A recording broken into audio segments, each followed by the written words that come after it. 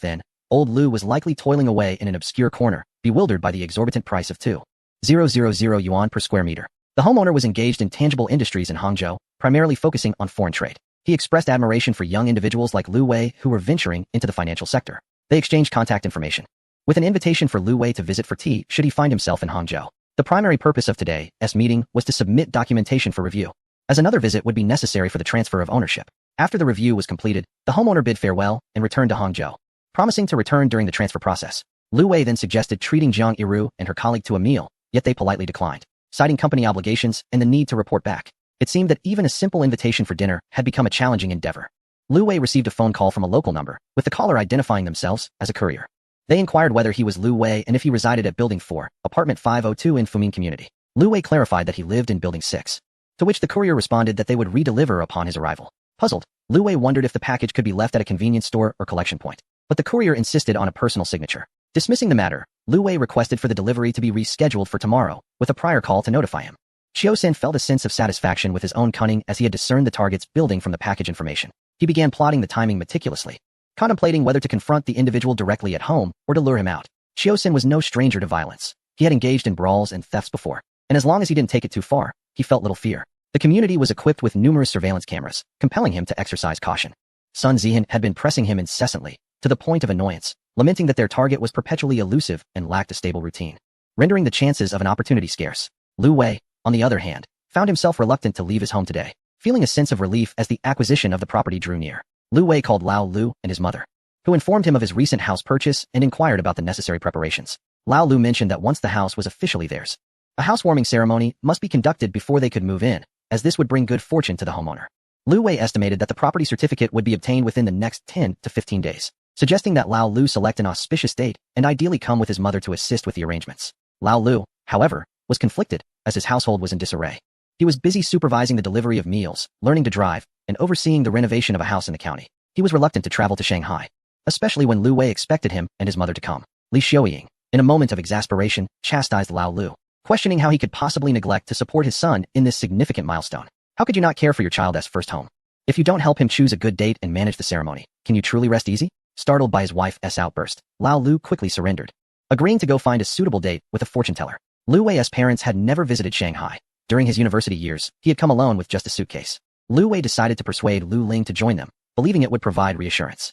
He coaxed Lu Ling into taking a few days off in the next half-month to accompany their parents on a flight to Shanghai for this important occasion, making it clear that refusing was not an option. Lu Wei had not left the house for an entire day, causing great anxiety for Qiu-san, who pretended to be a delivery person and confirmed that Lu Wei was at home. After observing the situation for a day without any activity, Qiu-san grew increasingly frustrated with Lu Wei's reclusive behavior.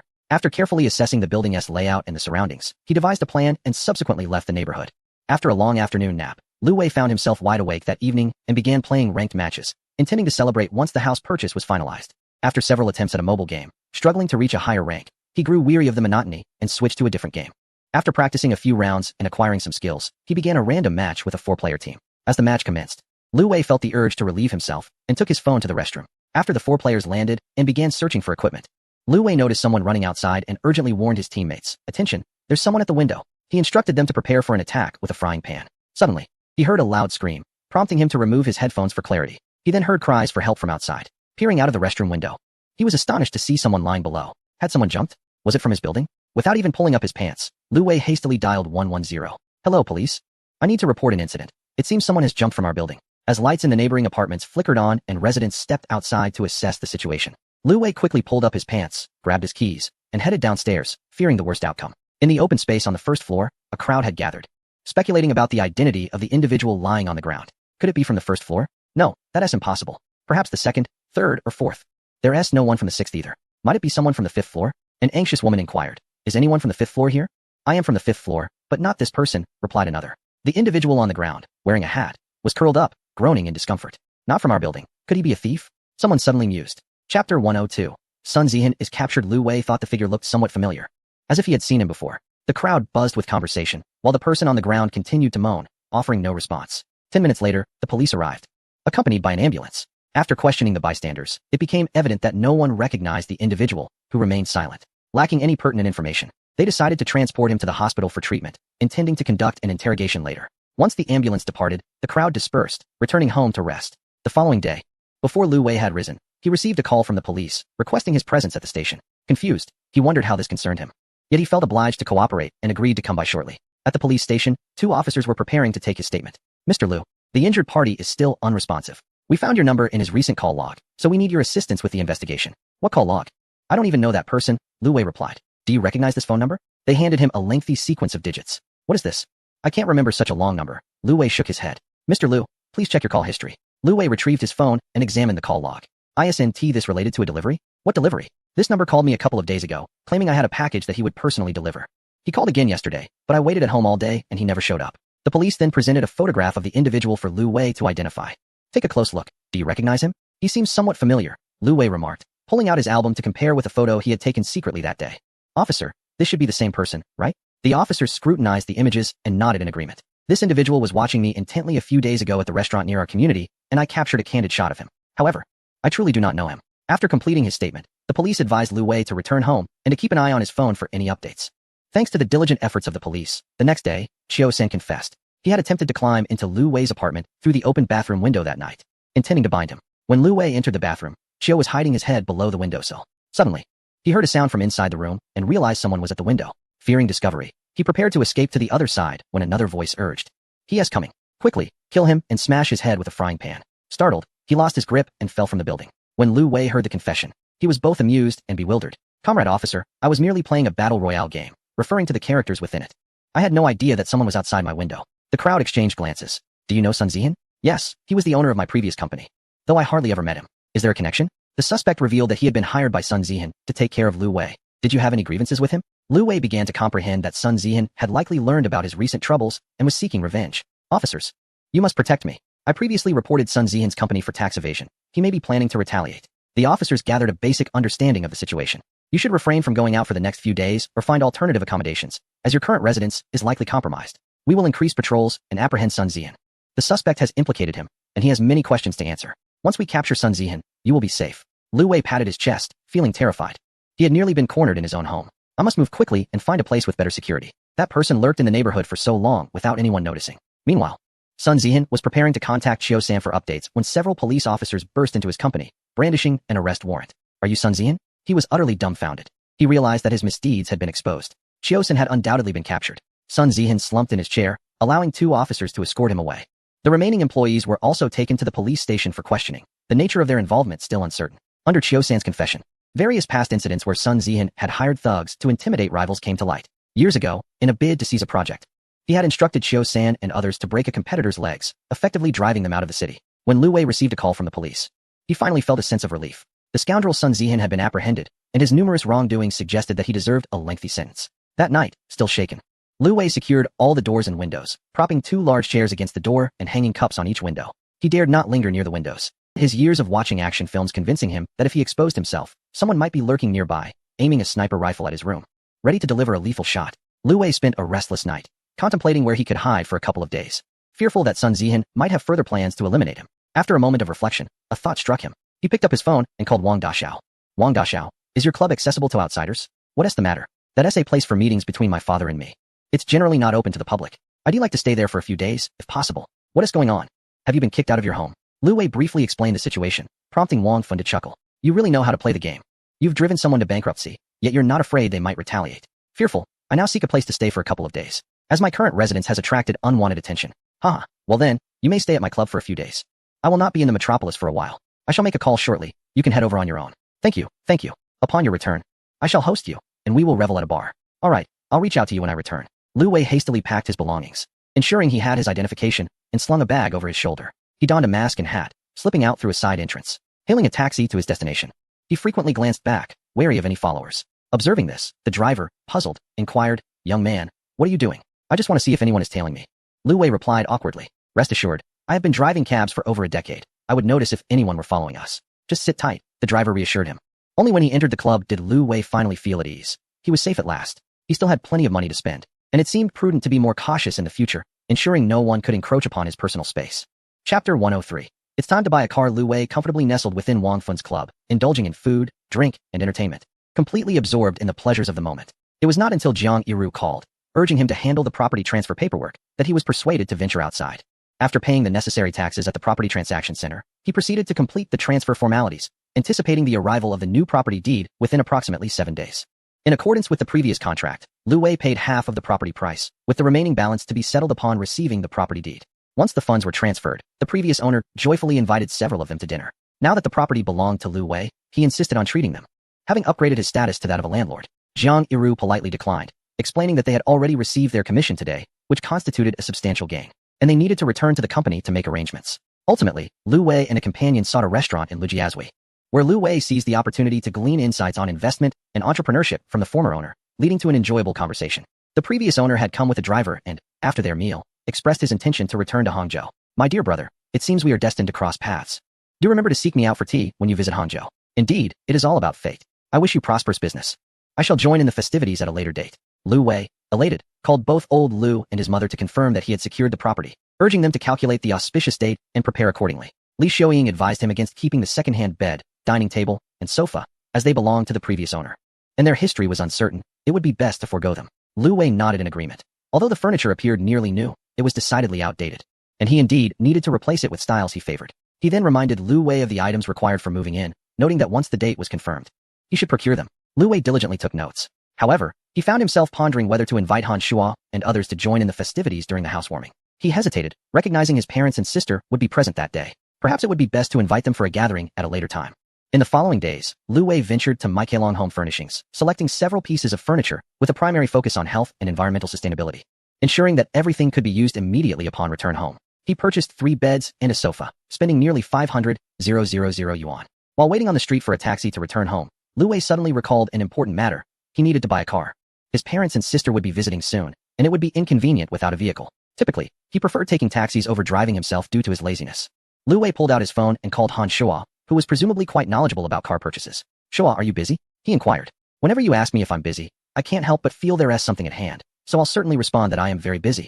Came Han Shuo's teasing voice from the other end, ready to take advantage of Lu Wei. Are you in need of a massage? I'm at your service. All right, let us cut to the chase. I want to buy a car and would like your advice. Wow, the sun must be rising from the west. Lu Wei, you're actually considering buying a car? What could possibly motivate such a wealthy person like you? Shut it. I have no sister, Lu Wei scoffed lightly. If I did, I would have her persuade you instead. Han Shuo laughed heartily, imagining the possibilities of matchmaking if Lu Wei truly had a sister. Come on, be serious. My family is visiting, and I thought it would be more convenient to have a car. Rare indeed. What are your requirements? Just something that can accommodate more people and has ample space. Haha, why not get an Alfred then? It's spacious and comfortable. Come on. Do you think I'm unaware? How can I enjoy the ride if I'm the one driving? If you don't provide serious suggestions, I might as well ask you to let me take your luxury car for a spin. Absolutely not. A lady in my car. Those are not to be borrowed. My car is my beloved. If you need something spacious enough for several passengers, consider the Land Rover Range Rover with 7 seats or the BMW X7. Both vehicles are quite roomy and can comfortably accommodate 7 people. You could even lay down a bed in the back if needed. Those brands are indeed quite renowned. Lu Wei acknowledged. Do you know any dealers? I'd like an introduction to procure one. Actually, I do have a few connections. They have several luxury imported car dealerships. I'll send you the details shortly, and you can check them out yourself. Come on, can't you take me? Don't you fear your car gathering rust? Well, if I take you, you'll have to pamper my prized possession, Han Shuo retorted. All right, you surely have your own connections, which is why you've been eager to go. Lu Wei took a taxi to Han Shuo's office, navigating the familiar route directly to his office. He took a moment to glance at the office area, wondering if his colleague Yang Wan was around, as he hadn't seen her in quite a while. It felt like they had only communicated in spirit lately. Lu Wei thought he would visit her after purchasing the car to surprise her. Han Shuo seemed to be dawdling, preoccupied with something, leaving Lu Wei to sit on the sofa sipping tea while chatting with Yang Wan. Wan, are you off on another business trip? Hey, did you install a hidden camera on me? How did you know I was away? Wow, a hidden camera? That means I could see so many things. You rogue. Have you finished filming in Hainan? Are you back in Shanghai? Almost done. I'm back to handle some matters. I arrived at your company and took a glance, but didn't see you around. After a brief conversation, Han Shuo finally rose to his feet. Come on, let's take a look at some cars. You seem to have an abundance of free time. Haha, that's certainly not the case for President Shuo, who is preoccupied with a plethora of tasks daily. Han Shuo was momentarily at a loss for words. The two drove to a car dealership in Central, where Han Shuo's extravagant sports car drew notable attention. As the sound of the engine echoed, several young saleswomen emerged, eager to greet them. Han Shuo and Lu Wei stepped out of the car, and one of the salesgirls boldly approached them with enthusiasm. Hello, handsome. What kind of car are you interested in today? Would you like to take a test drive? Although it was nearly closing time, no one wished to leave when a potential customer arrived. After all, a successful sale could equate to several months' salary, with the cars in the dealership starting at around 1 million. Is President Yang still around? Han Shuo inquired. Yes, he is. Let me call him for you, she replied, leading them inside. Unbeknownst to Lu Wei, among the sales staff was a girl who stared at him in disbelief. She was Yin Ling's roommate and recognized Lu Wei as Yin Ling's devoted admirer. As soon as Lu Wei stepped out of the car, her keen eyes identified him. Upon entering the dealership, their boss greeted them. Shua Ge, you're here. Come to my office. Not so fast. Let me introduce you, Han Shua interjected. This is Lu Wei, my friend, who is looking to buy a car. They shook hands. And Yang Xiaodi expressed gratitude. A friend of Shua Ge is a friend of mine. I appreciate your support for my business. Lu, which car catches your eye? I'll give you a special price today. No, you're in business. Let's keep it normal. You have employees to support, Lu Wei replied. Han Shua chimed in. We're not here to take advantage of you. Lu Wei is financially secure. Just make sure everything is in order. Of course, once you make your selection, I'll prepare some gifts for you. Lu, Yang Xiaodi quickly assured. Let's go have some tea. Let Lu Wei choose for himself, Han Shua said, pulling Yang Xiaodi away. Lu Wei was left bewildered, thinking, are you here to accompany me in car shopping or for tea? You go ahead and choose, and if you have any questions, just call for me, Yang Xiaodi instructed, glancing back at the salesgirl who had brought them in. Understood, Yang. Mr. Lu, what kind of car would you like to see? Let's look for a 7-seater SUV. I need ample space. We currently have the Range Rover, Audi Q7, and BMW X7 in our inventory, all imports. Let's start with the Range Rover. The salesgirl led Lu Wei to the Range Rover, opening the door for him to experience the driver's seat. From the outside, the vehicle exuded an imposing presence, measuring over 5 meters in length and towering above him, at least 8 meters high. This is the Shengshi 7-seater extended version, 30T with 400 horsepower, and the base price is $1.48 million. It offers substantial space, accommodating multiple passengers comfortably. After a brief experience, Lu Wei proceeded to the back seat to assess the spaciousness. The car proved impressive, suitable for family use, and its exterior projected a commanding aura. The salesgirl then guided Lu Wei to the Audi and BMW models. However, captivated by the Range Rover, he felt the latter two appeared somewhat less distinguished. After sitting in the Audi for a while, he interrupted the salesgirl's presentation. Never mind, I won't look anymore. Mr. Lu, I just checked, and there is one available. Alright, that will be the one. Overthinking only leads to confusion. It is better to trust one's initial instincts. Chapter 104. Can we handle the license plate for Yangwan? Lu Wei inquired, noting that obtaining a license in the Magic City is quite challenging, and a C plate is virtually useless. Without a license plate, the car would be futile, relegated to a garage, and never driven. Out-of-town plates cannot access elevated roads during peak hours and can only be used late at night. We can assist with the license. A plate for the Magic City takes about a month and incurs an additional fee of 100,000. If it's an out-of-town plate, we can handle that, and you can use a temporary plate this month, the salesperson explained. Alright, let's proceed with that. Lu Wei instructed the salesperson to prepare the paperwork and then went to find Han Shua and the others. Have you made your choice? Han Shua asked as he and his companion were verifying details upon Lu Wei's arrival. Yes, I've chosen a Range Rover. Excellent choice, a standard for the affluent. You both take a seat. I will make the necessary arrangements to expedite your pickup, Yang Xiaodi said as he stood up to leave. Thank you for your assistance. With Han Shua and Lu Wei remaining in the office, Han Shua suggested, why not consider purchasing a supercar as well? We have some here. We could hit the streets together and undoubtedly attract a crowd. You will eventually need to take those medicinal herbs, in the end. If the car is not the only thing that thrives, you shall suffer. Young man, if you do not indulge in life as pleasures, how can you truly appreciate this vibrant world? Your reasoning is quite sound. After a couple of hours, around 9 in the evening, Yang Xiaodi instructed the workers to toil diligently, and at last, the car was ready, having undergone various system upgrades and a full body wrap.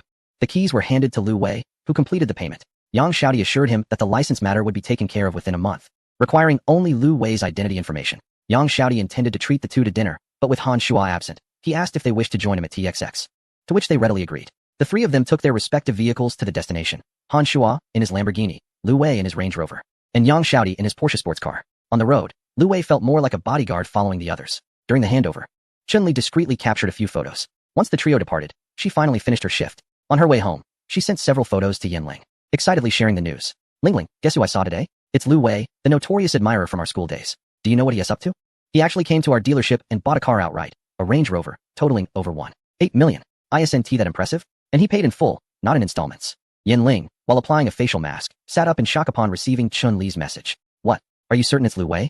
Did you not mistake him for someone else? I am sure. I even saw his ID, and the photo matches perfectly, including his age. No way. How could he afford such an expensive car when his family is so poor? Uncertain of the outcome, she mused that watching him swipe his card was quite captivating. Regardless, he was not to her taste. Perhaps it would be better for her to pursue him. Yin-Ling felt an impulse to hurl her phone in frustration. How could he be so brazen as to pursue her sycophant? For a day he might be her admirer, but for a lifetime, he would remain her devoted follower. Chun-Li had begun to entertain certain thoughts after years in the company. She had become keenly aware of the lengths to which many would go to flaunt a luxury vehicle. She had not been spared from unwelcome advances either, enduring them for the sake of performance and professional obligations. Although her income was substantial, the expenses for skincare, clothing, and bags accumulated swiftly, making her monthly budget quite tight. 15 to 20,000 was hardly sufficient. If she could ensnare someone like Lu Wei, who had suddenly come into wealth, her life would undoubtedly ascend to a new echelon. She could discern between those who paid in full and those who opted for installments. Moreover, Lu Wei, being received by the boss, and his friend driving a Lamborghini, signified that his social circle was indeed impressive. With this in mind, she promptly searched for the number she had discreetly noted earlier. Finding it under the name Away on WeChat, it must be him. The once impoverished Away had vanished, replaced by a dashing and affluent version, truly, a heart-throbbing Away. The trio spent half the night at TXX, grateful for having had a work meal with Yang Xiaodi, lest they have felt compelled to nibble on the girls beside them due to hunger. This continuous revelry would surely take a toll on their health. After their drinking session, they decided against returning home. Yang Xiaodi suggested they venture for another round. Little did they expect it would lead them to a rather upscale massage parlor. Indeed, a legitimate one. Ah, be gentle, that hurts. Han Shuo exclaimed from the other side, unable to endure the sensations any longer. The others teased him mercilessly about his apparent weakness. The late-night massage was a curious blend of relaxation and drowsiness, inducing a state of blissful slumber. Upon awakening the next day, they returned to the bar's entrance to retrieve their vehicle and continued their leisurely existence at the club. His mother called, stating that a date had been selected for their move, coinciding with the week following the May Day holiday, a propitious time for relocation. By then, the property deed would be secured, and they could officially declare the house as belonging to the Lu family. Li Xiaoying reminded him not to enter the house or sleep there before the official ceremony. Lu Wei nodded in agreement. He was not well versed in such matters. Simply following his parents' guidance, he transferred 50,000 to Lu Ling, advising her to book a business-class flight for their parents' first visit to Shanghai, ensuring they traveled comfortably. Yang Wan returned from a business trip, and during their conversations, Lu Wei subtly inquired about her flight details. Wishing to greet her and welcome his former muse in the passenger seat of his Range Rover, he purchased a bouquet of fresh flowers, recalling the widespread belief that no girl could resist flowers, but rather it depended on the giver. Arriving at the airport's domestic arrivals half an hour early, Lu Wei felt a flush of embarrassment. It was his first time carrying flowers in public, and he noted the heightened attention he garnered, understanding why many opted for sunglasses to conceal their shyness. From time to time, Lu Wei glanced at the flight updates, which consistently indicated an on-time arrival. As the plane touched down and the flight information was refreshed, he began to feel a surge of nervousness while watching the arrival gate. He had not informed Yang Wan of his intention to pick her up. Instead, he wished to see if he could recognize her at the exit. Upon disembarking, Yang Wan was accompanied by 2 colleagues from her company, 1 male and 1 female. One of them had driven her there, while the other would be picked up by someone else. She planned to take a taxi home, knowing that the expense would be reimbursed by the company. The male colleague offered her a ride, but she politely declined, stating it was out of his way. As the 3 exited the terminal, Yang Wan's phone rang. Seeing it was Lu Wei calling, a smile graced her lips as she answered. "Hello, little fairy, have you just landed?" came Lu Wei's familiar voice. "What a coincidence. I just got off the plane. Of course, I have a camera hidden on you," he teased. "Are you out of your mind?" she replied, glancing nervously at her colleagues, unsure if she could utter the word rascal in their presence. "All right, dear little fairy, please look 30 meters to your left at a 45-degree angle," Lu Wei instructed. Yang Wan turned her head and spotted a familiar figure waving at her, leaning against a pillar. Her heart leapt with joy. "Lu Wei, you came to pick me up." After ending the call, she hurriedly pushed her suitcase towards him, her 2 colleagues trailing curiously behind. As Yang Wan approached Lu Wei, a charming smile graced her face. "Oh my, someone actually came to receive me." Lu Wei, who had been hiding something behind the wall, dramatically pulled out a gorgeous bouquet of pink roses and white lilies, presenting it to her. "Welcome back to the magical city, little fairy." Yang Wan accepted the flowers with delight, her smile blooming even brighter. If not for the presence of her colleagues, she would have embraced Lu Wei and perhaps stolen a kiss. Chapter 105. Lu Yang arrives in the magical city. Yang Wan. "Who is this?" a voice suddenly inquired from behind, as the male colleague who had followed her asked, knowing that Yang Wan was the company's acknowledged flower, coveted by many a single man. "I am Yang Wan's flower protector," Lu Wei interjected playfully before she could respond. At that moment, the female colleague's phone rang, and she cheerfully answered, "Hello, darling. Have you arrived at the airport?" "I'm just coming out." "Yes, I'm here. I'll be right over. Just wait for me." "All right, love you." After hanging up, she announced to the group, "My boyfriend is here to pick me up." Before long, a man in his 30s approached, and the female colleague waved enthusiastically. "Darling, over here. Why are there so many people? Do you expect me to take them all with me?"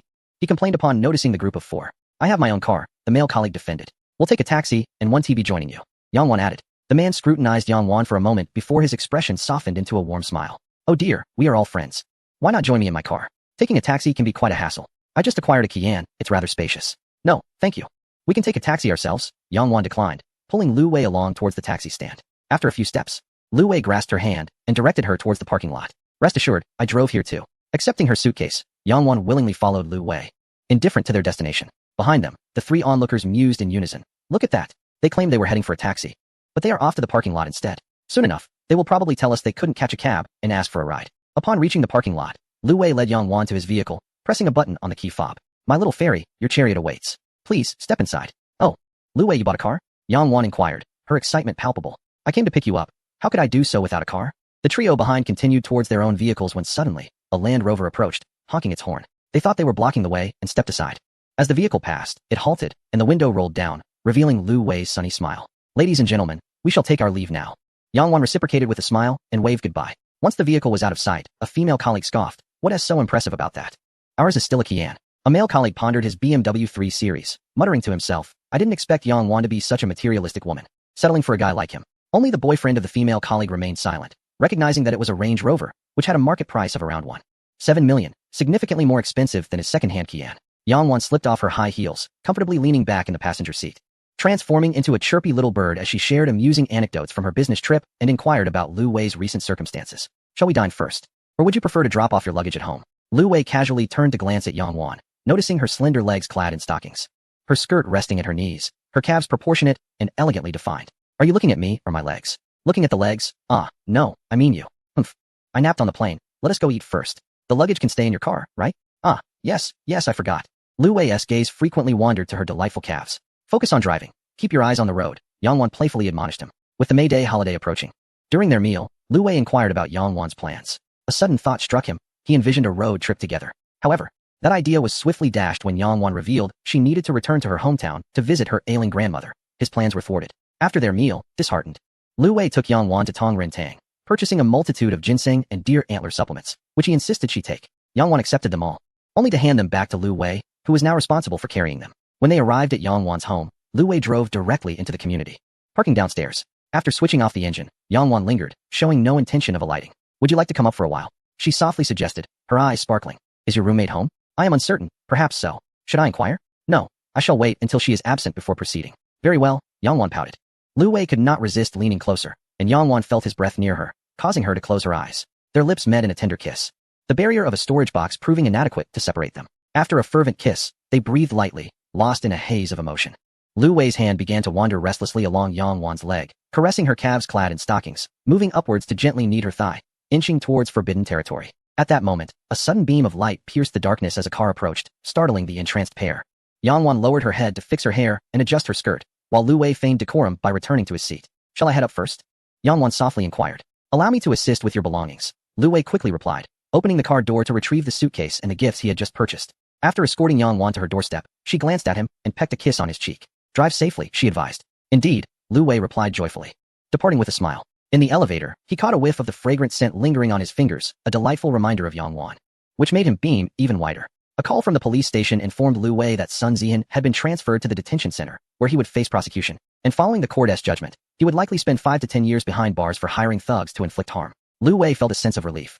This individual had ultimately confined himself, and perhaps it was time for him to receive some proper guidance from the state. He contemplated returning home for a few days, as he could move into his new residence after the May Day holiday. Wang Fan had not yet returned to the city, so Lu Wei called to express his gratitude for the hospitality and insisted that Wang Fan inform him upon his return, as he intended to host. Lu Wei checked into the hotel for a few days, spending a substantial amount, ensuring that he could cover his meals, estimating a daily budget of around 100,000, which should suffice. The long-awaited holiday finally arrived, and early in the morning, Lu Wei set out to pick up Yang Wan, intending to take her to the airport. At the airport, Yang Wan bestowed a farewell kiss upon him, her newfound boldness warming Lu Wei's heart. Lu Yang was arriving on a morning flight, so Lu Wei decided to take a nap in the car while awaiting her arrival. As the time drew near, he made his way to the airport exit to greet her. Brother, I have landed, came the excited call. As he awaited her arrival, his phone buzzed with reminders. I know, I'm at the exit. Just a moment. Within minutes, 2 girls wearing sun hats and dressed in skirts hurried toward the exit. Upon closer inspection, Lu Wei recognized them and felt a smile form on his lips at their eagerness. Brother, I'm here, Lu Yang exclaimed, flitting to his side, accompanied by a girl.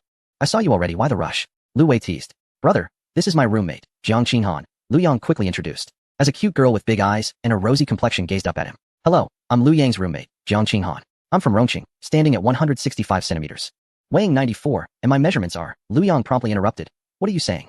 Lu Wei awkwardly accepted the 2 boxes from his companions. Let us go. I'll take you home to drop off your things. Brother, have you bought a new car? Is it expensive? Lu Yang, seated in the front passenger seat, inquired with curiosity. I thought it would be more convenient for picking you up, so I bought one. Wow, brother, you are so considerate. I love you. I, Lu Yang, can now indulge in the luxury of a fine car. If you like it, I'll give it to you. Lu Wei could hardly tolerate such playful banter. Your roommate is here. Can't you act a little more refined? She is not refined at all. She is even crazier than I am, Lu Yang retorted. And in a playful manner, Jiang Qinghan in the back seat covered Lu Yang's mouth as she teased. You're revealing my shortcomings. Now I'm going to compete with you. Chapter 106. Inviting parents to the Magic City. Lu Wei's 2-bedroom apartment had 1 room unoccupied, which was perfect for accommodating the 2 girls. During the May Day holiday, he became their chauffeur. On the first day, he took them to the Pearl Tower for a climb, where they encountered throngs of people queuing below, followed by an evening visit to the Bund to admire the night view. For young girls visiting Shanghai, Disney Resort was undoubtedly a dream destination. Located in Pudong, Chuansha, Lu Yang urged Lu Wei to rise early the next day, insisting they needed to queue for a considerable time. After accompanying them all day prior, Lu Wei felt utterly exhausted. Reluctantly, he got up and drove them to Disney. The queues at Disney could only be described as daunting. As the only theme park on the mainland, weekends and holidays saw a peak in attendance. Thousands of families flocked to experience the magic, and by 9 a.m., the entrance was already bustling with long lines. According to online guides, each attraction had an average wait time of at least an hour, with popular ones extending to 2 hours or more. Can money buy time? At Disney, the answer is yes. In addition to admission tickets, Disney offered VIP concierge services. For an extra 1,440 yuan, one could enjoy several attractions without waiting in line, while others waited 2 hours for each ride. You could enjoy the same in just 10 minutes, effectively purchasing 1,100 minutes of time across 10 attractions in a single day. Having never visited such a theme park before, Lu Wei found himself fulfilling a curious desire. He thought about bringing Yang one next time, as many attractions appeared quite intriguing, sure to elicit shrieks of delight from the girls. The following 3 days were spent exploring Suzhou and Nanjing, where the two girls endlessly snapped photos, reveling in the charm of the Jiangnan water towns. Having lived and worked in this region for many years, Lu Wei had previously been too impoverished to visit even the Pearl Tower in the Magic City. After a few exhausting days of accompanying them, Lu Wei could hardly bear it any longer. Wouldn't it be better to relax at home on such a beautiful day? He suggested, but was soon surrounded by the two girls, clearly excited by the idea. He took Lu Yang and her friend to the IFC Mall, where they browsed through some accessible luxury brands. With Lu Wei's support, Lu Yang confidently explored the options, while Jiang Qinghan assisted her in selecting outfits, yet refrained from choosing anything for herself. Why don't you pick something for yourself? Lu Wei inquired. Shall we go? Purchasing these brands would leave me financially strained. Perhaps it's best to forego it. Oh, you are quite something. Go ahead and choose. I shall cover the expenses. That hardly seems appropriate. I have already indulged in ample food and drink these past few days. Jiang Qinghan gazed at the garments, somewhat conflicted. No worries, do not fret. Select whatever you fancy.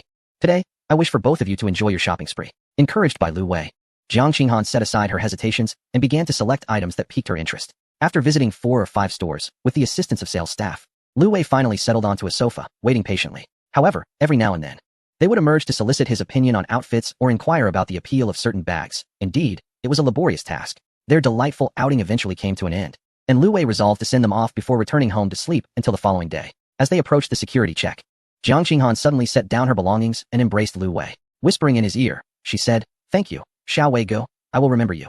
You must remember me too." The unexpected embrace left Lu Wei momentarily at a loss for where to place his hands, while the little sister stood nearby, bemused, and Lu Yang chuckled at the scene. Once they entered the security area and Lu Wei was out of sight, Lu Yang continued to observe Jiang Qinghan with a grin. Unable to contain herself, Jiang Qinghan poked Lu Yang in the waist and threatened, "No more laughing. Otherwise, I shall decide to become your sister-in-law. And you will have to call me sister when I order you about." Ha ha ha, you finally couldn't hold it in. Lu Yang laughed even harder, sizing her up. Not a bad catch. Indeed, you should go for it. Huh, you don't object? Not at all. I believe in strengthening bonds. Jiang Qinghan's expressions shifted dramatically as they playfully bantered their way to the departure lounge. She had anticipated a day of restful slumber, yet around 10 the next morning, a phone call jolted Lu Wei awake, with excitement rather than fear. The staff from the housing authority informed him that he could now collect the property deed. Oh yes, it is finally in my possession. In this magical city, I too have acquired a home. Lu Wei sprang from bed with such vigor that he nearly toppled it over. He hurried to the transaction hall to queue for the certificate. Upon receiving the warm, red booklet, he joyfully snapped a photo and shared it in the family group chat. "I've received the deed. I finally own a home in the magical city." Li Xiaoying, unable to read, had Lu Wei explained that it meant the house was indeed purchased and belonged to him. She was eager to see what kind of house her eldest son had acquired, having heard that properties in this city typically started at 50,000 per square meter, with total costs of 5 million or more. The couple promptly arranged matters at home, enlisting their cousin's family to assist with meals for the workers, setting aside some funds for food and labor. Lu Ling had already informed them of their travel plans, assuring them that she would accompany them, thus alleviating any concerns. They pondered what gifts to bring for Lu Wei, perhaps some home-raised chickens or ducks, or cured sausages and meats. Lu Wei arranged for someone to collect the furniture ahead of time and scheduled the installation of the new pieces he had ordered.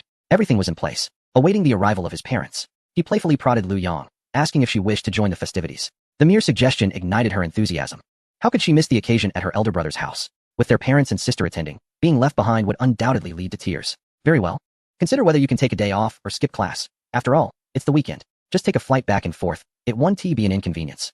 Since our parents are arriving 2 days early, Lu Wei said, feeling overwhelmed. She had just visited a few days prior, and now she wanted to come again. However, for such a significant event as moving into a new home, it was best for the family to gather together and celebrate. "I'll think it over and see if I can skip class," she replied. "All right, do as you please. Here, I'll send you some money for your plane ticket." Lu Wei transferred 5,000 yuan to her via WeChat. When Lu Ling and their parents boarded the plane, she informed Lu Wei, As he arrived at the airport to pick them up, a wave of pride surged within him. His parents had regretted not accompanying him to school, but now they could finally see his home and witness their son establishing himself in this bustling metropolis. As the trio emerged from the arrival terminal, Lu Wei waved eagerly. The moment Li Xiaoying laid eyes on him, her first words were, "My dear child, why have you lost weight?" "I haven't lost weight, I'm very healthy." "Come on, let us head home," he replied. Upon spotting Lu Wei's car in the parking lot, she couldn't help but exclaim, "Why have you bought another car? This one is enormous. It must have cost a fortune. You just purchased a house. You should save your money. Or what will you do if you run low in the future?" Lu Wei could only smile in response. "It's not expensive, just a few $100,000. Don't try to deceive me. I can tell it's quite costly. Look at all these models I don't recognize." The familiar nagging continued, leaving him exasperated. As they drove home, Lu Wei rolled down the windows to allow his parents to take in the sights of the enchanting city. The towering skyscrapers left Lao Lu and Li Xiaoying in awe, as they pointed out this and that, remarking on the sheer number of high-rises. They hadn't encountered such a skyline during their visit to Zhucheng, and they wondered if living so high up would make one dizzy. Chapter 107. The ceremony of moving into the new home. Upon returning to their residence, Lu Wei asked his parents if they needed to book a few hotel rooms. No sooner had he spoken than he nearly received a slap from Li Xiaoying on the back of his head. "Have you gone mad with money? Is this place not suitable for lodging?" "Oh, Mom, Lu Yang is coming the day after tomorrow. There won't be enough space otherwise," he explained. "Nonsense. There is plenty of room. Lu Ling and Lu Yang can share a room, and you and your father can have another. Lu Yang can sleep on the floor." She insisted. "All right, you handle the arrangements. We'll follow your lead." Lu Wei conceded, no longer daring to protest. That evening, he took the family out for dinner at Lujiazui. Upon seeing the prices on the menu, Li Xiaoying shook her head vigorously. Heavens above. A dish costs 380 or 298 yuan. What kind of divine establishment is this? A single meal would cost the equivalent of 1,000 jin of rice. It's utterly extravagant. Lu Wei had hoped for a lavish feast, but with Li Xiaoying's objections, he was ultimately limited to ordering 4 dishes and a soup. After dinner, it was fortunate that I took them to admire the enchanting night view of the Bund and the Pearl Tower across the river. Diverting their minds from the anguish of that meal, their eyes seemed insufficient to absorb the sights, the throngs of people, the towering buildings, and the exquisite architecture elicited continuous gasps of astonishment, prompting them to capture the moments in photographs to share back in their village. The following morning, my mother insisted on visiting the farmer's market early to personally procure some items. With my parents visiting, there was no chance of sleeping in.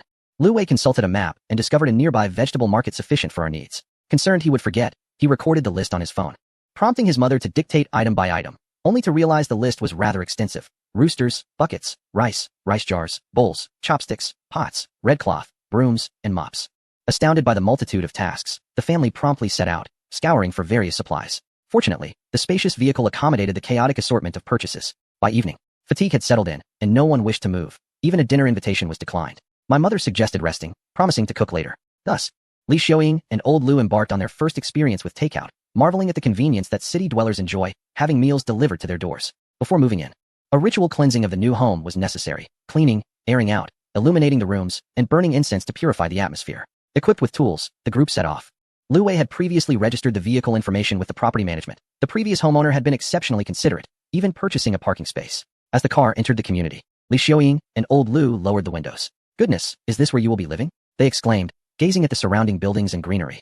Starkly contrasting with the old neighborhood where they had stayed for the past 2 days, they briefly believed that spending millions could only afford such modest accommodations, lamenting that it would be more comfortable to build a spacious villa back in the countryside. Upon entering the home, they were greeted by an expansive living room adorned with 2 floor-to-ceiling windows. The balcony, unsealed, faced the Huangpu River, where they could even catch a whiff of the river's briny scent. "Wow, this room is immense," Li Xiaoying exclaimed, setting down her tools and immediately heading to the balcony to gaze out. The entire family congregated there, momentarily forgetting their tasks to appreciate the river view and feel the breeze. "That is where we went last night, the liveliest spot on the Bund." Lu Wei pointed to a location 2 kilometers to the right. Li Xiaoying turned away from the river view, complimenting, "This house is wonderful, bright, airy, and spacious. How much could it possibly cost?" "I've heard this area is notoriously pricey." Around 30 million, Lu Wei replied. "How much?" The family gasped in disbelief. Li Xiaoying's jaw dropping in astonishment. Good heavens, has old Lu's ancestral grave suddenly flourished? His eldest son purchased a home for 30 million? I need a moment to process this. Please help me sit down. Li Xiaoying felt her heart racing, aided by Lu Ling to the sofa. Old Lu remained in a state of disbelief, feeling as though he were trapped in a dream. After a long pause, Li Xiaoying regained her composure and began organizing everyone to resume their tasks. The fervor surged instantly, every nook and cranny meticulously cleaned. Upon completing the cleaning, incense was lit, and all the lights were turned on, ideally for 3 consecutive days, to warm the house. Lu Yang had arrived by plane, and everyone was busy working in the new home. Lu Wei instructed her to take a taxi to the rented place and wait, returning after the incense had burned. That evening, Li Xiaoying assigned tasks to everyone in the house. Old Lu was responsible for slaughtering the rooster, while Lu Yang and Lu Ling were tasked with gathering pots, bowls, and rice containers. Lu Wei was in charge of opening the door and bringing in auspicious items. The auspicious time was set for 9 o'clock in the morning. Early in the day, everyone rose to load the car, bustling with activity, for the auspicious moment could not be delayed. Most of the items had been moved to the doorstep beforehand, and at precisely 9 o'clock, Lu Wei, as the head of the household, unlocked the door and was the first to carry an item inside. Old Lu followed with the rooster and incense. Lu Ling and Lu Yang came next, and Li Xiaoying brought in bedding, with each person uttering auspicious phrases upon entering. Good fortune enters through the door, bringing great luck. Double happiness arrives. May all wishes be fulfilled. 3 stars bring joy. Good fortune comes naturally. For seasons bring wealth. Prosperity flows abundantly. 5 blessings arrive. May the whole family be in good health. Facing the direction of their ancestral home, a table was set up. Old Lu slaughtered the rooster and collected a bowl of blood, which he placed on the table, lighting incense and burning some paper money while reciting a series of phrases learned from home. He distributed a handful of incense, inviting everyone to place it in every corner of the house. Old Lu then sprinkled the rooster's blood in the corners of the room, with Li Xiaoying following behind, scattering some coins. Firecrackers could not be set off in the city, so they opted for a confetti cannon to create a sound. After finishing with the incense, they lit the stove to boil water, wash pots, and cook rice, igniting the flames to symbolize a prosperous future. Old Lu and Lu Wei plucked the rooster's feathers in preparation for cooking, while Li Xiaoying, Lu Yang, and Lu Ling busied themselves making the beds. The family was joyfully immersed in their tasks. At noon, they shared their first meal in the new home, finally completing the ceremony. Following this, they would stay for 3 more days to finish warming the house. As night fell and after dinner, they chatted on the balcony, gazing at the night view of the bund. Lu Wei felt that life had reached a peak of comfort. A dream once held had remarkably come true. It seemed as though they were all living in a dream, having leaped from the countryside to the grandest metropolis, broadening their concept of home. Lu Yang and Lu Ling experienced an even greater shock. They previously thought that after finishing their studies, finding a job and working diligently would suffice, aiming to buy a modest house in the county and lead a simple life. After spending 2 days in the bustling city, having a stable home, everything appeared to be shifting towards a grander direction, making it easier to adapt to urban life. Lu Wei had encouraged them to pursue self-improvement and further their education to better embrace the changes ahead. That evening, the 2 sisters shared a room, whispering secrets to one another. Lu Yang dreamed of pursuing a master's degree in the metropolis, while Lu Ling aspired to work in a hospital there. Their lives had reached a significant turning point. Chapter 108. Contemplating new challenges and side ventures. 3 days later, they would return to their hometown. There are still many concerns at home. The rice planting in the fields requires supervision. The house has reached its first level of construction, and one wonders if the chickens, ducks, and pigs are being properly fed. Li Xiaoying can no longer feel at ease. Lu Wei took them to purchase some local specialties and clothing, insistently buying gifts for everyone before sending them off to the airport. Upon returning home, the lively atmosphere abruptly transitioned to the solitude of being alone. A home is undoubtedly better when filled with warmth and chatter. After nearly a month of fussing over household registration and property issues, having remained in the bustling metropolis without any excursions, it is finally time to roam a bit. Han Xiao, what have you been up to lately? Lu Wei thought of Han Shuo, curious about his activities. Working, flirting, what else could I be doing? Han Shuo replied succinctly. Oh, I've moved to a new place. Come over for drinks, and I'll order takeout for you. Lu Wei exclaimed. When did you sneakily move? Isn't at the same place as last time? No. Are you coming or not? You should have invited me out to celebrate your housewarming. You ought to have brought me a gift first. Then I'd treat you to a good time. That does seem reasonable. All right, send me your address. I'll come by after work tomorrow. Once Lu Wei received the address, Han Shuo teased him again. Wow, you really are living large. That place isn't cheap. I wonder how Shinduyu is doing over there. According to plan, the project should wrap up in about a month. I'll check tomorrow to see if they still need me. Chen Lu had intended to come to the metropolis to find him, but he had to turn her away. He was simply too occupied during those days. The production cycle of films indeed takes far longer than that of finance.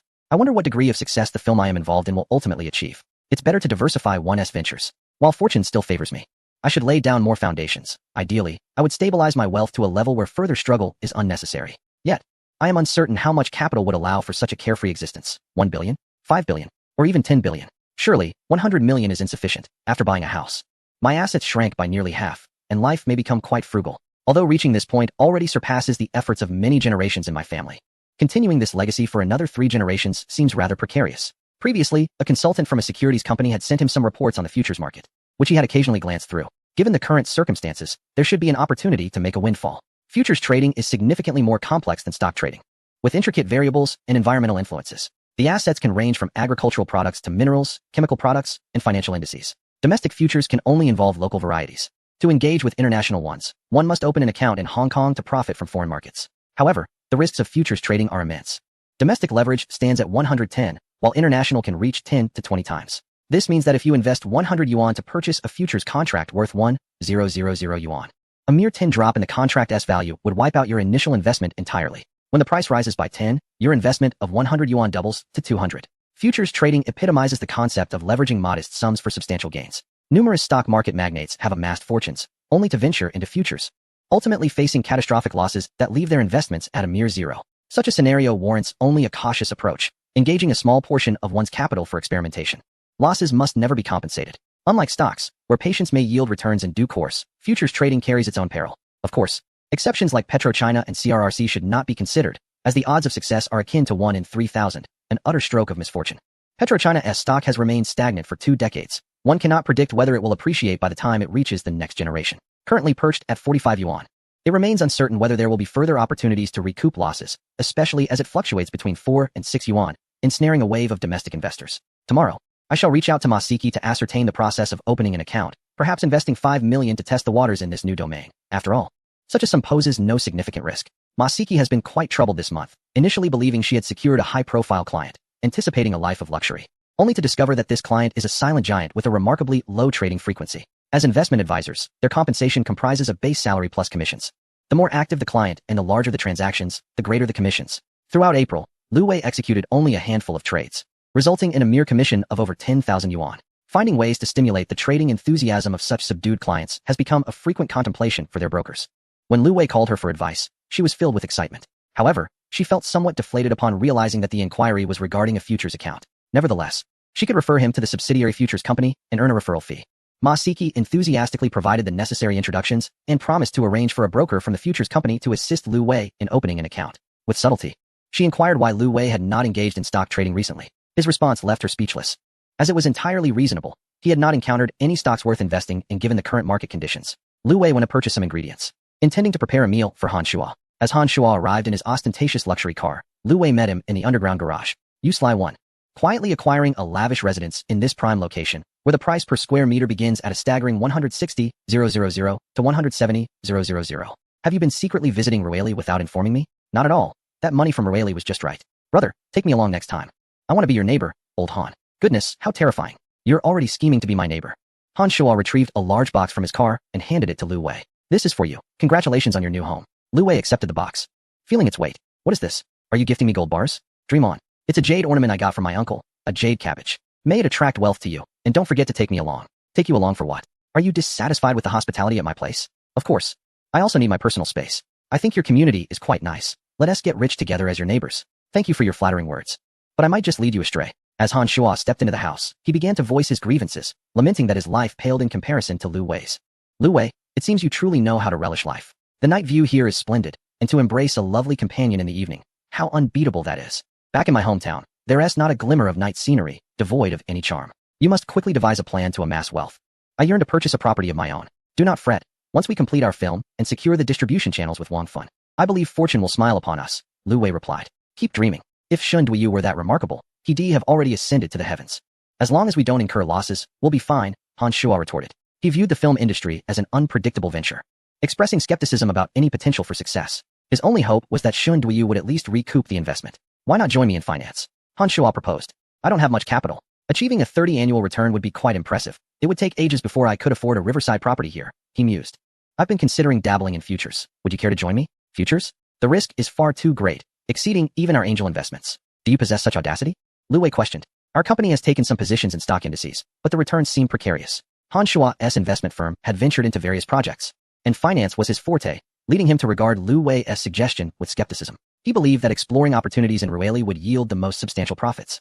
Expecting results within a week, the two delved into a discussion about investment philosophies, where Lu Wei gleaned a wealth of insights from Han Shuo's professional experiences, ultimately forgetting their plans to visit a bar that evening. Essentially, Han Shuo had covered most of the investment strategies Lu Wei could conceive, save for the notion of playing the lottery, which was beyond discussion. Chapter 109. The first date with Li Wanqing, the futures broker recommended by Masiki, promptly reached out to Lu Wei, inviting him to their firm to open an account. Eager to accommodate, the broker inquired about Lu Wei's address, offering to send a car for his convenience. Perhaps Masiki had conveyed Lu Wei's significance, hinting that he was a high-profile client, thus the warm welcome was warranted. Lu Wei politely declined the offer of transportation and suggested a time to visit instead. Time is of the essence when it comes to earning money. Accompanied by Han Shuo, Lu Wei stepped out, planning to make up for their earlier missed bar outing. With a wry smile, he pondered how fervently this friend seemed to embrace nightlife, a characteristic he had never noticed before. Since you adore bars so much, why not open one yourself? Lu Wei jested. What are you thinking? It's not as simple as just wanting to open one. There's a lot behind it. Han Shuo replied. My limited experience leaves me curious about what is required, Lu Wei remarked. You need some clout to command attention, otherwise, it won't hold its ground, unless it's Wang Fun who opens it. Why not encourage him to co-found one with us, making him a major stakeholder? Let us see if you can persuade him. He is quite busy, Han Shuo responded.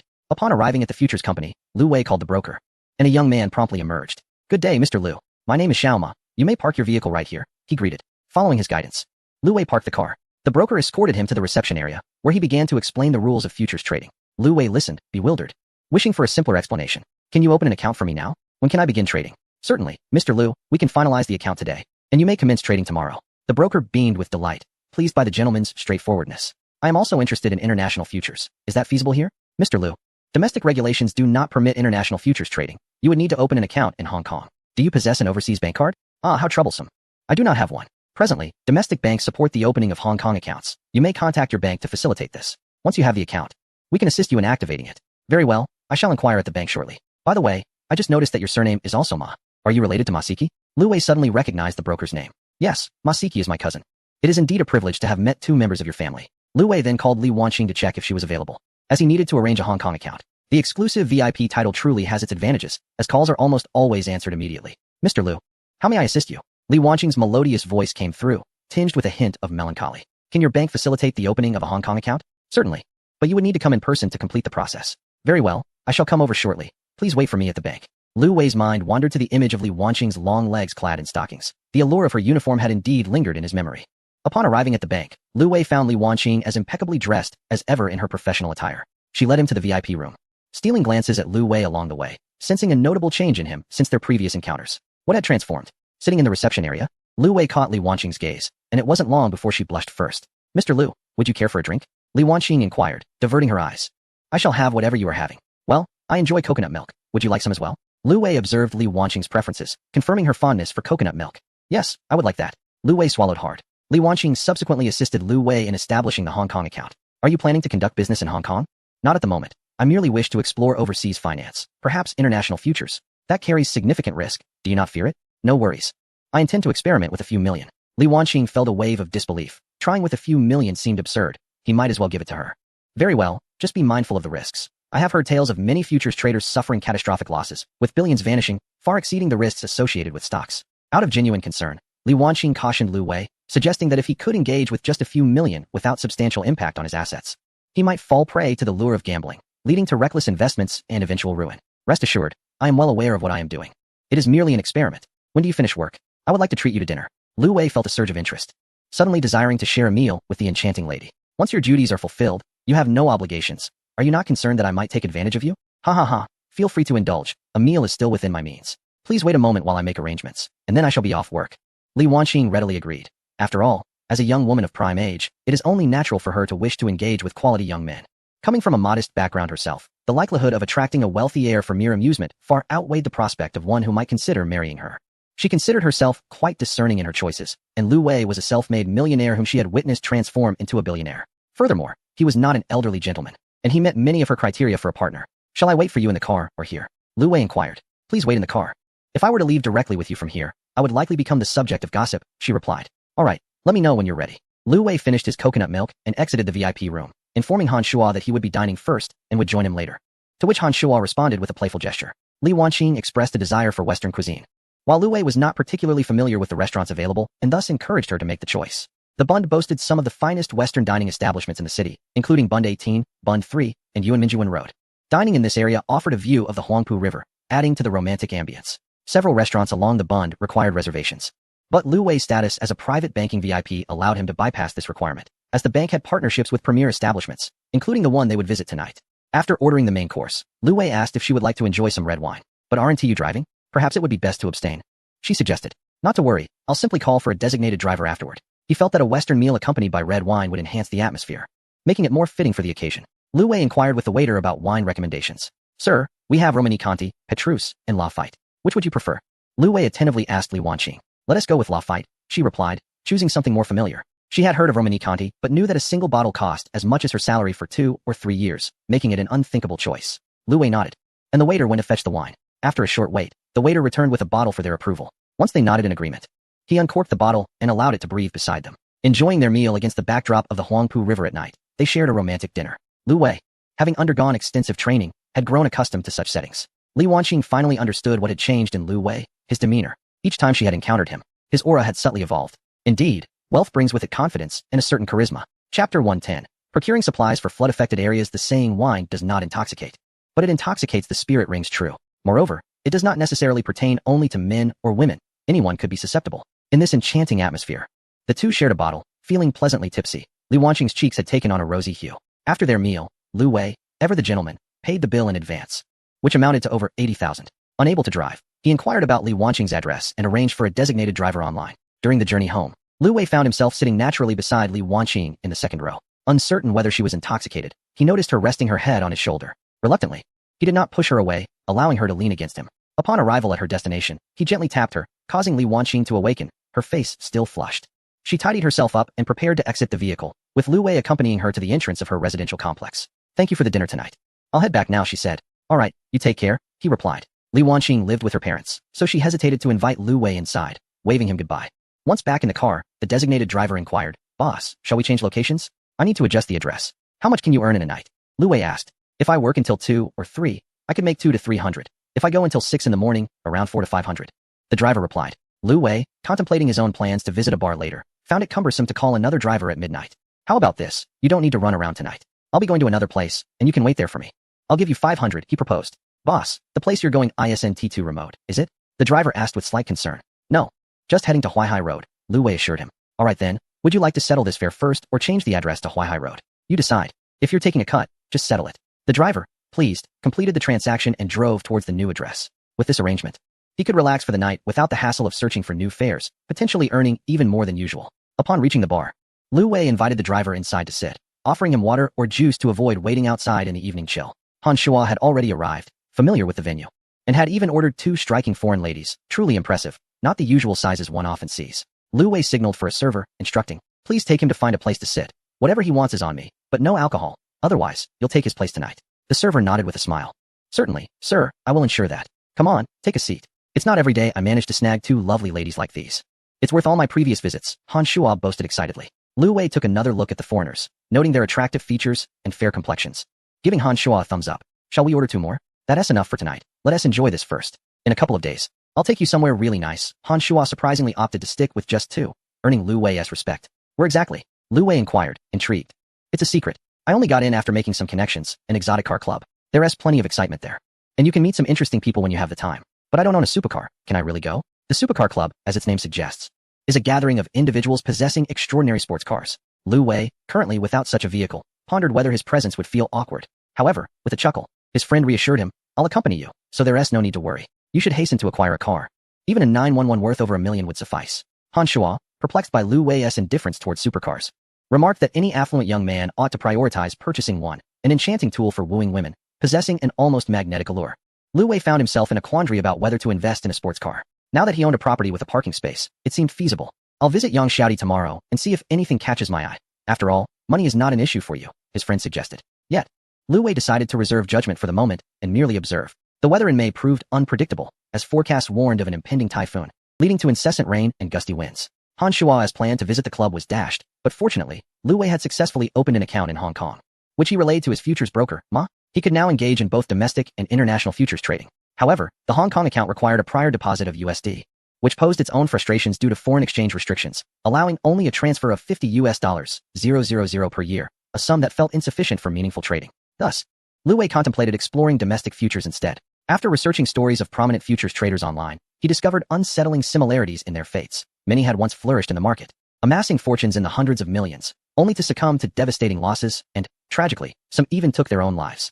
The world of futures indeed appeared to be an abyss. Without timely restraint, it could lead to ruin. Utilizing merely $100,000 for his trading endeavors, Lu Wei relied on his instinct to either buy long or short. With domestic leverage set at tenfold, he effectively traded as if he possessed $1,000,000. Truly a novice in the realm. The T0 trading system was particularly nerve-wracking. One could buy and immediately sell, yet even the slightest fluctuation induced anxiety. In addition to daytime trading, there were also night sessions. After several days of this relentless vigilance, fatigue set in, and he found the ease of stock trading to be far more appealing. With rain persisting for 4 to 5 consecutive days, news from Hainan indicated a temporary halt to film production until the weather improved, alleviating Lu Wei from the need to travel there for the time being. As the weather finally began to clear, he reflected on how his earnings from futures trading paled in comparison to the profits he could earn from stocks in a single day, leaving him somewhat disenchanted with futures. Han Shua invited him to meet up, suggesting they visit the supercar club that evening for a gathering. After being cooped up at home for several days, Lu Wei eagerly accepted the opportunity to step out. He hailed a taxi for convenience, preferring not to drive himself. At a cafe on the first floor, he ordered a drink to pass the time.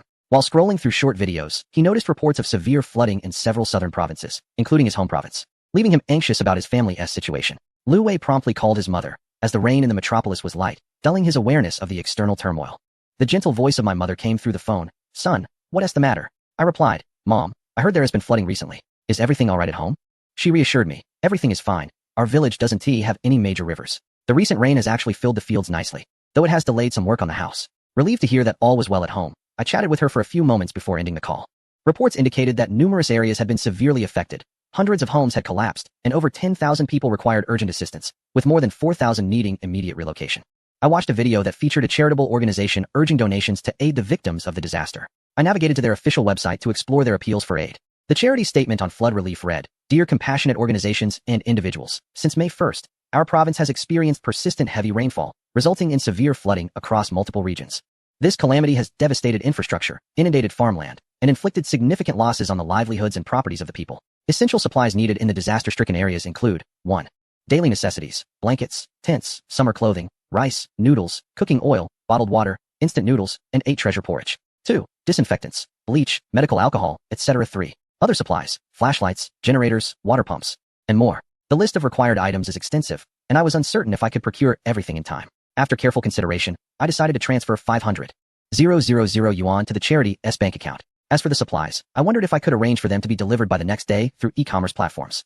Both major platforms had self-operated supermarkets, typically able to fulfill orders quickly. Upon checking their available stock, I found a substantial inventory. To ensure my donations were accurately matched to the needs, I contacted the charity's staff for further details on the receiving locations and personnel. After inquiring, I learned about the necessary items, which aligned closely with the list provided in their appeal.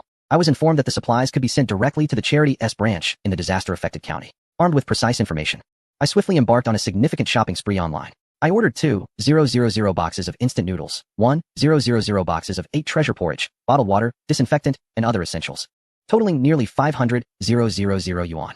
The process was exhausting. Many items were limited to only 100 boxes per order, forcing me to mix and match various brands. In my busyness, I even forgot to drink my coffee. I hoped their inventory would keep pace and expedite the shipping. Less than an hour after my conversation with the charity staff, I received a call from customer service at the e-commerce platform, verifying the authenticity of my order. The staff member nodded eagerly, affirming, "Yes, please expedite the shipment.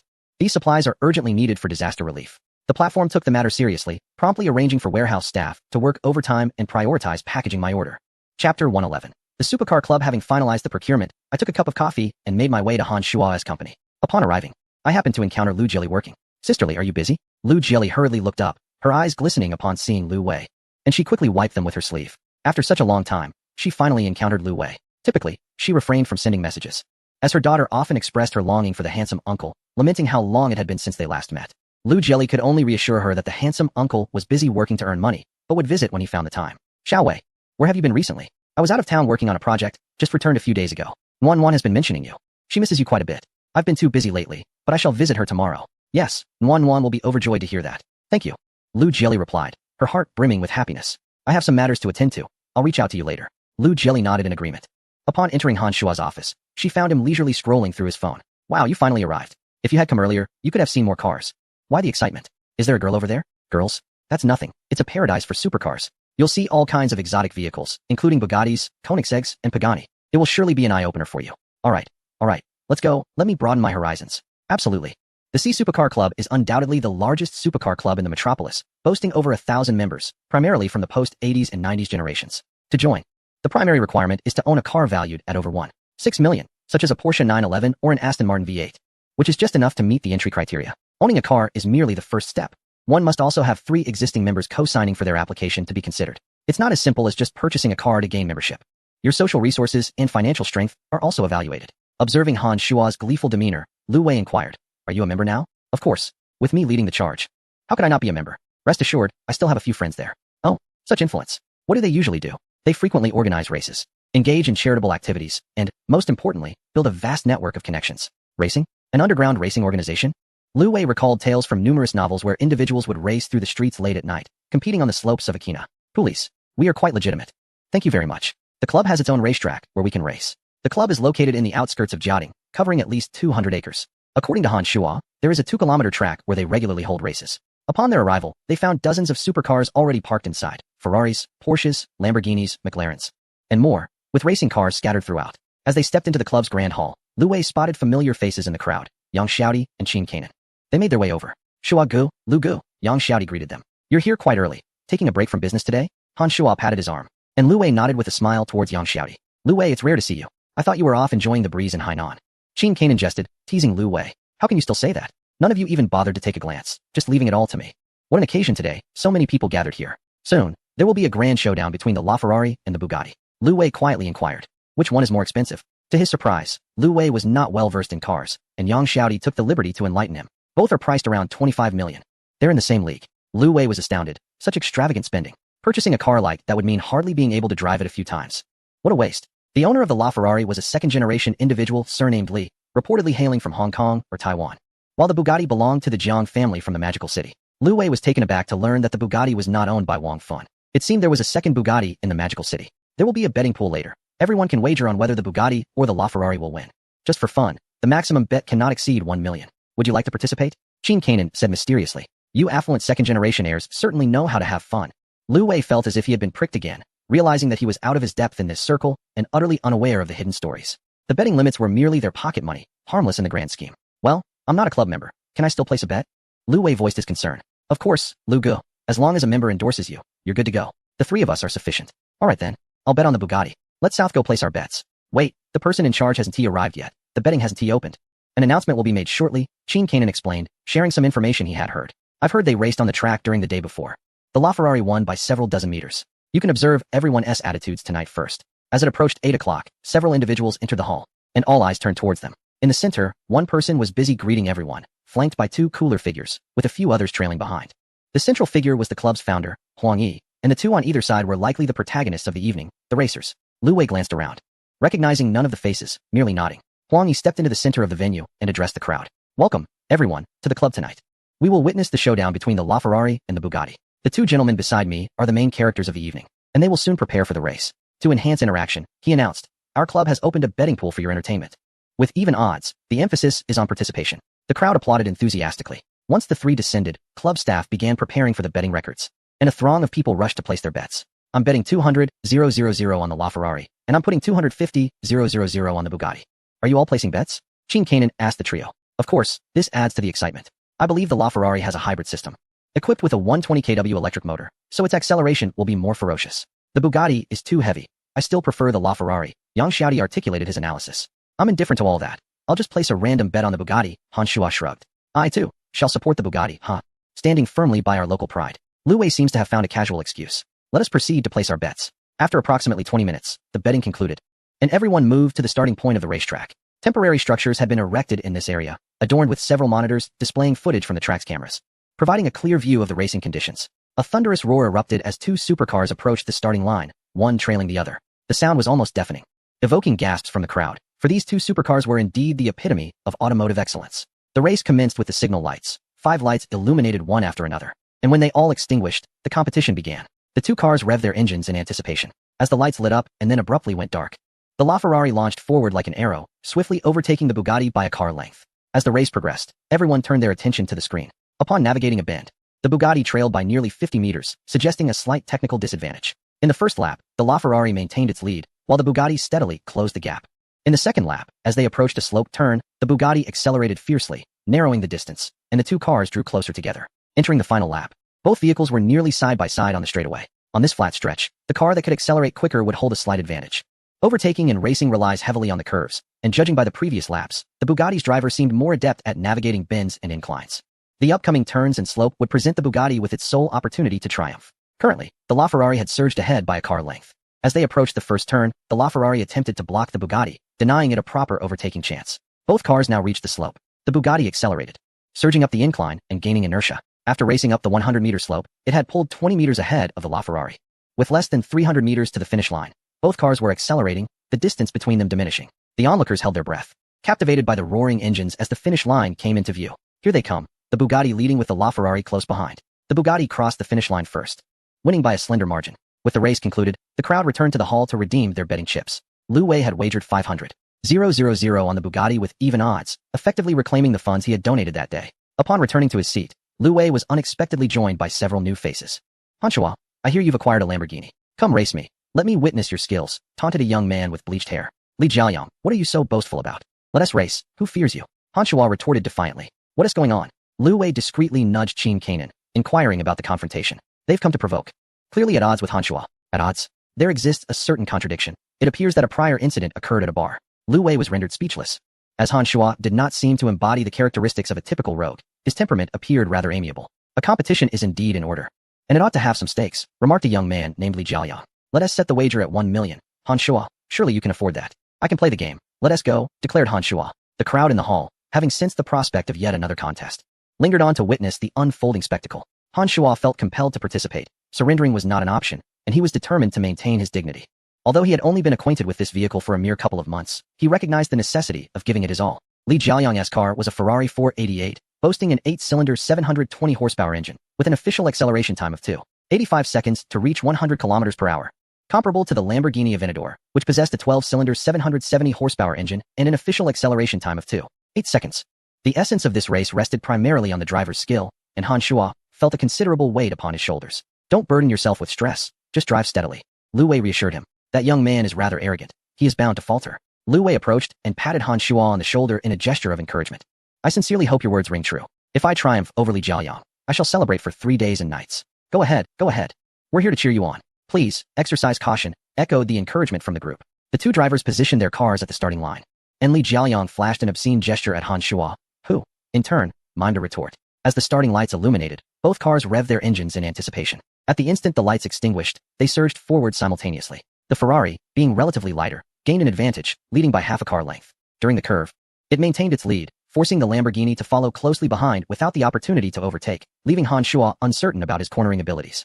Lacking the expertise of a Bugatti owner, Hanshua was unable to surpass the Ferrari on the incline. He could only strive to minimize the distance. Completing the first lap, he concluded that defeat was likely imminent. By the second lap, the Ferrari was still in the lead and deliberately obstructing the Lamborghini's path, making overtaking impossible. As they approached the incline, the Ferrari seemed intent on showcasing its prowess, accelerating forcefully. However, upon descending the slope, the vehicle jolted unexpectedly and veered towards the roadside, crashing through the tire barriers before finally coming to a halt. Hanshua, astonished, watched the Ferrari veer off course, a smile breaking across his face. Wow, Wei Gu. Are you a god? From now on, you shall be my Wei Gu. Lu Wei, equally astonished, exclaimed, what the hell? I was merely jesting. How did that young man end up on the roadside? The onlookers regarded him as if he were a spectacle. I was just speaking whimsically. Do you truly believe that? Indeed, they nodded in agreement. Remarkably, the Ferrari managed to restart, but it was already a significant distance behind the Lamborghini, rendering victory impossible. As Hanshua crossed the finish line in his Lamborghini, he rushed over to Lu Wei and embraced him. Wei Gu, has your tongue been blessed? You're incredible. Lu Wei hastily pushed Hanshua away, exclaiming, what the hell? Embracing like that is inappropriate. You're not a woman. Keep your distance. Wang Gu. I'll find you some. How many do you need? The young man with the golden hair was not seriously injured, but alas, his Ferrari has seen better days. The headlights and front bumper are utterly deformed, and it will likely require extensive repairs. Li Jiaoyang, do not forget the bonus. Hanshua kindly reminded him. Do not be too proud, Hanshua. Today I made a mistake. Next time, we shall see. Feeling quite irate, he transferred 1 million to Hanshua and then set off to find someone to repair his car. In the club, when one issues a challenge, losing is not an option, otherwise he would jeopardize his standing there. There are many who are far more formidable than he, and being collectively ousted would be a grave miscalculation. Do you two harbor such animosity? Who knows what lunacy this fool is caught up in? Earlier at the bar, the girl he fancied ignored him and instead chose to drink with me. He has since believed I was provoking him, acting as if he were some sort of royalty. Ha ha ha. Is it the jealousy of a rival in love? Get lost, with his pitiful demeanor. Come, tonight I shall treat. This money must be spent. If we do not celebrate, I shall not sleep tonight. You are only ever lost in drunken revelry. You might as well donate it. All right, I shall donate tomorrow. Tonight we must celebrate. Such exhilarating moments deserve both wine and companionship. Hanshua urged the three towards the bar. They absolutely could not miss out tonight. Qin Kanan drove a McLaren. Indeed, these fellows are all second-generation wealthy heirs. Lu Wei awoke from his slumber, the sun now nearly at its zenith. He had forgotten what time he returned. After being dragged to the bar, Hanshua had ordered 3 rounds of exquisite drinks, and with the atmosphere crew, they numbered over 10, getting these fellows thoroughly intoxicated. Eventually, he even took the atmosphere crew to the dance floor to revel. Today he planned to visit Nanan. He could not recall if they had agreed upon noon or afternoon. Shaking his head, still slightly headache-ridden, he decided to make his way there regardless. Lu Wei drove to a shopping center, purchasing dolls and clothes before proceeding. Unable to drive into the vicinity, he found a parking spot on the roadside and carried his purchases towards the door. Upon knocking, he immediately heard footsteps rushing to open it. Uncle, you finally came to see me. I've missed you so much. The little girl joyfully grasped Lu Wei's hand. He handed her the doll he had brought, saying, Uncle has been busy lately. Consider this gift as compensation. Thank you, Uncle. I'm so hungry. Mommy said we must wait for you to eat.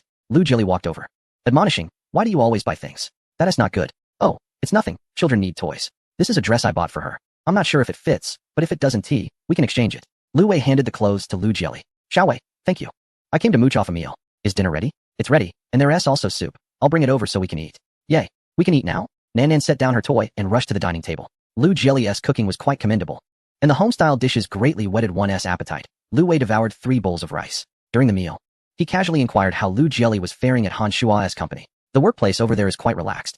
Everyone has been very kind to me and has taught me a great deal, which I shall diligently learn. Lu Jilly set down her bowl and remarked, well, you can stay there for now. If I ever start a company, you may join me then. All right, Lu Jilly replied softly. How are things at school? I found a private institution, and I enrolled her in a lower class to help her acclimatize. Uncle, I started school. Let me tell you. The teacher taught me how to sing and dance. I'll show you. The little girl eagerly reported her kindergarten experiences to Lu Wei. At last, the young girl had a playmate and the opportunity to attend school, her face adorned with an abundance of smiles. Chapter 113. The gym in the community. The youth foundation called Lu Wei, informing him that the Hope Primary School he had donated to was about to commence construction, and they inquired if he wished to attend the groundbreaking ceremony. Lu Wei found the ceremony rather trivial and suggested they contact him again upon completion. The groundbreaking was merely the beginning.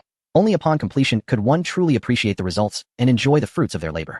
As Lu Wei drove home and entered the community, he noticed a girl clad in yoga pants and a sports tank top, waving towards his car. He slowed down and rolled down the window, a refreshing breeze wafting in. Good day, sir. We are from the community gym. Would you be interested in working out with us? Where's the gym located?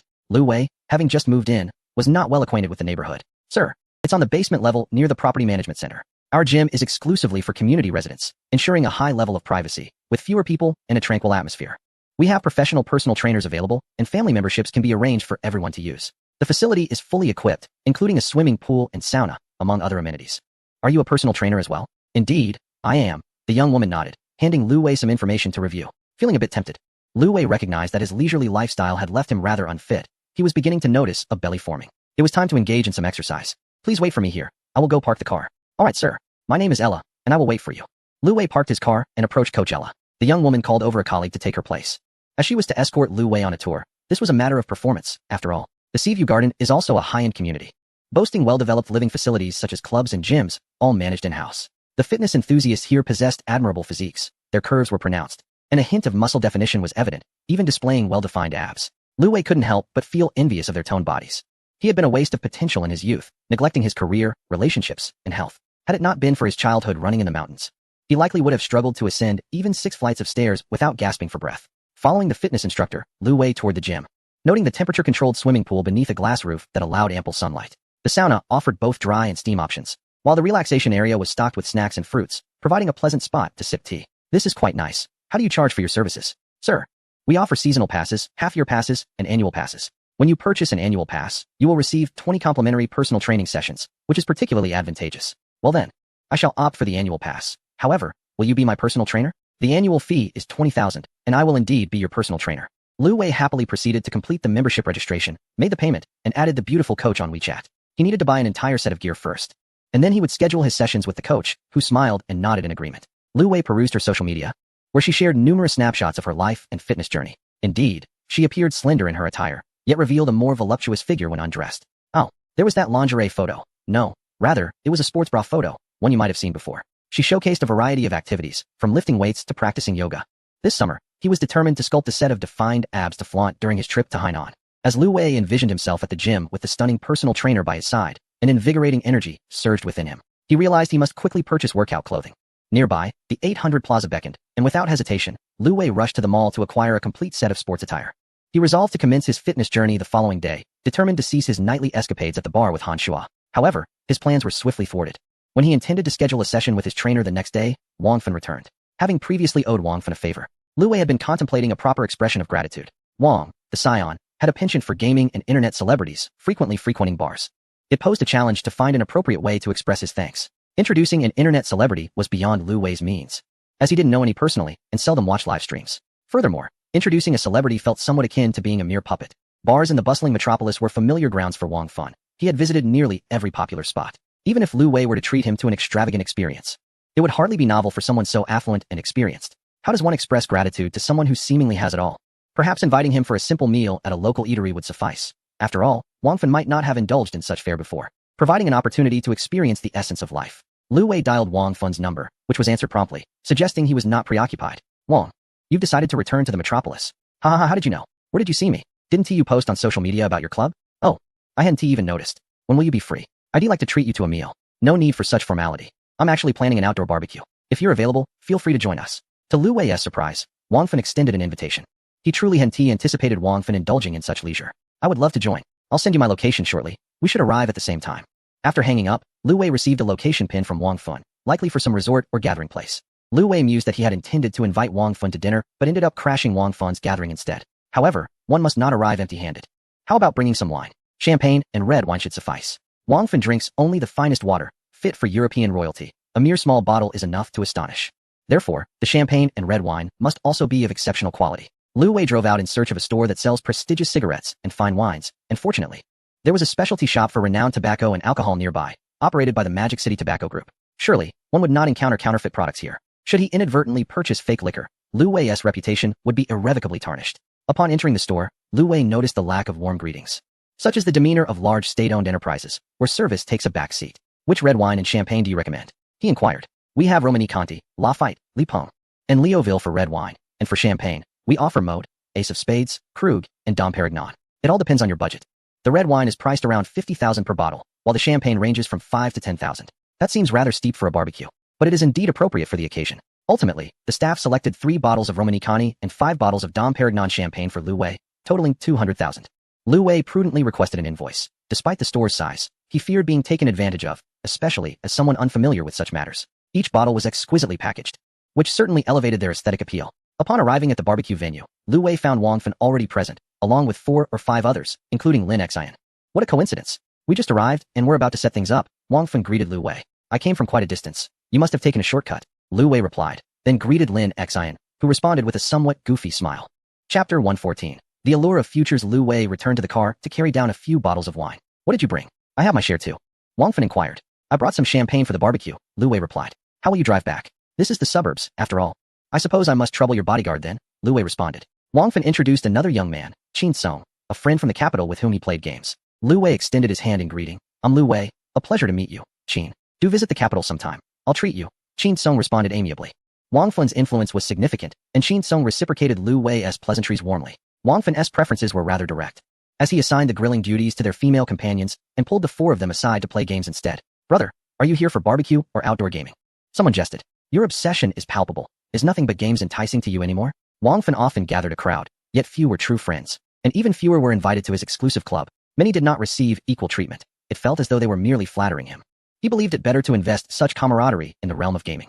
After a few drinks, Wang Fan appeared pensive and lamented. I've been feeling quite despondent lately. My father always regards me as a prodigal son, and I am at a loss as to what I should do. I perceive that the relationship between my father and me has become somewhat strained. I yearn to engage in various activities, yet every suggestion I propose is promptly dismissed by him, as he has already contemplated and even executed them. I am at a loss as to what I can pursue.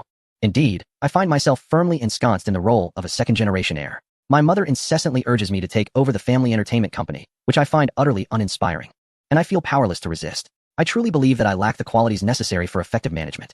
The grievances of these 2 young men left Lu Wei momentarily speechless. How perplexing it is to be born into affluence, yet lament the trivialities of expenditure. To speak candidly, I feel that both of you are posturing. You occupy a pinnacle that many strive for throughout their lives, yet you wallow in melancholy. Lu Wei, you cannot fathom the sorrow that accompanies such a privileged upbringing. Wang Fan remarked with a wry smile. You must adopt a more positive outlook. The previous generation built their fortunes through sheer determination and grit, while you now benefit from a solid foundation. Your primary concern should be to manage the wealth wisely. After all, you have spent considerable time abroad. Focus on creating your own path without the burden of proving yourself as the child of a wealthy mogul. Your father is formidable, and there is no shame in that. Lu Wei expressed his thoughts at length. Let us raise a toast to ease our worries, Wang Fan suggested, lifting his glass, and the group clinked their glasses together. The barbecue festivities continued until after 9 in the evening. Wang Fan arranged for a bodyguard to drive Lu Wei home, as they had arrived in a chauffeur-driven vehicle. Lu Wei added Lin Xian and Qin Song to his WeChat. Upon arriving at the underground parking garage, Lu Wei handed the bodyguard 1,000 yuan in cash as a token of gratitude, instructing him to take a taxi home. Once back in his room, he chatted with Yang Wan. She sent him a selfie, which captivated his attention completely. It was quite the treat. Little fairy, are you aware that this is quite the temptation? He teased. Have I tempted you? If so, I shall retract it, she replied. No. This is indeed a delightful privilege. Why are you in bed so early? I have work tomorrow, so I must retire early. Women need their beauty sleep. Yang Wan lazily responded, sending him a voice message while reclining. Little fairy, do you often drink coconut milk? Not at all. I prefer milk and papaya steamed with milk, which is said to enhance fairness. Do you think I am fair? Indeed, you are quite fair. It seems you are what you consume, he complimented. Bah. What are you thinking? I recently moved. When will you have time to visit and let me cook for you? I suspect your intentions are not entirely pure. Do you merely wish for me to dine at your home, or is there something else you desire? You know the truth. I am going to sleep now. So I shall ignore you. Ah, Yang Wan, how can you do this? You declare your intention to sleep, and actually follow through? How shall I endure this long, lonely night? Lu Wei lamented internally. Monday dawned as a workday, and Lu Wei awoke with a sense of languor. After some time spent in practice, he felt he had gained considerable insight into futures trading. Today he planned to invest another 5 million, aiming to make a significant move. In the futures market, metals and crude oil typically exhibit greater volatility, while domestic stock indices display much smaller fluctuations. Futures are particularly susceptible to market conditions, as are foreign exchange rates. The trading hours for domestic futures are from 9 a.m. to 11:30 a.m. and from 1 p.m. to 3 o'clock p.m., with certain commodities also having a night session from 9 p.m. to 2:30 a.m. For crude oil and stock indices, there is a minimum capital requirement of 500,000 yuan, which can be transferred during account opening and withdrawn once the account is established. Lu Wei intends to trade crude oil, as the trend of crude oil futures for August has been declining for over 20 days and is currently in a phase of downward movement with increased trading volume and minor fluctuations.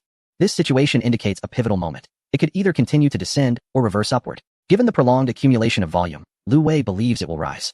As soon as the market opens at 9 o'clock a.m., Lu Wei places a long order, purchasing 2 million yuan worth at around 530 points, which is fully executed.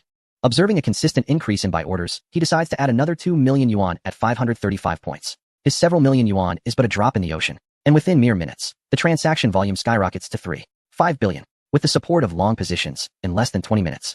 Crude oil futures for August surged to 569 points, instantly yielding a profit of 730,000 yuan for Lu Wei, who can only exclaim in astonishment at the extraordinary profits.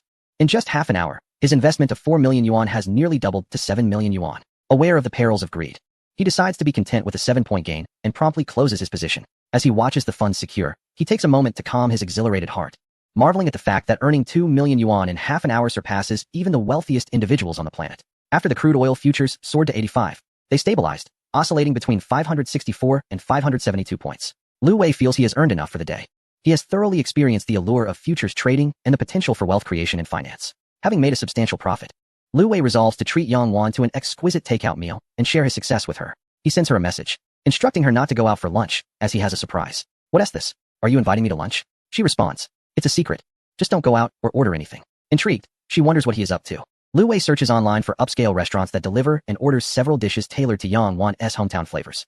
Requesting the restaurant to deliver them to the location he provided by 11:30 a.m. After finishing a meeting, Yang Wan receives a call from an unfamiliar number. Hello. Ma'am, we are from the restaurant's delivery service. A gentleman has ordered a meal for you, and we are now in the lobby. Could you please come to collect it? Understanding that it is Lu Wei's doing, she thinks to herself, I expected him to invite me for lunch. And I even finished my work early, only to receive takeout instead. Lu Wei, you rascal, how inconsiderate. When Yang Wan retrieves the takeout from the company's cafeteria and opens the packaging, an enticing aroma wafts out, drawing the attention of colleagues dining nearby. Lobster thermidor, spicy crab, poached chicken, garlic shrimp, stir-fried yellow beef. Upon seeing the quantity, she is speechless. Lu Wei, did you really order this much food? Do you think I can finish it all? Am I a bottomless pit? Yang Wan, why did you order so many dishes? They smell incredible. Let me have some. It was not my doing, someone sent it. Wow, Yang Wan, could it be that a certain man secretly admires you? Yang Wan's cheeks flushed. Colleagues had already gathered around. And with so much food, Yang Wan could hardly finish it all herself, so she invited everyone to partake. Why did you order so many dishes for me? Do you think I'm a pig? After the meal, Yang Wan immediately sought out Lu Wei to demand an explanation. Haha, I didn't mean to. I made some money this morning and felt happy, wanted to share a bit with you. How was it? Was it delicious? Quite tasty. I thought you would come treat me instead. Roll's eyes, I'll treat you after work tonight. I thought there wouldn't be enough time during lunch. Alright, I forgive you. What were you up to this morning? Made a few bucks? I tried my hand at futures trading this morning and earned 2 million. Lu Wei, your words are truly disheartening. How much did you invest? About 4 million, not too much. I don't want to talk to you anymore. This is too demoralizing. Yang Wan felt that her own abilities seemed a bit inadequate in comparison. Chapter 115. Reluctantly a small speculator. The last time she saw Lu Wei's stock account, Yang Wan knew he had some assets, but she had not anticipated the speed at which he was making money. With the same 9 years of compulsory education. Why are you so exceptional? She had initially intended to advise him to be more cautious and consider buying a house first. It seemed Lu Wei had mentioned moving recently. Surely he hadn't purchased a property as well. If he had bought a house, wouldn't he be burdened by a mortgage? Shouldn't he exercise more caution? Tonight, she resolved to have a serious talk with him. The risks associated with futures trading were far too great. Yang Wan found Lu Wei to be a mystery. She thought she understood him at one level, but the next time, she was uncertain of his standing. Initially, she believed herself to be a highly educated, high-earning modern woman, well-matched to Lu Wei, but now she felt a pang of inadequacy. When she first met Lu Wei during the new year, he was merely an unremarkable figure among their high school classmates. The next time she saw him, he had transformed into a friend of a boss, remarkably distinguished. Once a familiar fellow villager and her prospective boyfriend, his excellence only piqued her curiosity further. In the office, Yang Wan found herself lost in thought. Lu Wei had no idea that his casual revelation today would lead Yang Wan to ponder so much. He was determined to continue pursuing his grand ambitions. Lu Wei had already recognized his innate talent in finance, not merely due to technical prowess, but also because luck is a form of talent, is it not? When buying stocks and futures, he consistently managed to invest in those that surged, merely dependent on how large a share of the market he could capture. Once he saved up a bit more, he planned to visit Hong Kong, the financial capital, which would be more suitable for international ventures, allowing him to earn some foreign currency. In the afternoon, Lu Wei shifted his focus to the stock market, first examining the best-performing sectors of the day. He looked at which stocks had risen earliest in the morning, where the main force had net inflows, and sought those within the sector that would likely see a resurgence in the afternoon. Stocks that had surged the most in the morning would have many retail investors unable to enter. They would search for stocks poised for a rebound in the afternoon. Given Lu Wei's current capital, he felt he could consider himself a small speculator, ready to ignite interest in stocks with similar concepts and attract market participation. After purchasing a house, I currently possess approximately 30 million in cash, which I intend to invest fully into the stock market. My brother Lee, who frequents the stock market daily, is the first person I wish to consult regarding his insights today. In such pivotal moments, Lu Wei recalled an appropriate guide. Even with the most favorable circumstances, it is improbable that one can simply close their eyes and purchase stocks, expecting them to soar. Otherwise, the exchange would surely belong to you. Brother, what have you been up to lately? Lu Wei inquired through a message. Where have you vanished to recently? It has been quite some time since you last contacted me, Lee responded, somewhat dejected, unsure of Lu Wei's whereabouts, and yearning for a fishing trip or a cup of tea together. Haha, brother, I've been engaged in various escapades, Lu Wei replied. Nonsense.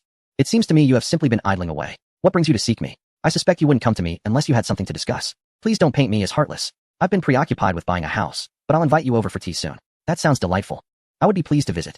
Have you been trading stocks these days? What sectors are you focusing on? I'm eager to invest in some stocks as well. Of course, I follow the markets daily. Recently, the 5G and telecommunications sectors appear promising. Shenzhen Company reached a limit up this morning. You might want to explore stocks related to that sector, such as Yixing Technology, Nanshan Circuit, and Zhongjuan, which could be Xinzhong Communications. The seasoned investor's insights provided Lu Wei with a clearer direction, leading him to concentrate on these two sectors for potential stocks. He identified a relatively undervalued stock, Jiangxing Fenggu, which supplies essential components for 5G communications, boasting a market capitalization of merely 50 billion yuan. After the afternoon market opened, the stock surged by approximately 15. Lu Wei decisively placed several batches of orders, totaling 10,000 shares at market price, propelling the stock price to 5, which immediately attracted attention, prompting additional buy orders that pushed the stock to 7. As sell orders began to flood in, when the stock dipped back to 5, Lu Wei placed another order for 5,000 shares, bringing it back to 7. 5. When it reached 8. 5. He placed a final order for 10,000 shares, finally pushing Jiangxing Fenggu to its first limit up. However, there were not enough buy orders, totaling just over 10,000 shares. Within 2 minutes, the stock could not maintain its position and was sold off. At that moment, the market suddenly saw a significant influx of buy orders, with an additional 20,000 shares being placed, successfully locking the price at the limit up. Lu Wei clicked his mouse 3 times, managing to elevate this stock to the limit up, marveling at the synchrony with the unidentified capital. In a company in the bustling metropolis, several traders were intently monitoring the large screen, as they had just participated in the ascent of another stock. Initially, they had only accumulated shares for 2 days and had not yet gathered sufficient chips. Today, they had aimed to consolidate some more before launching a larger control. According to their projections, they needed to amass at least 60,000 shares to exert substantial control, absorbing 20,000 shares daily to avoid attracting market attention. Today marked their 3rd day of accumulation, and they anticipated a surge the following day. However, they were unexpectedly disrupted in the afternoon when another speculative group entered the fray, driving the stock toward the limit up. While assistance in lifting the stock was welcome, the rhythm of their strategy had been thrown off course. A few individuals promptly informed the manager of the unusual situation. After careful consideration, the fund manager swiftly arranged approximately 20 million in funds, ready to assist with the market stabilization. Peach was intercepted midway, resulting in a rather unsatisfactory experience. One could only await the leaderboard to discern which formidable entity had graced the scene. In the realm of A shares, while there may not be an abundance, there are certainly dozens of speculative funds with capital exceeding 100 million, favoring small-cap stocks for their swift entry and exit potential. In the afternoon, Lu Wei drove to pick up Yang Wan after her shift. Displeased with the lunch ordered earlier, Yang Wan preferred to dine at a finer establishment. Relishing the company of a beautiful woman, Lu Wei was quite pleased with this arrangement. Due to restrictions on parking in front of the building, he opted to wait in the underground garage until Yang Wan finished work. As fate would have it, he spotted Senior Lu trailing Yang Wan. incessantly chattering like a pesky shadow. Upon seeing Lu Wei's vehicle approach the entrance, Yang Wan hurried over, opened the door, and playfully pecked Lu Wei on the cheek. Senior Lu, noticing Lu Wei in the driver's seat, halted in his tracks, his dismay intensifying as he witnessed Yang Wan bestowing a kiss. It seemed that this prized cabbage had indeed been approached by an unexpected boar, and a rather golden one at that. As Lu Wei appeared momentarily dazed in bliss, Yang Wan urged him to drive. Stop dawdling, let South hit the road. That senior is simply too bothersome. I refuse to believe he will continue to pursue me after witnessing this. Should I have a word with Han Shua to keep him at bay? Never mind. As long as he understands that this flower is already claimed. Yang Wan expressed with delight. Very well, the guardian of the flower shall commence, Lu Wei quipped. He suggested they dine at a high-end Michelin restaurant, of which there were many along the bund. They chose one intriguingly named 8 1/2. A title that was peculiar yet awarded 2 stars, indicative of its quality. Previous meals with Yang Wan had been rather casual. This time, he aimed for something more upscale. A blend of refinement and accessibility would indeed enrich their lives. On the bund, with the Pearl Tower in view, it was inevitable that a woman would engage in the ritual of scanning the menu before the meal, as the allure of gourmet food and luxury items demanded documentation. Lu Wei specially ordered a bottle of Romanicani for Yang Wan, who immediately interjected, Brother, even if you have made some money, you ought to be frugal. Money is a fickle companion, but beauty remains ever enchanting. We shall continue to earn more next time. Chapter 116, A Beautiful Time and Place After Dinner. Lu Wei took hold of Yang Wan's hand, suggesting, Would you care to see my home? Previously, I have always visited yours. Today, let us explore mine. Yang Wan. Her cheeks flushed, whether from the wine or otherwise, nodded in acquiescence. They called for a designated driver and settled into the back seat. Lu Wei gently held Yang Wan's delicate hand. Her skin as smooth as cream. Yang Wan, having already indulged in more daring actions, found holding hands to be quite normal. As the car approached Lujiazui and continued towards Binjiang Avenue, Yang Wan gazed at the riverside scenery, her heart filled with uncertainty. Could it be that Lu Wei resided nearby? It wasn't until the vehicle entered a residential complex and came to a stop that Yang Wan snapped out of her reverie. It appeared they were not far from Lujiazui at all. Upon switching on the room's lights, Yang Wan rushed towards the balcony, her beautiful eyes sparkling with curiosity. Lu Wei, is that the Huangpu River? Indeed, that is the Huangpu River, with the Bun's 10-mile foreign trade buildings across from it, he confirmed. Wow, the night scenery here is truly stunning. Sitting here in the evening, gazing out, is indeed a delightful experience. However, the land in this vicinity is exceedingly valuable. Lu Wei, how could you possibly rent such an expensive place? Even if you have money, it seems imprudent to spend it so lavishly. Saving to purchase your own home is the most sensible course of action. Just look at this location. Such a spacious residence must cost at least 40 to 50,000 a month. Over the course of a year, that amounts to 5 to 600,000, which would be sufficient to save for a down payment after 2 years of residence. Yang Wan, like a meticulous accountant, calculated the expenses for Lu Wei as she gazed at the expansive living room, estimating the house to be around 200 square meters. While she held great confidence in herself, she also possessed a keen sense of reality. With her annual salary, she could save for a down payment within a few years of diligent work, aiming for a property worth approximately 5 million, and gradually repay the mortgage thereafter. Lu Wei took Yang Wan's hand and led her to the living room, pointing at the nameplate hanging on the wall. Look, this is the residence I purchased just a few days ago. It's not a rental. Ah, this land must be quite expensive. At least over 100,000 per square meter. Have you not depleted your finances? Yang Wan inquired with concern. Lu Wei was currently unemployed, and she had previously assessed his assets to be around 8 million, which she believed was just enough for the down payment here. What would he do next? I bought it outright. There's no mortgage, Lu Wei assured her. Yang Wan was taken aback. Is this truly the Lu Wei she knows? He seemed increasingly unrealistic. To alleviate Yang Wan's worries, Lu Wei took her to see the property deed, and they casually toured each room. The only ones who have visited since my parents came a few days ago are you, Lu Wei explained to the still astonished Yang Wan. Realizing she was the first visitor to his home brought her a sense of joy. Would you stay the night? I'll let you have the master bedroom. Lu Wei gently implored, holding her hand. But promise you one tea sneak in at midnight, Yang Wan replied, her cheeks flushed as she nodded shyly. Rest assured, I absolutely will not sneak in. Otherwise, I'll be a little puppy, Lu Wei solemnly promised. Yang Wan needed to change clothes for her nightly routine. But Lu Wei's room lacked any feminine attire. She selected a set of his pajamas and went to the master bedroom to take a shower. Lu Wei anxiously waited in the living room. Although the soundproofing was excellent and he could hear nothing, his imagination was vivid, envisioning a delicate fairy in the other room. Yang Wan spent over 20 minutes in the shower before emerging, towel drying her hair. Lu Wei, I'd like to dry my hair. Where's the hairdryer? Lu Wei sprang from the sofa, exclaiming, I'll get it. He quickly retrieved the hairdryer and joyously said, Here it is. Sit down. I'll dry your hair. Yang Wan said, her face reddening as she complied. Lu Wei tenderly handled Yang Wan's hair, treating it like a precious work of art while gently blowing it dry. Yang Wan sat on the sofa, allowing Lu Wei to style her hair, cherishing the warmth of the moment, her beautiful eyes sparkling with unspoken thoughts. Once her hair was dry, Lu Wei ran his fingers through her silky, fragrant locks, unable to resist playing with them. Lu Wei, I'm going to bed now.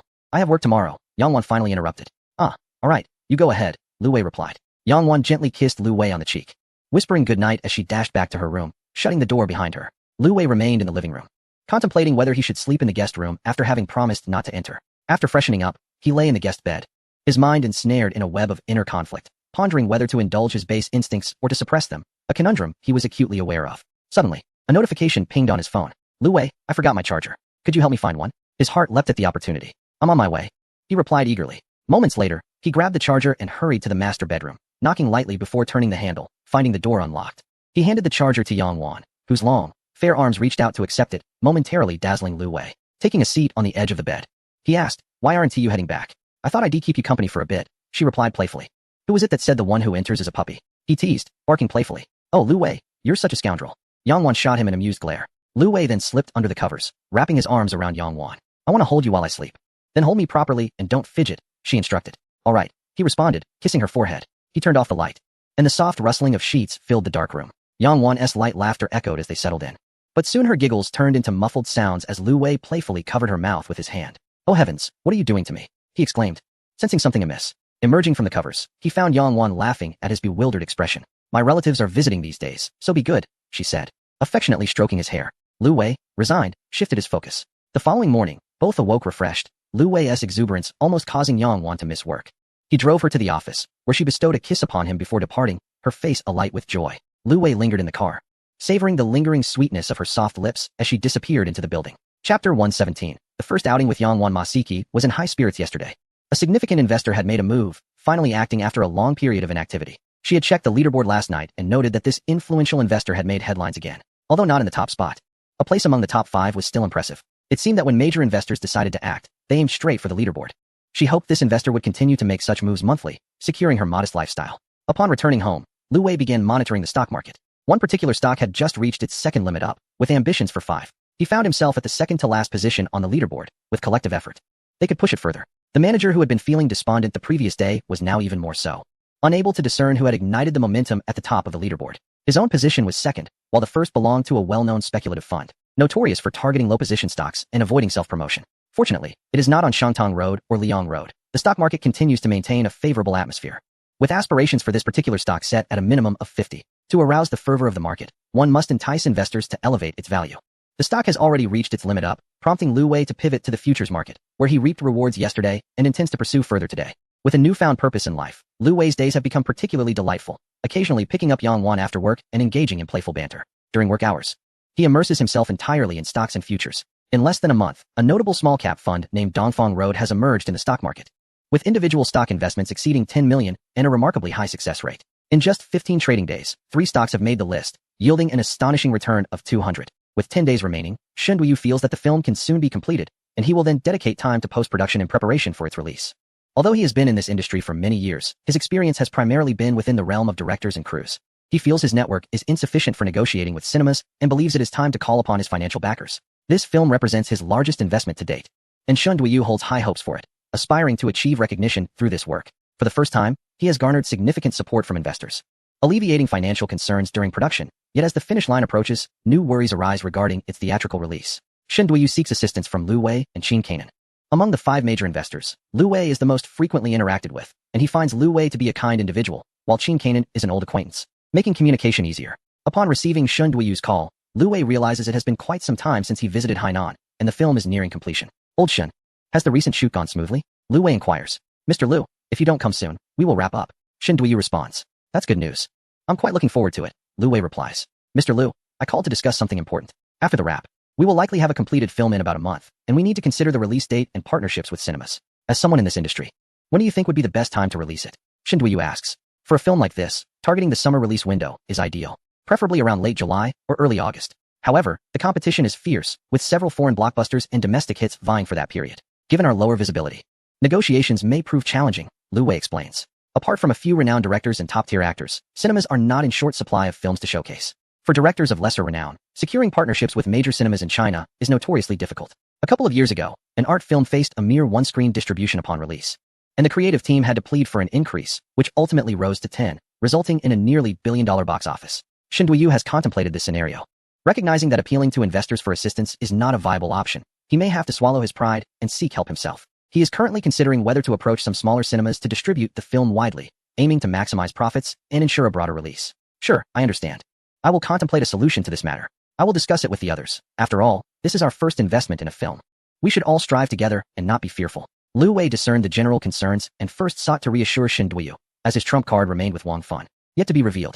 This situation also required the three individuals to contribute, as losses were inconsequential, yet profits would complicate matters. Mr. Lu, we will wrap up filming next week. Will you be able to return to join us? Of course, are you still in Sanya? I thought the recent typhoon would hinder your progress. Yes, I'm still here. Some indoor scenes can be resolved, so I altered the schedule and can complete it on time. Old Shen, you are indeed a reassuring director. I will come over in a couple of days and give you a call. All right, I will await your arrival, Mr. Lu. After hanging up, Shen Duyu was uncertain how much Lu Wei would truly invest in this endeavor. He contemplated briefly and summoned Chen Lu, discreetly sharing a few words with her. Initially, Chen Lu blushed, but she eventually nodded thoughtfully, realizing this could indeed benefit her future. In truth, Shen Duyu wished for Chen Lu to subtly influence Lu Wei. During that period, it was evident to everyone that Chen Lu had developed a close relationship with their benefactor, not to mention his position as a director. However, Lu Wei had not visited the set in quite some time. Would these affluent second-generation individuals abandon the project? Shen Duyu was unsure how much impact Chen Lu could have, but he felt it was worth exploring every avenue. This film was his labor of love, and any assistance was invaluable. Recently, Lu Wei had become particularly prosperous. Over the past month, his securities assets had doubled, crossing the threshold of hundreds of millions. Nothing brought him greater joy than the thrill of accumulating wealth. As Yang Wan had yet to acquire a car for her commute, Lu Wei discreetly searched online for styles that appealed to young women and subtly inquired about Yang Wan's preferences. The results were not far off. So he enlisted Yang Xiaodi to procure a vehicle for him. With the Dragon Boat Festival approaching in early June, he and Yang Wan secretly planned a short road trip. After several adjustments, the two had become inseparable. This rare holiday was something Yang Wan eagerly anticipated. Finding a location near Jiangsu, Zhejiang, and Shanghai for a few days of relaxation was a delightful escape for urban dwellers like them. Coupled with annual leave, they could enjoy a 5-day mini-vacation. On the morning before their holiday, the two set off for Qiandao Lake, renowned as Zhejiang Province's natural oxygen bar. This location was hailed by CNN as one of the most beautiful places in the country, a favored retreat for those wishing to enjoy the scenic lakes and mountains. Famously known as the Garden of the Yangtze River Delta. While resting at a service area, Lu Wei seized the opportunity to sneak into a convenience store to purchase a small gift while Yang Wan was in the restroom, feeling a twinge of guilt as he also bought 2 bottles of water. Upon seeing Yang Wan, he could not suppress his smile. What has got you so cheerful? Of course I'm happy. How could I not be excited about going on a vacation with you, my little fairy? After nearly 5 hours of travel, they finally arrived at Qiandao Lake. Fortunately, the journey was accompanied by beauty. Otherwise, driving would have been quite arduous, tedious, and taxing on the body. Lu Wei had already booked a hotel online, a lakeside suite at the Hilton, reputed for its balcony views overlooking the serene lake, exuding warmth and romance. Upon entering the room and setting down her luggage, Yang Wan made her way to the balcony, where the shimmering lake's surface brought a sense of tranquility. As she circled the room, she realized there was only a large bed, causing her face to flush instantly. Lu Wei, you rascal. What's wrong? Lu Wei inquired, glancing up from his belongings. Nothing. This place is simply gorgeous. Yang Wan quickly diverted the conversation. Chapter 118. A gift for Yang Wan. The vast expanse of Qiandao Lake is renowned for its crystal-clear waters teeming with fish, making it a culinary must to indulge in the local catch. The most famous delicacy is the giant head fish, large and succulent, with a minimal earthy taste. The local custom offers a trio of preparations, the most classic being fish head soup, a milky white and fragrant broth, spiced fish head or fillet, and braised fish tail. After lingering at the hotel for a while, the couple set out to seek a meal. Despite the hotel's restaurant, it lacked the vibrancy of local life, prompting Yang Wan to desire a stroll to immerse herself in the cultural atmosphere. Exiting the hotel, they found themselves on Huabei Road, lined with numerous eateries, predominantly serving fish and farm-fresh dishes. After a short walk and consulting online reviews, they chose a more popular establishment. The entrance displayed an aquarium filled with lively fish, and a sign proclaimed freshly caught and prepared. The fish from Qiandao Lake are substantial. Even a small one is estimated to weigh several pounds. Noticing their interest, a staff member promptly approached them. What would you like to eat? We serve freshly caught fish. How many preparations can you offer? Yang Wan inquired. Whether 3 or 6 dishes, just tell us how you'd like it prepared, and we can accommodate, the staff assured confidently. Let me think, how large is the fish? For 2 people, a fish weighing around 7 to 8 pounds should suffice. Under Yang Wan's supervision, they selected a fish, which was promptly dispatched for cleaning and preparation. She ordered several dishes: fish head soup, spiced fish head, dompa fish, marinated fish skin, sweet and sour fish bones, stir-fried fish pieces, and fish slices and pickled cabbage. Likely having done her research online, she frequently consulted Lu Wei about his preferences and tastes. Lu Wei, however, had no particular likes. As long as the food was delicious, he would eat it, especially when surrounded by such beauty. Due to the need to simmer the fish head soup freshly, their meal extended over a considerable time. Yang Wan demonstrated remarkable prowess, finally leaning back in her chair, rubbing her belly. I'm stuffed. I don't think I want to eat fish for a month. Who would have thought you could eat so much? Do you want me to fetch you some digestive tablets? Lu Wei asked with concern. No. Let us take a walk along the lakeshore to help with digestion. All right. The lakeside offered a picturesque view, nestled between mountains and water. Hand in hand with Yang Wan, they strolled, captivated by the beauty around them, unable to resist the urge to share a tender moment by the lake, which is rightly dubbed the road of romance. After over an hour of walking hand in hand, they had burned off quite a bit of energy before returning to the hotel.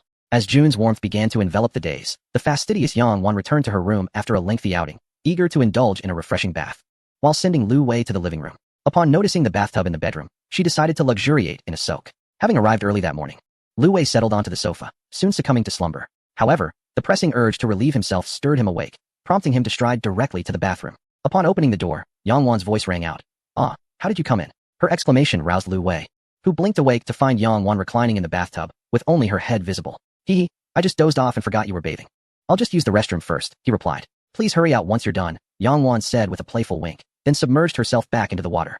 The bathtub was situated on the balcony of the master bedroom, while the bathroom lay on the opposite side. Lu Wei turned and entered the bathroom, swiftly taking care of his needs before emerging in a state of undress.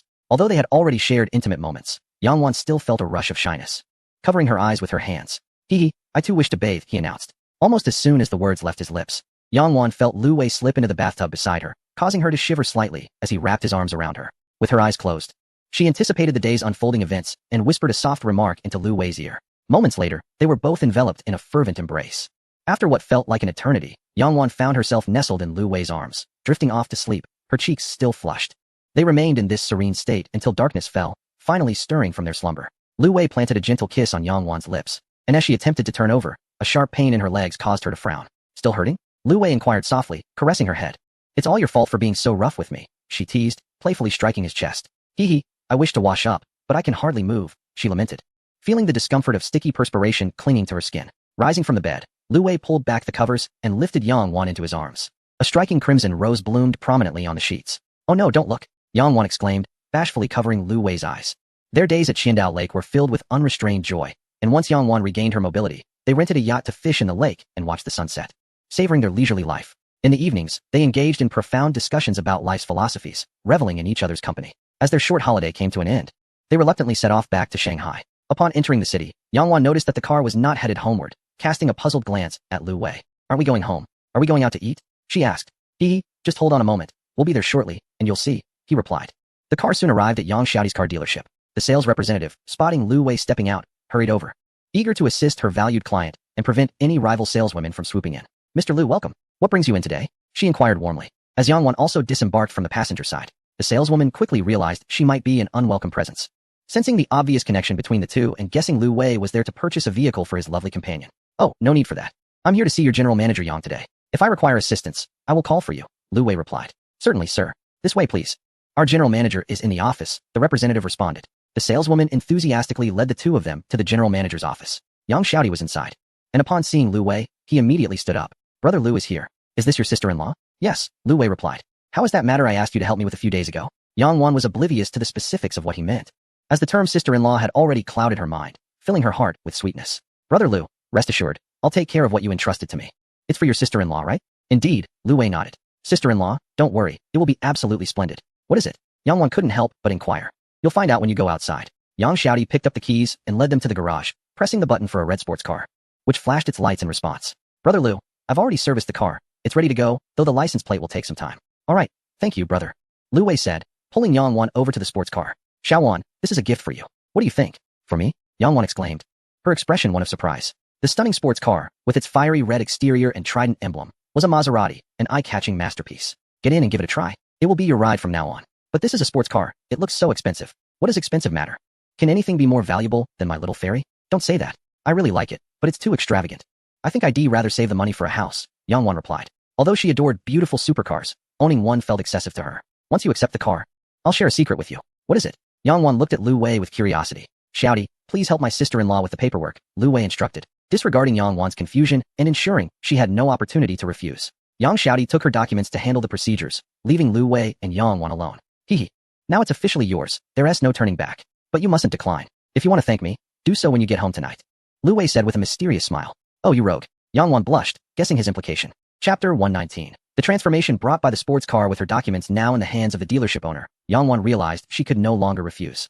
The car was a fait accompli. Upon reflection, since everything was in his name, she decided to graciously accept it without hesitation. Having come to terms with it, she excitedly asked Lu Wei to teach her how to drive the trident emblazoned Maserati MC20, boasting a 6-cylinder engine, 730 horsepower, and butterfly doors, with an official price tag of 2.7 million. Though it had only 6 cylinders, its power was formidable, and the roar of the engine was akin to a lurking beast. The fiery red color was not only fashionable, but also strikingly vibrant. capturing the heart of the young woman. In the sales hall, the saleswoman who had just left was soon caught up in gossip by her colleagues. Upon hearing that the young, handsome man had purchased a sports car for his female companion, envy filled the air as the women contemplated the stark contrast in their circumstances. Determined to secure a wealthy husband, they resolved to strive harder. Among the crowd, Chun-Li seethed with anger. Lu Wei, who had repeatedly declined her advances, seemed oblivious to her allure, despite her enviable figure and beauty. This news was too much for her to bear alone, consumed by jealousy. She quickly texted Yan Ling to inform her that Lu Wei had brought a woman along today and had lavished a few million on a sports car for her, even sharing a photo of the same model. Yan Ling, at work, could hardly contain her frustration and stormed into the restroom, letting out a furious shout that startled a colleague in the next stall, who rebuked her for the disturbance. Unwilling to back down, Yan Ling found an outlet for her anger and engaged in a verbal battle within the restroom. By the time Yang Xiaodi returned with the completed documents, Yang Wan had already familiarized herself with the basic operations of the sports car and had taken it for a brief test drive, which filled her with delight. Brother Wei, it's all set. How about I treat you to dinner tonight? Is that convenient? She asked with a playful tone. Huh, do you think it's convenient? With such beauty before me, how could I prioritize friendship over allure? Lu Wei replied, patting Yang Xiaodi on the shoulder as they headed to the service desk to settle the bill. He turned back to Yang Wan, cautioning her. Don't drive recklessly while I'm away. Got it, Brother Wei. I must say, your sister-in-law is truly stunning and possesses such grace. Huh, let us keep it low-key, he chuckled. Upon returning from payment, Lu Wei inquired of Yang Wan, still in the car, little fairy. Will you drive this beauty home yourself, or have someone else do it for you? Lu Wei, I don't have a parking space at my place. Should I just take it to your house instead? Alright, we can store it at my place. But who will drive it? This is my treasure, of course. I will drive it myself. I have my license, you can trust me. Lu Wei hesitated, unsure whether to believe her. However, having bought her the car, he felt it necessary for her to gain experience. Otherwise, she would always be hesitant. After all, a modern woman as astute as she should be capable of mastering such a formidable machine. Fine, just follow me and don't overtake, he instructed. Okay, I'll follow your lead. Let us set off, she replied. As Lu Wei led the way, he frequently glanced in the rearview mirror to ensure Yang Wan was close behind, finding reassurance in her presence. Their vehicles, caught in the evening rush, could not pick up speed, but it provided a perfect opportunity for her to practice driving. Upon returning home, that night, Lu Wei was richly rewarded. Yang Wan, employing all her charms, engaged with him, and after a series of passionate entanglements, they surrendered to exhaustion and fell asleep in each other's embrace. Meanwhile, Lu Yuliang had spent the previous night reveling at a bar with friends, enjoying a stroke of luck that led him to bring a woman home late at night, releasing his pent-up frustrations. The next day, he arrived at the office with dark circles under his eyes, the telltale signs of his escapade. Having just parked my car in the underground garage, I was suddenly startled by the roar of a sports car. Before long, a striking red Maserati sped past, decelerating as it approached a nearby parking space. After several attempts, the driver finally maneuvered the vehicle into the parking spot with precision. Watching from the side, Lu Yuliang felt a twinge of anxiety. The driver seemed rather inept behind the wheel. I pondered who this individual might be, wondering if they were a company owner. Our own boss drove a Lamborghini, and I couldn't help but envy that. When would I ever be able to drive a sports car? This car was a marvel, far superior to my own. Curious to see the face behind the wheel, I remained seated in my car. After a few tries, Yang Wan successfully parked her vehicle. Lu Wei's residence was not far from Han Shua's company, so the drive was manageable without the fear of traffic delays. Hence, Yang Wan insisted on driving, and Lu Wei repeatedly cautioned her to take it slow. After changing into her high heels, Yang Wan picked up her bag and headed towards the exit. Suddenly, she heard a voice calling out, Yang Wan? Turning around, she recognized a familiar face, Senior Lu. What a coincidence. Good morning, she replied. Yang Wan, is that your car? Lu Yuliang gazed incredulously at the red supercar. Indeed, my boyfriend gifted it to me a few days ago, and I'm just practicing driving it to work, she answered, leaving Lu Yuliang momentarily speechless. Senior, I'll head in first, she said as she walked away. Watching her retreating figure, Lu Yuliang was consumed by frustration. Yang Wan, you materialistic woman. How did you manage to climb into the bed of a wealthy heir? I can only imagine the effort you put in to earn such a lavish gift. It's utterly infuriating. Life is so unfair. Why isn't at me? News of Yang Wan driving a supercar to work spread like wildfire, accompanied by a flurry of rumors claiming she was being kept by a wealthy heir or had found an affluent older man. Yang Wan, upon hearing these whispers, remained unfazed. Is Lu Wei really an old man? Far more handsome than the husbands of many of you. He gifted me this car without hesitation. What is there to fear about rumors? Just a bunch of sour grapes. Determined to work harder and earn more. She vowed that one day she would be the one supporting Lu Wei. Yang Wan silently motivated herself and immersed herself in her work. After the holiday, Lu Wei planned a trip to Hainan, having promised Shen Duiyu he would attend the wrap party to offer his support. He wondered if Shen Duiyu had encouraged the other three to also contribute to the upcoming launch. With a firm grasp on his financial situation, Lu Wei was confident that as long as he avoided reckless investments, particularly in stocks that were clearly trending downwards or not currently popular, he would achieve steady gains. In his futures trading, Lu Wei had expanded from crude oil to other commodities such as sugar, rebar, and copper. His futures account had grown from 5 million to nearly 20 million, with a deft touch guiding his selections, and he had never experienced a margin call. After confirming the specifics with Shen Duiyu, Lu Wei decided he would leave a day in advance. Now he is deeply engrossed with Yang Wan, feeling quite content to remain nestled in the vibrant metropolis. Chen Lu has sent him several messages, inquiring when he might visit. As she misses him dearly and longs for his presence, Lu Wei has only managed to conjure up excuses, stating he would come in a few days. He feels he has become a cad, and he is uncertain of how to rectify this predicament. Chapter 120. Yanling comes knocking. Yanling attempted to reach Lu Wei several times by phone, but her calls were met with silence. Eventually, her attempts were met with a busy signal, suggesting she had been blocked. She wished to add him on WeChat, but her request was never accepted. She regretted deleting him in the first place. Upon returning to her residence, her disdain for Zhang Jun grew. She could not comprehend how she had become involved with such a lackluster individual. In the stillness of the night, when Zhang Jun suggested playing cards, she found herself utterly disinterested in him, perceiving him as beneath her. The thought of sharing a bed with him repulsed her, and she feigned illness to excuse herself. The next morning, as Zhang Jun drove her to work, she glanced at the once coveted BMW 3 Series, now with a look of disdain on her face. How could she, a woman who nearly drove a supercar, be reduced to this? Zhang Jun was perplexed by her sudden change in demeanor, wondering if perhaps her menstrual cycle was affecting her mood. They say that what one cannot obtain is always in turmoil. Yanling's heart was tumultuous. Reflecting on Lu Wei's previous infatuation with her brought back a semblance of confidence from her school days. She believed that if she confronted Lu Wei and orchestrated a display of sorrow, shedding a few tears, she could reclaim the affections of her former admirer. Despite Qinli also declaring her intent to pursue Lu Wei, posing a rival threat, Yanling felt unperturbed. She was confident in her superiority over Qinli. To increase her chances of finding Lu Wei, she devised a plan. Since Lu Wei had purchased a car from Qinli, she reasoned that Qinli could assist in uncovering his address, enabling her to arrange a serendipitous encounter. With unwavering faith in her appearance and their shared history, she believed there was hope in reigniting Lu Wei's affections. Lily, do you also harbor feelings for Lu Wei? Of course.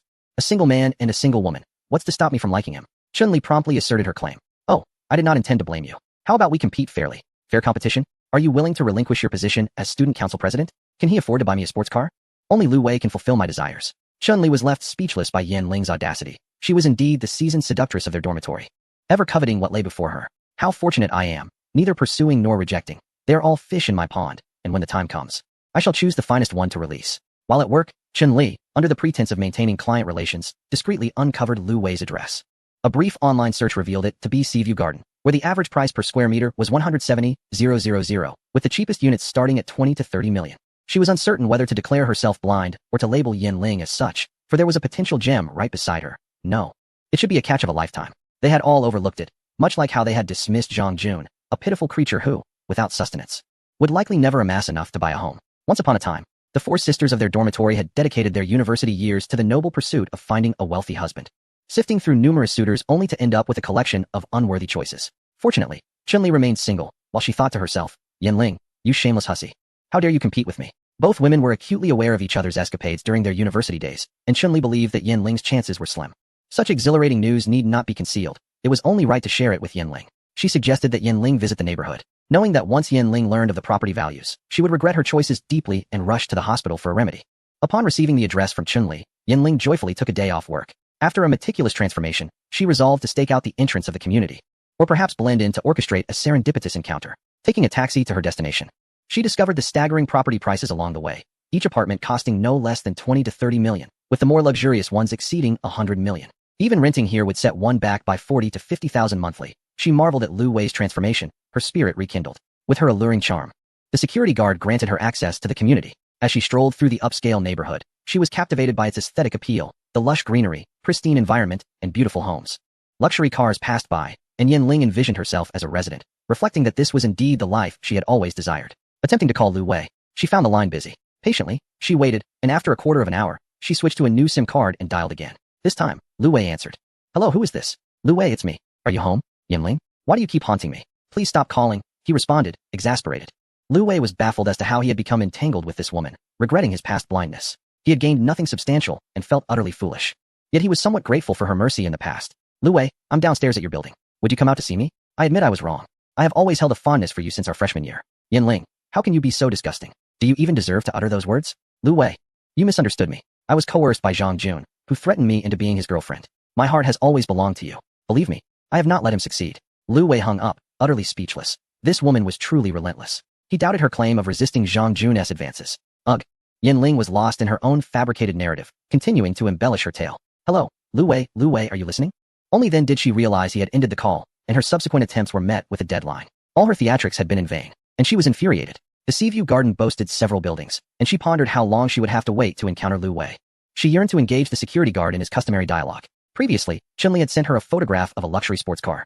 And if that car had graced their vicinity, she was determined to have the security guard divulge the owner's building, even the room number, thus enabling her to pinpoint Lu Wei with precision. To her dismay, however, the security personnel at this community were resolute in safeguarding client information. Despite revealing a significant portion of her allure, Yinling was only able to ascertain that the vehicle had indeed appeared within the premises. The guard steadfastly refused to disclose the building number, fearing termination from his position. The dilemma of choosing between a fleeting glance at a woman and a well-paying easy job proved to be an exercise in rationality. Frightened by Yinling's tactics, Lu Wei contemplated retreating for a few days and pondered whether to lodge a complaint against the property management for their lax security protocols. How astonishing that they had traced him to his very home. After confiding in Yang Wan about his impending trip to Hainan, she expressed her understanding, encouraging him to go. Subsequently, she returned to her own complex, vowing to come back once he returned. Lu Wei suggested she stay at the Seaview Garden, having already shared the access codes. But Yang Wan declined, preferring to wait for a better arrangement, as having a roommate was rather inconvenient. Thus, Lu Wei slipped away, soaring toward Hainan. Poor Yinling. Left to languish for several days in vain. Were it not for her vivid imagination, she might have given up entirely. Chapter 121. The film wraps upon learning that the financier, Lu Dad, was arriving. Shen Duyu excitedly granted the crew a half-day off, intending to personally greet him at the airport, accompanied by the film's leading lady, Chen Lu, to underscore his sincerity. At Sanya Airport, as Lu Wei emerged from the terminal donning sunglasses, a chic figure clad in a mask and baseball cap rushed towards him. "Darling, you're finally back.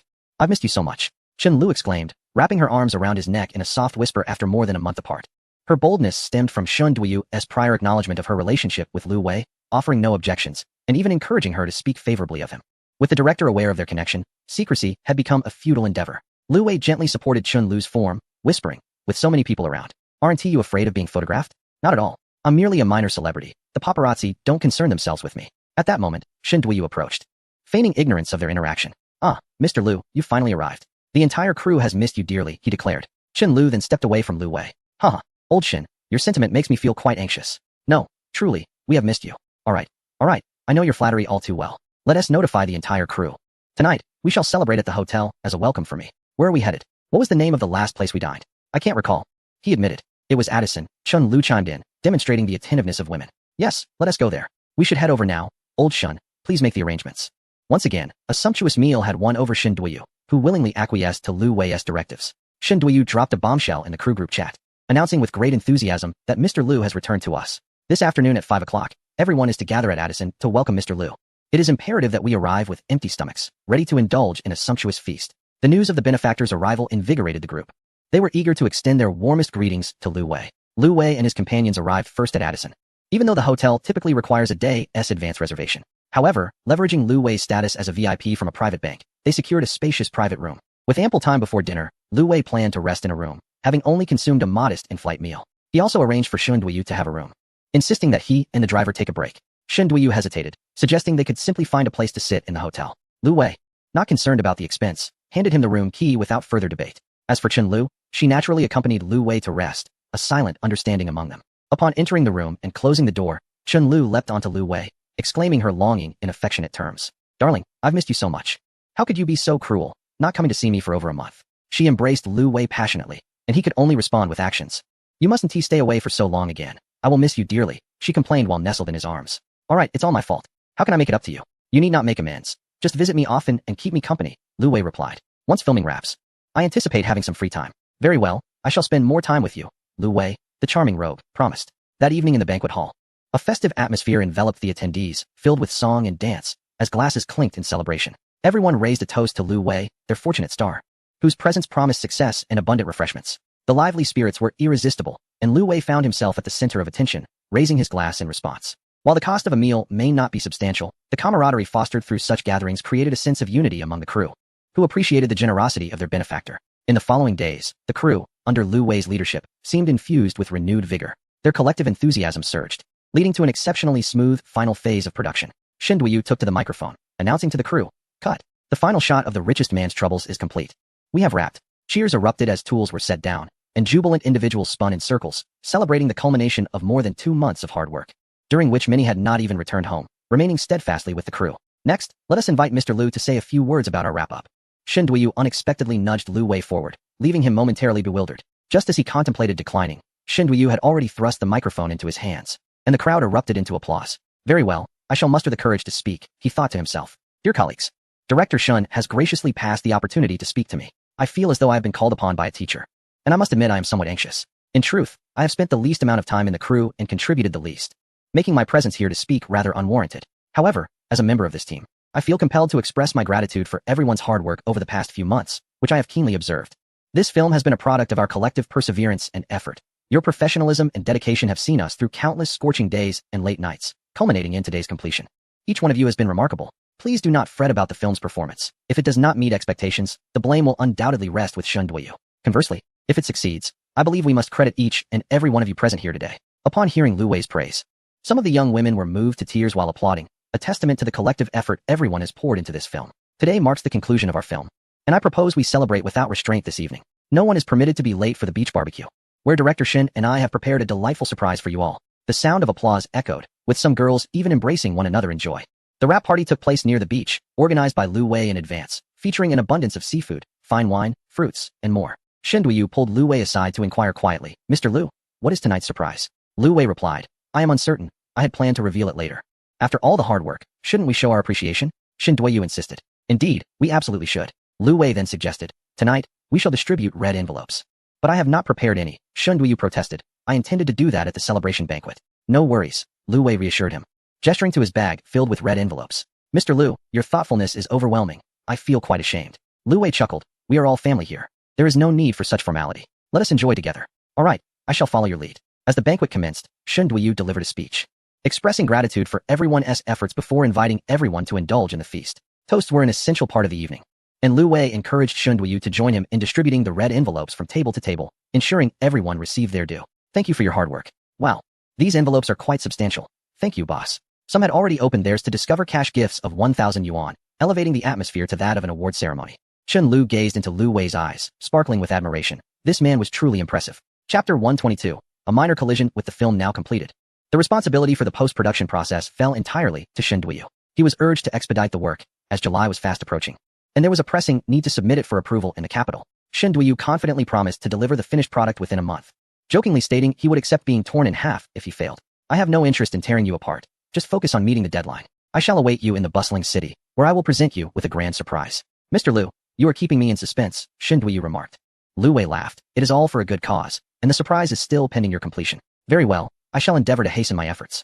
The other crew members can now take a respite, and the actors have completed their filming duties, awaiting the time for post-production promotion when they shall tour together across various locales. Chun Lu's management agency is also based in the bustling metropolis, and she intends to return with Lu Wei. In any case, she has a wealth of vacation days ahead of her, with 1 or 2 months entirely free.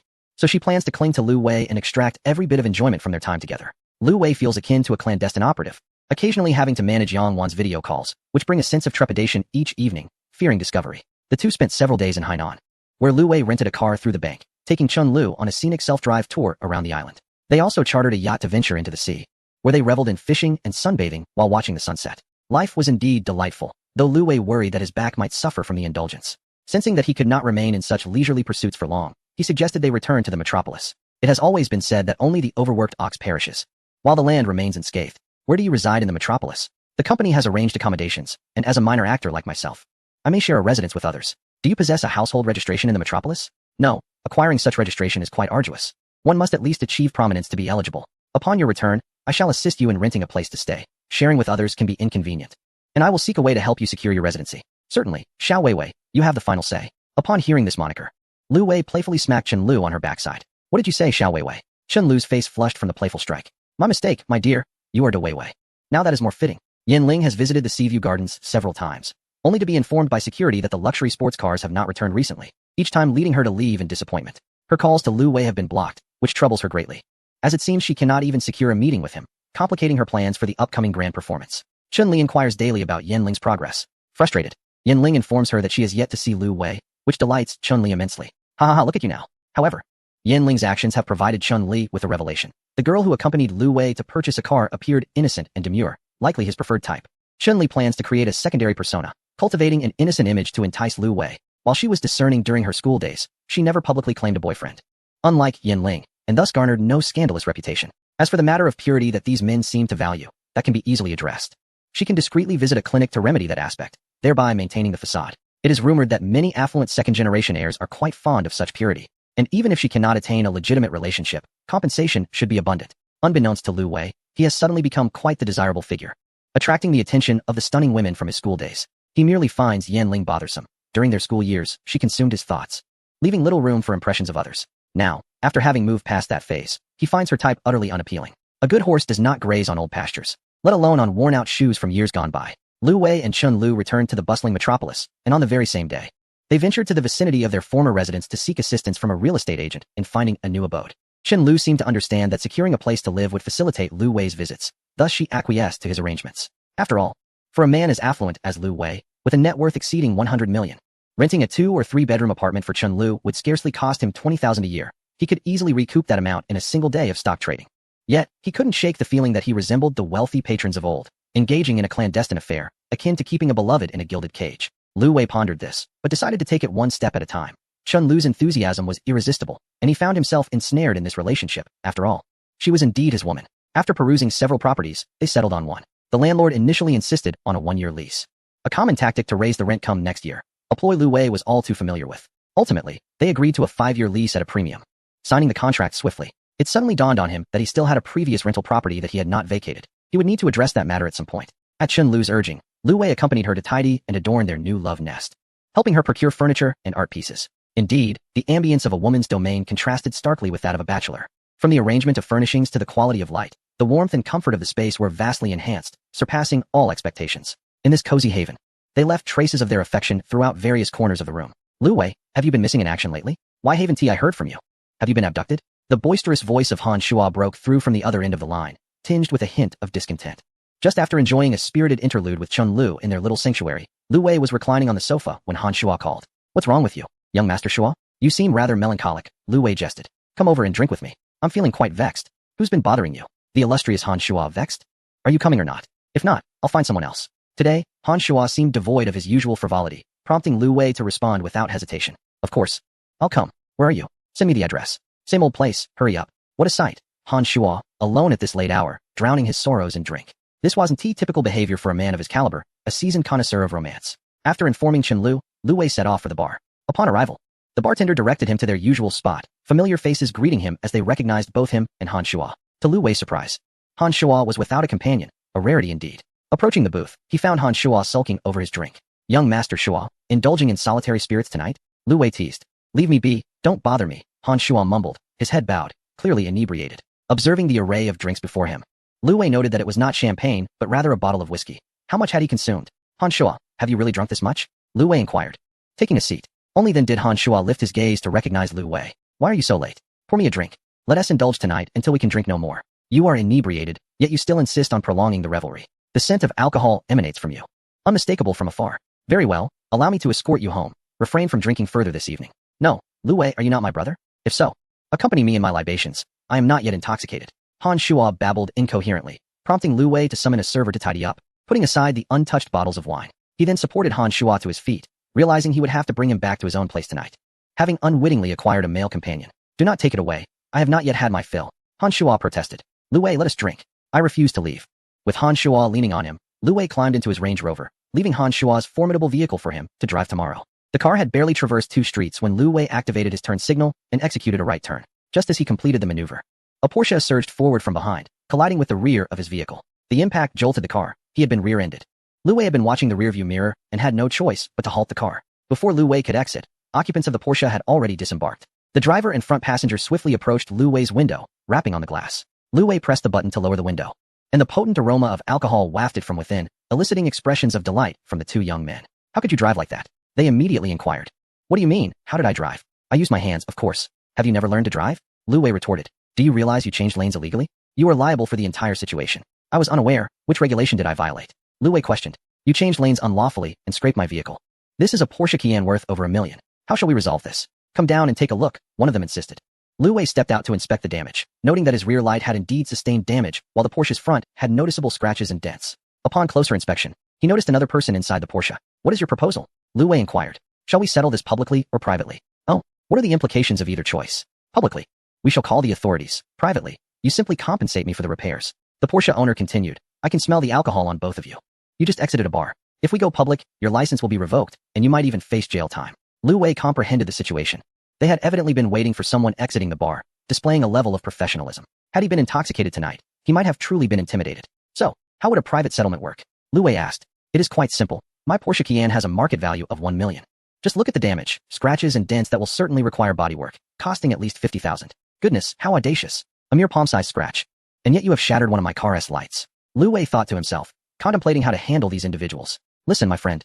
Your Range Rover suggests you are not short on funds, and you are aware of the expenses at a dealership. I am merely looking out for you. Having your license revoked means you will lose your driving privileges. Surely, you do not wish to hesitate over such a trivial amount. Seeing Lu Wei remain silent, the Porsche owner began to persuade him further. You have been drinking and driving, and also changing lanes illegally. If this becomes public, you shall bear the consequences.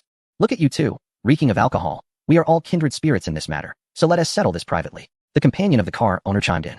Lu Wei began to grasp the nature of the situation. These two were intent on a clandestine resolution, excessively benevolent. Fine, let us settle it privately then. Your dilapidated vehicle has only sustained minor scratches. Demanding 50,000 is excessive. One of my headlights has been shattered, and repairing it will cost me at least 30,000.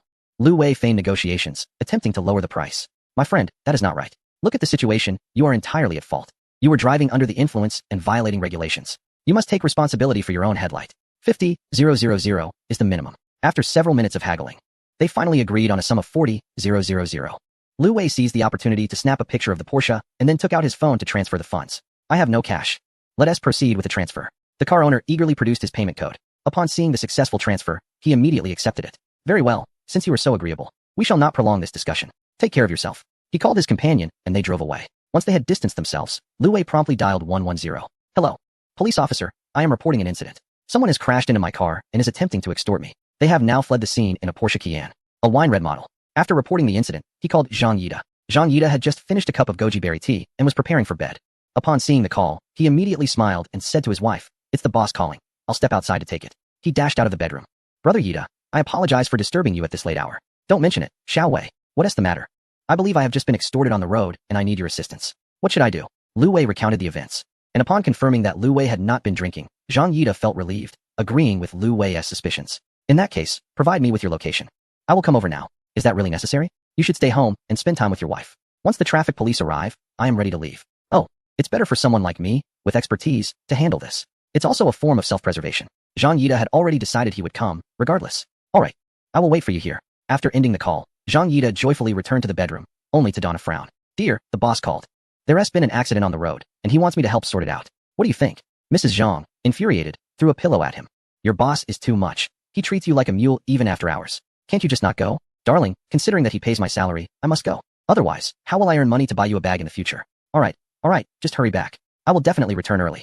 Zhang Yida happily changed his clothes and swiftly left, as efficient as ever. When the police arrived at the scene of the accident, they were met with a strong odor of alcohol emanating from the vehicle, igniting a sense of irritation within them, and their demeanor became somewhat stern. Car owner, come here and take a breathalyzer test. The instrument was presented for Lu Wei to blow into. After his first attempt, the device did not emit any alarms, indicating he had not consumed alcohol. The traffic officer appeared puzzled. Could the machine be malfunctioning? After restarting the device, Lu Wei blew into it once more, yet again. No alarm was triggered. Have you not been drinking? The officer inquired. I have not, Lu Wei replied. I am a law-abiding citizen and I understand the dangers of driving under the influence. Then why is there such a strong smell of alcohol on you and in your vehicle? My friend was intoxicated, and I came to pick him up. Hence the scent clung to me, Lu Wei explained. After hearing this, the officer began to record Lu Wei's statement, and he recounted the events in general terms. Why did you not report the incident to the authorities and instead chose to give them money? The officer questioned, perplexed. I felt they were pressuring me to settle privately, which suggested they were habitual offenders, so I decided it was prudent to gather some evidence. Very well. We will review the surveillance footage and will notify you of any developments. When Zhang Yida arrived, they proceeded to the nearby police station and completed another statement. With Zhang Yida present, the questioning was considerably simpler. Lu Wei had not consumed a drop of alcohol, making their destination irrelevant. Upon exiting the police station, Lu Wei expressed his gratitude to Zhang Yida for his presence. Brother Yida, I truly appreciate you coming out at this late hour. Haha, no need for formalities. You have my boss in your vehicle. Who knows, I might just receive a raise for this. Lu Wei chuckled at the inebriated man who was completely oblivious. Let us head back. You should return to accompany your wife. Upon hearing this, Zhang Yida's expression shifted to one of alarm. Lu Wei, this man is exceedingly heavy when intoxicated. I fear you might struggle to assist him alone. Allow me to accompany you. After a brief moment of consideration, Lu Wei agreed, realizing that just moments ago, he had found it quite taxing to support the weighty figure.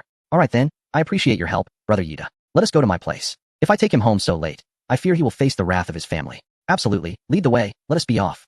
Zhang Yida cheerfully entered his vehicle and concocted an excuse for his wife, advising her to retire early. The two of them assisted the heavy-set Han Shuo up the stairs. It was Zhang Yida's first visit to Lu Wei's home, and he was taken aback by Lu Wei's affluent lifestyle. surprised to discover that this young entrepreneur resided in a riverside mansion. They deposited Han Shuo into a guest room, hoping he would not regurgitate. Lu Wei and Zhang Yida settled in the living room to chat, boiling water to prepare a remedy for sobriety, and Lu Wei asked if Zhang Yida desired a drink. How about we indulge a little? Zhang Yida suggested. Brother Yida, are you not returning home tonight? You know the plight of married men. A few drinks tonight will conveniently excuse me from returning home and help me avoid a predicament, Zhang Yida awkwardly explained. Lu Wei was bewildered, not fully grasping what predicament he referred to. The two of them drank quite a bit, and the following day, it was a call from the police station that roused Lu Wei from slumber, informing him that the individuals who had attempted to extort him the previous night had been apprehended and asking him to come and identify them. The efficiency was unexpected. The other two involved did not show up for work that day, and Han Shuo was still asleep while Zhang Yida was already awake. Lu Wei roused Han Shuo, who appeared utterly bewildered. Upon hearing Lu Wei recount the events, he could only exclaim in disbelief at the absurdity of encountering such an incident while intoxicated. Upon arriving at the police station, the situation became even more comical. The Porsche owner is indeed genuine, and the extortion is equally authentic. These individuals hail from affluent backgrounds, yet have recently developed a penchant for gambling, devising a scheme to earn quick money. They specifically target luxury vehicles parked outside bars, trailing behind anyone they suspect may have indulged in alcohol, strategically timing their rear-end collisions. Over the past 2 months, their ploys have proven successful multiple times, raking in over 300,000. They never anticipated their downfall would come at the hands of Lu Wei. After receiving the money last night, they immediately sought revelry, only to awaken this morning in custody. Chapter 124. Han Shuo's distress. Why did you drink so much last night? Lu Wei inquired, observing the wan demeanor of Han Shuo. Brother, it's tough. My youthful years are slipping away, Han Shuo lamented. Huh, your youth? Thrown to the dogs? Lu Wei retorted, incredulous. My mother is pressuring me into blind dates. My days of being single are drawing to a close. Your mother is forcing you into matchmaking? Lu Wei exclaimed, astonished. Goodness. How old are you? Goodness, I'm only 28, in the prime of my youth. There are so many lovely ladies awaiting my affection. How can I be compelled to enter the grave so early? Then let me express my condolences. Perhaps you should rent a yacht for some fun, Lu Wei suggested. Instantly revitalized, Han Shuo nodded eagerly. Absolutely. Let us go right now. Aren't you worried? I must seize every moment. Every additional romantic encounter is a victory. Han Shuo replied cheekily. Yida, are you coming along? I can arrange for 2 for you, Zhang Yida said, swallowing hard as he contemplated his decision. Perhaps I'll just observe? He proposed tentatively. Just observe? Yes, merely to observe. I have no intention of engaging. I'm curious to witness the lavish lifestyle of my boss, Zhang Yida affirmed, nodding vigorously. Zhang Yida, you realize this could cost you your salary. Knowing too many secrets about the boss, Han Shuo jested. In families like Han Shuo's, it is often essential for children to form strong alliances, frequently leading to arranged marriages. For the sake of familial interests, upon reaching a certain age, one must acquiesce to their parents' matchmaking endeavors. Many may envy the notion of a prince marrying a Cinderella. Yet the reality is that more often than not, the prince enjoys a brief romance before turning to wed a princess from a neighboring realm. Compatibility in social standing and mutual capability constitutes the essence of class-based unions. This time, his family had arranged for him to meet the daughter of a business partner. When his parents presented her photograph, Han Shuo slumped onto the sofa. Oh dear, this is truly a heavy burden. She is indeed a lady of wealth, and I could scarcely lift her. Son, when assessing a person, don't merely focus on appearances. This young lady is plump and robust. She will surely bear you a healthy child. His mother enumerated her virtues, as Han Shuo listened with tear-filled eyes, feeling as though he had been sentenced to death. Seizing the opportunity, his mother promptly arranged a face-to-face meeting for the two. Under the pressure of maternal insistence, Han Shuo reluctantly attended, tears in his eyes. The date was nearly suffocating. He couldn't manage a single bite of food, all of it consumed by the young lady. No wonder she was an heiress. While it's said that being able to eat is a blessing, this girl truly had an insatiable appetite. Was this blessing perhaps a bit excessive? After finishing dinner, Han Shuo excused himself, claiming he had matters to attend to at the company, and headed to the bar to drown his sorrows in alcohol. Today, he remained uncertain about how to return home and explain things to his mother. Why is there such a stark difference in aesthetics across generations? Are you enamored with the wealthy heiress or her fortune? Shuo, do you have a photograph? I'd like to catch a glimpse. Lu Wei, undeterred, was eager to see what kind of heiress had captivated him. I can hardly eat, let alone have a photo. Do you think I want to face nightmares tonight? Han Shuo appeared to be haunted by shadows. You must not breathe a word of this. Otherwise, you'll forfeit your bonus, he added, remembering to threaten Zhang Yida, who merely nodded, suppressing his laughter. Shuo, take heart. Lu Wei comforted, patting him on the shoulder. Help me brainstorm ideas, or I might truly be finished. I find your suggestions typically useful. Ah, you've caught on to that, Han Shuo replied. Given his long history of mingling with women, Lu Wei assumed he would surely devise a solution and did not intend to offer one himself. Let us put that aside for now. I've arranged a yacht with the bank, but I lack resources for an ambience team. What should I do? Lu Wei had rented a yacht for the evening through his private banking VIP assistant, Li Wanqing, but he was reluctant to involve her in arranging an ambience team, as he did not want to tarnish his reputation. By the way, Shuo, during our last banking gathering, there were several attractive client managers. They have respectable jobs and are intellectuals. Why not pursue them? Your mother might approve. Please, spare me. My parents seek a match of equal standing. If only I could make the decisions. Unless one day my assets surpass theirs, then I would have the final say. Han Shuo shook his head, elaborating on his familial status. Alright, let us not dwell on that. What if we have the yacht, but no ladies? I shouldn't have gone through the private bank. We should have gone directly to the dock. There must be bars nearby. Lu Wei lamented his decision. The private bank only saved him a bit of effort without offering much more.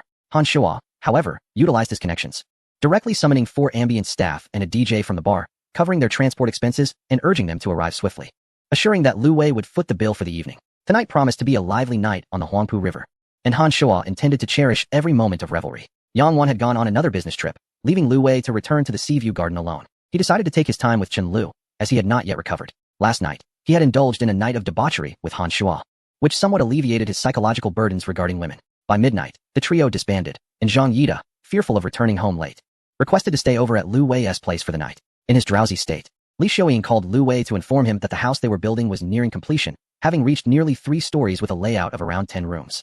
She urged Lu Wei to make decisions regarding the decoration. With such an attractive house being constructed, they did not wish to merely slap on some paint and tiles like others in the village. That would squander the exquisite architectural design. Li Xiuying was in a hurry.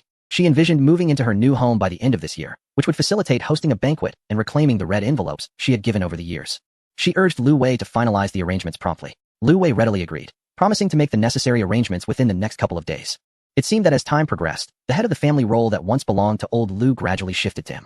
His parents began to seek his counsel on family matters, entrusting him with decisions. Perhaps this was the essence of the responsibilities that accompany adulthood. There appeared to be numerous tasks awaiting attention at home, so he decided to assign some duties to Lu Ling. After all, those living nearby ought to contribute more. Suddenly, Lu Wei recalled that he had purchased a house for Lu Ling during the new year, and she still needed to oversee its renovation. Without hesitation, he transferred 3 million yuan to her account. Lu Ling was in the midst of a consultation when her phone buzzed. Habitually, she glanced at the screen, and upon reading the message, she sprang to her feet, startling the patient she was attending to. "Doctor, is my condition serious?" the patient asked, voice trembling with a hint of despair. "Oh, it's nothing to worry about, just a minor inflammation. I'll prescribe some medication. And a single 4 treatment today should suffice." Lu Ling, momentarily jolted by the message, quickly apologized to the patient for her abrupt reaction. "Regarding the house that was bought in the city, you can manage the renovations as you see fit. I will take care of the design for the house we are building. I'll ensure they coordinate with you. I've transferred some funds to you. Feel free to decide what you need." Lu Wei sent a message to Lu Ling on WeChat, alleviating her shock. "Brother, you nearly gave me a heart attack. Receiving such a substantial sum all of a sudden is quite overwhelming. Ha ha, enjoy it. If you need anything, just give me a call." After the new year, Lu Ling transformed significantly. She drove a fine car and carried a new handbag. Even her skincare products, which occasionally peeked out, sparked intrigue among her colleagues. Working in the same hospital, with a monthly salary of around 5,000 yuan, it was hard to believe she could afford such luxury, even if her bag was a high-quality replica. Some male doctors began to frequently find excuses to visit Lu Ling's office, borrowing items or bringing gifts, which only added to her frustrations. Upon returning from the bustling metropolis after the May Day holiday, she resolved to pursue her goal of taking the medical postgraduate entrance examination this year, aspiring to attend a prestigious university and eventually practice medicine in the same city. With her brother's current trajectory, their parents would likely be moving there as well, so she felt the need to keep pace with the family's progress. Chapter 125. A new round of financing. Lu Wei drove to Yang Xiaoti's shop to have his car lights repaired. The rear lights had been shattered by some ruffians, and he deemed it too unsightly to leave unaddressed. Chen Li, with a keen eye, spotted Lu Wei's vehicle and sensed that today presented a prime opportunity to seize. Previously, whenever Lu Wei visited the shop, she had been a mere background figure, quietly observing. Today, she could feign a chance encounter as classmates, adding him on WeChat and nurturing a friendship under the guise of camaraderie. While Lu Wei languidly awaited his car repairs, a sweet voice suddenly interrupted his thoughts. "Are you Lu Wei?" Lu Wei lifted his gaze and beheld a girl clad in uniform, her hair cascading like clear water, smiling as she spoke to him. "Oh, I am. And you are?" He recalled having seen her during a large class meeting in the past. "Are you also from the School of Management? A fellow student?" "Indeed, all our counselors are Mr. Zhuang." "Ah, if old Zhuang has been mentioned, then it is confirmed we are classmates." Hello, do you work here?" "Yes, indeed. We used to have a girl from your class in our dormitory, so I have heard of your illustrious reputation." Lu Wei felt a swell of pride.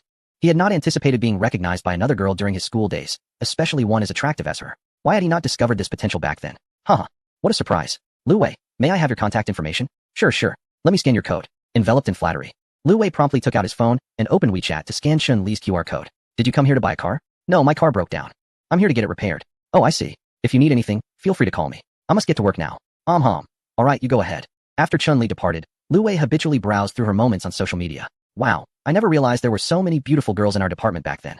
Unfortunately, he could only view her posts from the past month and wondered what she had been like during their school days. Chen Li successfully added Lu Wei using her alternate account, having cultivated relationships with men over the years. She was well aware of how to engage in conversation to captivate their hearts. The more eager one is, the more likely one can jeopardize the outcome. Yunling. "This time, dear sister, I have taken the lead. Await my congratulations." Shunli believed that after Lu Wei glimpsed her appearance and social media posts, he would initiate contact. However, as time passed and she occasionally checked her phone, no messages appeared. Lu Wei likely had no clue that he was her only friend on WeChat. Upon completing the car repairs, Lu Wei drove directly to the company, the architectural design firm in which he had invested. Hao Dejian and Yu Guiran had recently been exceedingly busy. They had secured a provincial market and were beginning to see preliminary results. Having implemented their model across several provinces over the past few months, they had proved the profitability of their approach. The company's finances were now trending toward profitability, yet to expand nationwide, they lacked sufficient capital. Calculating that each province required an initial investment of 1 million, they estimated needing around 20 million to capture a significant market share. One strategy was to proceed cautiously, focusing on managing the markets they had acquired and expanding the company's profitability. Alternatively, they could seek further financing, taking advantage of the current competitors' unawareness to broaden their reach. Lu Wei walked directly to their office, knocking on the door. "Come in." Upon entering, he noticed they did not immediately respond until they raised their heads in surprise. "Mr. Lu, what a pleasant surprise. Are you both quite busy? I hope I'm not interrupting." "Not at all. We were just hoping to discuss something with you." "Well, it appears I have arrived at an opportune moment. Is there something concerning the company?" Lu Wei intended to consult a designer for the renovation of his villa, but soon learned that they were facing challenges.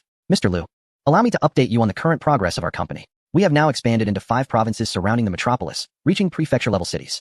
During these months of promotion, we have adopted a competitive design fee of 49 yuan per square meter, significantly lower than market rates. In April alone, we successfully completed 500 design contracts, yielding a total revenue of 367 million yuan and covering approximately 75,000 square meters. In May, our performance saw a notable increase, with a total of 200 contracts finalized, generating a revenue of 82 million yuan and encompassing around 180,000 square meters. We anticipate a growth of over 50 in June, with our current gross profit margin standing at approximately 40.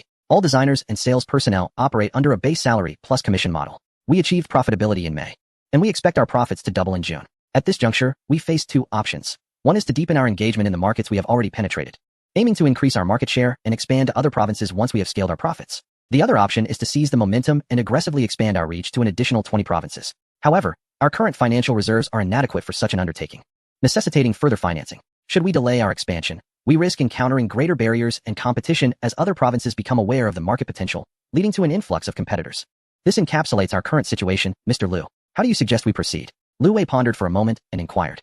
How much funding would be required to expand into 20 provinces? If we pursue this expansion, we plan to raise 20 million yuan by offering 20 equity. Our current valuation can reach 100 million yuan. Given our commitment to this path, we must strive for significant growth and aim to become a unicorn.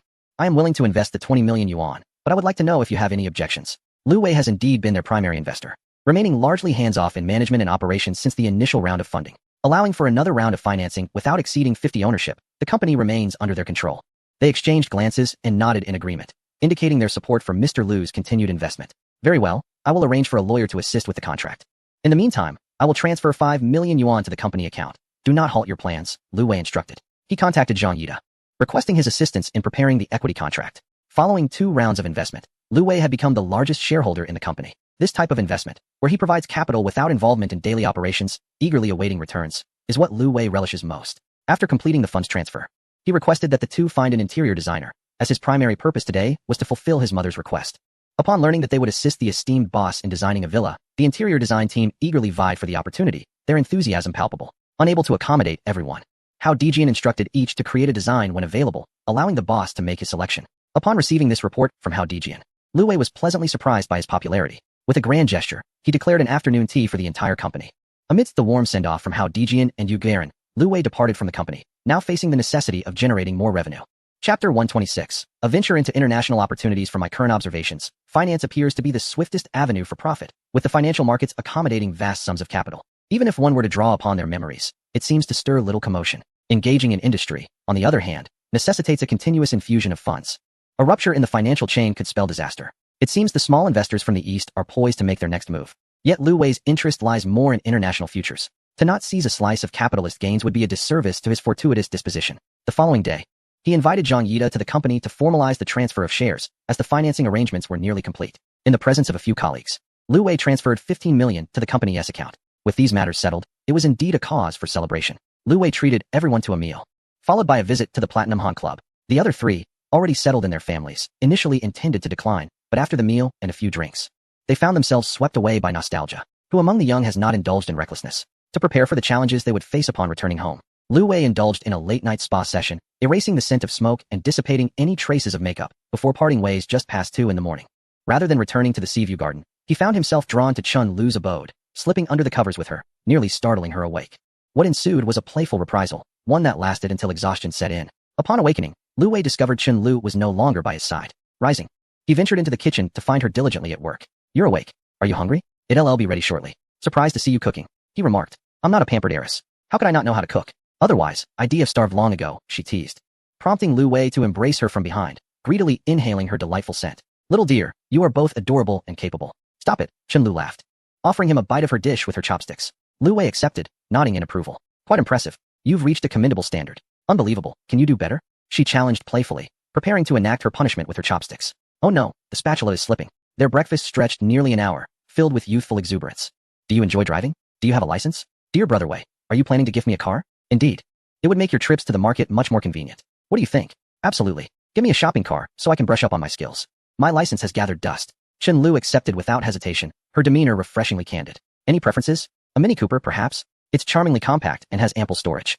"Such modest aspirations. Wouldn't you prefer a Porsche?" "No, I'm merely an up-and-coming actress. Driving something so extravagant would be too ostentatious. It would scream that I've been sponsored. Why overthink it? Choose what you like. If you want a sports car, I shall procure one for you." "Thank you. Dear brother, I truly adore that Mini." "Very well, let us go to view the car this afternoon." A sweet kiss on the cheek from Chun Lu to Lu Wei ensued. The Mini, a BMW, is likely not available at Yang Xiaoti's luxury car dealership, so it would be prudent to visit a nearby BMW dealership instead. Lu Wei promptly searched for one on the map. Upon entering the showroom and beholding the actual vehicle, Lu Wei could not help but smile, though Chun Lu seemed quite enamored. "Are you certain you desire this?" Lu Wei inquired with a grin. "What are you laughing at?" Chun Lu retorted playfully. "It truly suits your petite nature, so dainty." Lu Wei then whispered something teasingly to Chun Lu, provoking her to playfully scold him. "Are you eager to experience it?" Chun Lu challenged, leaning closer. Lu Wei nodded but expressed concern about the car's limited capacity. Only a car on the lot could fulfill Lu Wei's requirements. Yet this particular model was rather niche, so it was quickly brought out from the garage. After a brief test sit, he realized it was indeed quite snug, yet he sighed contentedly, "As long as you like it." Chun Lu, observing his awkwardness inside the vehicle, smirked mischievously and licked her lips, which stirred something within Lu Wei. After purchasing the car, Lu Wei found himself unable to return home, as Chun Lu insisted he stay, along with many other belongings. Determined to visit Hong Kong, Lu Wei felt a compelling urge to delve into international finance after having been immersed in the financial market for quite some time. Upon Yang Wan's return from her business trip, Lu Wei picked her up and took her back to the Seaview Gardens. It had been a while since they had seen one another, making their reunion all the more delightful. Lu Wei, feeling sympathetic towards Yang Wan's frequent travels, inquired if she wished to take a break from work. "Not working? Are you going to support me?" Yang Wan teased. "Indeed, I would support you for a lifetime." Lu Wei replied, playfully pinching her nose. "Women should have their own careers, otherwise, life would resemble that of a caged bird. Do you wish for me to be like those wealthy wives, spending frivolously on beauty and shopping?" "I cannot endure such a thought." Yang Wan articulated her aspirations, revealing her ambition, as her frequent business trips attested. "How about I start a company, and you manage it?" Lu Wei proposed, recalling his earlier intention to establish an investment firm akin to Han Shua's. "Absolutely. You establish it, and I shall be the boss lady. I shall reign supreme in the company," she exclaimed with enthusiasm. "Huh, I shall commence this endeavor soon, and when I do, I wonder how Han Shua will feel about me pilfering you away." "What a distasteful way to phrase it," Yang Wan exclaimed, playfully seizing Lu Wei, igniting a playful skirmish.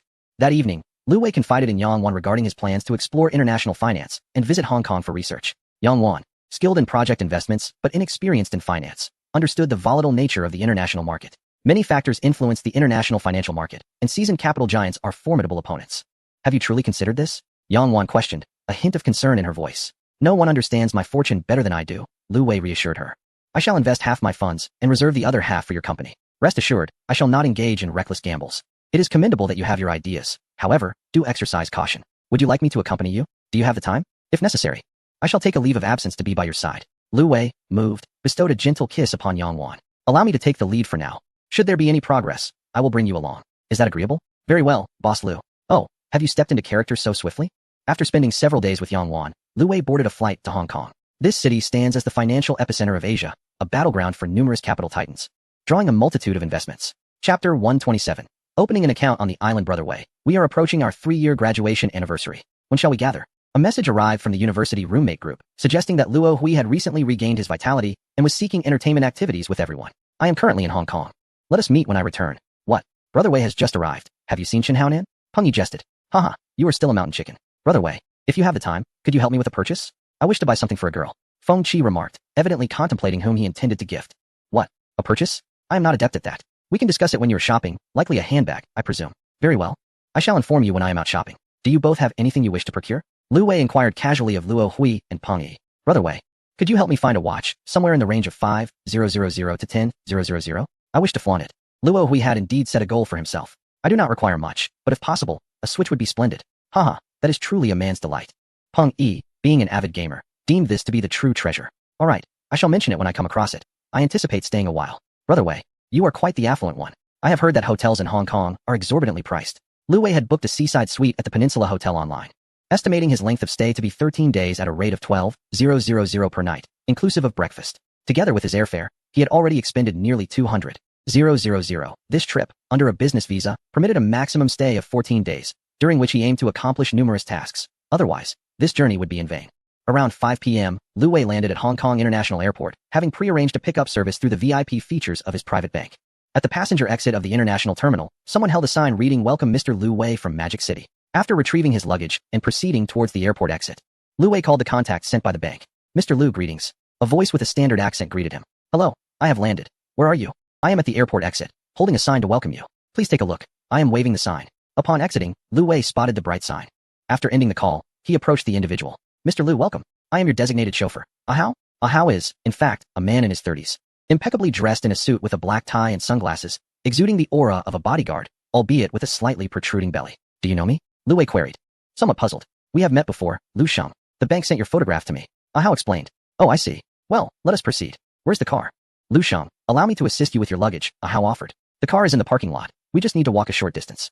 Ahao took Lu Wei's luggage with great eagerness and led the way. As they made their way to the Peninsula Hotel, Ahao conversed incessantly, enthusiastically sharing insights about the sights and culture of Hong Kong, which alleviated Lu Wei's fatigue. Considering that he might require a driver for the upcoming days, he thought it wiser to rely on someone familiar. He placed a call to the private banking customer service, requesting them to arrange for Ahao to be on standby for the next 10 days. The customer service promptly facilitated the request, informing him that the dedicated driver would cost 3,000 HKD per day. Upon hearing that he was hired, Ahao beamed with delight, thumping his chest and vowing to provide excellent service to Lu Sheng, ensuring he experiences the charm of Hong Kong Island. Upon arriving at the Peninsula Hotel, Ahao assisted Lu Wei with his luggage to the entrance, advising him to call if he needed anything, assuring him of a swift response. The Seaview room at the Peninsula Hotel was indeed splendid. Although it was already dark upon arrival, the shimmering lights along the coastline and the distant stars were still visible.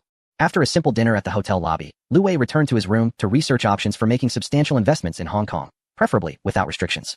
He made a video call to Yang Wan to inform her of his safety. Not at home, Yang Wan transformed into a formidable professional, and after a brief exchange, she excused herself, stating she needed to review some materials, blowing him a kiss before disconnecting.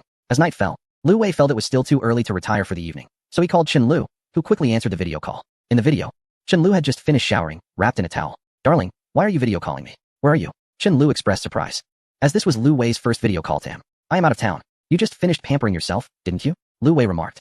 "Why did you go so far without taking me? I want to go out and have fun too." Chen Lu complained with a hint of longing. "Don't worry. I'm here for business this time. I promise to take you next time," Lu Wei assured him eagerly. "Little Lulu, your skin looks so fair. Did you know that?" Lu Wei teased. "Haven't you seen it countless times already?" Chen Lu shot him a playful glare. They continued their video conversation for over an hour, leaving Lu Wei exhausted, and he fell asleep immediately after ending the call. The following morning, at a branch of China Construction Bank located in Tsim Sha Tsui, Lu Wei had just approached the entrance when someone opened the glass door for him. "Hello, sir. How may I assist you today?" A young lady in uniform, her hair elegantly styled and adorned with a badge displaying the bank's logo, greeted him with a polite smile. The courteous professionalism of her smile drew Lu Wei's gaze momentarily towards her chest, where the badge was displayed. Zhang Shui, a name that resonated well with the Cantonese style. "I wish to open an account in Hong Kong." "Sir, are you from the mainland? Your Mandarin is quite impressive." "Indeed. I have come to Hong Kong to explore and perhaps consider some investment opportunities. Please, allow me to explain the necessary documents and procedures for opening an account. May I ask how you would like to be addressed?" "My surname is Lu, sir, as a mainland resident. There may be additional procedures and requirements for opening an account. Let me show you the bank's regulations. Please check if you have the relevant documents with you." Zhang Shui handed Lu Wei a notice regarding account opening, which left him somewhat bewildered. "As a VIP client of your bank in the mainland, I wonder if I can simplify this process." "Ah, you are a VIP client of our bank in the mainland? Could you please provide me with your ID number for verification?" Lu Wei provided his ID number, and Zhang Shui entered it while listening. In no time, she retrieved Lu Wei's information. "Oh my, a diamond bachelor?" Stealing a glance at Lu Wei, her expression softened. "Lu sir, would you like something to drink?" "A cup of coffee, please." "Oh, the benefits of this status are remarkable. I already have coffee in no time."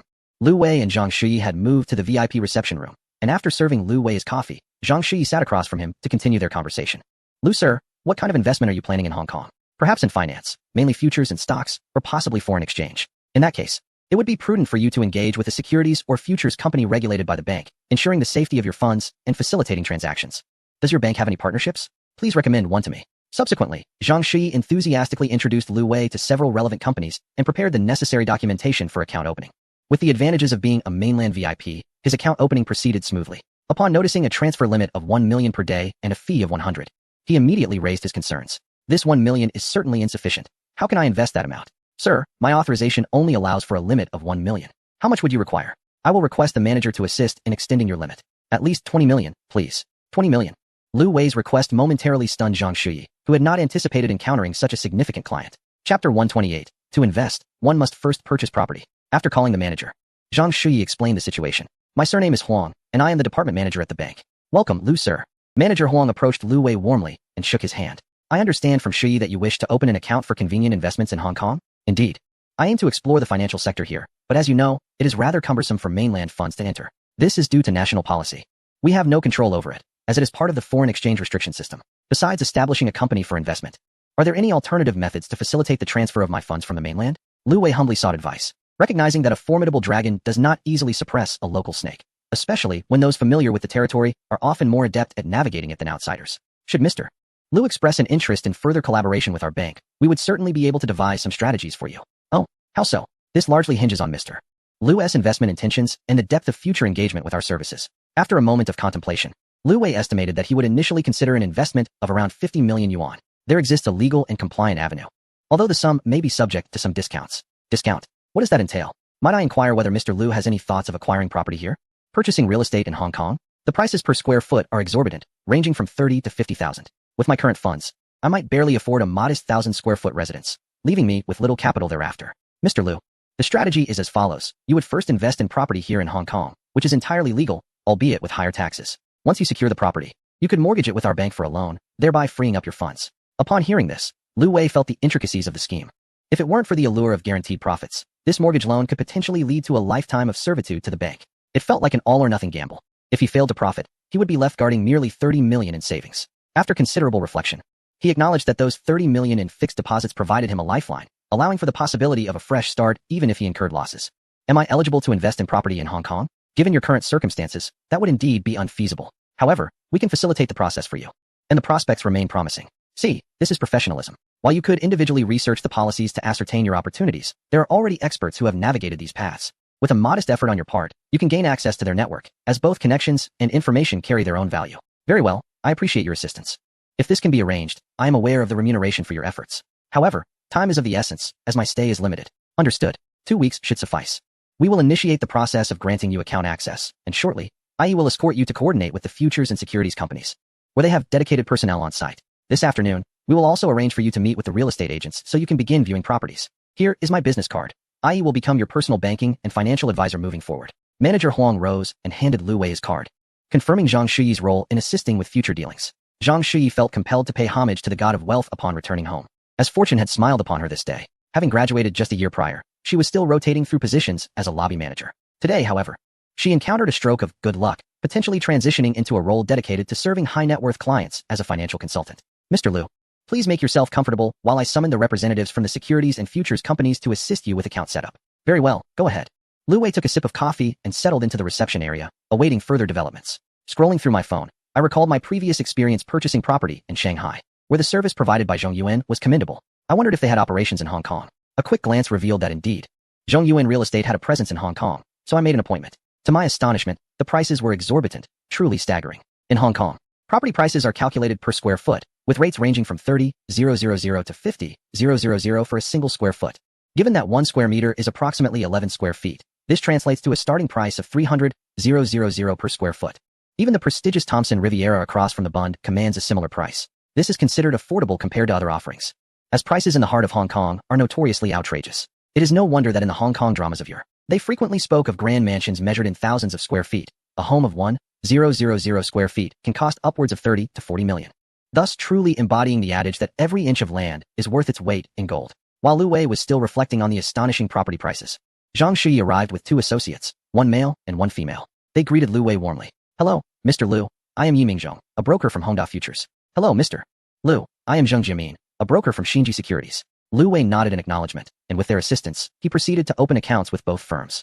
As a VIP client of a private bank, the fees were relatively low, and the futures company offered leverage up to 20 times, while the securities firm allowed a financing ratio of 1:3. Lu Wei was pleased with this outcome, with a 20-fold futures leverage. An investment of 50 million could yield an operational limit of 1 billion. His eyes sparkled at the thought of 1 billion, a staggering concept.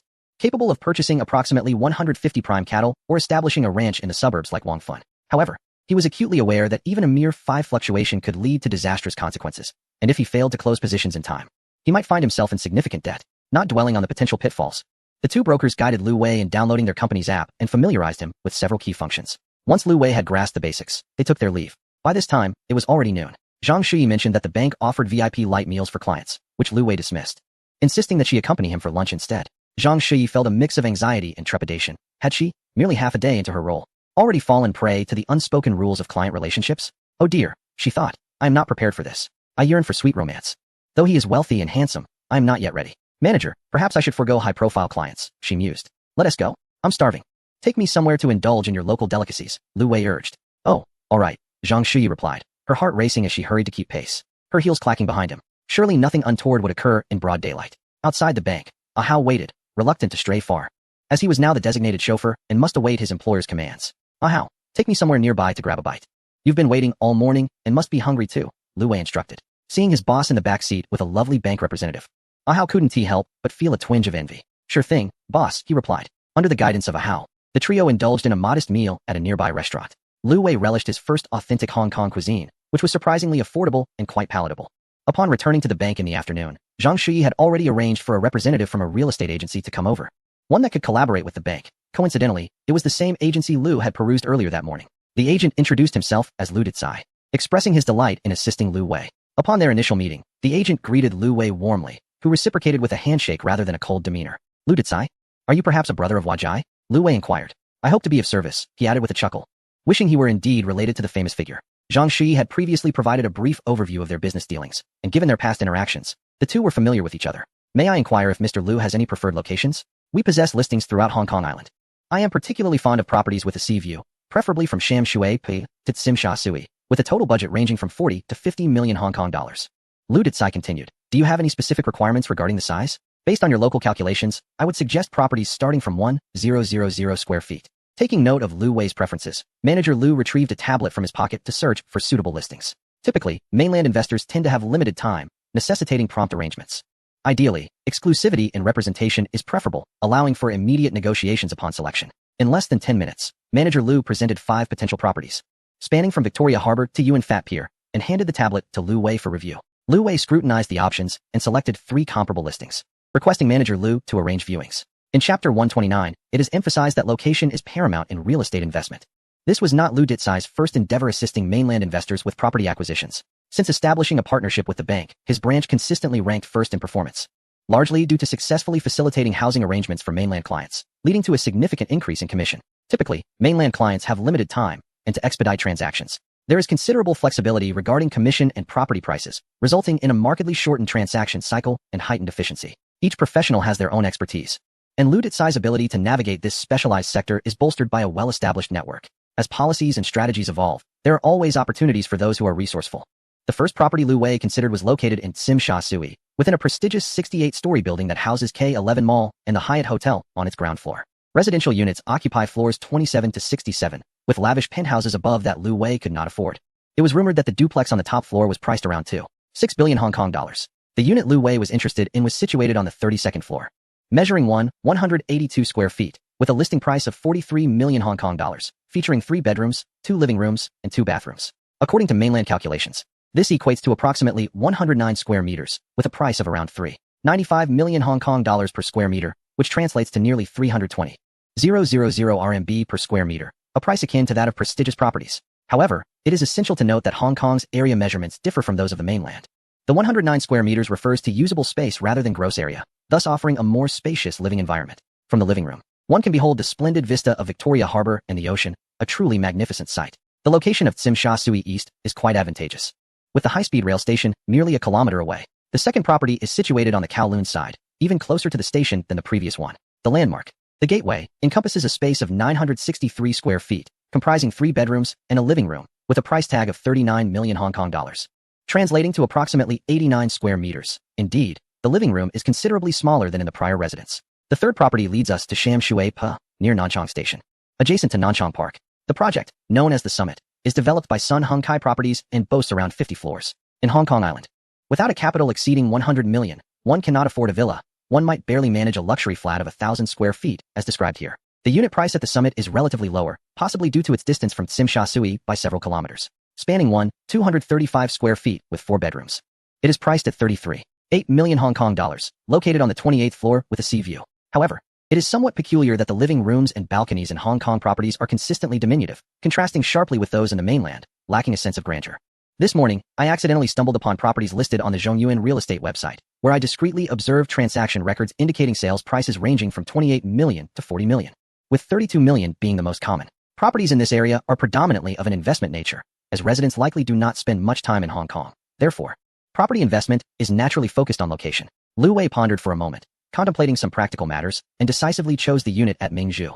Believing it would be easier to sell in the future, he pulled Lu Dekai aside and whispered, "For the Mingzhu unit, could you assist me in negotiating the price down to below 40 million? I will personally reward you with 1 million as a fee." Lu Dekai's eyes sparkled, clearly. This remuneration piqued his interest, as not only would he sell the property, but he would also receive a substantial windfall. Bargaining is indeed his forte. Lu Sheng, are you serious? A gentleman's word is his bond. If you do not believe me, I can provide a deposit up front. In Hong Kong, the commission is around 2. And considering the need to assist mainland investors with procedures to legally avoid taxes, approximately 10 is required. This is significant, as if the property were purchased by mainland investors. A 30 property tax would apply, amounting to around 12 million in taxes, which is quite substantial. Through channels with intermediaries and banks, one ultimately only needs to spend around 5 million to resolve the matter, which is a considerable saving. Isn't that enticing? When signing the agency contract, Lu Wei instructed Lu Dekai to include a clause stipulating that if identity issues prevent the purchase of the property, resulting in the contract's non-fulfillment, then his deposit and agency fee must be fully refunded. Although Lu Wei was anxious, he could not afford to be careless. The worst-case scenario would be an inability to purchase. However, the money must not be lost. Such a blatant loss is unacceptable. Even if the other party is one of the leading intermediaries on the island, should any unscrupulous behavior arise, it would be impossible to seek recourse, and the money could simply vanish. After signing the contract, Lu Wei first converted $50,000 US dollars from his futures account into 100,000 Hong Kong dollars, transferring it to Lu Dekai's account. This 100,000 is a modest sum. Losing it would not be a significant concern. According to the terms of the agency contract, the deposit required for securing his identity must be paid in advance. This sum is intended for property acquisition and can be transferred from a mainland account directly into the account of the other party. Once Lu Detsai negotiates the price, the commission can then be settled. Subsequently, the involvement of a law firm will be handled by the agency, allowing Lu Wei to comfortably await his turn to sign at the hotel. That evening, Lu Wei treated 3 individuals to dinner, leaving Lu Detsai immensely grateful for such a generous client.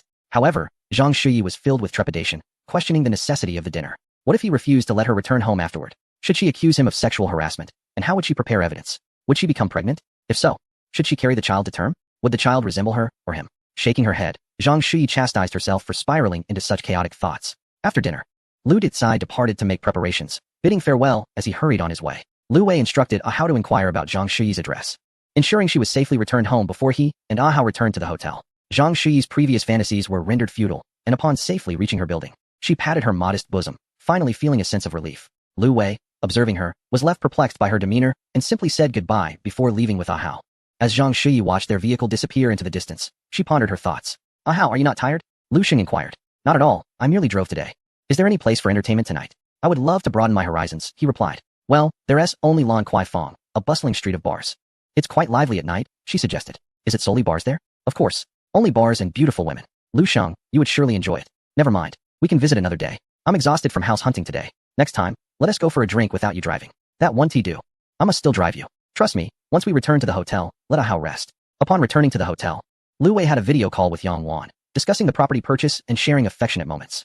However, Yang Wan remained somewhat reserved, refusing to reveal anything, leaving Lu Wei's ardor unquenched. After Yang Wan fell asleep, he sought out Chen Lu for some interaction, which finally brought him some solace. The following day, it seemed no one sought him out, prompting Lu Wei to have Ahao drive him around aimlessly, sampling famous local delicacies until the afternoon.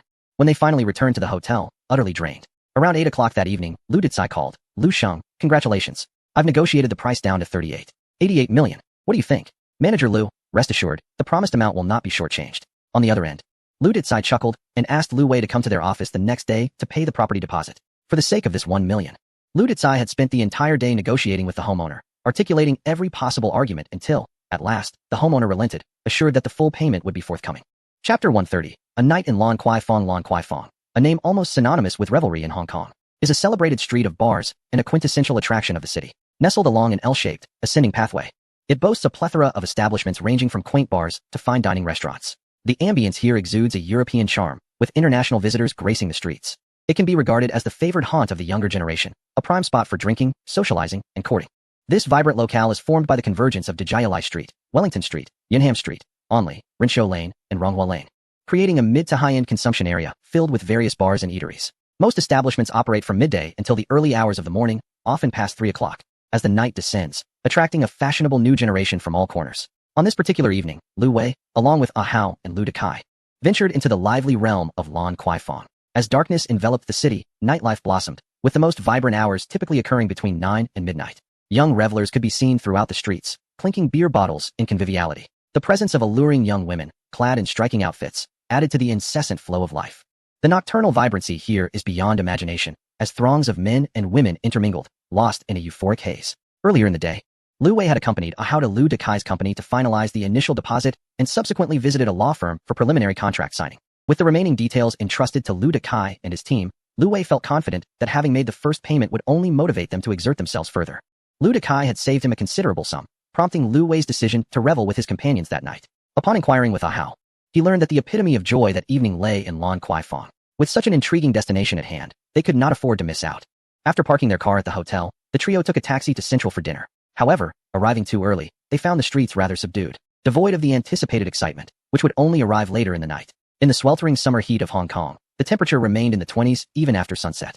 The young women gracing the streets donned refreshing attire, minimal yet captivating, leaving much to the imagination. The bars here presented a different vibe compared to those in Shanghai, where Lu Wei, having mingled in the nightlife scene alongside Han Shuo for quite some time, had developed a keen sense for the atmosphere. His previous experiences had primarily involved drinking and engaging with the ambience, without ever having ventured onto the dance floor. The bars in Lan Kwai Fong tended to be smaller. Yet as the night deepened, they brimmed with patrons. Young men and women, drinks in hand, swayed rhythmically to the pulsating beats of the DJ. Though Ah Hao was slightly older, he too had known his youth well and was familiar with which venues attracted the most lively crowds and the most beautiful women. He led them to a bar famously known as the Butterfly Bar, and indeed, upon entering, Lu Wei was met with an astonishing sight, an assembly of stunning women from around the globe, mingling with the captivating beauty of the East.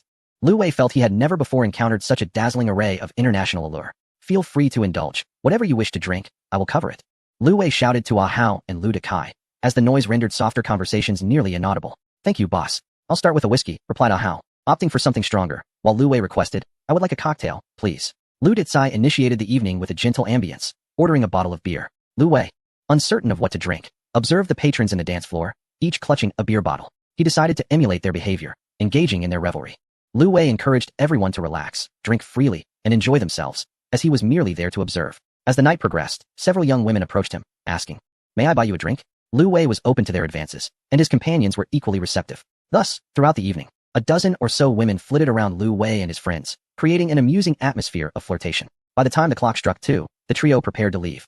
Though a few women lingered nearby, their intentions unmistakable. You can decide for yourself. I'll take a taxi back to the hotel, Lu Wei whispered to Ah Hao, leaving Lu Dicai to navigate his own course, having already settled the tab. Boss, I'm sorry, but you should head back to the hotel on your own. I'll take you out to experience some other attractions tomorrow, Ah Hao said, looking conflicted before apologizing to Lu Wei. Haha, it's fine, just stay safe. Lu Wei reassured him. The women, who had been eyeing Lu Wei, felt a tinge of disappointment. He, the benefactor of the evening, did not take the initiative to invite anyone. They were open to sharing, yet regrettably, he seemed indifferent. The allure of his foreign appearance was met with a mix of intrigue and apprehension. Ultimately, they opted to leave early. The legendary allure of a foreign encounter remained a mere curiosity, especially as they watched Lu Wei depart. After bidding farewell to his friends, Lu Wei swiftly exited, hailing a taxi that whisked him back to the hotel. The intoxicating sights around him were tempting, but he knew staying longer might lead to missteps. He sent a message to Chun Lu during the ride, but after several minutes without a reply, he surmised she had fallen asleep. Thus, he returned to his hotel room to shower and unwind, hoping to temper the effects of the alcohol.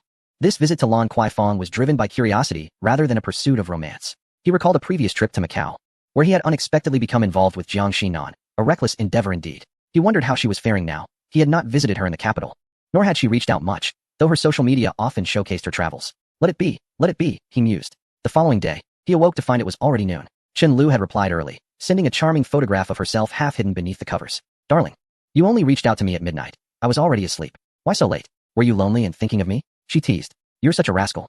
I've been missing you. When will you return?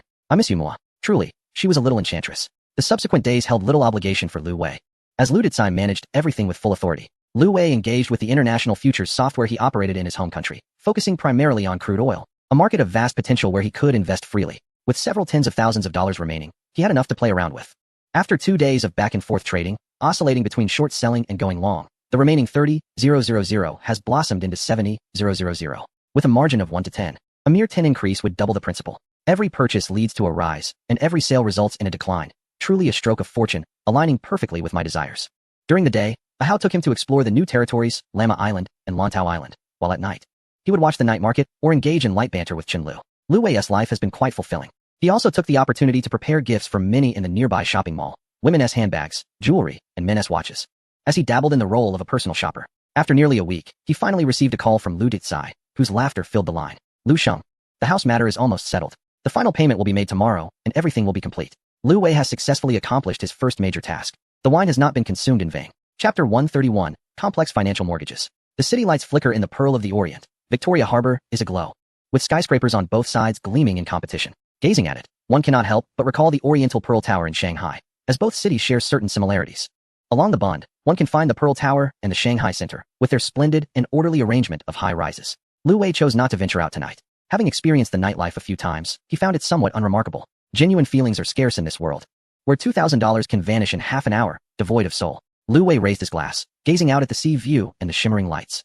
Suddenly engulfed by a sense of loneliness. In a foreign place, he felt as if he were shrinking into this small space, easily susceptible to nostalgia. No, this won't do. I am too young to feel lonely. He hastily sought a conversation with Xiaowan. The housing matter was nearing its conclusion. He was curious about how to secure funding from the bank. Hey Lu Wei, are you drinking? On the other end of the video call, Yang Wan had just finished showering and was drying her hair with a towel. I don't know what else to do. Just drinking alone in the hotel to drown my sorrows. Are you not going out to explore? I've heard that Hong Kong's nightlife is vibrant, especially in Lan Kwai Fong, which is bustling with bars. I've never been to one and would love to see it. Yang Wan mused. But there is no one to accompany me. What is the point of going alone? I regret not bringing you along. Then I would have company every day. It's too late now. I said I would accompany you, but you didn't want to. Yes, I regret it now. It's too late. When you have time later, I will definitely take you around to explore the world. You just want to flatter me. Yang Wan laughed joyfully. I miss you so much. Xiaowan, I miss you too. Could you comfort me a bit? How to comfort you? A kiss, perhaps? Mua. Yang Wan sent a playful air kiss. That is not enough. I want more. What do you want? Under Lu Wei's persistent coaxing, and with his silver tongue working its magic, Yang Wan finally conceded. With a gentle flick of her garment, she revealed her form, causing Lu Wei's eyes to widen like saucers, missing no detail as he stood at attention.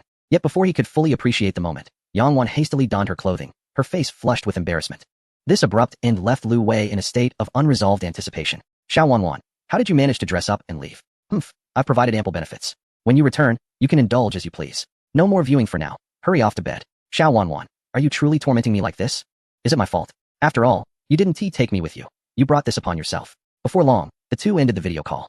Yang Wan needed her beauty sleep, as her days were perpetually occupied. Lu Wei's predicament remained unresolved, and he found himself at a loss. He felt tantalized and sought out Chen Lu instead. Little Lu, what are you up to? He inquired. Oh dear, you're being so sweet. I'm just applying a facial mask, she replied. Hee, I was thinking of you, you know. This morning someone mentioned missing Xiao Wei, so I thought I'd send my regards, he said teasingly. You're tempting me again. Where are you? In a hotel, of course. Are you alone? Absolutely. How else could I video chat with you? Hee, are you missing me? Chen Lu asked in a flirtatious tone, making Lu Wei shiver. Her voice was enchanting, akin to that of a voice actress. Yes, I am. Then, let me show you something as a reward, shall we? Sure. Lu Wei looked at the screen with eager anticipation. Suddenly, little Lu appeared in the frame, causing Lu Wei to swallow hard. Stunning. Truly worth the countless hours I spent thinking of you, filling me with renewed vigor. What followed was an exhilarating interaction, and they only succumbed to fatigue after a lengthy session before drifting off to sleep. Lu Wei had come to finalize the last payment for the property, along with various taxes and fees, totaling nearly 45 million Hong Kong dollars, which converted to approximately 35 million in RMB. The formal sales contract had been validated by the law firm, and he was merely awaiting his agent to finalize the property deed. Upon inquiring with Lu Ditsai, he discovered it would take at least 2 months to receive the deed. Goodness, 2 months? I'll be gone in just a few days. What's the point of this investment? I've not made a profit, but rather spent over 30 million. Lu Wei felt this was an egregious waste of time. He had no leisure to wait. Ditsai, you must expedite the deed as processing. Your share will be waiting when I return for it. Rest assured, Lu Sheng.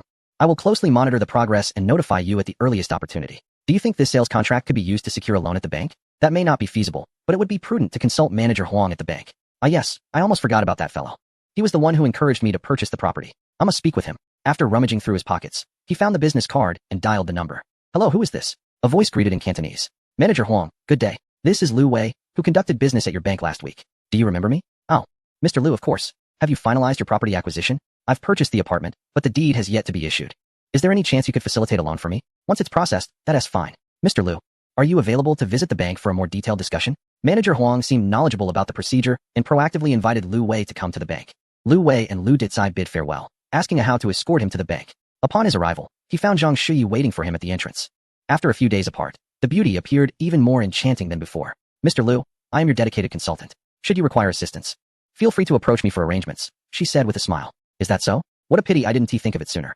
I must ensure that a lovely lady like you is not kept waiting next time. Lu Wei jested, causing Zhang Shuyi to blush. Leading Lu Wei to the VIP reception room, Zhang Shuyi summoned Manager Huang. Manager Huang, why the suspense? This matter is quite urgent. Lu Wei expressed his impatience. Mr. Lu, I did not anticipate your eagerness to invest. Hence, my prior suggestion was to purchase property and subsequently mortgage it at the bank, allowing for the release of funds. Please remain calm. There are indeed alternative solutions, Huang reassured him. Oh, what other solutions might there be? Lu Wei inquired. Given your VIP status at our private bank, combined with the sales contract, we can collaborate with a partner brokerage or futures company to secure a financing guarantee, Huang explained. Is the process complicated? Lu Wei asked. Not at all. There are precedents for this. However, be advised that the discount may be lower. If you use the property deed as collateral, you could secure approximately 80 of the loan. With guaranteed financing, you might only obtain around 60, he elaborated. After contemplating, Lu Wei calculated that 60 would amount to around 24 million Hong Kong dollars. Should he engage in futures trading at a tenfold leverage, it could yield an impressive 2 billion Hong Kong dollars. Very well, 60 it is. When can you arrange this? He asked. It can be processed today, and the funds could be in your account as early as tomorrow, Huang replied. Let us proceed immediately. I must return in a couple of days. So we shall focus on futures for now, postponing the securities, Lu Wei stated, feeling the urgency with only 3 days left until his deadline. Securing 24 million Hong Kong dollars, which translates to less than 20 million yuan, was manageable as he still had funds in Shanghai, providing him with peace of mind that he could retain his property in Hong Kong. Subsequently, Manager Huang contacted the manager of Hongda Futures to handle the transactions at the bank. Under the watchful eyes of the three parties, the contract was swiftly drafted. Lu Wei used his property sales contract as collateral for Hongda Futures, which would then secure a loan from the bank, albeit the funds would be deposited solely into Hongda Futures' account. The entire procedure felt convoluted to Lu Wei, and he struggled to grasp it fully. It was no wonder financial scams were so prevalent. The complexity could leave one utterly exposed. Once everything was finalized, Lu Wei treated the group to dinner, where Zhang Shuyi's cheeks flushed with color from the drinks. As they were leaving, Manager Huang playfully nudged Zhang Shuyi towards Lu Wei, leaving him bewildered. Is this a test for me? Am I truly the kind of person who can withstand such trials? He thought to himself, feeling quite unprepared for any challenges in that regard. On their way back after escorting Zhang Shuyi, Lu Wei chatted with Ahao.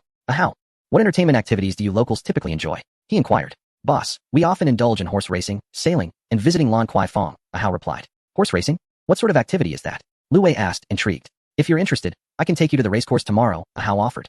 Chapter 132. Betting at the racecourse. Horse racing, a quintessential facet of Hong Kong's culture, also known as running horses, is overseen by the Hong Kong Jockey Club, seamlessly intertwining sports with gambling. Anyone who has viewed films from the 1990s featuring Hong Kong will likely have encountered scenes depicting the act of placing bets on horses. A group of individuals, clutching newspapers and wielding large mobile phones, would make a call to place a wager on horse number 1. In Hong Kong, races predominantly take place at 2 locations, Happy Valley and Sha Tin. Happy Valley boasts a more storied history, situated in the heart of Hong Kong Island. The Hong Kong Jockey Club stands as one of the most prestigious social clubs in the region. Why is it so esteemed? Notable figures such as the chief executive and the wealthiest tycoons are members, which speaks volumes about its exclusivity. Prominent families within Hong Kong's elite circles invariably participate in the club, and membership is highly coveted. Prospective members must be recommended by existing members. With a total of 200 select members, and the number of new applicants each year is limited. It represents an upper-class social milieu. Without membership, one is deemed out of the loop. The general populace can only engage in the games crafted by the affluent, where they may observe the races or place bets on horses, drawn by the allure of substantial prizes on display, naturally enticing those who dream of striking it rich. Ahao arrived to fetch Lu Wei, as they had arranged to visit the Jockey Club today. The races at Happy Valley commence after 7 p.m., making it a night event. After enjoying a buffet breakfast at their hotel, they set off. Happy Valley is located in Causeway Bay, reportedly established during the late Qing dynasty, a testament to colonial influence. The first horse race was conducted here post-Opium War, and it has continued annually ever since. Tickets can be purchased on site, priced at 10 Hong Kong dollars for general seating and 150 Hong Kong dollars for member seating. Ahao typically opts for the more economical $10 seats. But Lu Wei wished to experience the members section and requested him to procure 2 tickets. The hall screen displayed a wealth of information. Lu Wei examined the horse names, finding them rather amusing. Following each horse's number were whimsical names such as Wealth and Power and Unwavering Resolve, alongside odds for winning bets. Curious about the meaning of win, Lu Wei inquired once Ahau returned with the tickets. Ahau meticulously explained the nuances of betting at the club.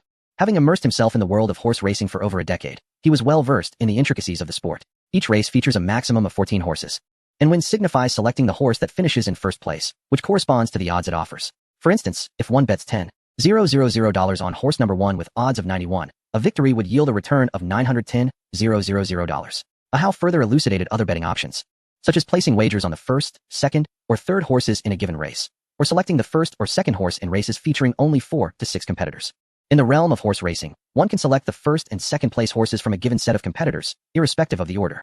The pinnacle of excitement is undoubtedly the triple trio, which involves correctly predicting the first, second, and third place horses across 3 consecutive races, thereby winning a staggering jackpot of at least 10 million Hong Kong dollars. Mathematically speaking, the odds of winning the triple trio, with each race featuring 14 entrants, are approximately 1 in 40 million, significantly lower than the 1 in 14 million odds associated with the lottery's grand prize. Lu Wei has begun to grasp some of the intricacies and regulations of the game. Ahau, what do you typically prefer to bet on? He inquires. For a safer choice, I opt for placing bets on positions. For a thrill, I go for the win and the triple trio. I tend to wager more on the win, Ahau replies. Boss, the triple trio hasn't been won in recent days, and the pot has accumulated to 40 million.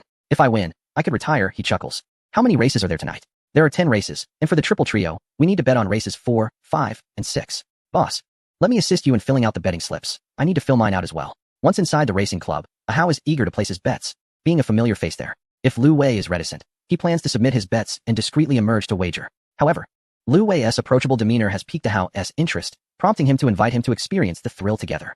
Ahau hands Lu Wei several slips for him to fill out while he begins placing bets on his favorite horses. Lu Wei glances at the information on the screen, noting that the odds for a win hover around 530 to 1. The more popular a horse is, the lower its odds, while those deemed less favorable attract higher odds.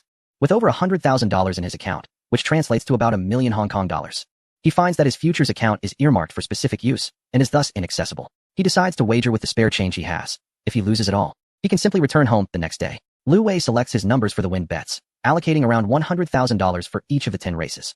With a knowing smile, he settles on a horse named Ji Dao Huang Long for the first race. After approximately 10 minutes of filling out their slips, both have completed their bets for the triple trio. They proceed to the ticket booth to place their wagers. Ahau places a bet of 3,000 Hong Kong dollars, which he considers quite generous compared to his usual 100. With recent bountiful earnings, he indulges himself this time. Lu Wei, on the other hand, places $10,000 on each win bet and casually bets 100 on the triple trio for fun, as the minimum bet is $10. While he may not be knowledgeable about horses, he is willing to test his luck. After completing their transactions and receiving their betting slips, the two ascend to the members' lounge to watch the races. As the clock approaches 7, the grandstand is already teeming with spectators.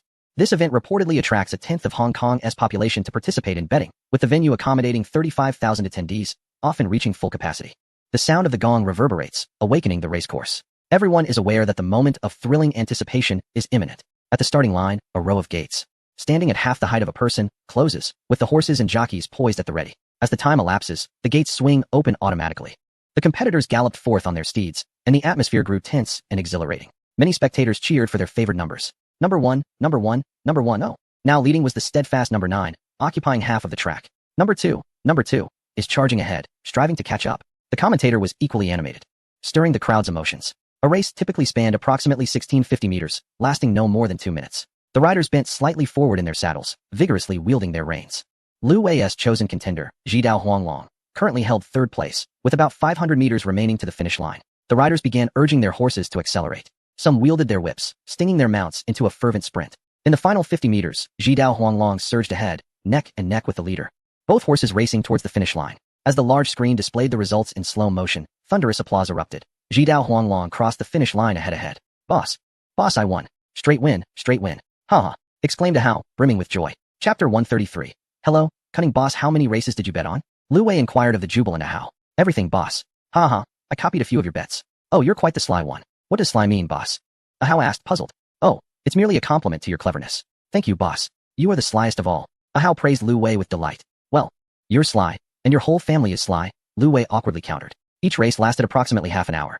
But the actual racing time was only 1.5 to 2 minutes, with the rest spent in rest and anticipation. It is no wonder that an entire evening is required to conduct 10 races. However, it seems that the jockeys who finish first receive substantial prizes, explaining their tireless enthusiasm for their evening work. In the first race, the straight win odds were 31. Lu Wei placed a bet of 100,000 Hong Kong dollars, which could yield a return of 1 million Hong Kong dollars. His expenses for the evening were entirely recouped. His visit was not in vain. Cautious bettors typically wait until the conclusion of one race before wagering on the next, as there is about a 15-minute interval to place bets. Lu Wei was indifferent to continuing his betting, primarily there for the experience. However, Ahau quickly dashed off to increase his stakes after his initial victory.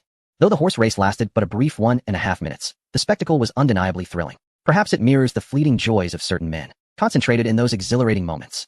After watching 2 races, the initial excitement began to wane. After all, only a few minutes of action had transpired in an hour. Ahau had been back and forth, winning 2 straight bets, lamenting his decision not to wager more. During the intermission, he promptly rushed to the betting counter to raise his stakes for the upcoming races. Lu Wei, feeling rather bored, chatted with Yang Wan and others on WeChat.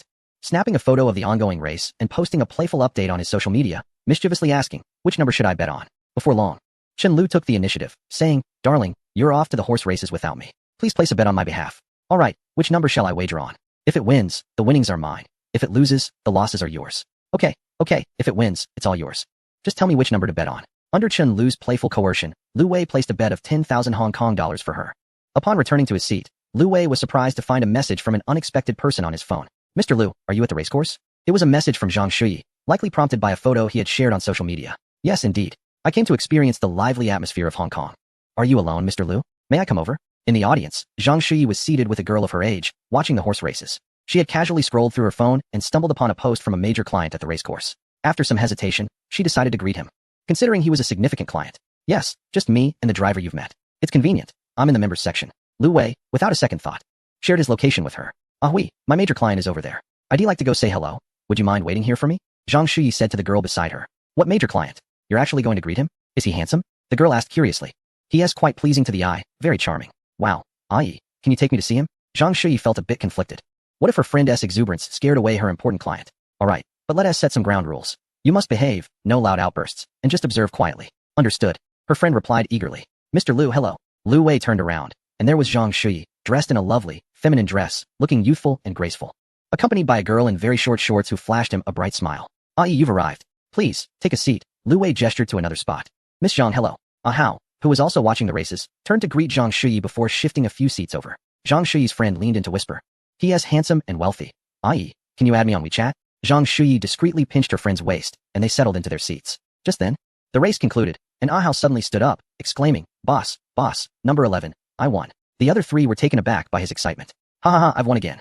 I'm so thrilled. Please forgive my exuberance. Ahau, did you win? Zhang Shuyi asked incredulously, staring at him in surprise. Thanks to the boss. I followed his bets today and won 3 times. I'm on a roll. Boss, you're quite shrewd. Following you means there's meat to eat. Ahau couldn't he help but compliment Lu Wei. Mr. Lu, you've won 3 times too? Zhang Shuyi inquired skeptically. Just luck. Let us keep it low-key.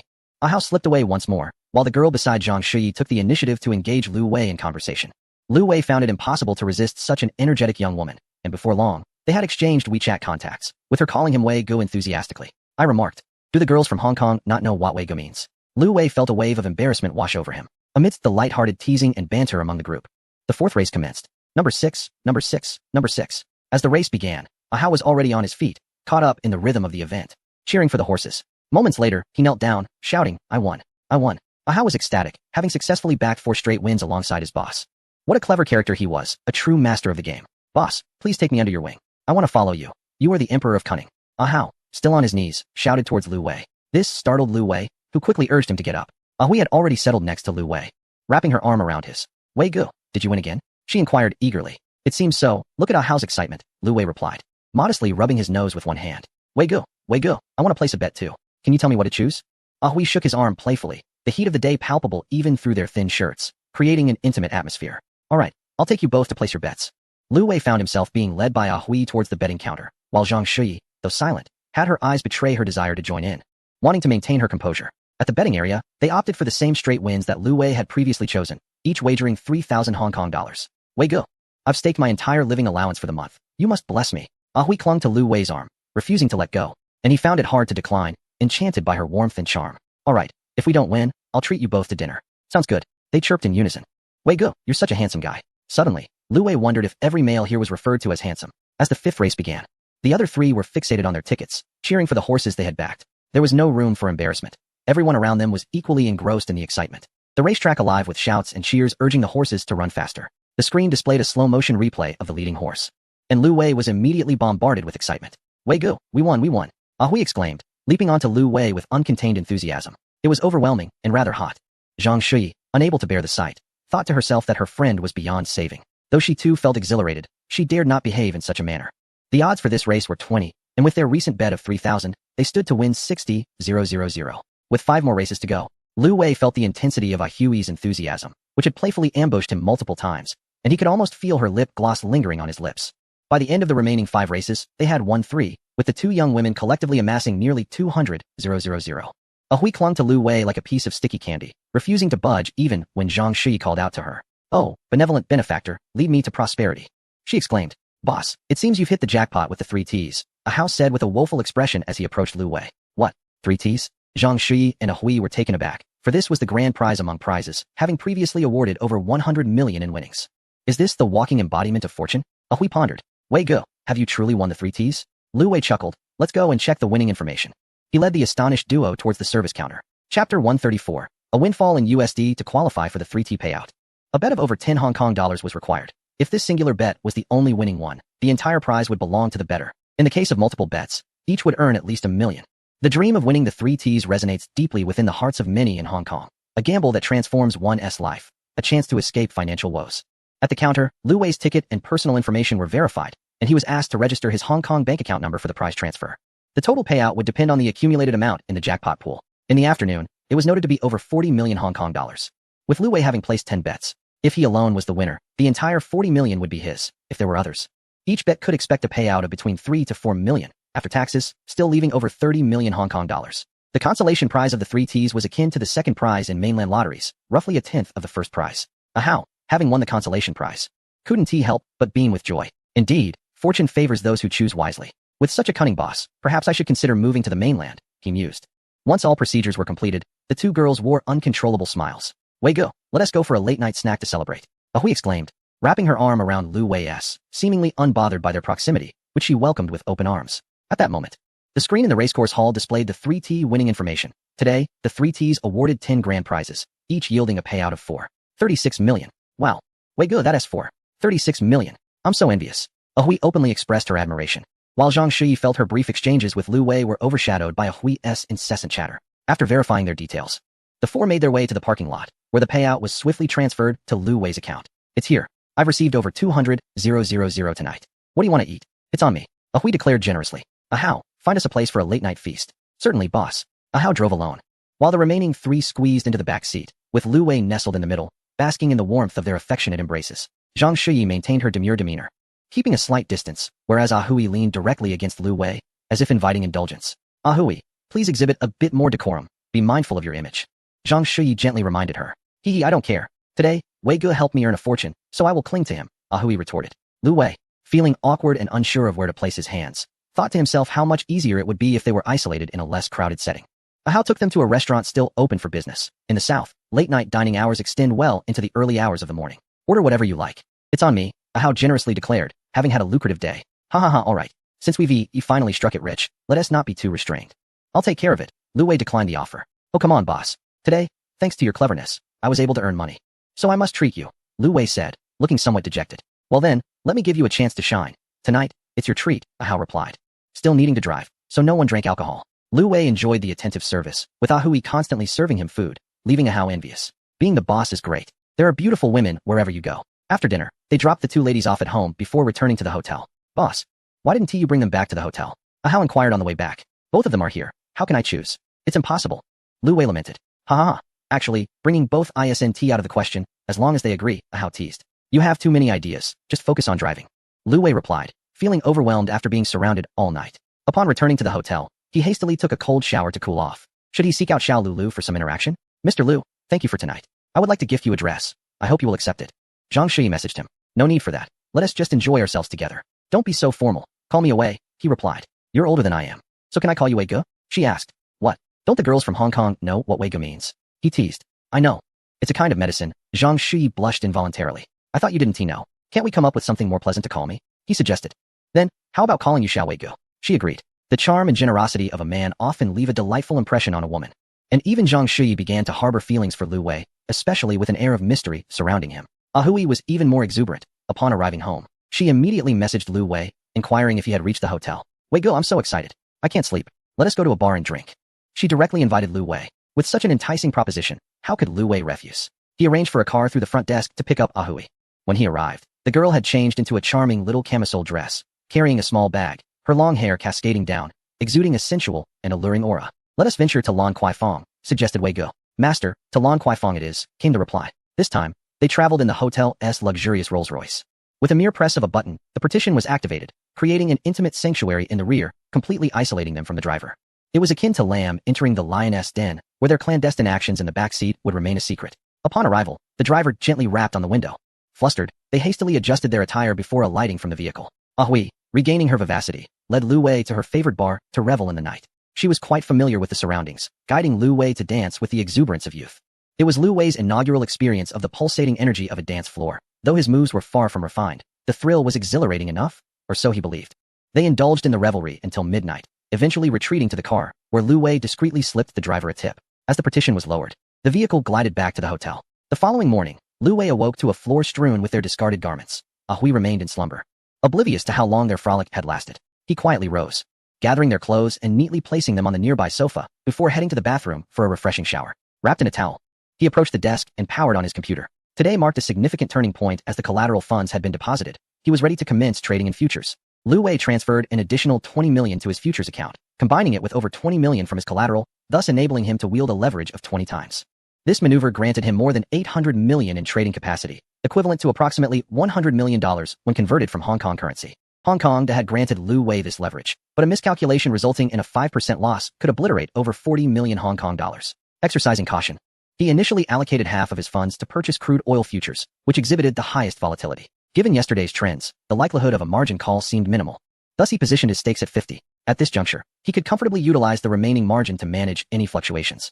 With profits from his initial position, Lu Wei continued to amplify his investments, reaching an allocation of 80. The market was in a fierce battle between bulls and bears. As he fully committed his capital, his account turned a vibrant red. Within 5 minutes, a substantial influx of buy orders surged in, causing a rapid increase to 5. The bears utterly defeated. However, as it approached 7, momentum faltered, leading to a period of turbulence as the bears regrouped. Lu Wei opted to liquidate all positions, securing his gains. Gazing at his account balance, which had doubled, now exceeding $10 million, Lu Wei could not contain his laughter. This exuberance stirred Ahui from her slumber. Wei Go, what has happened? She inquired, rubbing her sleepy eyes. Oh, nothing, just overwhelmed with joy, he reassured her. Ahui sat up, oblivious to the blanket slipping from her shoulders, leaving Lu Wei parched with longing as he moved from the desk to her side. Chapter 135, Capitalizing on the Forex Market's Opportunities. The two did not awaken until midday, their youthful vigor palpable. This morning had bestowed upon them a remarkable surge of vitality, and Lu Wei felt utterly revitalized. The contract is set to expire tomorrow, and I must return. The next time I come back will likely be to retrieve the property deed. By then, I shall redeem the mortgage. After all, it is merely a matter of 1 or 2 months. The interest on the mortgage loan is not excessively burdensome, allowing me to further augment the principal. When I return, acquiring the house will feel like a windfall. Rise and shine. Lu Wei playfully patted Ahui's backside, who remained lazily sprawled out. Brother Wei, you're so impressive. I'm quite exhausted. Let me sleep a bit longer, Ahui murmured. Don't sleep. I'll take you shopping, he insisted. Indeed, shopping has a magical allure for women, instantly revitalizing her. Ahui perked up at the prospect and quickly tidied herself before dragging Lu Wei out the door. They hastily enjoyed lunch at the hotel restaurant, and Lu Wei informed Ahau about the vehicle's usage schedule. Upon entering the car, Ahau noticed Ahui and exchanged a knowing smile with Lu Wei, discreetly giving him a thumbs up. Truly, the boss is remarkable. The affluent and youthful Lu Wei has secured the attention of a beautiful young lady overnight. Let us find a place to shop and buy some things, Lu Wei suggested. All right, boss. On their way to the shopping center, Lu Wei glanced at his phone and discovered a financial news alert. Saudi Arabia, in conjunction with other Middle Eastern nations, plans to cut oil production. No wonder crude oil surged this morning. It seems fortune smiles upon me. Understanding how market dynamics influence his circumstances, Lu Wei felt elated as he and Ahui indulged in a shopping spree, acquiring bags, jewelry, and clothing. Ahau trailed behind, his arms laden with their purchases. Working for the boss evidently entails dual burdens, psychological strain and physical labor.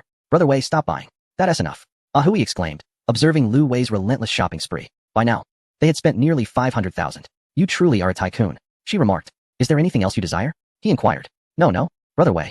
Please don't do this. It makes me feel as though I'm being spoiled, and that doesn't sit well with me, Ahui pouted, attempting to halt Lu Wei's spending. Relenting to her wishes, Lu Wei refrained from further purchases. He glanced at a nearby Omega watch and turned to Ahau, who was juggling their bags. Ahau, let me gift you a watch. No, boss. Just being with you these past few days has been rewarding enough, he replied.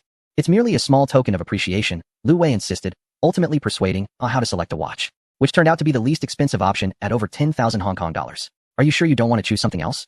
You needn't save money for me, Lu Wei noted, still encouraging him to look further. I want to choose again, boss. This watch suits me perfectly, Ah Hao insisted. Accepting the selection. Brother Wei, are you returning to the mainland? Ah Hui seemed to sense his impending departure. My visa expires tomorrow. I must return for now, but I shall come back in due time. Oh no, I'll miss you terribly. Why not take me to the mainland for a visit? She pleaded. In due time. I shall return, and we shall meet again. Lu Wei would never dare to bring her back to the mainland, for chaos would surely ensue. He exerted every effort to offer her comfort. Ah Hui made a phone call home, informing them that she was off to spend time with Zhang Shuyi and would not be returning tonight. Then, she flashed a smile at Lu Wei, seemingly preparing for an adventurous evening.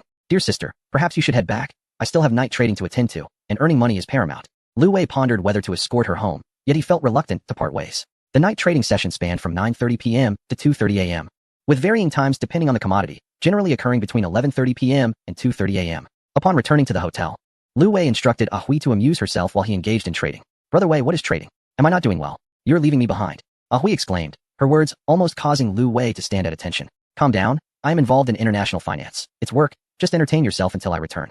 Initially, she misinterpreted his intentions, thinking he harbored peculiar habits. With a playful flick of her tongue, she retreated to the bedroom to amuse herself. Lu Wei had the capability to operate in international futures markets, including exchanges like London and New York. He was well-versed in crude oil and metals and contemplated venturing into the foreign exchange market. Currently, his account boasted over $10 million, which, with a leverage of 50 times, could be expanded to approximately $500 million. Given the distressing state of the domestic economy, he considered shorting it. The standard contract size in the first-tier foreign exchange market was typically $100,000, with some firms offering leverage as high as 200 to 400 times, requiring between $200 and $500 to trade a single lot. However, in Lu Wei's case, the leverage was limited to 50 times, likely to mitigate the risk of a margin call, as this capital was collateralized. Each lot he traded necessitated $2,000, allowing him to engage in over 5,000 lots, which was daunting. A mere 2-point fluctuation could transform him from a billionaire to penniless. Fortunately, the foreign exchange market generally exhibited minor volatility. Over the past year, the USD-JPY pair had only experienced a significant drop of 37 points once, with fluctuations mostly contained within 0 to 12 points. Lu Wei initiated a position of 3,000 short contracts at 14,648 points. In less than a minute, the price surged by 11 points, with each point equating to $10, resulting in a staggering decrease of $300,000 in his account. No matter, remain calm. Everything is still manageable. He sold another 1,000 contracts at 14,658 points, bringing his position to 80. He dared not fully leverage his account, so he settled for this. Unexpectedly, the peak was at 14,659 points, and it struggled to surpass that level, as the bulls seemed to be suppressed. This marked the intraday high for a brief period. The battle between bulls and bears ensued along the intraday chart, and within 10 minutes, the price plummeted over 60 points to 14,595. Lu Wei had nearly secured over $2 million in unrealized gains through his 2 trades, while the fierce contest between bulls and bears left many bulls lamenting their losses. As the decline approached the vicinity of 2, with the level around 14,301, it appeared that the bulls were intent on defending the baseline at 143. The bears had launched multiple attacks, yet failed to breach this point. Lu Wei observed the situation for a few minutes before deciding to liquidate half of his position, satisfied with his gains, which had now exceeded 14 million. Ah Hui, unable to remain in the bedroom, came to Lu Wei's side and embraced him. However, she found herself bewildered by the financial candlestick charts displayed on his computer and soon wandered away after pecking at him. The counterattack from the bulls was feeble, rising a mere 30 points before being driven down again, this time culminating in a swift plunge to approximately 141.25. The forex market boasted a daily trading volume of around $5 trillion, rendering Lu Wei's capital but a mere drop in the ocean.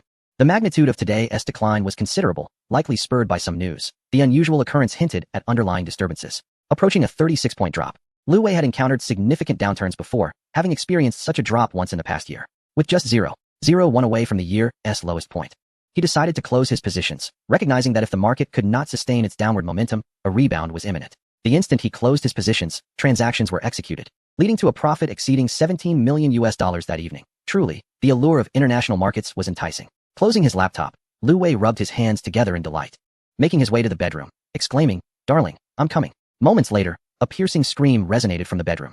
Chapter 136. The results of the college entrance examination. He instructed Ah Hao to take Ah Hui home before returning for registration. Amidst their reluctant farewell, Lu Wei entered the airport and boarded the flight back to Shanghai. This nearly 2-week journey to Hong Kong had come to a satisfying conclusion. Upon reflection, he had amassed a considerable fortune, a stunning riverside apartment, and his greatest gains were in the futures and forex markets. Ultimately, he had netted $17 million in the forex market, approximately equivalent to 1.4 billion Hong Kong dollars. After accounting for his remaining bonuses and deducting the collateral, he still profited around 1.4 billion Hong Kong dollars, which, when multiplied by 0.8, rounded to about 1 billion renminbi. Recently, the newspapers had reported on a grand horse racing prize won by mainland tourists, attracting waves of visitors. One might wonder if earning such a sum would attract unwanted attention. The forex market is so vast that taking merely a drop would go unnoticed. The previous night's fluctuations in the forex market were triggered by the United States releasing economic data indicating a slowdown in growth, leading to a drop in the USD-JPY exchange rate, which, in turn, caused a significant decline in the forex market. It seemed that fortune favored the prepared.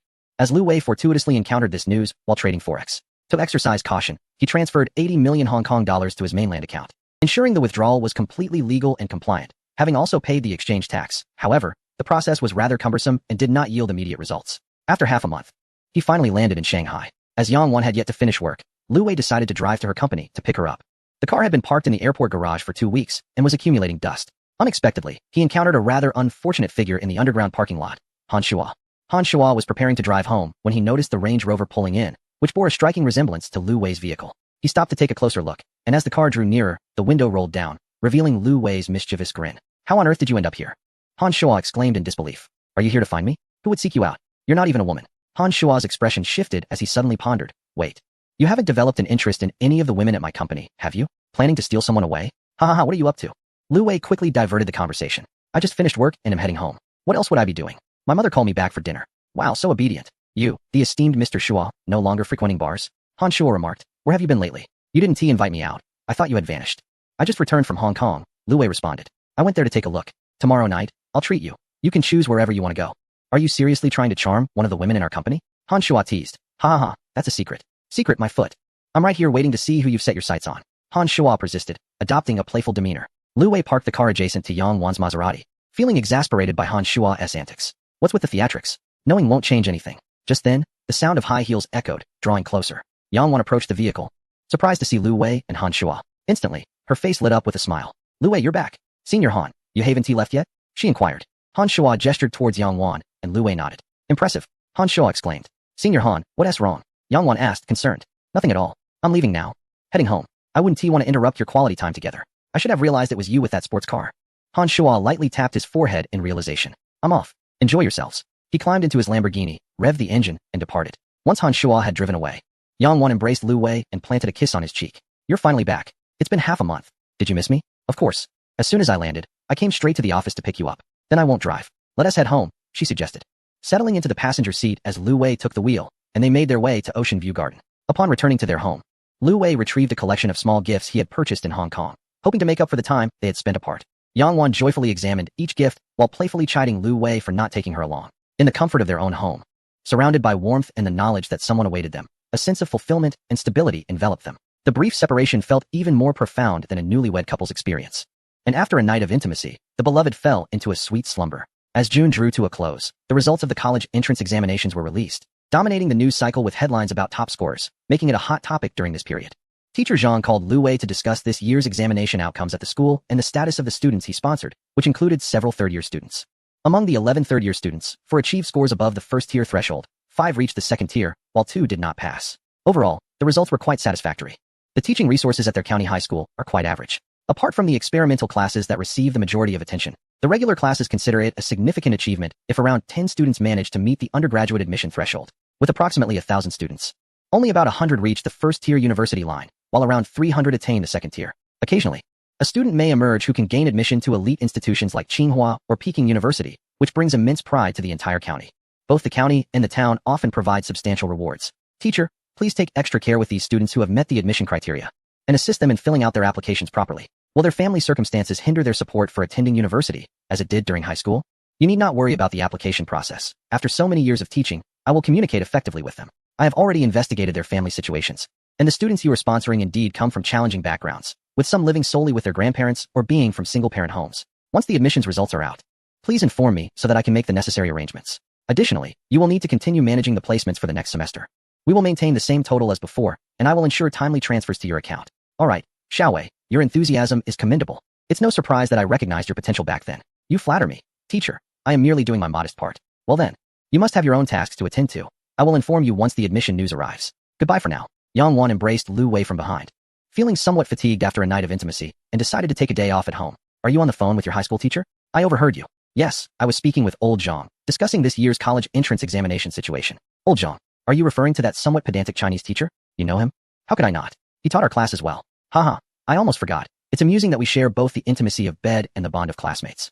How annoying. Have you supported any of our high school students? Oh, just assisted a few, giving old John something to do. Hoping to help those as financially challenged as myself continue their education. Secretly doing good deeds without my knowledge. Just wait until I find a way to punish you. Oh, you actually ambushed me. Chapter 137. The NBA interview. Shun Duyu contacted Lu Wei, informing him that the final footage would be ready in about a week and subsequently sent to the capital for review, potentially allowing for the arrangement of distribution. After a long gestation period, the due date was finally approaching. Has there been any progress in securing resources on Qin Kanan's side? Lu Wei inquired.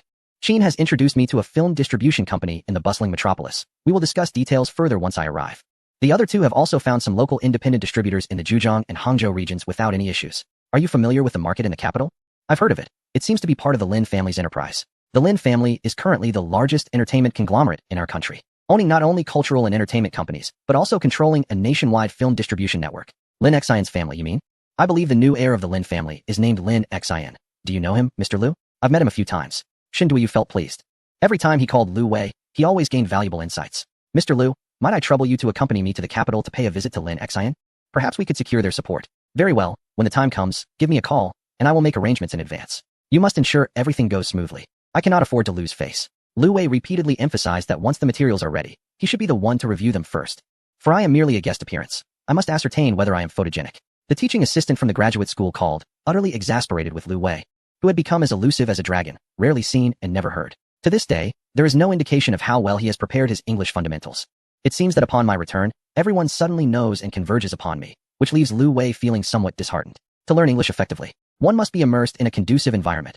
If a person who knows not a word of English is placed in an English-speaking country for a time, the surrounding pressure will naturally compel them to speak fluently. Yet, where can I, a fellow countryman, practice English? There are no occasions that necessitate its use, and I find myself forgetting words after memorizing them. The MBA interview will include a brief written test. It would be prudent for him to attend a class at the institution to gain insights and materials, which may improve his scores. In truth, the MBA level primarily assesses financial resources and networking, as it caters to future business leaders and potential moguls. Passing the exam is sufficient. And with Lu Wei's remarkable aptitude for multiple-choice questions, he is likely to succeed. Considering the environment of the MBA, it seems necessary to establish a company. Otherwise, when introducing oneself at school, one cannot merely state that they are a freelancer without any corporate endorsement. Lu Wei had perused the school's admission brochure, which featured introductions of past alumni. Look at so-and-so, who is a vice president at a certain company, or so-and-so, who is the general manager of a certain group. Though he could affiliate himself with Han Shua's company as a nominal vice president, that is hardly a sustainable plan. Perhaps he should bring Xiao Wanshan over to take on the role of the boss. Following the link sent by the teaching assistant, Lu Wei filled out the MBA information and forwarded the recommendation letter to Han Shua. He also placed a phone call to remind him that had it not been for his encouragement, Lu Wei would still be diligently preparing for the MBA exam. Shua, I have sent you an email with the recommendation letter. Please expedite the process for me. Also, could you help facilitate my introduction to your school? I have the funds ready. Truly, what a wealthy benefactor Lu is. Bah, you act as if you aren't affluent yourself. All right. I will call my professor shortly and arrange for you to be introduced, along with a recommendation letter for him to complete. This seemed to be a simple task for Han Shua, who swiftly dispatched Lu Wei. 3 days later, Han Shua called. We're going out for dinner tonight. To that place I visited with my uncle. I've already made reservations and will bring my professor along. Why didn't you think to book in advance for me? Lu Wei replied, slightly exasperated. What is there to book? I believe you are the one with the most free time, Han Shua retorted.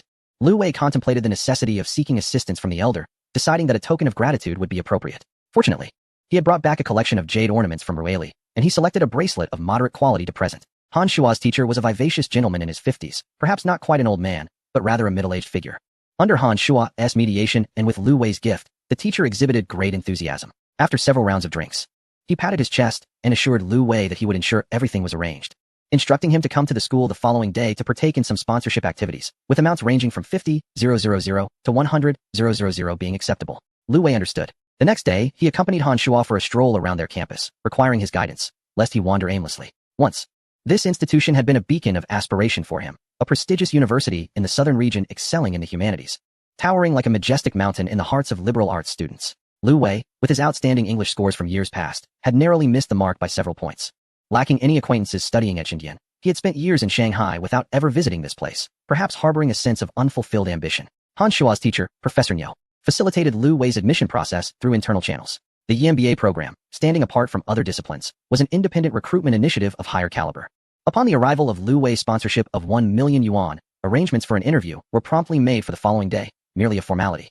As long as he met the school's criteria in the December examination, his admission was practically assured. Following instructions, Lu Wei arrived at the school the next day, prepared for the written examination. After researching the exam content online, he felt completely at ease. The test comprised 80 multiple-choice questions and 2 essay questions. The essays required analysis of specific business cases, provided that the responses were substantive. After reviewing past examination papers and answers throughout the night, he felt capable of articulating some theoretical insights. In the examination room, 2 other candidates accompanied him.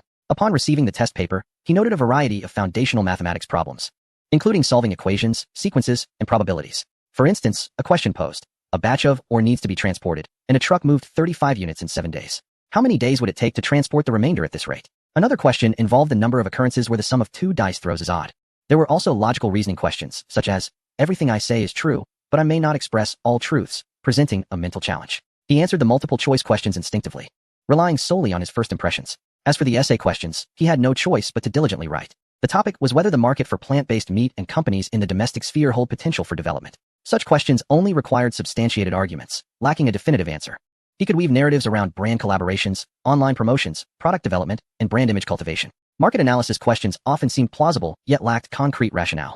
The morning was dedicated to the written examination, while the afternoon was reserved for the interview. Today, Lu Wei had deliberately donned the suit he had purchased from the bank, presenting himself as both polished and somewhat presidential. When it was his turn, he was asked to introduce himself and articulate his educational background, work experience, and accomplishments. Lu Wei could only follow Han Shua's teachings, striving to steer the conversation towards financial and project investments. The results were indeed evident, as his stock account displayed a steadily rising yield, and he could articulate well about his major shareholding in Degui Design. Once he completed his introduction, the examiner began to pose questions. Mr. Liu, as the head of your department, how do you motivate your employees and enhance performance? As a seasoned employee who had never experienced motivation, Lu Wei recounted his initial aspirations from the grassroots level. The second question followed swiftly. What do you hope to learn from our MBA program? This question struck a chord within him. It was almost a gift. Lu Wei smiled, realizing that the rapid growth of his wealth necessitated an enhancement in his knowledge and management skills to ensure the scientific and rational management of his assets in the future. Furthermore, he wished to connect with his peers and eventually develop into an alumnus, benefiting from the resources of the alumni network, though he could not articulate this directly. Thus, the interview concluded. Chapter 138. Securing a cinema release. The preliminary review went smoothly, and the interview was certainly a formality that would also pass. No one clung to the decade-long work rule any longer. As long as one was sufficiently outstanding, exceptions could be made. Once the examination scores were reached this winter, Lu Wei would be able to enroll directly in August of the following year. The span of time felt rather prolonged, and Lu Wei found himself growing impatient.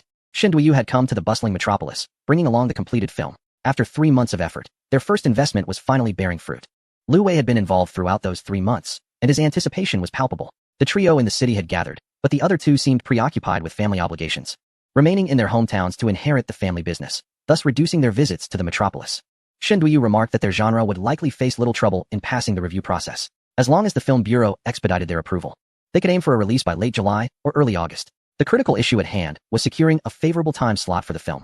In Shinduyu's room, they listened as he outlined various rules and processes within the film industry before presenting the main issue. Qin Kanan spoke first. Here in the metropolis, I have contacted an owner of several cinemas who would likely be amenable to our project, potentially granting us some prime screening time. If we could engage with a large national chain like Wonton Cinemas, that would be ideal. Securing a partnership with them would essentially ensure our film's box office success. Indeed, Wonton Cinemas operates in major cities. Collaborating with them would be a significant boon. I wonder if the 3 gentlemen have any connections to explore this opportunity. Shinduyu concurred. Han Shuo regarded Lu Wei with a hint of admiration. Shall we first view the completed film? It's been a while since Old Shin went off to shoot, and now that the film is ready, we should assess its quality before approaching anyone for discussions. Rest assured, Han Xiao, I Old Shun, can guarantee that the film I have produced is undoubtedly exceptional. Shin Duoyu, filled with excitement, stood up and patted his chest. The 4 of them rented a conference room at a hotel, setting up a projector to screen the film. Over the course of approximately 2 hours, the narrative was filled with laughter, and the 3 in the conference room often found themselves amused by the lines from the movie. It seemed the effect was satisfactory. After all, the essence of a comedy lies in bringing joy to the audience, requiring no intricate plots, just the ability to laugh in the cinema suffices. Do I seem to have spotted Lu Wei? Han Shuo inquired. Ha ha ha, your eyesight is truly remarkable. I made a cameo, Lu responded. Oh, it really is you. You ventured into filmmaking. Shin Duoyu explained that Mr. Lu was particularly fitting for a character in the film, which led him to request Lu's assistance for a cameo appearance. Well then, having finished watching the film, what are your thoughts? Qin Kanan asked. I think it's quite good. As long as we manage the operations well, we should be able to break even, Han Shuo replied. Old Shin, what are the plans for promotion? Do we need to increase the budget for marketing? For the promotional aspect, we plan to release some edited clips online and invite a few influential internet personalities to preview the film, offering them a fee to assist with the publicity. The cost should be around 2 million. Alright, if that's insufficient, just let us know. Now Old Shin. Earlier I mentioned I had a surprise for you. I shall reveal it today. Ah, Mr. Lu, you've finally chosen to disclose it. I, Old Shun, have been curious for quite some time and almost asked just now. Ha ha ha, enough of that. I shall tell you now, so listen closely. Not long ago, Han Shua and I visited Wang Fun and had a conversation with him. Therefore, liaising with Wantong Cinema should pose no difficulty. What? You both actually know Wang Fun? Qin Kanan exclaimed, surprised. He had encountered Wang Fun a few times in the bustling metropolis, but had never engaged in meaningful conversation. He never imagined these two had quietly sought out Wang Fun as well. What a coincidence. We ran into him while drinking at a bar. Next time, be sure to bring me along. I wish to have a word with young Master Wang. Qin Kanan earnestly requested, as this connection seemed important to him. We will certainly mention you when we meet Wang Fun next, Lu Wei assured him. Mr. Lu, you've truly astonished me. This surprise feels like a serendipitous gift from the heavens. Shen Duiyu could hardly contain his joy, exclaiming, Mamma mia, this is a stroke of fortune. While in Hainan, he had approached several cinemas in an attempt to negotiate, but the overall situation was rather bleak. The cinemas had not even viewed his completed film. In principle, they agreed to its screening, but not during the peak summer season. They suggested postponing it to September, ensuring the theater consistently had fresh films for better operations. Releasing in September means the opportunity has already passed. Once the summer heat fades, we will soon be upon the National Day golden period, leaving no time to react. With the onslaught of domestic and international blockbusters, where lies the path to survival? His hopes rested entirely on these four gentlemen, hoping they could secure favorable screening arrangements in first-tier cities for him. If we are to take this gentleman's words at face value, a collaboration with Wantong Cinema could indeed propel Shen Duiyu to remarkable heights of fame, as the platform offered by Wantong Cinema is undeniably prestigious, soaring to incomprehensible levels. However, do not celebrate prematurely. I cannot assure you of the outcome. Wang Fun merely indicated a chance for collaboration, yet the final product will ultimately determine success. Lu Wei, too, refrains from making promises, believing that merely securing a release would be commendable, especially considering Shen Duiyu is an obscure director. No worries, Mr. Lu. The opportunity to engage with Wantong is already a significant achievement. It is good to see you maintain a positive outlook. What are the next steps? I shall depart for the capital tomorrow to submit for review, aiming for completion within a week, after which I will immediately pursue connections with the cinema chains. The three of them were somewhat unfamiliar with the process, yet Shen Duiyu's estimate of a week seemed reasonable given the critical nature of the review process. The Film Bureau must oversee the quality and direction of the films, and any non-compliant segments may necessitate cuts. Failure to meet standards could lead to outright rejection. As for connections in the capital, the three of us are from the south and lack resources there. Qin Kanan frowned, finding the northern market rather challenging. Which cinemas hold more influence in the capital? Lu Wei inquired. The Wang family's Wantong Cinema, the Lin family's Dada Cinema, and the Qin family's Mingzhu Film City account for nearly half of the market share. The Qin family? Lu Wei glanced at Qin Kanan. Do not mistake me. That Qin family is not mine. The capital's Qin family is far superior, likely a legacy of Qin Shi Huang. Haha, wasn't Qin Shi Huang from the Ying lineage? Regardless, 5 centuries ago might not matter. I have not heard my elders mention it. Very well, if we can manage to secure partnerships with the other two, we will likely be in a stable position. Mr. Lu, did you not mention knowing Lin Xian? The Lin family is his. Lin Ergu? What Lin Ergu?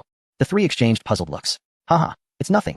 I've met Lin Xian a few times, and he should have some recollection of me. I even have his WeChat. Lu Wei was careful to avoid casually mentioning the nickname, lest he provoke trouble later. Mr. Lu, might I request that you accompany me to the capital? Your connections could facilitate a collaboration with the Lin family cinema. Shen Duiyu looked at him with hopeful anticipation.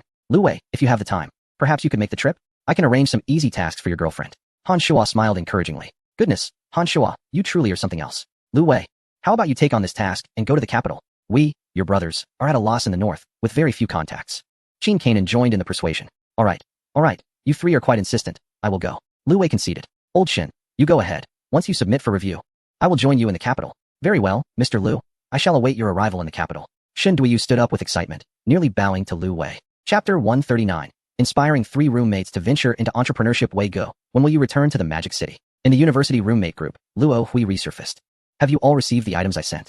Yes, I have, which prompts me to inquire whether you have returned from Hong Kong. Oh, are you missing me that much?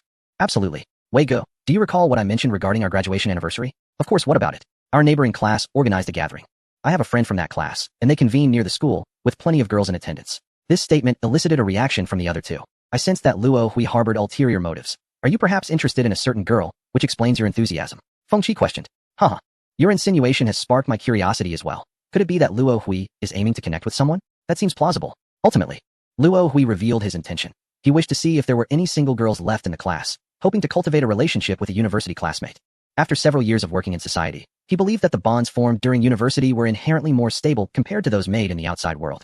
Luo Hui was evidently seeking to escape the single life, shifting his focus onto his university peers. However, this revelation piqued the interest of the trio. Peng Yi, also single, expressed a desire to join in, while Feng Qi, who had never been without a girlfriend, was indifferent but open to the excitement. It seems feasible. Shall we form a group? In their class of approximately 30 individuals, the gender ratio was heavily skewed, with only 8 to 10 males among a majority of females, presenting an abundance of opportunities. Alas, they had failed to pursue anyone while in university, and now they were contemplating returning to chase those missed chances. What on earth were they thinking? Lu Wei, not wishing to dampen their spirits, thought it would be beneficial to gather, considering he had previously been a class officer, though he wondered how many girls remained in Shanghai.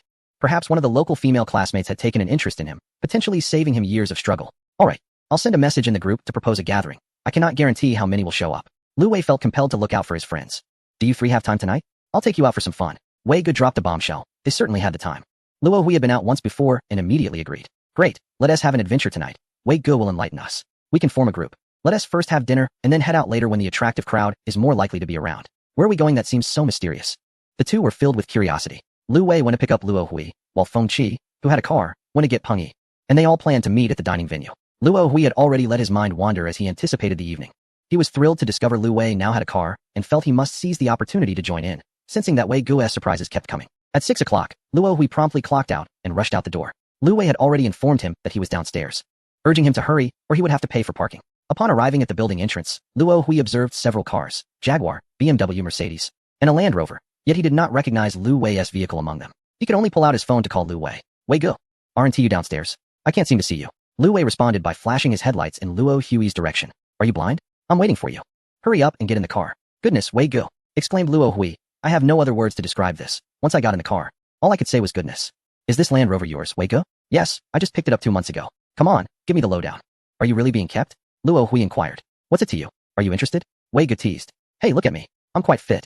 A cultured and educated young man. I don't want to toil anymore. I want to drive luxury cars too. Worst case, I turn off the lights at night and dream. I believe I can handle it. As long as I'm not too old, I should be able to accept it. Luo Hui had clearly become obsessed, likely stimulated by recent online news. A 23-year-old lad marrying a 50-year-old wealthy woman, and the betrothal gift was a courtyard and a Bentley. Who could resist such temptation? Not to mention the courtyard. Just having a Bentley would attract countless people. You've got some aspirations, don't you? Always dreaming of being kept by a wealthy woman. Why can't you think about becoming rich yourself and keeping a 20-year-old model? I wish I could think like that. Wei Ge, look at me, just an ordinary office worker. When will I ever drive a Bentley? It would take me years just to afford a cheaper car. Don't rush, opportunities will come. Let's chat more tonight. Lu Wei reassured him. During dinner, Lu Wei asked if anyone wanted to drink. No, I'm done with drinking lately. Feng Qi shook his head. I've had to shield my boss from alcohol during business trips. It's been tough. I've nearly blacked out. Haha, is it really that bad? I was hoping to treat you all to some liquor, Wei Ge replied. If we drink that, we won't be able to move later. Fine, let us just eat. Afterward, I'll take you to a good place. The four of them chatted while eating, mostly lamenting about work. After a few years in the workforce, they felt the harshness of human nature. They woke up early, worked tirelessly, and were constantly dispatched by their superiors for various tasks. With their meager salaries, they couldn't even envision what to expect from life. Lu Wei, without first-hand work experience, listened to their complaints. Have you ever thought about trying something on your own? I would love to, but starting a shop or a low-cost venture requires at least hundreds of thousands. Where would I save that much while working? One replied. Exactly. Entrepreneurship is challenging. If it fails, we'd be left with nothing. I can't just go home and rely on my parents. They all expressed their concerns, despite dreaming of being their own bosses. Is there something you all want to pursue, without worrying about finances? I'll invest, and you can do the work together. If it fails, I'll take the loss. His words left them in shock. Their families were much better off than Lu Wei's. And they all knew about his struggles during college, relying on part-time jobs and scholarships. Wei Ge, are you really being kept? They wondered. Lu Wei was gentle and fair-skinned, which made it plausible. Aside from this shortcut, it seemed there was no other way to get rich quickly. Winning the lottery is far more difficult than finding a wealthy woman. Haha, just tell me if you're in or not. I'll sacrifice my looks to fund you, and you three can do the work. Do you really have the funds? Aren't you afraid of losing it? Feng Qi asked. Fear not, for there are indeed millions at stake. Perhaps we could invest $1 million and see where it leads us. After all, we might just alter our destinies. Upon hearing Lu Wei's words, the trio fell silent, momentarily taken aback. They felt a flicker of ambition rekindled from their university days. Who among them did not yearn to rise above the ordinary? Their hearts still held a glimmer of hope for the future, a spark of passion to strive once more. I have an idea. Listen closely, Lu Wei proposed. What is it, Wei Ge? Speak your mind, the three urged, their gazes fixed upon him. I have observed that the pet industry in the metropolis is flourishing. Many elderly individuals, once only children themselves, now seek companionship. Additionally, numerous singles are adopting pets to alleviate their solitude. The pet economy surely possesses a substantial market, catering to both the animals themselves and the services surrounding them. Lu Wei recalled a visit to Wang Fun's establishment, where he had seen an Alaskan Malamute living in the lap of luxury, far better off than many humans. This notion sparked a lively discussion among the four, their enthusiasm growing with every word exchanged, and the path ahead began to shimmer with promise. Alright then. Let today mark the inaugural meeting of our entrepreneurial quartet. Once I return from the capital, we shall finalize our plans, Lu Wei declared confidently. Rest assured, I will handle the financial matters. All I need is your commitment to join me in this venture. He raised a cup of tea, summing up their resolve. The four clinked their glasses together, toasting to their entrepreneurial journey. Chapter 140. The Gambler's Game in the underground parking lot of a shopping mall. The four friends searched for their vehicle. It was just past 9 in the evening, The perfect time for the nightlife to awaken. Lu Wei located his car first, pressing the key fob to illuminate the Range Rover. Goodness, Wei go, a Range Rover? Feng Qi exclaimed, rushing over to confirm it was indeed the vehicle Lu Wei had summoned. You've been quietly driving luxury cars. A wealthy lady must be treating you well, Peng quipped. I'm here for a meeting, just indulging in my dream of driving a luxurious Land Rover. Feng Qi, tall and imposing, said with a grin. He had always preferred larger SUVs, and today he was behind the wheel of his father's Mazda 3. Why not let me drive? We'll be drinking tonight. And it would be a hassle to find a designated driver, Lu Wei suggested. Sounds good to me, Feng Qi replied, taking the driver's seat while Lu Wei and Luo Hui settled into the back, with Peng Yi occupying the front passenger seat. Navigate to that TXX. Isn't that the famous nightclub of the Little Prince of Nightlife? Feng Qi inquired. Indeed, we're headed there to unwind and recharge, Lu Wei affirmed. Awesome. Luo Hui licked his lips in anticipation from the back seat. Lu Wei expertly maneuvered into the bar, while the other two, less familiar with the establishment, were intrigued by its vibrant atmosphere. They found a cozy booth and summoned a server. Let us start with 2 bottles of Shenlong Sweet. And please bring us 4 ambience creators. Certainly, Lu Xiao, the server replied, processing the order. What exactly are ambience creators? And what is Shenlong Sweet? Feng Qi and Peng Yi inquired with curiosity. Luo Hui smiled mysteriously. You'll find out soon enough. As the announcement for the Shenlong Suite echoed through the venue, the lights illuminated the stage, leaving the 2 newcomers momentarily dazed. Before long, 4 attractive young women approached their table. The role of the atmosphere group, as the name suggests, is to enliven the bar, igniting a vibrant ambience and encouraging patrons to indulge in drinking, games, and dancing. Typically, bars pay around 500 to 600 yuan for about 4 hours of this service. Here, in the bustling metropolis, the most popular bar recruits its atmosphere group based on beauty, physique, poise, and height, offering a salary of 2,000 yuan for a single evening. As long as they fulfill their role during these few hours, the earnings are easily secured. Those unfamiliar with the inner workings, upon witnessing the array of beautiful women, find their hormones skyrocketing, creating a cycle of word of mouth that spreads rapidly. When patrons request companionship from the atmosphere group, additional tips are calculated separately. Every profession has its own intricacies. The recently discussed luxury package priced at 88,000, 2 of them quietly inquired with Lu Wei. Ah, that's normal. Sometimes when Wang Fan comes, he orders 10 packages at once. 2 packages among the 4 of us will suffice. The one who frequently appears in the news? Indeed, a regular at this bar. All right, enjoy yourselves tonight. Earlier in the afternoon, Lu Wei had already informed Yang Wan that he would be drinking with his university classmates and wouldn't he be picking her up, prompting her to return home. The 4 friends reveled until midnight, still yearning for more as they prepared to head home. Once we establish our business, such days will be plentiful. Let us all work hard. Lu Wei suggested they reconvene next week and urged them to contemplate their plans. This youthful exuberance was easily stirred, and the allure of a life filled with luxury cars, and perhaps even mansions in the future was hard to resist. All right, let us all think it over. The 4 parted ways, hailing taxis to return home. Lu Wei directed the driver to Chun Lu's address. In the dead of night, he stealthily slipped into Chun Lu's bed, enveloped in warmth and sweetness, an intoxicating experience. Shen Duyu reported that the film submission had been delivered to the film bureau, and results were expected this week. This message was primarily a nudge for their benefactor, Lu Dad, to take action. Lu Wei informed the 2 women of his departure plans. But to his surprise, Chen Lu insisted on accompanying him, providing a myriad of reasons, claiming her involvement in the film, lamenting her stagnant life at home, and mentioning friends in the capital. Indeed, she was quite the enchantress. Lu Wei and the 2 women hurriedly took the high-speed train to the capital, which, in terms of time, was comparable to flying, though waiting at the airport proved more exhausting. Upon arriving at the hotel, they met Shen Duyu, who greeted Chen Lu with a broad smile and a flurry of inquiries. All right, go seek your connections and check on the review process. I'll meet with Lin Xian tomorrow to see if we can establish a collaboration. They did not dine with Shen Duyu, as his presence would merely serve as an unwanted third wheel, hindering their intimacy. In matters of social obligation, one's reputation is determined by others. If they say you possess it, then you do. If they claim you lack it, then you are nothing. Lu Wei was uncertain whether he could have a word with Lin Xian, so he nervously made a phone call to test the waters. Shortly after, the call connected. Hello, Xian Go, are you in the capital? Yes, have you come to the capital? Indeed, I just arrived today. Perfect timing, we are short on people, hurry over. At that moment, Wang Fan's voice chimed in. Who is it? Did you call him over? Lu Wei, what a coincidence. Quickly, ask him to come.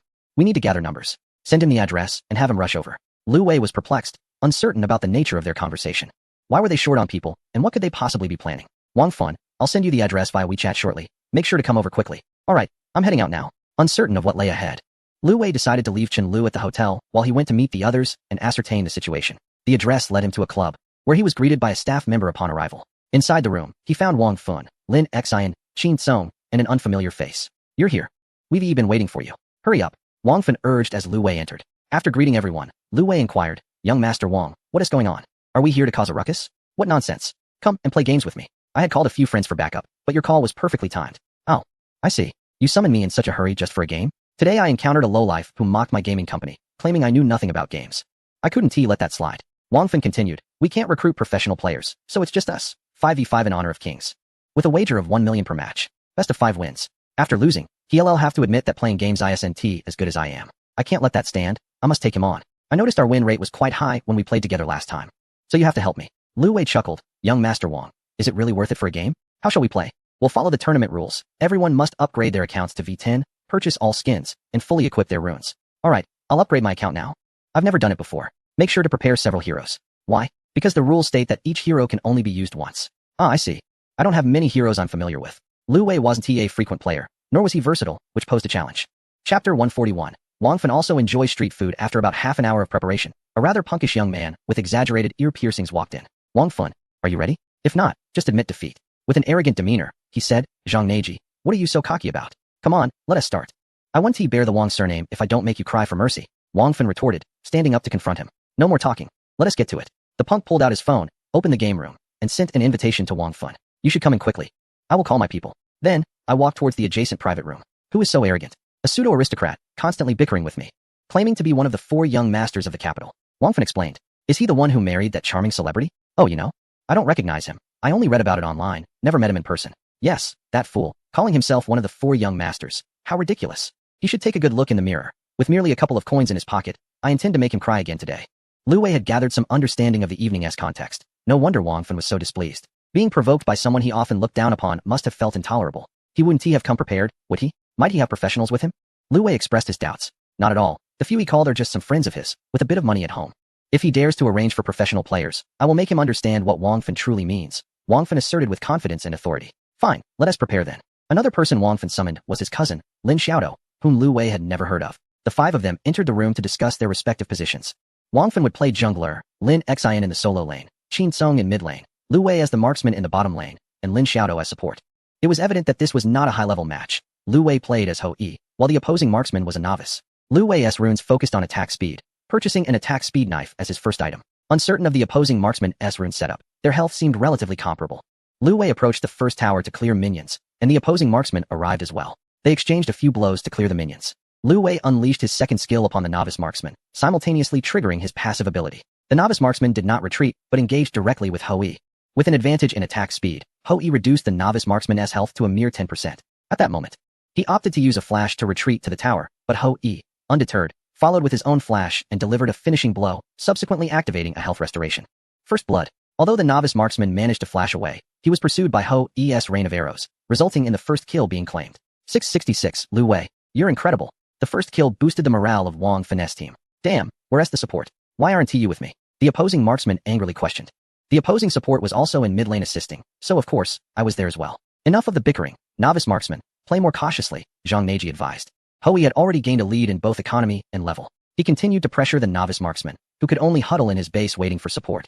By the time Ho Yi completed his blade of the Heptasias, the situation was firmly in his favor. Although the opposing jungler attempted to ambush, he was unsuccessful. The support had come down to accompany Ho Yi, and by level 10, Ho Yi had a significant advantage. The outcome of this match was essentially predetermined. The late-game strategy was simply to protect Ho Yi and allow him to deal damage freely. After acquiring the attack speed boots and blade of the Heptasias, along with another item, Ho Yi's attack speed surpassed 100. 15 minutes later, Wang Fan, having sacrificed 2 of his team members, managed to achieve a complete annihilation of the opposing team. Ho Yi, alongside the support and the tank, surged forward with the minion wave towards the enemy's high ground. With impeccable output speed, they decisively obliterated the enemy's crystal. Victory was exhilarating. It was evident that success was within reach. Wang Fan felt a rush of excitement. Confident that 5 million would be no issue, but preserving his dignity was paramount. In the second match, Lu Wei switched to jungling, selecting Lanling Wang, whose sole focus was to eliminate the enemy's mage and marksman. This tactic shattered the morale of their opponents, leading to another smooth victory. Haha, it's 20 now. Zhang Neji will be begging for mercy tonight. Lu Wei, keep it up. Wang Fan's enthusiasm soared. With Lanling Wang's assistance, he secured the MVP title for this match, basking in a sense of accomplishment. Meanwhile, Zhang Neji fumed. Should he lose another game, he would have to apologize to Wang Fan that very night. Listen up. If we win tonight, I'll reward each of you with 1 million. Don't let me lose face, brothers.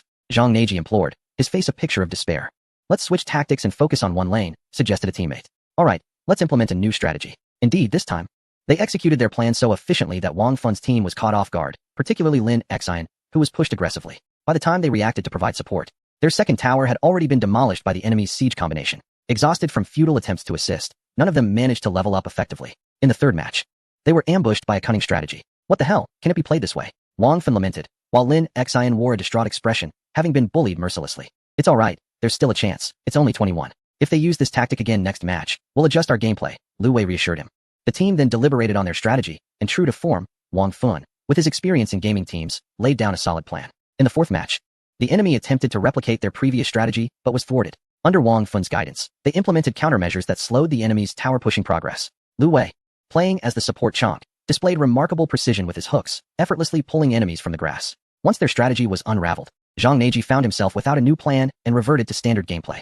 Both teams fought fiercely. A loss would mean defeat for Zhang Neji. Unexpectedly, in the final moments, the enemy's marksman was ensnared by Chonk's hook. With a powerful pull, Wang Fun's team eliminated him, losing their primary source of damage and relinquishing a significant advantage. Ultimately, Wang Fun's team achieved another total wipeout, with Wang Fun himself racking up an impressive 31 kills. Elated, Wang Fun approached Zhang Neji to revel in his triumph. How's that, you little rascal? Remember to post about this on your social media. Go ahead, next time we'll compete in a different manner. Zhang Neji, visibly disgruntled, prepared to leave with his teammates, realizing they could no longer stay in this place. Don't forget to transfer my money. Ensure it's the full 5 million. Wang Fun reminded him as he watched Zhang Neji depart, his expression sour. Wang Fun burst into laughter, relishing in the moment. See? You thought you could show off. But now you can't handle it. This evening is rather delightful. Let us go out for a meal together, to replenish our energies. What would you all like to eat? Wang Fun, in high spirits, prepared for the feast. The other three, accustomed to dining with Wang Fun, had no particular preferences and decided to let him take the lead. Wang Fun turned his gaze towards Lu Wei, declaring, "You are the fortunate one tonight. Whatever you desire, we shall indulge in." Lu Wei was somewhat taken aback by Wang Fun's amiable demeanor this evening. How about barbecue? Late-night snacks of barbecued skewers, spicy crayfish, and chilled beer are the epitome of joy. Indeed, on such a hot night, venturing out for a late-night meal and enjoying some icy beer sounds refreshing. Eating indoors can be rather dull. What do you all think? Wang Fun looked at Lin Xin and the others. I have no objections. I too wish to experience barbecue. Lin Xin replied. I've never had it before. Let us broaden our horizons. Cousin, I have no objections either. The five reached a consensus. Wang Fun summoned his bodyguard, instructing him to prepare a vehicle capable of accommodating everyone, as they would be drinking, and it would be best if the bodyguard drove. The capital's nightlife boasts its share of bustling locales, such as night markets, bar streets by Hohai, or riverside barbecue spots. Wang Fun found some highly rated places online and directed the driver accordingly. By the riverside, barbecue stalls were plentiful. They selected a slightly less crowded stand and settled in. Wang Fun, eschewing any pretense, swiftly picked up the menu and began ordering, then passed it around. Order whatever you like. This place is meant for relaxation. Lu Wei was pleasantly surprised by Wang Fun's willingness to accept his suggestion of dining at a street stall. It was noteworthy, considering that since returning from studying abroad, Wang Fun had indulged in a life of luxury, even his pet dog drinking imported water. Wow, Wang Fun, you've truly impressed me today. I never expected you would dine at a roadside stall. Oh, you think too highly of me. During my time in Europe, my father withheld my living expenses, and I even resorted to eating a €1 hamburger from a street vendor. Wang Fun reminisced about the hardships of his study abroad experience, finding no aversion to this setting. Your life is quite balanced, able to navigate both the grand and the humble, Lu Wei jested. Get lost, what an absurd description. Chapter 142, finalizing 3 theater chains on a summer night. The temperature had cooled. This was the ideal time to seek out food, enjoying barbecue, chilled beer, and ice-cold watermelon while engaging in lively conversations with friends. What a delightful experience. What brings you to the capital all of a sudden? Wang Fun inquired. Having just finished a chicken foot, I submitted a film for review and came along with the director to oversee the process, Lu Wei replied. I seem to recall you mentioning something about it. What genre is it? Wang Fun asked. It's a small commercial film, a comedy, Lu Wei responded.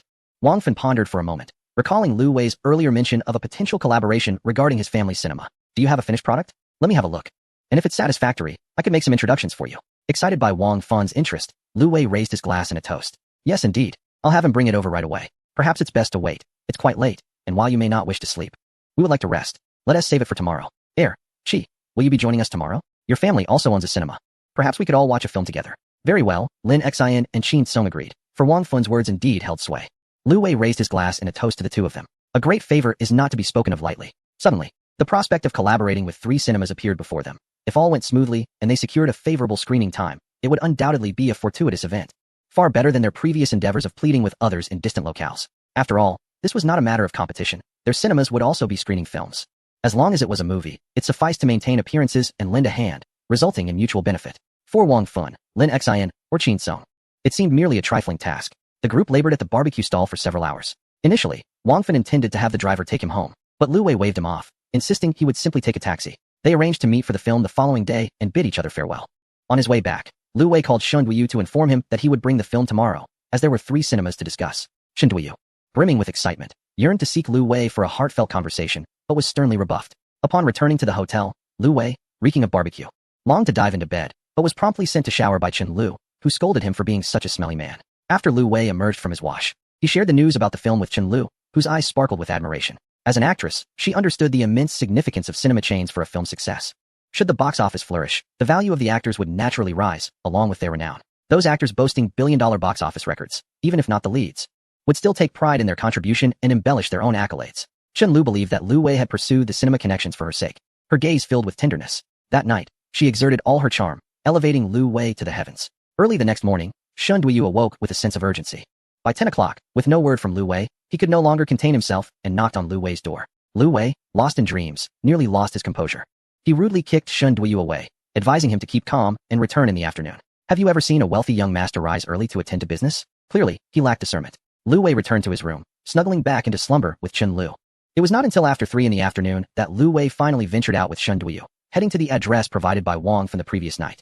The barbecue from last night had been covered by Wang Fun, who had boasted about earning 5 million from that fool Zhang Meiji. He had come, for after all, it was not something to be snatched away. Wang Deshao's sage words were that he never regarded money when making friends, as they all lacked his means. Thus, Lu Wei found himself in a quandary regarding how to treat 3 wealthy young masters tonight as a token of gratitude. He had only hinted to Shen Duyu about the individuals from the 3 cinemas, without disclosing their identities. Upon arrival, all 3 were present. Wang Fan sported dark circles under his eyes, much like Shen Duyu, suggesting he had also spent a sleepless night.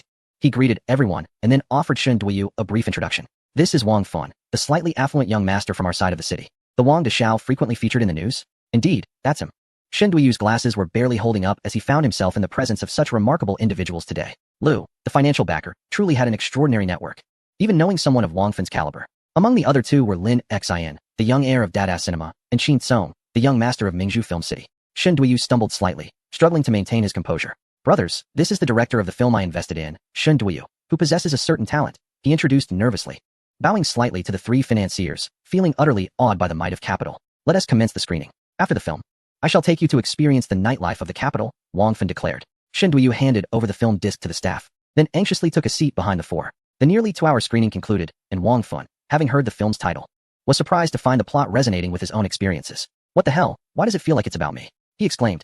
I feel the same way, chimed in Lin Xin and Qin Kong. The film's theme encapsulated the dilemmas they faced, wealth without direction and an abundance of worries. Despite being a lighthearted film, it was filled with humor, and although it might be considered a frivolous piece, its comedic elements were sufficient. It could indeed be released. Wang Fan offered a candid assessment. What do you both think? He inquired of Lin Xin and Qin Kong. It should be fine for release. The film has its merits. However, whether it can make it to prime time will require market validation, Lin Xin, whose family dominated the entertainment industry, noted. I'm on board as well. Qin Song affirmed with a nod. All right, I will inform the cinema's marketing department tomorrow, and then Director Shan, you can discuss it with them, Wang Fan concluded. After clarifying the cinema arrangements, the 3 prepared to enjoy their evening. Lu Wei was asked to return first, while the trio headed towards the underground parking garage. Brothers, where are we headed? Lu Wei inquired as they reached the garage, which housed an impressive lineup of approximately 10 luxury cars. Tonight, we're going to show off. Choose one to drive, Wang Fan said, gesturing towards the supercars. Those 2 belong to them. The rest are yours to select. His gaze fell upon a McLaren and a Ferrari, and then, in a fleeting glance, he spotted a Bugatti among the collection. Had Wang Fan actually brought it to the capital? Lu Wei recognized it from a previous sighting in the bustling metropolis. To be honest, Lu Wei had never driven a supercar before. The MC-20 was only ever driven by Yang Wan, and he had only taken the wheel once or twice. He preferred the sensation of driving larger vehicles. Ultimately, he chose a Lamborghini Gallardo, having seen Han Shuo operate it frequently, making it at least somewhat familiar. Wang Fan handed him the keys, and the 4 soon took to their respective vehicles. Qin Song led the way, with Lu Wei trailing behind, as he was unfamiliar with the route and could only follow. Chapter 143. Charity Auction Gala. This group of wealthy heirs seemed uncertain of their destination. Lu Wei drove the Lamborghini, tailing the others, as the quartet occasionally revved their engines, drawing the attention of passers-by. After approximately half an hour of navigating the congested streets of the capital, they finally arrived at their destination, confirming the notorious traffic of the city. This location boasts an impressive edifice, grand in stature, with a sign that reads Kaitian 7-Star Hotel. 7 stars. One might ponder, how does one attain such a lofty rating? Surely, the finest hotels are 5-star establishments. What level of opulence does a 7-star hotel entail? Are the toilets crafted from solid gold? Lu Wei mused curiously. Surrounding the parking area, luxury vehicles congregated in abundance. Maybachs, Phantoms, and Bentleys were numerous. Alongside a fair share of sports cars, the 4 companions parked their vehicle, with Wang Fan leading the way toward the hotel. Brother, what brings us to this hotel? Lu Wei inquired, finding himself comfortably addressing Wang Fan as brother. Haha, you'll find out soon enough. First, we need to change our attire, Wang Fan replied. Change our clothes? What for? Wang Fan headed towards the hotel's first-floor shopping arcade, where various luxury brands caught their eyes. I forgot to change after gaming last night, and none of us returned home for a change. Let us purchase an ensemble right here. Each of you should select an outfit. Wang Fan elucidated to Lu Wei. Lin Xin, and Qin Kong. Thus, the four entered a high-end boutique. Upon recognizing Wang Fan's familiar visage, the sales associates were nearly beaming with delight, almost exclaiming husband. With sparkling eyes, they attentively assisted in selecting garments. The quartet emerged with 4 outfits, costing nearly $1 million. Lu Wei attempted to settle the bill, but was halted by Wang Fan. Today, I invited you. It would be improper for you to pay. Doing so would be akin to slapping my face, Wang Fan insisted. No, let us not be so polite, Lu Wei hurriedly clarified. Ultimately, Wang Fan covered the expenses, leaving the sales associates grinning from ear to ear, confirming his reputation as the generous national husband. Dressed in formal attire, the four walked together, reminiscent of F4. They proceeded along the red carpet, which had long been laid out as a VIP passage. A wall panel was designated for signatures, and the attendants along the route were handpicked for their striking appearances. Upon reaching the second floor, staff members required verification of the invitation cards. Wang Fan and his companions presented theirs. Each was allowed to bring a guest, and when it came to Lu Wei, no verification was needed. Entering the conference hall, a prominent screen displayed Capital Charity Auction Gala. Numerous attendees had already gathered. As the auction had yet to commence, they clustered together in conversation. This venue could accommodate approximately 300 to 400 individuals. Isn't that Zhang Neji? Lu Wei pointed towards a distant group. Yes, indeed. He is accompanied by the others known as the 4 young masters of the capital, 4 foolish individuals. Wang Fan nodded. Lu Wei fell silent. This is a charity auction, primarily for donations. We received word from our families to represent our elders, to bid on items and contribute to the cause. That is why I brought you along to observe, Wang Fan explained. The attendees this evening were predominantly individuals of some standing in the capital's business community, hosted by the government to encourage contributions for social welfare endeavors. Being invited to such an event signifies governmental recognition of one's status, having met certain societal standards. Lu Wei nodded, realizing why so many luxury vehicles had gathered downstairs. Having won 5 million from Zhang Neji the previous day, he now sought to flaunt that fortune.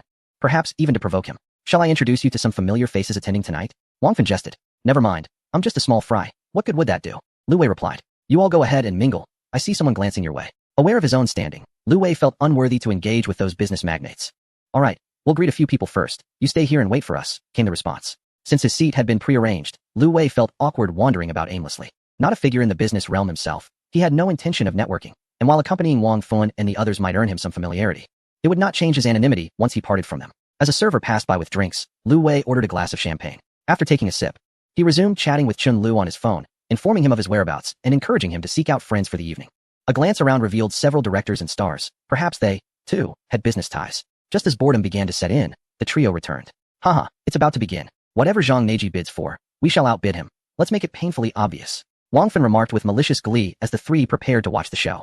The banquet commenced punctually, hosted by the renowned television presenter Chen Sisi, whose presence Lu Wei recognized from the Spring Festival Gala. After Chen Sisi's opening remarks, she introduced the leaders from the organizing committee, who delivered speeches and raised their glasses in toast, marking the official start of the evening. Following this, Chen Sisi introduced the auctioneer and outlined the rules of the auction, leaving the proceedings in the capable hands of the auctioneer while she provided support from the sidelines.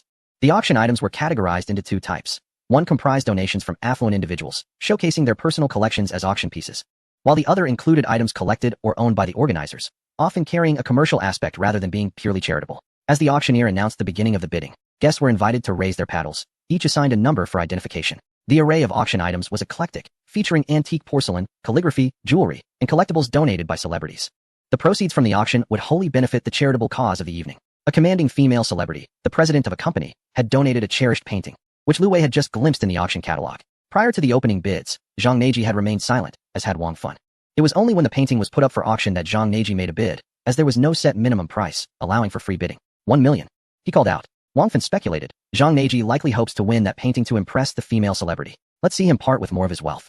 Qin Song suggested. No, I want that painting. I quite fancy her, Wang Fan declared unabashedly. Wow, you truly are the big brother, the three exclaimed, stifling their laughter.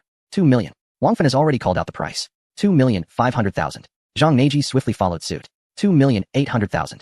Wang Fan had yet to bid again, and others in attendance also joined the fray. The 4 of them awaited Zhang Neji's next move. With the participation of a few more individuals, the price of the painting soared to 6 million, a figure that had surpassed its intrinsic value, prompting some to withdraw from the bidding. 6,300,000. Zhang Neji declared. 6,500,000. Wang Fan promptly matched the bid. Zhang Neji turned his gaze towards Wang Fan, his eyes ablaze with irritation. 7 million. Zhang Neji gritted his teeth, raising the bid again. 7,500,000. Wang Fan grinned, once more increasing the offer. The donor of the painting, the starlet Yang Meyer, glanced towards Wang Fan, her large eyes pondering. She realized that the artwork she owned was valued at no more than 4 million. Why were these two persistently escalating the bids? Did they harbor feelings for her? Using the painting as a medium of expression? Oh no, he is the nation's darling. What if he takes a fancy to me? Yang Meyer felt a swirl of confusion as she found herself entangled in a contest of the affluent. 7,500,000. Is there a higher bid? The auctioneer prompted. 8 million. Zhang Neiji called out once more. Very well, this gentleman has offered 8 million. Is there anyone else willing to bid? Wang Fan signaled directly. 9 million. The crowd gasped at this figure, glancing over at Wang Fan. This fellow, renowned online, was not known for pursuing mere internet celebrities. Why was he embroiled in this rivalry today? 9 million once, 9 million twice, 9 million thrice sold. Congratulations to this gentleman on securing the painting for 9 million. The auctioneer called out 3 times towards Zhang Neiji, noting his silence before ultimately declaring the sale. As Zhang Neiji turned to look at him, Wang Fan discreetly flashed a pinky at him. Damn, Zhang Neiji could not suppress an exclamation of exasperation. Chapter 144. A visit to the flag-raising ceremony. Brother Fun. He should be allowed to win it, one remarked. Why? Isn't he married to a starlet? Once he brings that painting home, he might as well kneel in front of her. Lu Wei suddenly thought of this point regarding Zhang Neiji. Ah, I forgot. He should indeed buy it. This fool probably has no pocket money of his own. All of it comes from his wife. The money he is using to bid is likely hers. Bringing that painting home is bound to cause chaos. Wang Fan quipped. Lu Wei gazed at Zhang Neiji in astonishment. What a model for our generation. Not only did he marry a star, but he is also supported by her. He is living the life of a kept man quite comfortably. Haha. Would you like to join me? I could introduce you. You know, Lin Xion's entertainment company has signed quite a few stars. Wang Fan teased. Right. Tell me who you fancy, and I'll make the connection. Lin Xion chimed in. All right. I'm not handsome enough to play the kept man. You should go instead, Lu Wei conceded. Do you think I need it? I could support them just fine. The evening banquet lasted all night, auctioning nearly 300 items. Wang Fan bid 15 million, while Qin Song and Lin Xion each contributed approximately 5 million. Zhang Neiji seemed to have only bid a few 100,000 in the end. It is unclear whether he hesitated or faced deductions. As for Lu Wei, he contributed nothing at all. He was merely there to pass the time. He was uncertain about whether he should participate, as spending a few million was trivial, but he feared offending someone and facing repercussions. It would be wiser to simply donate money without any worries. With the presence of the other 3, Lu Wei would remain unnoticed. After the meeting, Wang Fan asked Lu Wei if he would like to relax at his private club, but Lu Wei promptly shook his head, indicating he had brought a companion and it would not be convenient. The expressions of the others shifted to one of understanding. Therefore, Lu Wei decided to leave first, and Wang Fan, being quite considerate, readily allowed him to do so. Tomorrow evening, I will arrange an outing. We will visit a bar in the capital. Lu Wei, you must come to experience it, especially since you've never been here before. If you don't mind, feel free to bring your female companion along. Before departing, they discussed the plans for the following night. Lu Wei drove back to the hotel, feeling quite at ease. Having been in the capital for several days without truly exploring, he resolved to take a look around tomorrow. Being in the nation's capital under the red flag filled Lu Wei with pride. The capital holds countless places that evoke deep sentiments, naturally stirring feelings within him. As he drove past the flag-raising location, Lu Wei decided to witness the ceremony firsthand. Each time he saw videos online of the grand event, where the ceremonial guard marched in perfect formation, culminating in the majestic raising of the national flag, he felt a surge of patriotism. The hotel they were staying at was merely 2 to 3 kilometers from the flag-raising site, so an early start would suffice. It would be a shame not to witness the flag-raising during a visit to the capital. Upon returning, Shun Duiyu sought him out again, and old Shun's enthusiasm was indescribable. Mr. Liu, am I going to negotiate alone tomorrow? Did you provide me with the contacts for the 3 cinemas? Yes, I did. You can handle it on your own. They have already given their word, so there should be no difficulties. As long as they watch the film and discuss the release schedule, everything will be fine. I'm worried I might not negotiate well. Shun Duiyu adjusted his glasses, visibly anxious. Old Shun, you're in your 30s, not a naive young girl.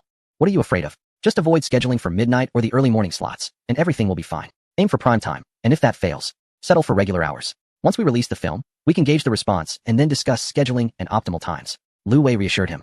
Go ahead and don't hesitate to reach out if you encounter any issues. He then pushed Shun Duiyu out the door. Wondering why old Shun had become so overly cautious, didn't he realize that Lu Wei's time was precious? Lu Wei asked Chen Lu if she would like to accompany him to see the flag raising, and she readily agreed, eager to create more shared memories with him. Such moments were not to be missed. They planned to rise at 3 in the morning, making for a rather uneventful night. Initially, it was believed that 3 o'clock was quite early. However, upon their departure, they discovered that others were already making their way to the flag-raising ceremony. Thus, they followed the throng towards the flagpole, and indeed, no depth of night could quell such fervor. The square was already teeming with people, a veritable sea of humanity. Jostling shoulder to shoulder, they took their positions wherever possible, eagerly awaiting that moment. In July, the sun typically rises around 4:50 a.m., and the early morning air still held a crispness. Chen Lu nestled in Lu Wei's embrace, and the two engaged in soft conversation as they awaited the dawn. As the clock approached 4, the grand central gate swung open, and a contingent of soldiers from the honor guard, resplendent in their uniforms, marched forth from the city tower. The crowd began to quiet, intently observing the formation of approximately 100 soldiers clad in the tricolored uniforms of the Army, Navy, and Air Force. Before long, they reached the thoroughfare in front of the flag-raising platform. At the command, they transitioned from marching to a precise step, the rhythmic sound of polished shoes striking the ground echoing in the air. As they neared the flagpole, they shifted back into formation, splitting into 2 columns flanking the sides of the platform. The flag bearer ascended the flagpole, securing the national flag in place and saluting it. The three officers wielding ceremonial sabers shouted in unison, and instantly, the national anthem resonated as the flag ascended slowly. The surrounding crowd began to hum along with the anthem, with some adorable children saluting in earnest. Once the anthem concluded, the commander declared the ceremony complete. The entire flag-raising process had unfolded beautifully, with only the honor guards' retreat to their station remaining. Having visited the capital several times before, I had never witnessed the flag-raising ceremony. I was taken aback by the profound emotions it stirred. Gazing at the flag evoked a sense of national pride and safety. Chen Lu returned to Lu Wei's embrace and quietly shared her reflections. This is my first time witnessing it.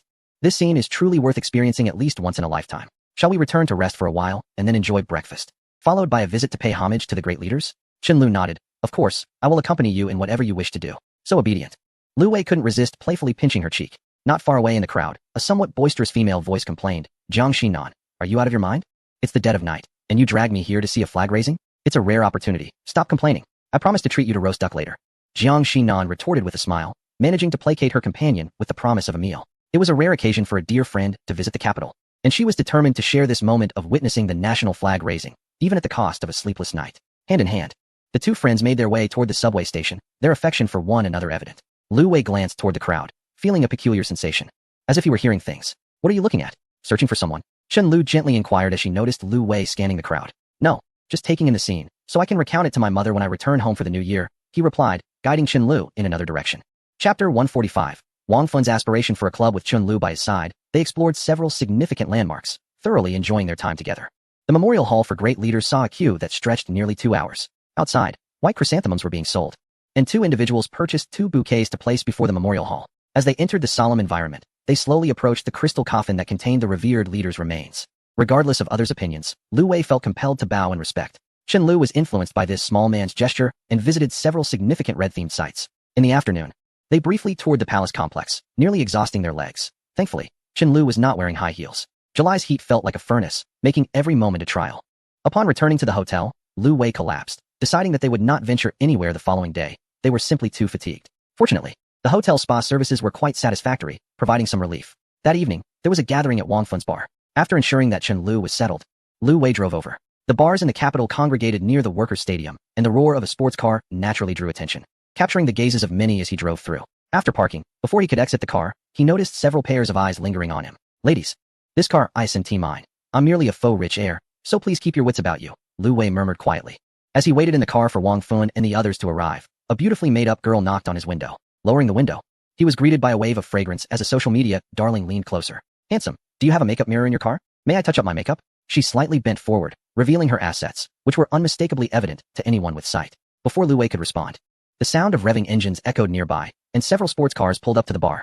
The influencer straightened up, captivated by the new arrivals, providing Lu Wei the perfect opportunity to roll up his window again. Wang Fun emerged from a Bugatti, effortlessly drawing attention wherever he went. Lu Wei stepped out and approached him. You truly possess an aura. You're always the center of attention. Haha, I'm just being low-key. Why did you arrive so early? Let us go, Wang Fun replied. Lu Wei greeted Lin Xian and Qin Song as they walked, overhearing whispers. Is that Wang Fun? I wish I could share a drink with him. He looks so refined and handsome. Wang Fun is here too. I must post this on my social media, exclaimed one girl. Oh my, that is my husband. Indeed, Wang Fun's presence elicited fervent enthusiasm from the crowd. The atmosphere within the bar was lively, indistinguishable from those in Shanghai. The focus remained on dancing with drinks as a compliment, with young men and women of similar ages on stage. Wang Fun initiated the festivities with a couple of rounds of shots. Shortly after, a group of stunningly dressed women in deep blue strapless tops, exuding freshness, entered, brandishing glowing light tubes and carrying bottles of alcohol, making a dazzling entrance towards Wang Fun and Lu Wei. Lu Wei was taken aback, retracting his earlier statement. This was indeed a different experience. He had enjoyed his fair share of festivities in Shanghai, but he had never encountered such high-caliber service in beverage delivery. A throng of vibrant young women naturally congregated around, while Wang Fun had already made his way to the dance floor, swaying intimately with a beautiful girl to the rhythm of the music, much to everyone's surprise at his carefree demeanor. Lu Wei took a sip of champagne and glanced at his phone, discovering a plethora of messages from Jiang Xinan. Have you arrived in the capital? Why haven't you contacted me? Where are you? Lu Wei smacked his forehead. He had inadvertently revealed his whereabouts in a social media post earlier that morning. They hadn't spoken much recently, and he had nearly forgotten about her. He had arrived just yesterday and was currently with friends at the workers' stadium. Moments later, Jiang Xinan replied, You troublesome fellow, don't you know to come find me? Lu Wei touched his nose, uncertain of how to respond. After 6 months apart, he wondered about their current feelings. He was in the south while she was in the north, separated by vast distances. He could only send a silly smiling emoji and texted, I'll go find you right now, just wait for me. Decisively, Jiang Xinan prepared to leave, and her friend, who had accompanied her to see the flag raising that morning, was puzzled by her sudden departure. Sister, I'm here to hang out with you. And now you're going out alone? That is not fair. Where are you going? Jiang Xin Nan quickly concocted an excuse. I have some matters to attend to at work. The company just called me. Her friend questioned, but you took a leave today. You're supposed to spend 2 days with me. So I need to resolve this now, so I can spend time with you tomorrow. Just wait for me at home. Her friend seemed to concede. That makes sense. Your company really exploits you, calling you to work at this hour. Isn't that a form of manipulation? Just quit. Are you going to stop working? Can you afford to support me? Never mind. I can't support you. Hurry along now. Come back early. And bring me some late-night snacks. They had spent the day shopping, and her friend was now reluctant to move. All right, love you, I'm off. Jiang Xin Nan grabbed her bag and keys, heading out the door. Lu Wei, why aren't you joining in on the fun? Find a girl and dance a little. Wang Fan said upon returning to find Lu Wei engrossed in his phone. Brother, I don't know how to dance. My limbs are uncoordinated. Haha. What is there to be afraid of? Just go down and move around. No one will judge you. Since you're here, you should let loose. With that, Wang Fan dragged Lu Wei to the dance floor, and before long, Lu Wei found himself enveloped in a lively crowd, joining in the revelry alongside the nation's beloved idol, which naturally made him an attractive target. Half an hour later, they returned to their booth. Although the atmosphere was exhilarating, they had also faced a fair share of unwanted advances, though it was unclear who had pursued whom. Wang Fan raised a glass of champagne and proclaimed, I have an idea. Let us see what you all think. The three turned their attention to him. I want to establish a club here, a space for us to enjoy ourselves. Going to bars is rather dull. Don't you have a clubhouse on Chang'an Avenue? Jin Song inquired. That's run by my mother. It's not suitable for us young people. It's mostly for business meetings, utterly uninteresting. What kind of club do you envision? Lin Xin asked, apparently unenthused about brainstorming. I haven't quite decided yet. Do you have any suggestions? Foam. Why don't we establish a supercar club? There is one over at Zhang Neiji's place. We can create our own. Jin Song suggested that a supercar club is worth considering. Is there a club suitable for both men and women? Wang Fan was not entirely satisfied with the idea of the supercar club. He desired to incorporate activities that could engage both male and female members. Lu Wei suddenly recalled his recent visit to the horse racing event on Hong Kong Island, which is exclusive to the elite. Riding horses should appeal to both genders, right? Foam. I propose we consider an equestrian club. A few days ago, I attended the horse racing event in Hong Kong, which was quite impressive, reserved for the affluent. They often enjoy horseback riding for leisure, combining entertainment and social interaction. Horseback riding sounds splendid. We could establish a high-end membership, as horses are inherently luxury items, appealing particularly to women from well-off families. We could attract members from across the capital. Wang Fan felt elated at the thought. What do you both think? Sounds good. I'm quite fond of horseback riding myself. I've visited other equestrian clubs. Jin Song concurred. I have no objections. I will follow your lead, Lin Xin remarked, seemingly the most suited to be a hands-off manager. All right, let's settle on this for now. We will discuss the details tomorrow. Cheers. Wang Fan decisively declared, and they all joined in. Chapter 146. Farewell to Jiang Xinan. While they deliberated over the club, Lu Wei's phone rang. He gestured to step outside, and the others waved him off. Hello. I've arrived at the bar street at Gongdi. Where are you? Jiang Xinan's eager voice came through. I'm at OT. Wait for me. I'll be there shortly. The sound of her hurried footsteps was audible on the line. When Lu Wei reached the entrance of the bar, Jiang Xinan sprinted towards him, leaping into his arms. He opened his arms to catch her. I've missed you so much. How could you be so cruel as to not visit me? She exclaimed, tears welling in her eyes. Lu Wei could only embrace her gently, patting her back and offering quiet reassurances. After a while, Jiang Xinan composed herself, releasing him as they became aware of the onlookers around the entrance. What are you doing here? Are you here to pick up girls? Haha, no. I'm here for business with friends. They invited me here. All men. Yes. Would you like to come in? Forget it. It's all men. I'll wait for you outside. Jiang Xinan shook her head. Then why not wait in the car? Or find a nearby place to relax? Where's your car? Lu Wei gestured towards his Lamborghini, then retrieved the keys from his pocket, pressing the unlock button. Jiang Xinan's mouth fell open in surprise. Your car? No.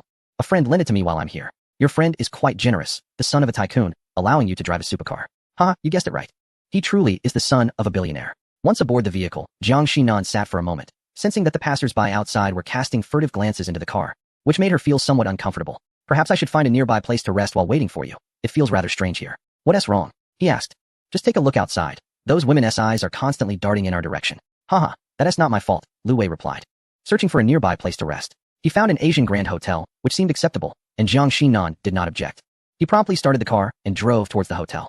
The women around shook their heads, as it appeared that another potential suitor had been lured away. In less than a kilometer, they arrived at the hotel in just a few minutes. He booked a suite for Jiang Xinan and escorted her to her room. Once in this secluded space, Jiang Xinan reverted to her fiery demeanor, embracing Lu Wei and seeking a kiss. After half a year apart, the longing within her was akin to a volcano, easily ignited by the slightest touch. With her dreamy gaze yearning for more, Lu Wei suddenly recalled that Wang Fan and the others were still at the bar. He gently halted her advances, saying, Our friends are still at the bar discussing matters. Is it alright if we wait a bit? Humph. Then you must return early, Jiang Xinan pouted playfully. Alright, I'll be back as soon as I finish with them. After a bit of coaxing, she finally let him leave. As Lu Wei's car returned to the bar entrance, he noticed a peculiar gaze from the onlookers, as if they regarded him differently. What on earth? He hadn't anticipated this wealthy second-generation heir to be so ineffective. It had barely been half an hour since he left with a woman. Those who had seen him depart began to gossip discreetly. Upon returning to the booth, the three men were still present, surrounded by several attractive women. "You're back. We thought you had been whisked away by one of those girls at the door." Wang Fan chuckled. "Haha, am I that easy to abduct?" Lu Wei retorted. "I think you might be, honestly. Once you see someone, you seem unable to move." Qin Song quipped. Lin Xian simply grinned, solidifying his reputation as a simpleton. "With so many girls around, you should try to flirt with one. You'd likely succeed." Wang Fan encouraged. "Never mind. With so many options, isn't that enough? One cannot bite off more than one can chew." Lu Wei shook his head, noting that a girl had already approached him, refilling his drink. "We just discussed it. The four of us should collaborate on the club. What are your thoughts?" "Oh, nothing much. If you all agree, then I certainly do as well. I have no experience in business, so just guide me," he replied. "Haha, look at you, so cunning. Who would believe you?" Wang Fan said. "All right, come to my club tomorrow afternoon so we can discuss this in detail." "Sure, Fan Gu. Come, let us raise a glass." Wang Fan lifted his cup, and everyone joined in a toast. After the drinks, Wang Fan seized the girl beside him and dashed into the dance floor. Jumping into the rhythm, the DJ ignited the crowd with deafening music and the sight of men and women twisting and turning in a frenzy. Lu Wei remained at the booth, sending a message to Chen Lu, saying he wasn't sure when he would stop drinking tonight and advised her to sleep ahead. Chen Lu, knowing he mingled with the wealthy Wang, reminded him to take it easy. Time management is indeed quite a challenge. Before long, he was drawn into the dance floor by the young woman beside him, joining Wang Fan and the others in a frenzied revelry. The night for this group of youth was imbued with a hollow extravagance. At 2 a.m, Wang Fan finally suggested they call it a night, feeling fatigued. It is advantageous to be Wang Deshao. He merely needed to toss the car keys to his bodyguard. "Lu Wei, how will you return? Shall I have a bodyguard drive you back?" Wang Fan inquired. "No need, Fan Gu. I'll find a place nearby to rest. Any hotel will do." "Haha. You must be hiding a beauty. Very well, we shan't intrude any longer. See you tomorrow." The trio climbed into the chauffeur-driven vehicle provided by Wang Fan. Fortunately, it was just a few hundred meters away, and in about 10 minutes, Lu Wei arrived back at the hotel. After scanning his room card, he quietly entered. The lights were still on. Jiang Xian was already asleep in bed. Lu Wei, reeking of alcohol, intended to freshen up in the bathroom. Just as he prepared to undress, she murmured, "You're back." Jiang Xian rubbed her sleepy eyes, gazing at him. "Yes, just returned. I'm going to wash up. I smell of liquor." "All right." Lu Wei quickly rinsed and emerged, diving straight into bed. Jiang Xian's gaze, with her large, glistening eyes, was irresistible. Having just sent a message to her best friend to sleep alone, she turned off her phone, wishing to avoid any disturbances at this hour. 6 months of longing enveloped Lu Wei, allowing him to savor the warmth of affection. Upon waking in the morning and opening his phone, Jiang Xian found herself bombarded by her friend's furious messages. "What about the food you promised? I waited for you all night and didn't see a trace of you." Jiang Xian, are you sneaking around with a man, abandoning your best friend? Jiang Xian, I no longer love you.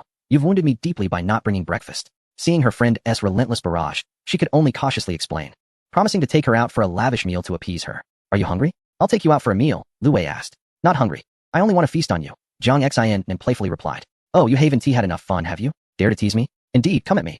This is intolerable. Prepare yourself." Lu Wei lunged at her. Chapter 147. Equestrian Club Experience. In a building along Chang'an Avenue lies a club established by Wang Fan's mother, aimed at helping Wang Fan's father, Wang Muchuan, build connections. This venue serves as a place for leisure, entertainment, and business discussions with clients. Through a selective membership system, the club has attracted numerous affluent individuals and socialites, creating a remarkable phenomenon of networking. When Lu Wei arrived, the staff recognized Wang Fan's license plate and promptly guided him inside. The three may have already been there. Lu Wei felt as if he was always the last to arrive. "Haha, you're the latest. You'll owe us 2 drinks. Are you all this spirited?" "Of course. I am Kishirin." Lu Wei gave a thumbs up, impressive. They all laughed heartily. "Come, partake in some refreshments. And shortly we shall venture to observe a prestigious equestrian club in the capital." As the sun descends in the afternoon, the temperature cools slightly after its departure. A small group arrives at a rural equestrian club located in the eastern suburbs of the capital, sprawling over approximately 100 acres. Lu Wei has little experience in horseback riding, while the Shui Niu has ridden before. The horses from their hometown are quite diminutive and lack saddles, making it easy to mount without a leap. The horses at the equestrian club are typically Arabian, warmblood, or Ely horses. Those with more resources might even encounter the esteemed Akeltec horses. And at the pinnacle of equine excellence, thoroughbreds, which are exorbitantly priced, starting from $1 million, not Hong Kong dollars, but US dollars. Ely horses are also quite costly, with each valued at several 100,000 yuan, boasting a robust physique and harmonious proportions. Lu Wei clambered onto the back of a tall chestnut mare and instantly felt akin to an ancient warrior, filled with an exhilarating desire to gallop. Wang Fan rode a white horse, donning riding attire that rendered him rather handsome, evoking the image of a prince on a white steed. Qin Song mounted his horse, gripping the reins tightly, his body tense, hesitant to raise his gaze. Lin Xian fared much better, riding a magnificent black horse. Dressed in a black and white riding outfit complemented by long black boots, adding a touch of elegance to the quartet. This ensemble was indeed a charm for attracting attention. Qin Song, muster some courage. These horses are trained and not wild stallions. Relax a bit, Wang Fan advised. Black Stallion, gallop. Lin Xin could no longer contain his excitement. Squeezing his legs, and the black horse surged forward, racing across the field. What a thrill, he exclaimed, his face lit up with a cheeky grin. Wang Fan too spurred his white horse into a gallop. Lu Wei, still acclimatizing to the saddle, restrained his horse, urging it to trot more slowly. After a leisurely lap, he returned with Qin Song to help him adjust. Are you afraid of heights or of animals? Lu Wei inquired. I can't tell, it feels utterly unsafe. Qin Song replied, his hands gripping the reins tightly, almost closing his eyes in trepidation, gradually accepting his fate atop the horse. After another circuit, observing Qin Song's improved composure, Lu Wei felt more confident and nudged the mare into a gallop. Hey Lu Wei, don't run off. What will I do if you leave me behind? Qin Song cried, nearly in tears. When Lin Xin approached, he playfully tapped the rear of Qin Song's horse, prompting it to dash forward as well. Lin ergo, I want to let this go. Qin Song shouted, oh my goodness, someone save me. Their laughter echoed as he held onto the reins for dear life, which eventually slowed the horse down. The other three had already taken off, reveling in the exhilarating freedom of galloping, reminiscent of wielding a whip across endless deserts. After over an hour of indulgence, they returned to assist Qin Song in dismounting. This is truly no task for humans, he proclaimed, finally grounded on the earth. After freshening up at the stable, they proceeded to dine on site. As they dined and deliberated, the conversation turned to the equestrian club. Wang Fan initiated the discussion, expressing his enthusiasm. It sounds marvelous, truly enjoyable. Lin Xin, while gnawing on a bone, interjected, you can indulge in whatever activities you wish, but please spare me from riding. I can hardly eat. Qin Song was still gathering his thoughts. Lu Wei then proposed, what if we were to acquire this club and manage it ourselves? Directly acquire it? Wang, the affluent heir, was indeed bold, suggesting an outright purchase without hesitation. Given its scale, what kind of capital would be required for such an acquisition? Taking into account the market rates in the capital, for 100 acres, I'd estimate around 100 million, Wang Fan replied. Oh, that's merely a small goal for your father. I suppose it isn't too much, Lu Wei remarked. Whether we acquire or establish a new one, we can simply rebrand it later. Upon hearing Wang Fan's estimate, the burden spread among them would amount to approximately 25 million each, a sum Lu Wei could manage. Previously, while attending horse races on Hong Kong Island, he had only experienced the more common aspects of the sport. However, he was aware that members of the Jockey Club were among the elite of Hong Kong, indicating it was no ordinary venue. The prospect of collaborating with Wang Fan and others to create a prestigious clubhouse made the investment seem worthwhile. After all, in society, many business opportunities arise from connections and networking. Possessing a robust network could significantly enhance one's career, regardless of whether we acquire or construct anew. Let us set our initial target at 100 million, Wang Fan proposed. I shall take the lead and cover the majority of the investment, while the rest of you can divide the remainder equally. What do you think? The three concurred. I won't be returning to the metropolis for a while. I will remain here to get things underway. You three should provide suggestions and insights to guide me. Since we aim to establish a high-end club, we must be discerning in our selection of horses, Lu Wei suggested. I noticed several breeds within this club, catering to a more average clientele. We should specifically acquire high-end breeds to elevate the club's quality. The trio engaged in a lively exchange of ideas, ultimately agreeing to visit the Hong Kong Jockey Club for further guidance. They settled on a preliminary arrangement. Wang Fan would contribute 49%, while the remaining three would share the rest, each holding 17%. Lu Wei, in this venture, was somewhat of a beneficiary, aside from Wang Fan. Qin Song and Lin Xin possessed backgrounds and connections that could yield valuable resources, whereas Lu Wei stood alone. With the framework established, they promptly transferred funds to Wang Fan. Qin Song and Lin Xin, still without careers, were parting with their hard-earned savings, hoping to impress their parents. They believed that once the club flourished, it would eventually support their families, making the investment worthwhile, and perhaps prompting their parents to provide additional support in the future. Chapter 148. The Galloping Horses Equestrian Club. Wang Fan's efficiency was remarkable. Within a few days, he had located a horse farm available for transfer, situated in the eastern suburbs.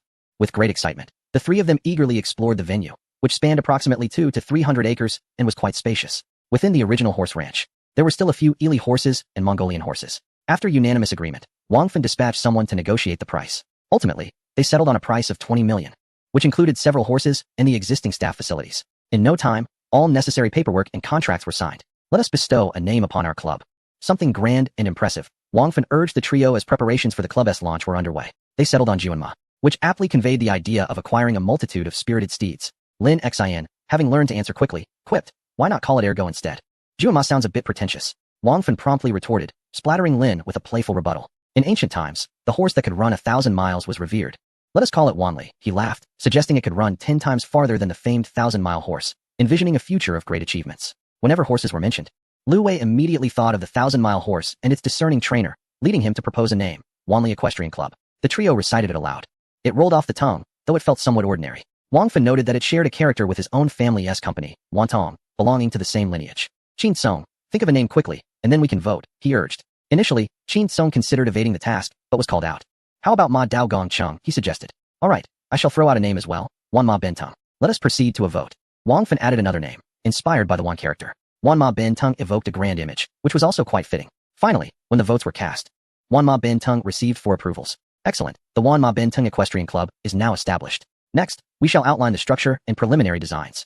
Wang Fan would serve as the chairman, while the other 3 would assume the role of vice chairman. They planned to hire a general manager to oversee operations, entrusting the overall design of the club to Wang Fan's South Family Real Estate Company. As the venue neared completion, they intended to visit the Hong Kong Jockey Club to explore potential business connections. Wang Fan would primarily focus on external expansion, with Lu Wei managing operations while the other 2 provided support. Lu Wei shook his head, expressing, "Brothers, I have never managed anyone. I haven't even been a supervisor. How can I run a company? It's fine. We will hire a professional manager in due time to assist you. You will learn gradually," Wang Fan reassured him, emphasizing the importance of having someone from within to manage. "Indeed, you will have the opportunity to learn. We often found ourselves thrust into our family businesses, forced to adapt." Lin Xin and Qin Song chimed in, encouraging him. Under the pressure and persuasion of his companions, Lu Wei reluctantly agreed to give it a try. Little did Lu Wei anticipate that one day he would find himself as an executive, co-founding a company with Wang Fan and the others. Such a significant turn of fate. Regarding the film, Shen Duiyu has successfully negotiated the release date and preliminary screening quantities with 3 cinema chains.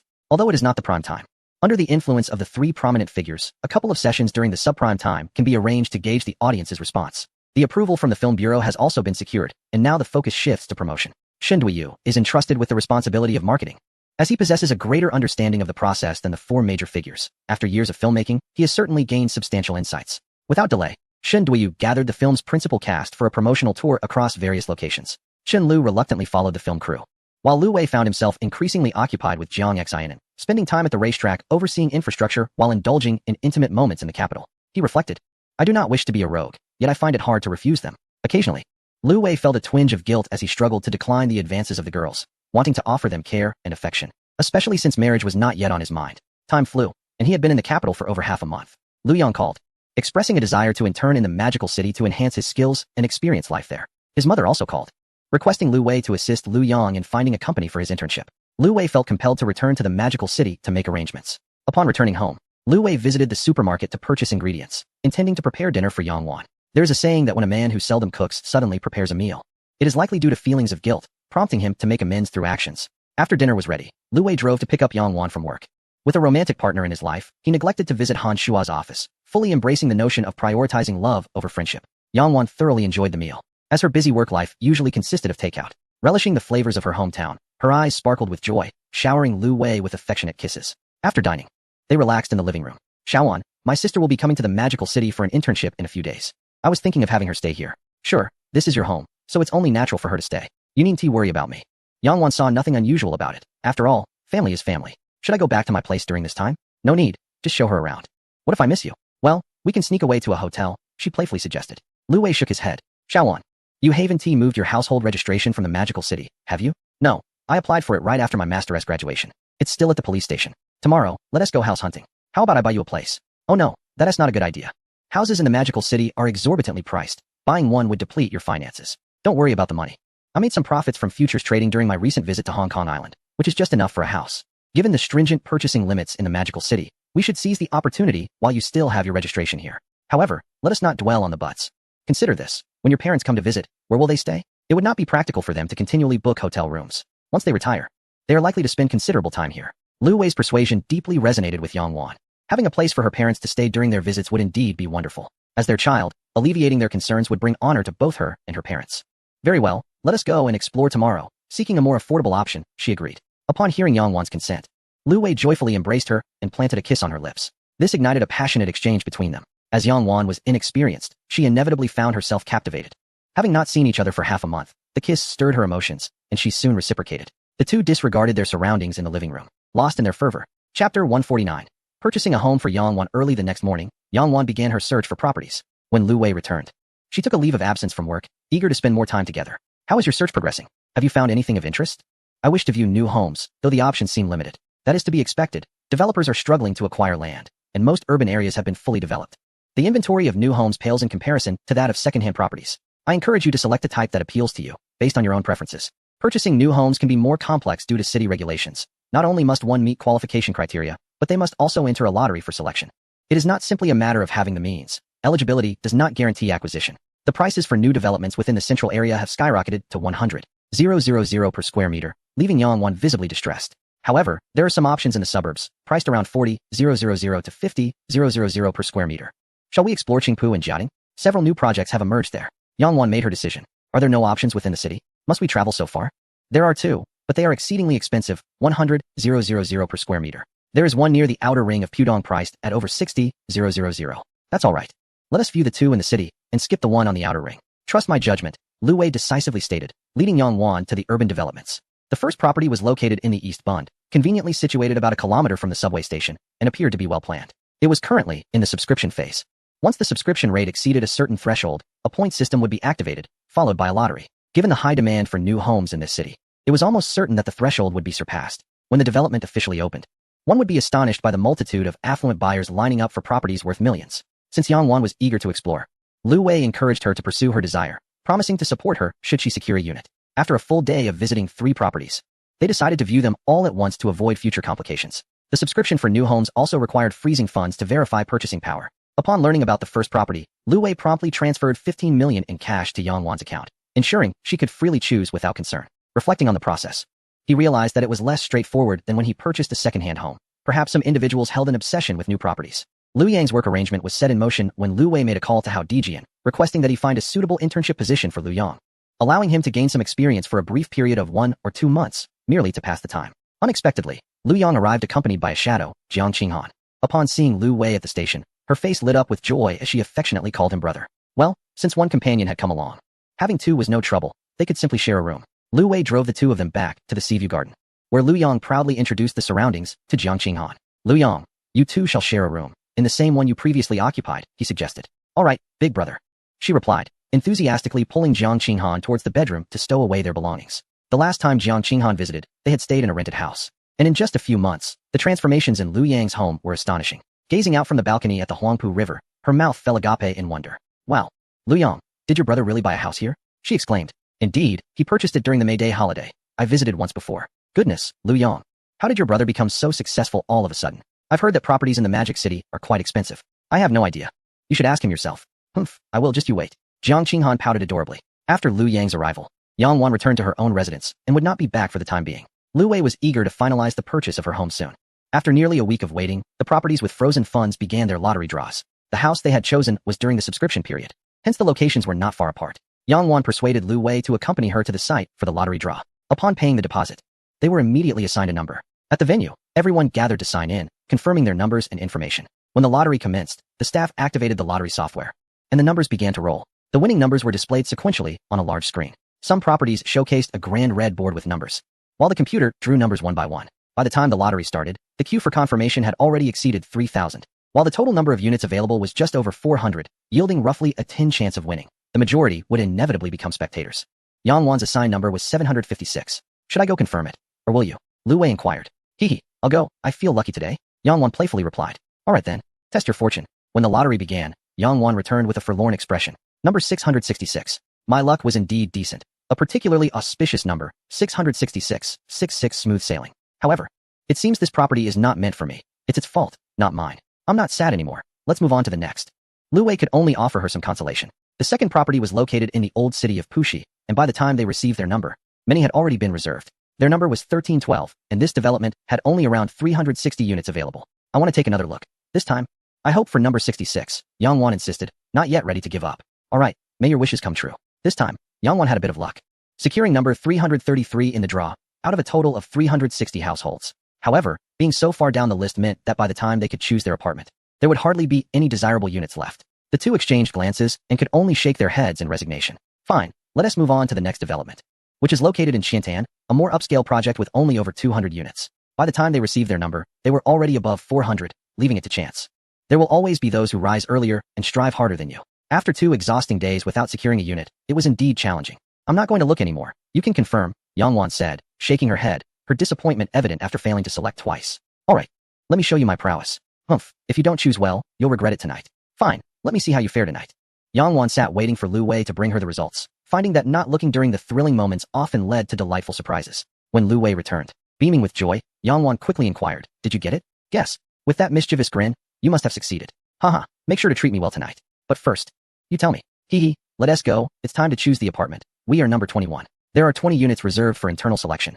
so my luck can only get me to 21. Lu Wei looked quite pleased with himself. Wow, you're amazing, Yang Wan exclaimed, jumping up to plant a kiss on his cheek. Finally, she had secured a satisfactory apartment, a spacious 3-bedroom of 139 square meters. With a payment discount of 2 for full payment, amounting to 11 million at a price of 149,800 per unit, with delivery set for next year. But you'll have to wait a year to move in. That is quite unfortunate. Oh, just a year, it will pass quickly. Come on, let us go grocery shopping. Tonight, you'll dine at my place, and I'll cook for you. Is your roommate at home? No, she is away on a business trip. Hee Lu Wei suddenly grinned. Stop it, what are you laughing at? Yang Wan playfully pinched his waist. Chapter 150. The movie is about to release. Spending the night at Yang Wan's home for the first time was both blissful and exhilarating. It felt somewhat clandestine, and Yang Wan restrained herself from calling out too loudly. Having successfully purchased an apartment, she bestowed an exceptional reward upon Lu Wei, bringing him immense joy, indeed. A woman who takes the initiative is the most enchanting. By the end of July, the results of the college entrance examination admissions began to emerge. With the early batch and first-tier universities largely having completed their admissions, Teacher Zhang called Lu Wei to inform him of the first-round admission results. All 4 students who had met the first-tier score threshold were accepted, with no one left behind. An excellent outcome. Teacher, are there any other impoverished students at the school who didn't receive assistance from this round of admissions? Each year, there are often news reports about students from financially struggling families working hard for their tuition and living expenses. Some toil in brick factories, earning a mere 0.25 yuan for each brick moved. What does that mean? It translates to a paltry 2.5 yuan for moving 100 bricks, and merely 25 yuan for 1,000 bricks. Just thinking about it brings a pang of sorrow. Lu Wei contemplated for a moment, ultimately deciding to extend his assistance to some well-behaved students. There must be some. Teacher Zhang replied after a moment of reflection. Their county is impoverished, and comparatively, there are quite a number of students from rural areas.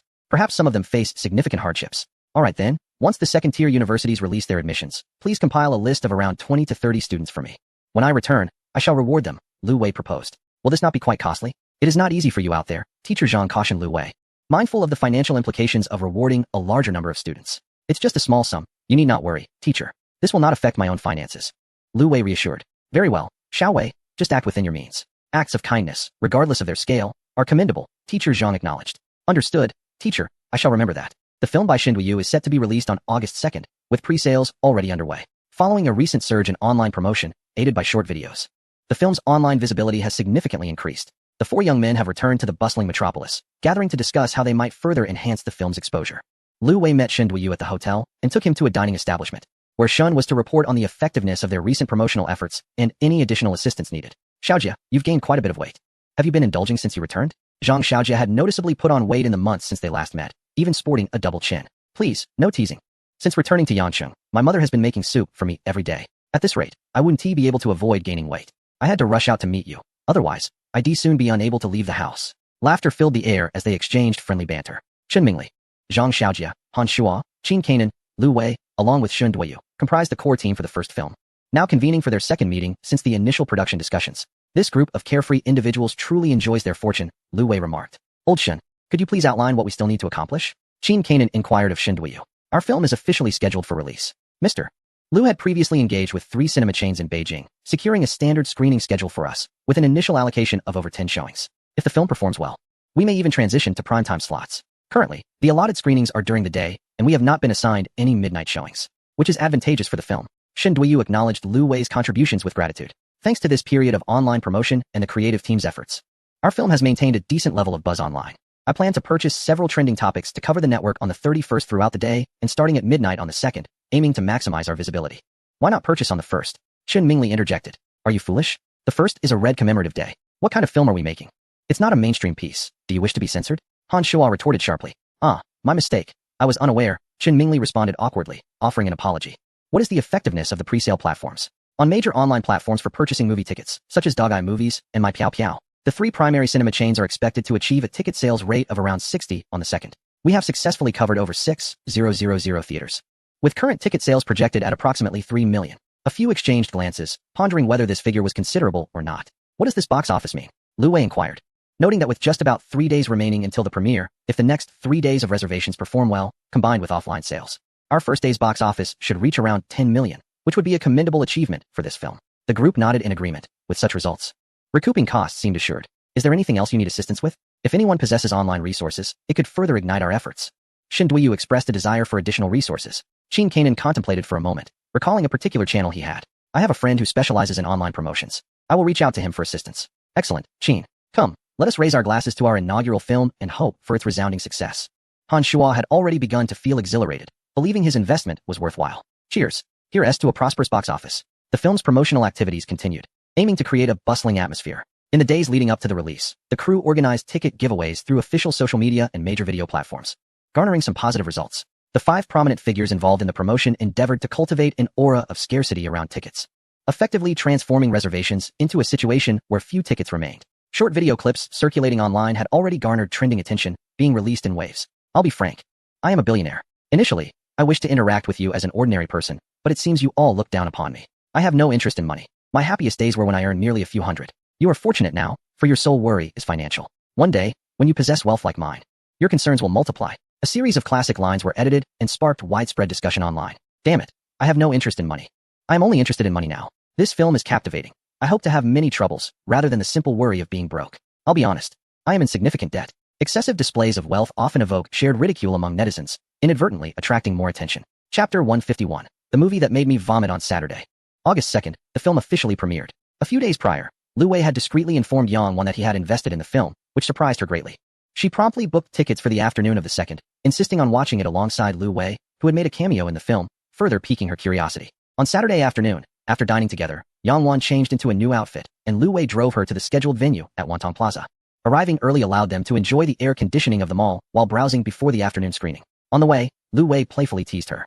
Shall I offer you a hint of a spoiler? You mustn't be so brazen. Spoilers should be delivered with a sting. Yang Wan shook her head and issued a warning, preferring to remain curious. She was eager to experience the grandeur of Lu Wei on the big screen, especially the prospect of watching the film alongside Lu Wei himself. What a delightful thought. Regardless, attending the cinema would contribute to the film's box office. After all, the Wantong Cinema, operated by Wang Fin's family, was situated within their Wantong Plaza, a landmark complex for dining, entertainment, and leisure in the CBD. Emerging from the underground parking garage, they reached the B1 level, where snacks were available. Having just dined, Yang Wan unexpectedly found herself enticed by the array of treats, insisting on sampling several. When did she become so irresistibly drawn to such temptations? Why don't we just eat something instead? We can skip the movie, and I'll share all the details with you while we indulge, she suggested. No, we must do both, eat and watch. We cannot forego either, Lu Wei replied.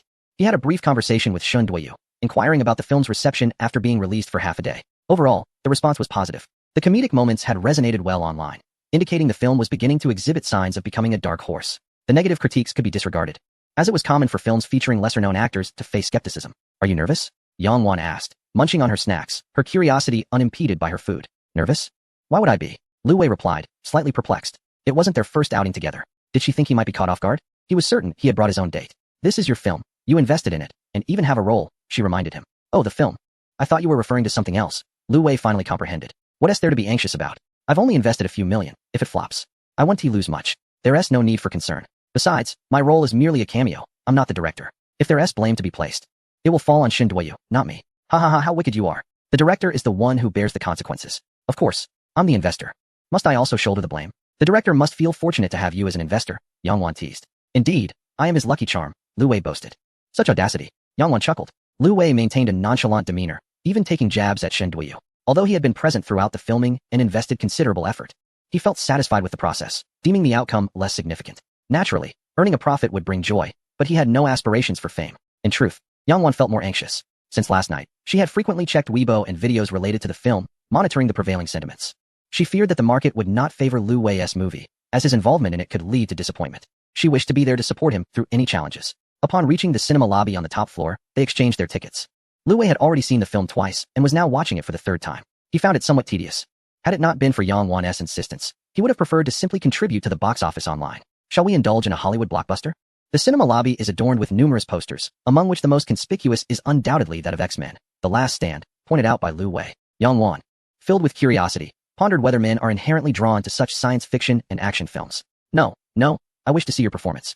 She firmly shook her head in refusal, her heart brimming with joy at the prospect of watching his film. And it was indeed a pity that he wanted to watch something else. When the time came for ticket checks, Lu Wei procured a bucket of popcorn and 2 drinks, reasoning that a light-hearted film necessitated some form of distraction. Moreover, treating a lady to snacks could certainly foster a deeper bond. After settling into their seats, they noticed others trickling in. Aside from the first 3 rows, the cinema was quite populated, with approximately 70 to 80 individuals filling the 100-seat auditorium.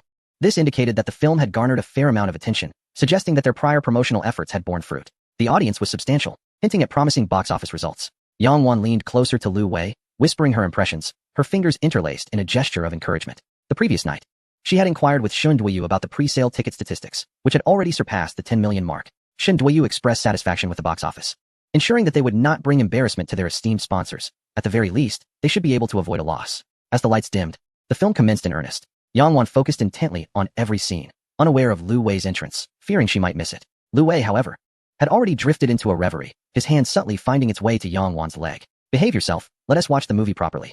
Yang Wan chided as she pinched his wandering hand, offering a warning. Alas, her muted caution proved ineffective, for soon Lu Wei brazenly resumed his trespass. The film left Yang Wan in a state of emotional turmoil, thoroughly tormented despite her concentration. Though she was engrossed in the movie, her body was frequently disrupted by inexplicable sensations. By the film's conclusion, it had performed admirably, eliciting laughter from the audience at least 20 to 30 times. Fulfilling its comedic intent, Yang Wan watched with satisfaction as Lu Wei made his entrance. His carefree portrayal mirrored his own persona, enhanced further by the film's charm, rendering him even more attractive. She playfully nudged him. You're on screen. Quick, look. Once Lu Wei's segment concluded, Yang Wan found it easier to engage with him. I believe you appear somewhat dashing in the film, she remarked. Only somewhat? He queried. Yes, just a tad more. You've become even more appealing, she replied, her eyes sparkling like stars. After the afternoon screening, Lu Wei concocted an excuse about needing to review the film with the director later that evening, and thus he escorted Yang Wan home. In truth, he was hurrying to the next screening. Chen Lu had returned to Shanghai a few days prior, and after the promotional activities arranged by Shun Duoyu concluded, she was eager to return home. Therefore, on the opening day of the film on the 2nd, she wished to invite Lu Wei to watch it together, for it was a creation both had contributed to, and viewing it in the cinema would certainly enhance the experience. Fortunately, the schedules of the two ladies watching the film were staggered, allowing for a feasible plan. This film, now viewed for the 4th time, was beginning to make Lu Wei feel quite nauseous. He had never before watched a single movie so many times in his life. Thankfully, the ambience of watching a movie together was delightful. Chen Lu, donning a mask, ventured into the cinema, which, although not yet widely recognized, still posed a risk of being recognized by someone nearby. Thus, Lu Wei hesitated to engage in any intimate gestures in the theater, as stirring up rumors about Chen Lu at this moment would be quite unfortunate. Chapter 152. The box office approaches 100 million in the cinema. Both were thoroughly familiar with the film's plot, merely revisiting a certain ambience. To Lu Wei, Chen Lu at this moment was far more captivating than the film itself. Yet interaction was impossible, compelling him to endure until the conclusion. Were he to leave midway through his own film, it would be akin to slapping his own face. If someone were to capture that moment and post it online, it would undoubtedly attract headlines insinuating that the film was an utter failure, with audience members leaving in droves. After discreetly waiting for the credits to roll, they returned directly to Chen Lu's residence. Tonight was a reward from Chen Lu to Lu Wei. After all, she felt she was now a box office actress, at least in the tens of millions range. Should the figure surpass 100 million, that would elevate her to an entirely different echelon, a true queen of cinema. Chen Lu was elated, and tonight, she decided that Lu Wei would be treated like a king. In the middle of the night, the phone suddenly rang, stirring Lu Wei from his hard-earned slumber.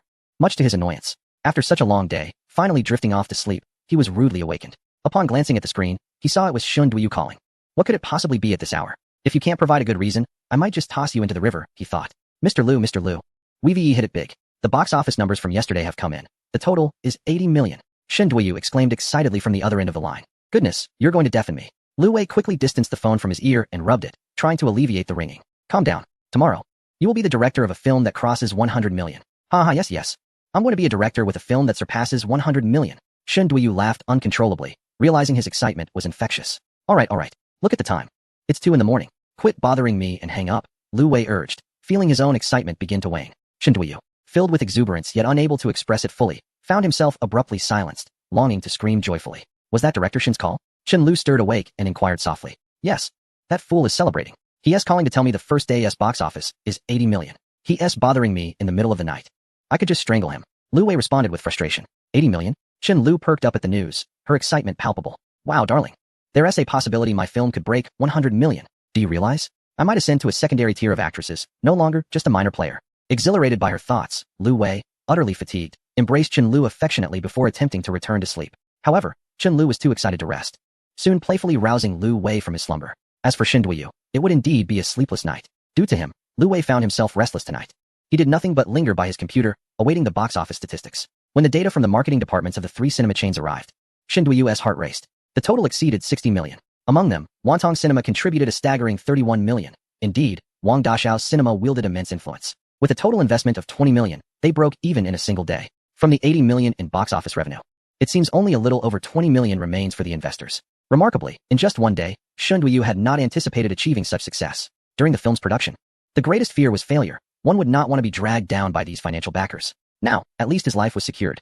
If it were an investment bound by a gamble agreement, the loss from a failed film would be catastrophic. Shen Duiyu's joy stemmed from the box office, as did Chen Lu's, leading to the conclusion that Lu Wei's happiness tonight also derived from the film's success. Wang Fan attended the movie and took a photo for Lu Wei. Was he really there to watch the film?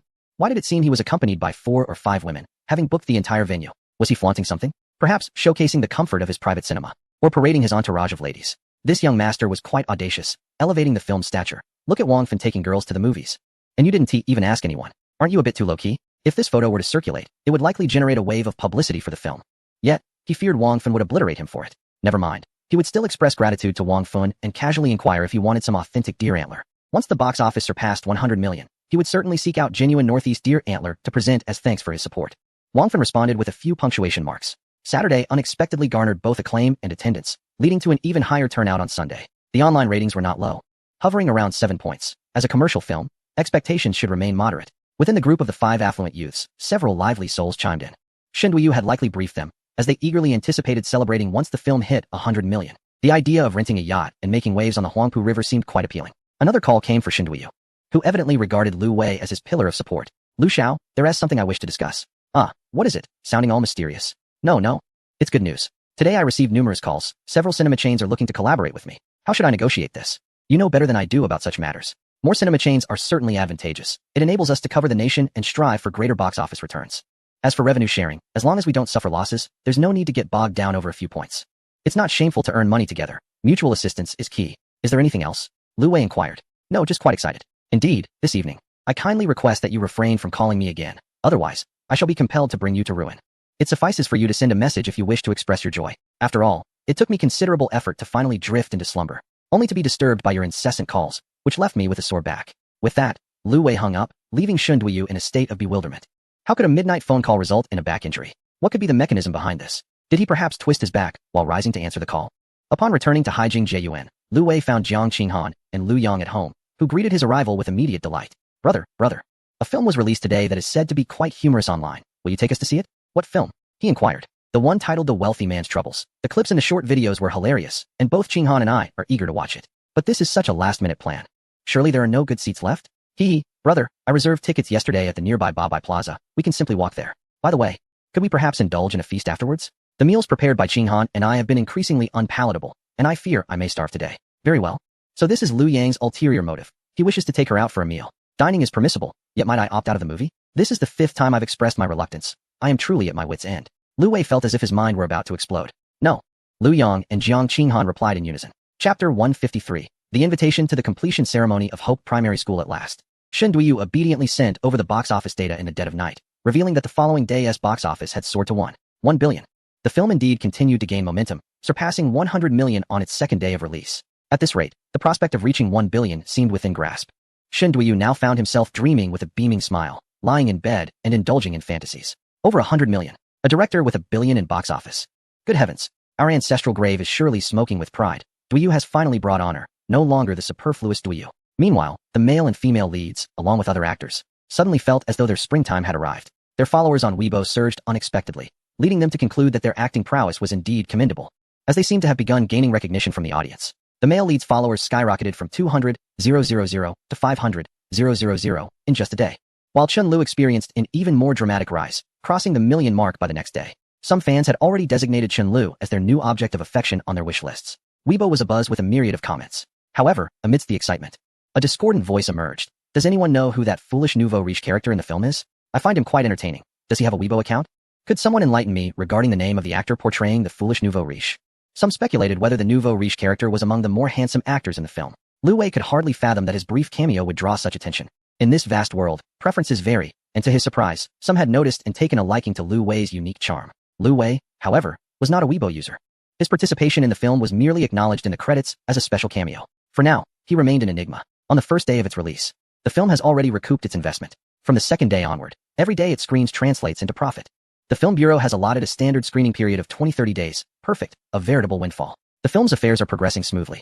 Lu Wei is preparing to return to the capital to oversee the construction of the racetrack, having lingered in Shanghai for too long. Beijing still requires his frequent supervision, as well as an opportunity to glean management experience. After confiding in Yang Wan, he invested in a racetrack in the capital, which piqued Yang Wan's curiosity.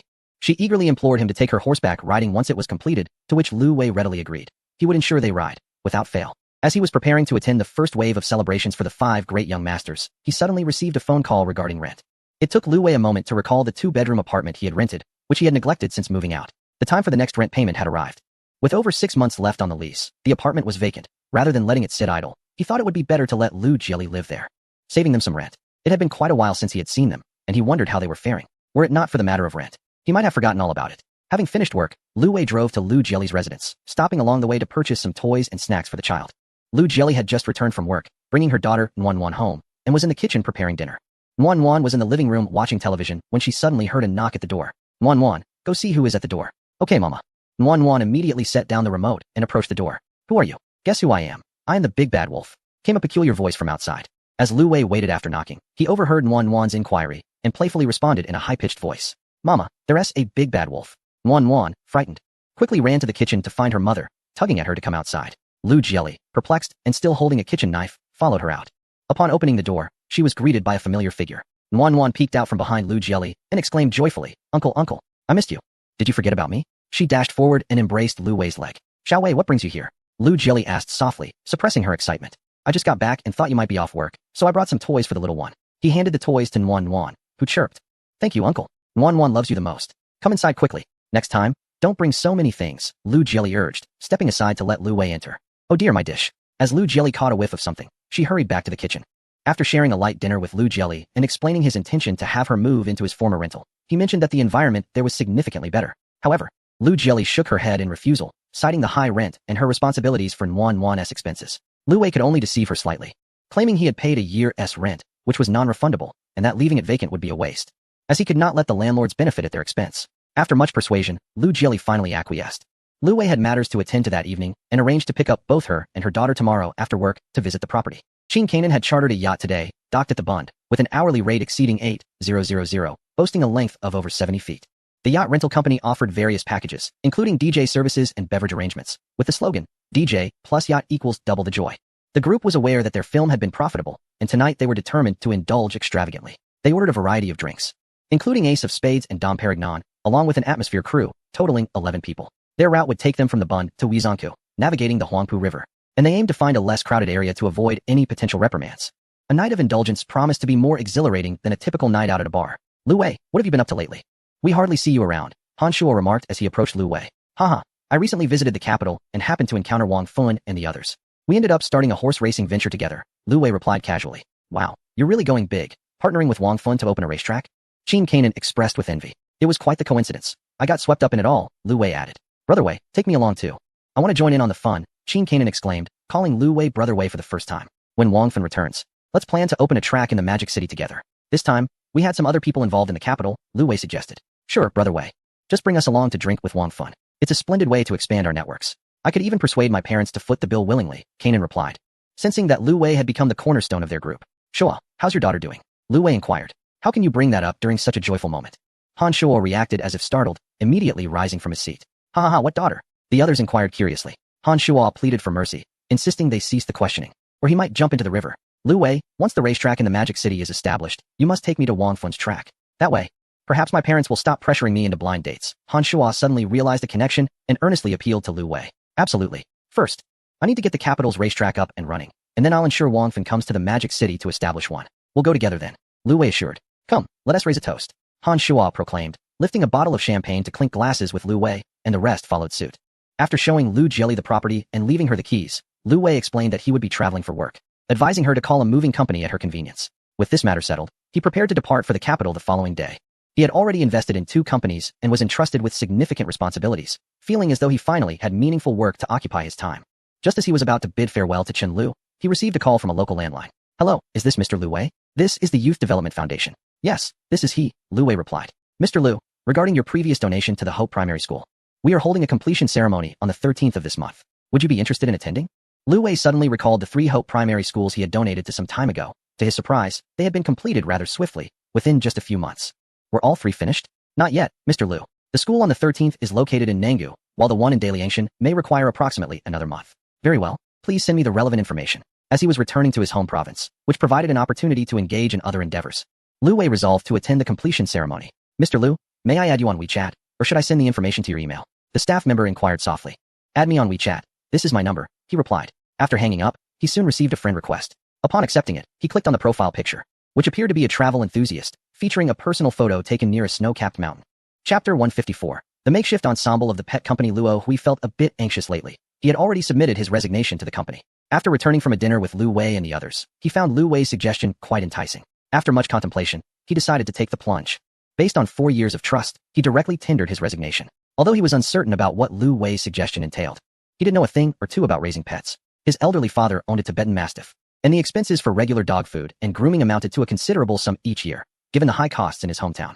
It was likely even more expensive in a first-tier city. Having submitted his resignation some time ago, he initially intended to wait for Lu Wei to summon them. However, Lu Wei had yet to speak up, causing him some unease. Unable to resist, he took out his phone and messaged Lu Wei, "Wei Go, what have you been up to lately? I've already resigned." Lu Wei, who was admiring the beauty in his friend's posts, noticed Luo Hui's message. "Resigned? Resigned? Why did you resign?" He paused, recalling that it was indeed he who had encouraged Luo Hui to resign. Slapping his thigh, he exclaimed, "Oh no. I forgot that I mentioned it during our dinner before heading to the capital. How embarrassing. Great, when can you leave? I just returned from the capital and almost forgot about it. This Friday, I suppose. I'm feeling quite anxious." "Anxious? Don't worry, just follow my lead. And you'll enjoy a life of luxury, with beautiful models awaiting you. Wei Gu, please don't paint too grand a picture, or I might end up in tears." Luo Hui replied, still hoping to achieve something noteworthy alongside Lu Wei. "I'll check in on the two of them." Lu Wei navigated to the group chat with his roommates and sent a message. "Comrades, how are you doing? Have you made any decisions? I'm eager to get started and am merely waiting for you to join me in earning money. I thought you had been sold off by a wealthy woman. It's been so long since we heard from you." "Exactly. Ha. I was busy in the capital a few days ago, just returned. Once we've made up our minds, we'll get to work." "Alright, I recently researched some materials, I'll share them with you."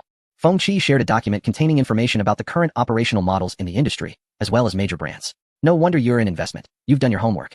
The collection of materials is quite commendable. Once Luo Hui departs next week, you should take the initiative to proceed. Let us first establish our shell company, and then continue to explore our business model. Perhaps we could arrange some training for you beforehand. There is no better time than the present. Let us gather for dinner after work to discuss matters and instill some confidence in you. As I will be leaving again in a couple of days." Lu Wei contemplated his schedule and decided it was prudent to expedite the preparations.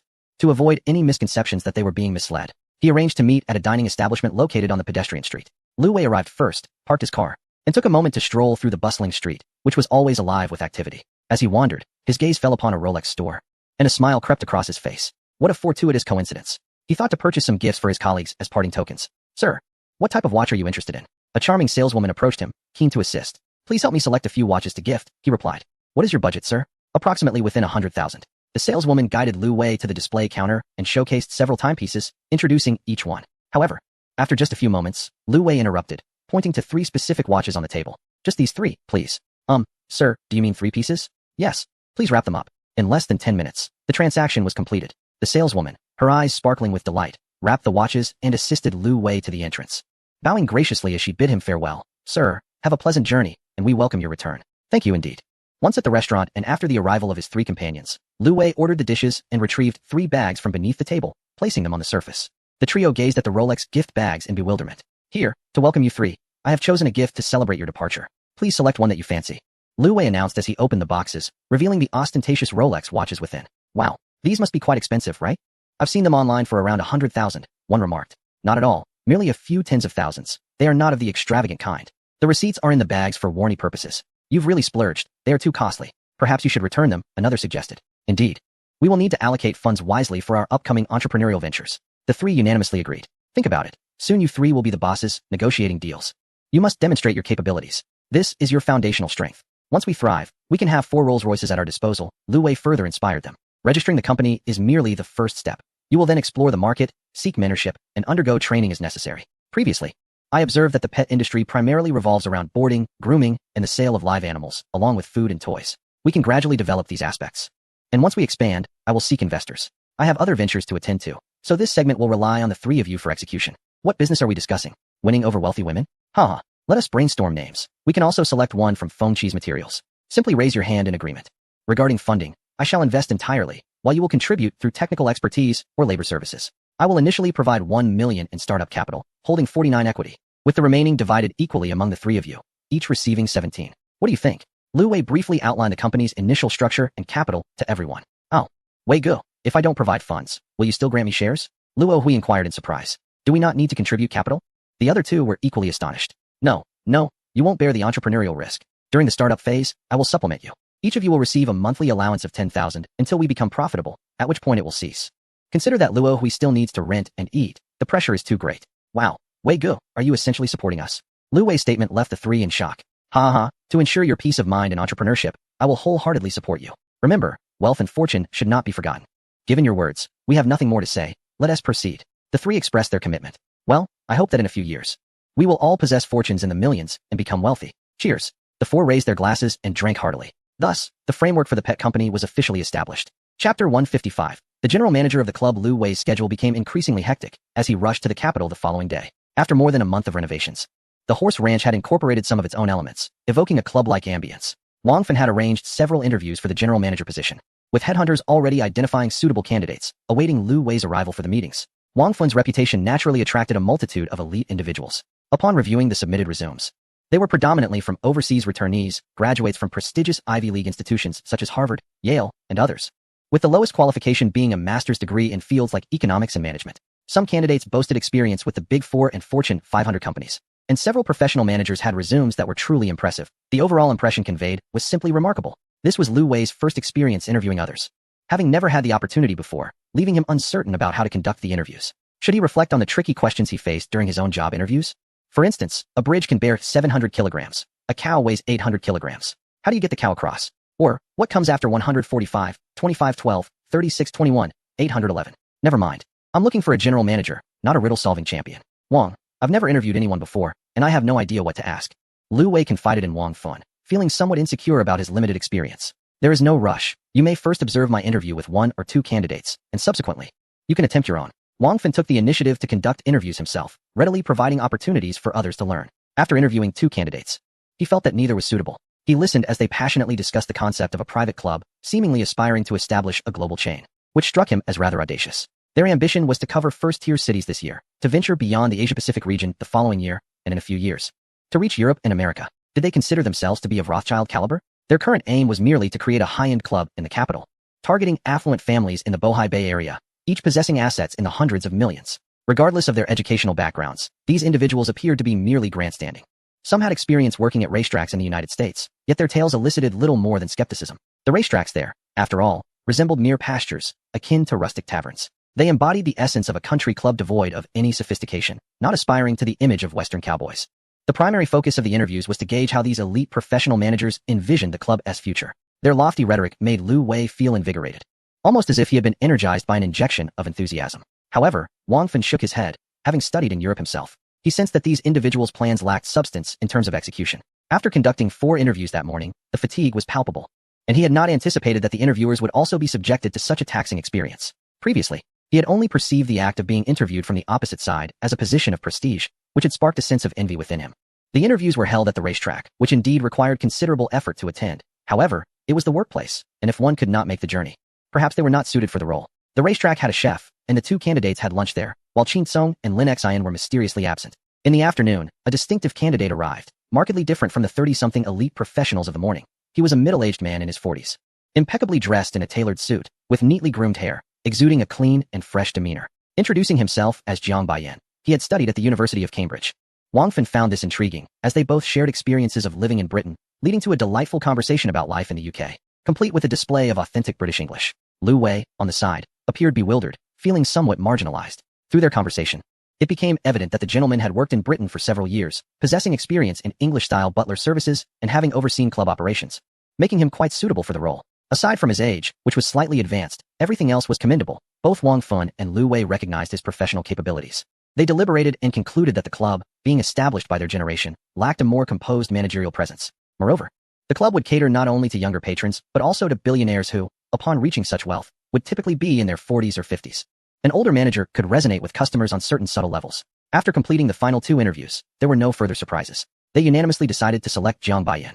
Wang Fan suggested that Lu Wei make the call, as their collaboration in the future would likely be extensive, which seemed quite reasonable. Jiang Baiyan had not ventured far. It was a rare occasion for him to visit the suburbs, and he took the opportunity to stroll around the horse racing grounds. Due to certain interpersonal issues at work, he had ultimately been marginalized from his previous company. He had initially believed that with his skills and years of managerial experience, securing a position in the capital would be a simple endeavor.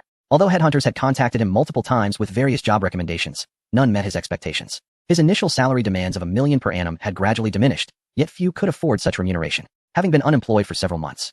He had received numerous invitations at first, but after 3 months, the calls from headhunters had nearly ceased. Finally, he managed to secure an interview, albeit in the suburbs, and he was willing to give it a shot. He pressed his long-neglected formal attire and groomed his hair before making his way there. Upon arriving for the interview, he felt a sense of dismay as he realized that the interviewers were significantly younger than him, having previously experienced similar situations where younger bosses led to unfavorable outcomes.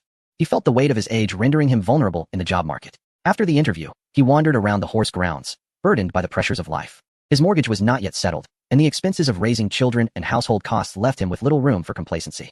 The immense pressures of middle age left him with few outlets for relief. It had been a while since he had ventured out, and seeing the horse racing grounds reminded him of his time in Britain, prompting him to explore further. He engaged in conversation with the stable hands, and had he not been dressed as he was, he would have eagerly proposed a ride on one of the horses. After spending considerable time at the grounds, he managed to dispel the lingering gloom from the interview and composed himself. Just as he was preparing to leave, his phone rang. Mr. Jiang, hello. This is Lu Wei from Wanma Bending. Congratulations on passing our interview. If it is convenient for you, we would like you to come to the horse grounds tomorrow to discuss the terms of employment and compensation. Mr. Lu, I am still at the horse grounds, and it is quite convenient for me now, Jiang Baiyan replied, his heart racing with excitement. Perfect. We are currently in the office. You can come directly. After Lu Wei ended the call, Jiang Baiyan took a moment to freshen up in the restroom before heading to the office. His demeanor restored to one of elegance and confidence. Mr. Jiang, let me outline the compensation for you. Your requested salary is set at 700,000 per annum. After some discussion, we find that this figure is somewhat high for our current situation. We can offer you 600,000. Would this be acceptable to you? Jiang Baiyan pondered for a moment. Having a job was certainly better than remaining unemployed. He recognized that the market was gradually overlooking him. I can accept that. Will there be additional benefits, such as year-end bonuses? Rest assured, as long as the club operates profitably, you will receive 2% of the net profit as a year-end bonus. Accommodation and meals will be fully covered by the club. Upon hearing this, Jiang Baiyan was pleasantly surprised by the generosity of the young man. I'll take it. Let's proceed. I can start tomorrow. Lu Wei stood up and extended his hand. Welcome aboard, Mr. Jiang. Chapter 156. Invitation to the high-net-worth client gathering. Having secured the most pivotal management personnel, Wang Fun and Lu Wei would find their subsequent days considerably more relaxed. Wang Fun had initially intended to invite Lu Wei for an outing, yet Lu Wei declined, citing commitments back in the bustling metropolis where he had affairs to arrange. How have you become so busy? Wang Fun exclaimed in surprise. Well, I owe you my gratitude. My film has garnered quite a favorable response. I shall treat you to a meal soon, Lu Wei replied. The success of your film will undoubtedly reflect positively on my family's cinema as well. It's a win-win situation, Wang Fun remarked. I plan to return to my hometown to observe this year's college entrance examination candidates. Hence my schedule has become somewhat congested, Lu Wei explained. What on earth do you wish to see those students for? Wang Fun inquired. Oh, just to see if anyone requires financial support. Their SA primary school nearing completion, and I thought to check in on it, Lu Wei responded. Goodness, Lu Wei, I never realized you were such a person, Wang Fun exclaimed. Feeling a shift in his perception of Lu Wei, this dandy had always lived in a world of indulgence, having been born into circumstances that surpassed those of most individuals. The only challenge he faced was during his time abroad when his father curtailed his living expenses, preventing him from fully enjoying life in England or pursuing romantic interests.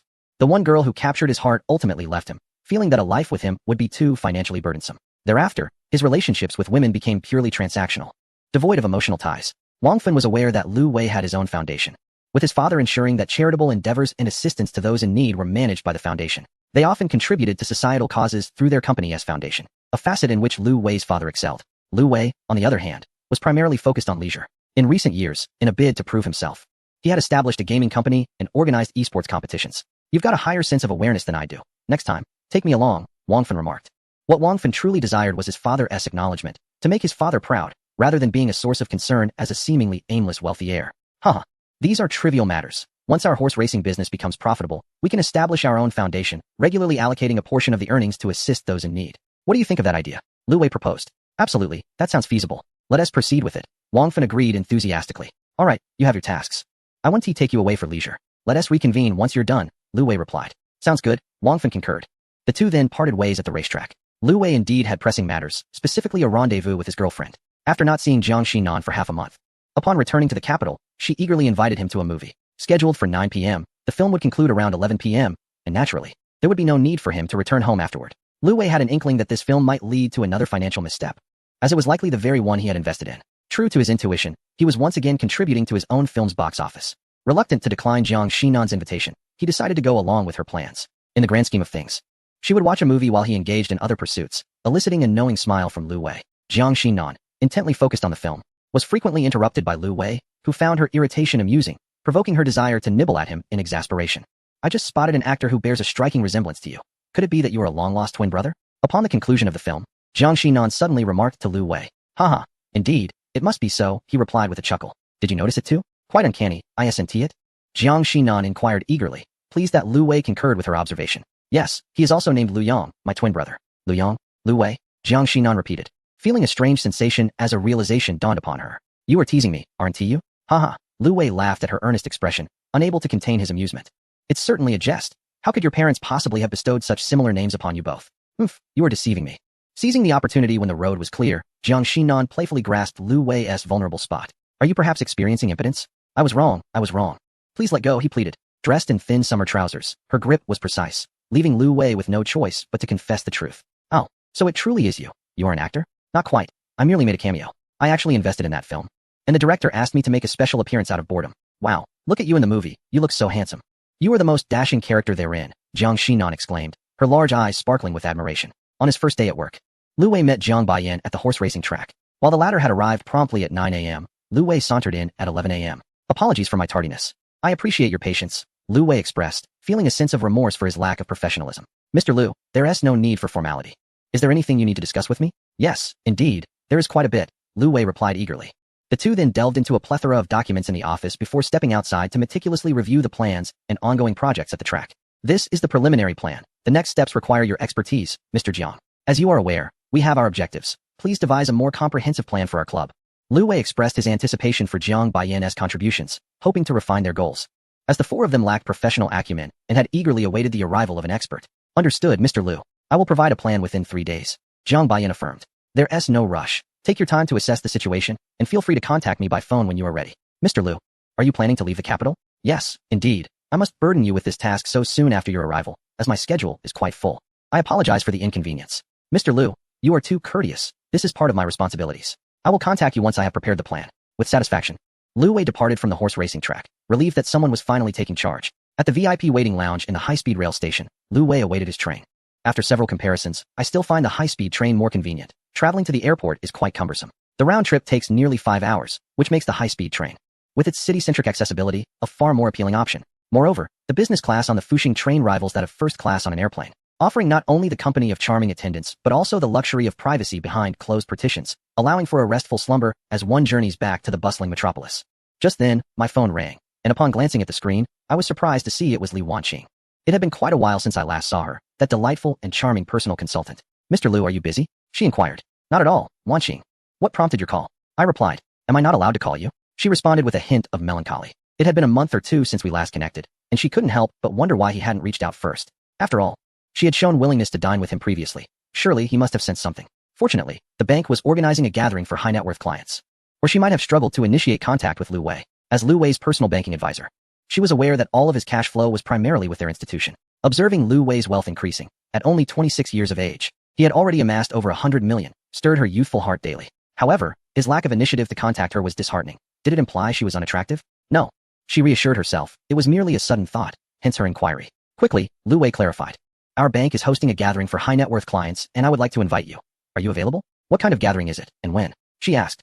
On August 18th, in 10 days, at the golf course in Shi Mountain, we'll hold a friendly match and exchange some ideas on wealth appreciation. 10 days should be enough time for me to return from my hometown, she mused. But I don't know how to play golf, Lu Wei confessed, revealing his greatest concern.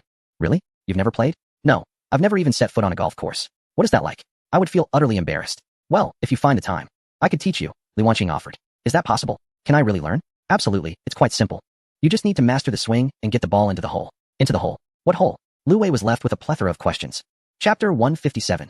Teaching Lu Wei to play golf. The wealthy CEO's troubles has been screening for a week and remains vibrant on the box office charts. With total earnings approaching 1 billion, Lu Wei was somewhat astonished upon receiving data reports from Shen Duyu. He had never anticipated such success. Even with connections to Wang Fun and others, he merely hoped the film would break even. This achievement had surpassed his expectations.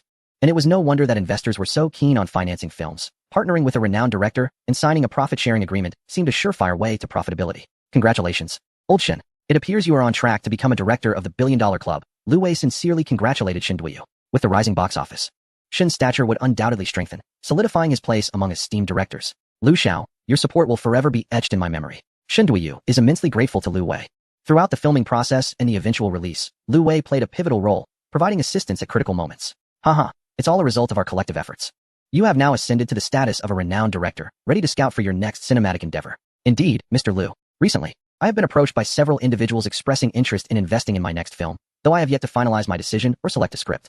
Shen Duiyu candidly revealed his recent recruitment status. No rush, take your time. With this first project as a foundation, your starting point will be significantly elevated, allowing you to make more discerning choices. Lu Wei offered some reassurance.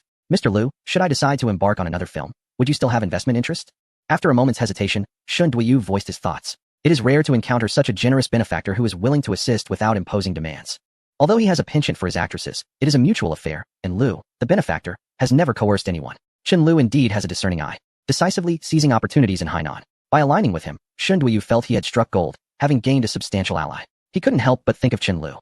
If Liu, the benefactor, were to invest in him again, he would certainly cater to his preferences, perhaps seeking out some attractive actresses or finding a role for Chen Liu. Haha, you film, and I shall invest, no problem at all. Thank you for your trust, Mr. Liu. Enough of the pleasantries. Just reach out when you've made your decision. I must pursue my romantic interests now. Unable to endure Shen Duiyu's incessant chatter, Lu Wei promptly sent him on his way. Lu Wei inquired if Yang Wan wanted to return to their hometown together. But Yang Wan regretfully mentioned she had to travel for work again, unable to accompany him. Very well, then I shall go alone. That pesky Han Shua, the one who looks after me. One day, when I strike it rich, I shall acquire your company. As Lu Wei drove out, he spotted his personal trainer, the lovely Ella, engaged in some activities with colleagues in the community square. It suddenly dawned on him that despite his membership, he hadn't yet set foot in the gym. Such a waste of resources was truly shameful. He had arranged with Li Wanqing to practice golf today and was now driving to her residence to pick her up. After Li Wanqing had called Lu Wei with an invitation, knowing he was not adept at the sport, her enthusiasm surged. She was determined to personally nurture his skills. She promptly requested leave from her manager, explaining she would be visiting a VIP to foster relationships. The manager waved his hand dismissively, stating no leave was necessary. Simply fill out a missed clock-in form later. Li Wanqing rose early, preparing herself, trying on outfit after outfit, unsure of which ensemble to choose. After applying a light touch of makeup and spritzing some perfume, when Lu Wei arrived at her community entrance and called her, she emerged with a bright smile.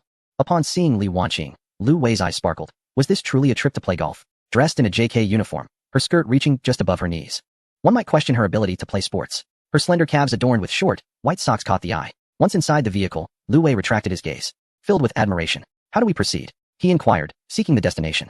Li Wanqing input the address into the screen, and the navigation guided them onward. Their destination was a golf practice range adjacent to a sports park, for which Li Wanqing had secured a reservation, allowing them to practice for an entire day. Being a weekday, the venue was relatively uncrowded. After parking, they made their way to the service desk in the lobby. Gazing at the price list displayed on the wall, Lu Wei couldn't help but exclaim, indeed, this is a sport for the affluent. The least expensive practice area cost 200 yuan per hour, while a private booth was priced at 880 yuan per hour. How does one play golf in a booth? Isn't it meant to be swung out? Lu Wei pondered, confusion evident on his face. Li Wanqing approached the front desk to confirm their reservation under the name Li, with the phone number 139XXXXXXXX. She had hastily booked the double booth position for 2 hours after finishing work the previous night. Contrary to the perception of a beautiful goddess being difficult to approach, she demonstrated initiative, revealing a considerate side that could catch one off guard. Miss, we currently have a promotion. If you purchase a membership card with a deposit of 20,000 yuan, you can enjoy 80 hours of booth play. Would you like to consider it?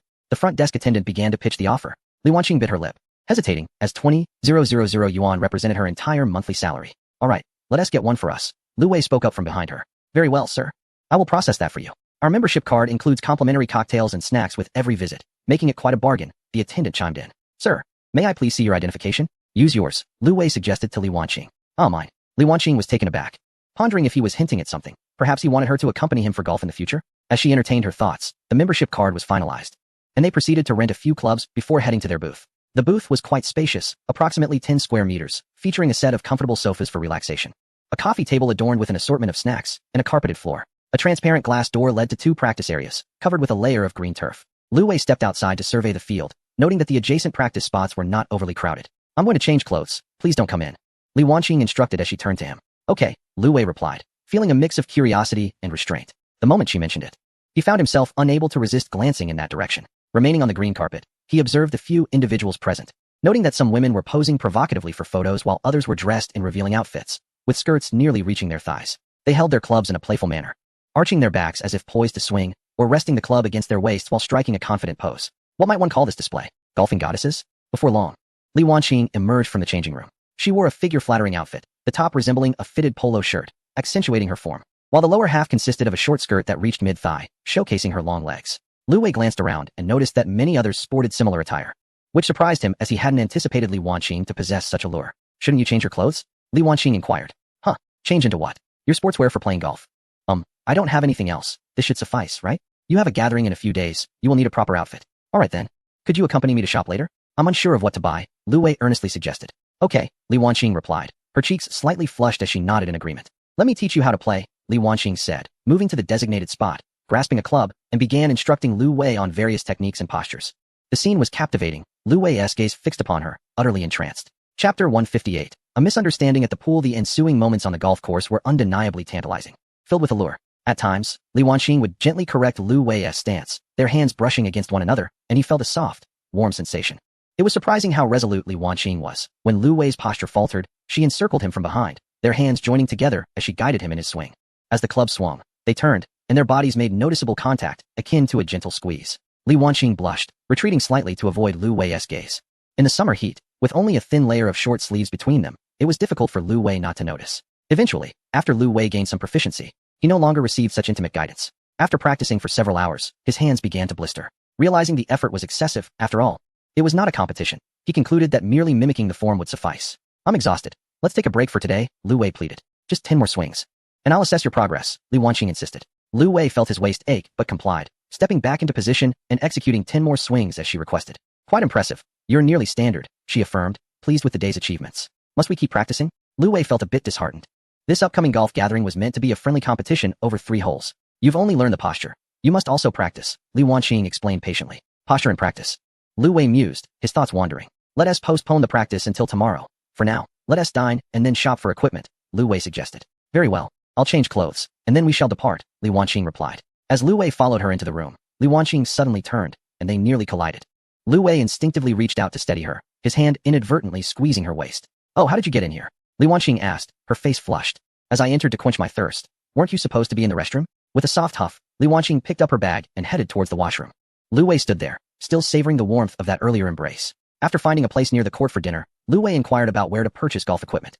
Li Wanqing informed him that reputable brands could be found at the Guijin Center, while more common brands were available at the nearby Wanton Plaza. How could one possibly buy something ordinary to play with the affluent clientele at the bank? With a grand gesture, Lu Wei took Li Wanqing directly to the Guijin Center. Hanma is considered the Rolls-Royce of golf clubs. As Li Wanqing introduced a few golf club brands, upon mentioning Hanma, Lu Wei promptly decided that this would be his choice. Unwilling to sacrifice his reputation. The entry-level set was approximately 80,000, while a slightly better one was over 100,000, and the priciest complete set in the store exceeded 600,000. Individual clubs were also sold, but for such small gatherings, it was likely one would carry a complete set. Lu Wei selected a 138,000 set comprising a 3-wood and 9-iron, then turned to Li Wanqing and asked, would you like a set as well? No.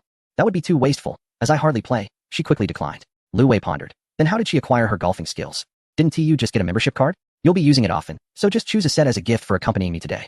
Lu Wei insisted multiple times until Li Wanqing finally relented, selecting the entry-level set priced at 80,000. After selecting the clubs, they proceeded to choose apparel. Lu Wei, feeling unsatisfied with his selections, asked Li Wanqing to assist him, even encouraging her to try on a few outfits.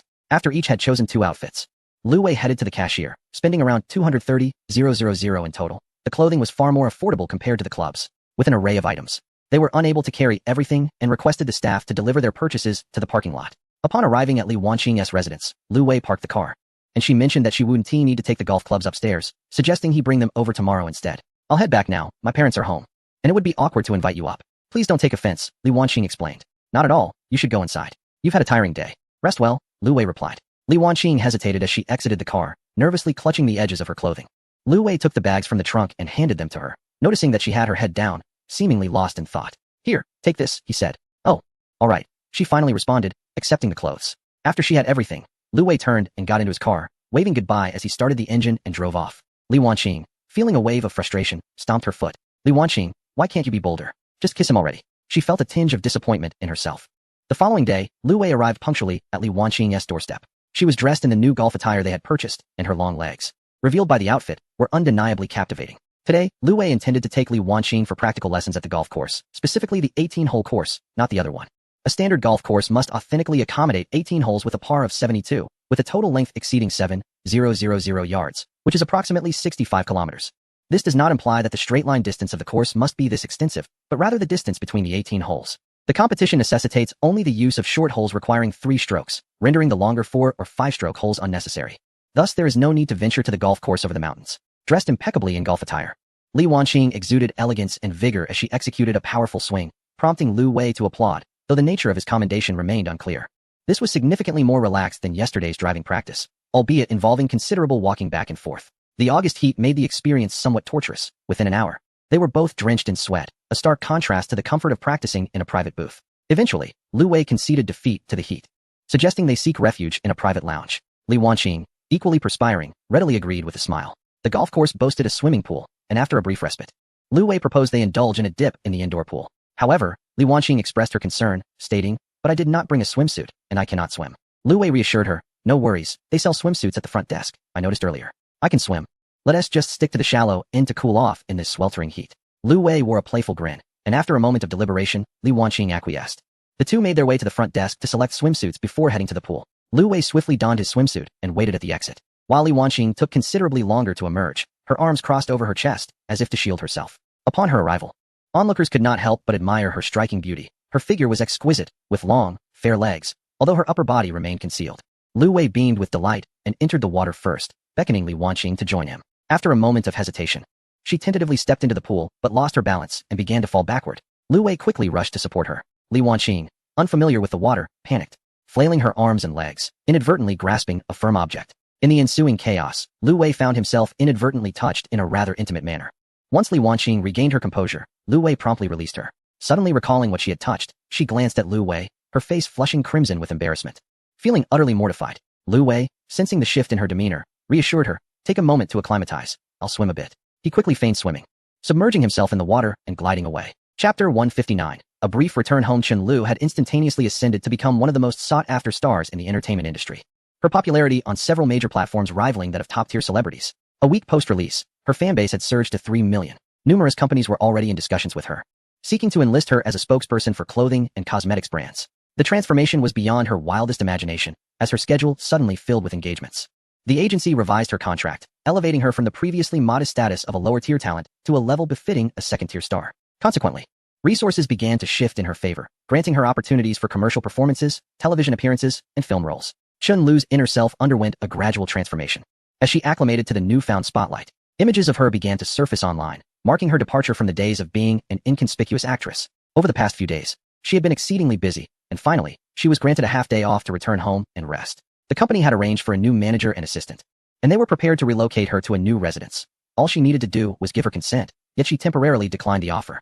As Chen Lu opened the door, she noticed a pair of men's shoes at the entrance and promptly shut the door again. Fortunately, her manager had left after escorting her upstairs. "Ah, our big star has returned," came Lu Wei's voice from the kitchen. Entering the kitchen, Chen Lu found Lu Wei preparing a meal, embodying the role of a devoted home cook. She embraced Lu Wei from behind, her heart swelling with emotion. "What brings you here?" "I just returned from the capital and will head back to my hometown in a few days. I wanted to take advantage of this time to see you and prepare for dinner." That afternoon, Lu Wei and Li Wanqing had been at the golf course, intending to dine together before escorting her home. However, after receiving a phone call, Li Wanqing apologetically stated that she needed to return home, seemingly due to some pressing matter. Lu Wei inquired further, but Li Wanqing reassured him that it was nothing serious, just her parents calling her back.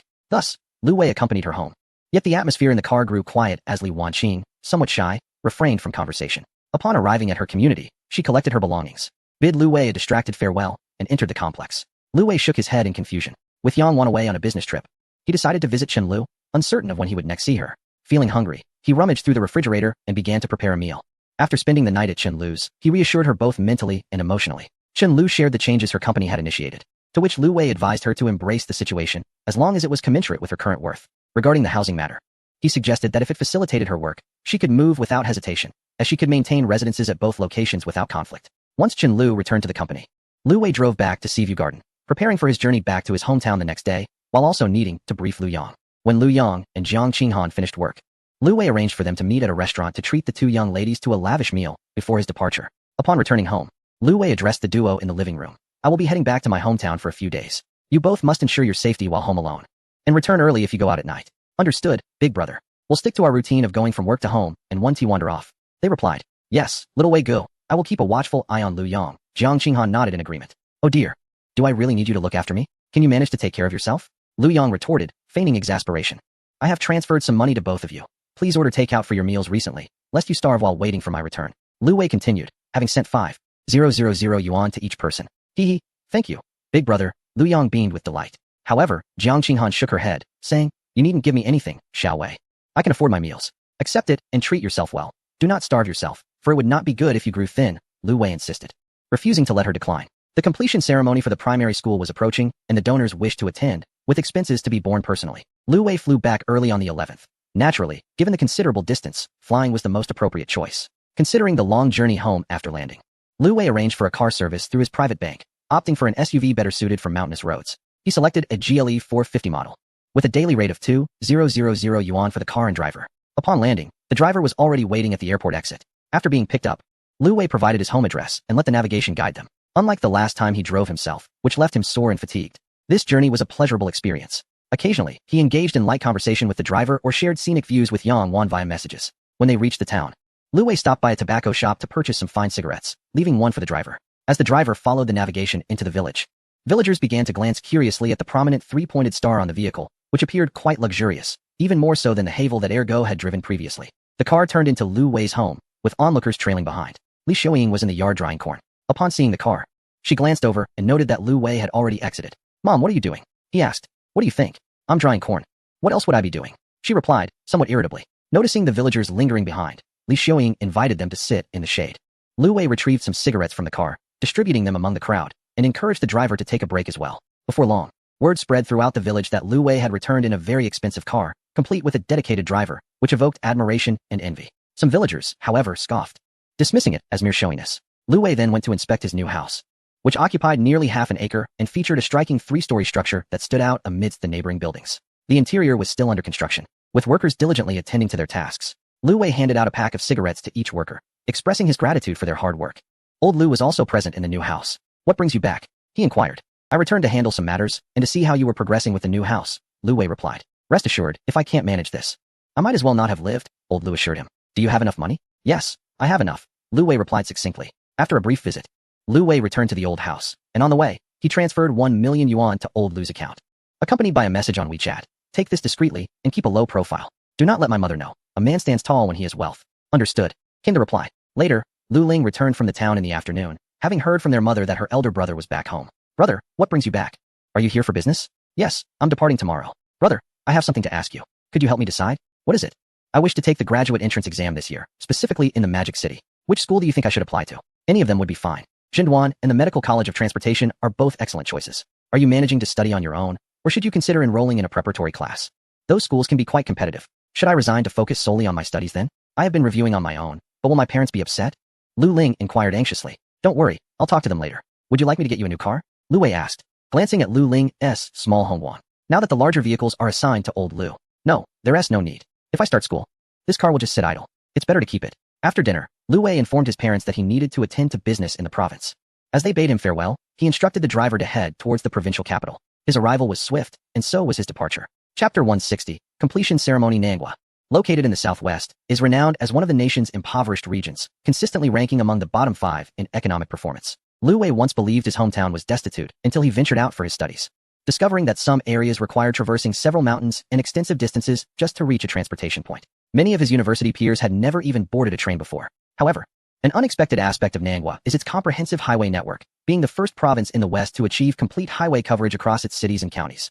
The location Lu Wei and his companions were headed to was in the central eastern part of Nangua. Upon reviewing the data, Lu Wei realized that the GDP of that area was nearly the lowest in the province, with the entire county's GDP hovering around 3 billion, equivalent to 15 times Lu Wei's own city's valuation.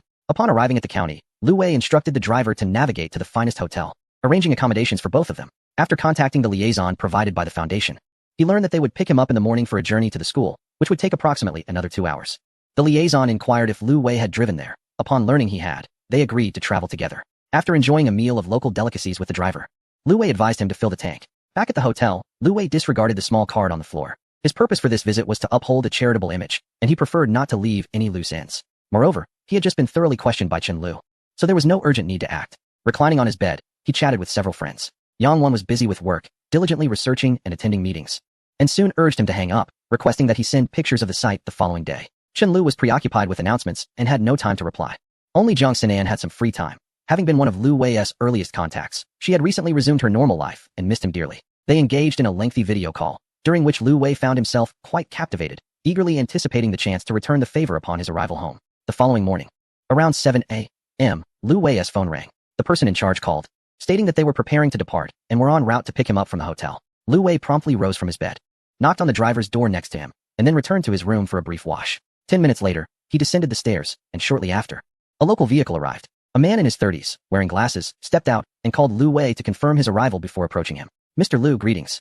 I am Pan Song, an official from the County Education Bureau. I will be guiding and assisting you during your trip. Pan hesitated for a moment before extending his hand, which Lu Wei shook. Thank you for your assistance, Officer Pan. As time was of the essence, Lu Wei asked the driver to keep an eye out for any vendors selling steamed buns along the roadside so they could grab a bite to eat.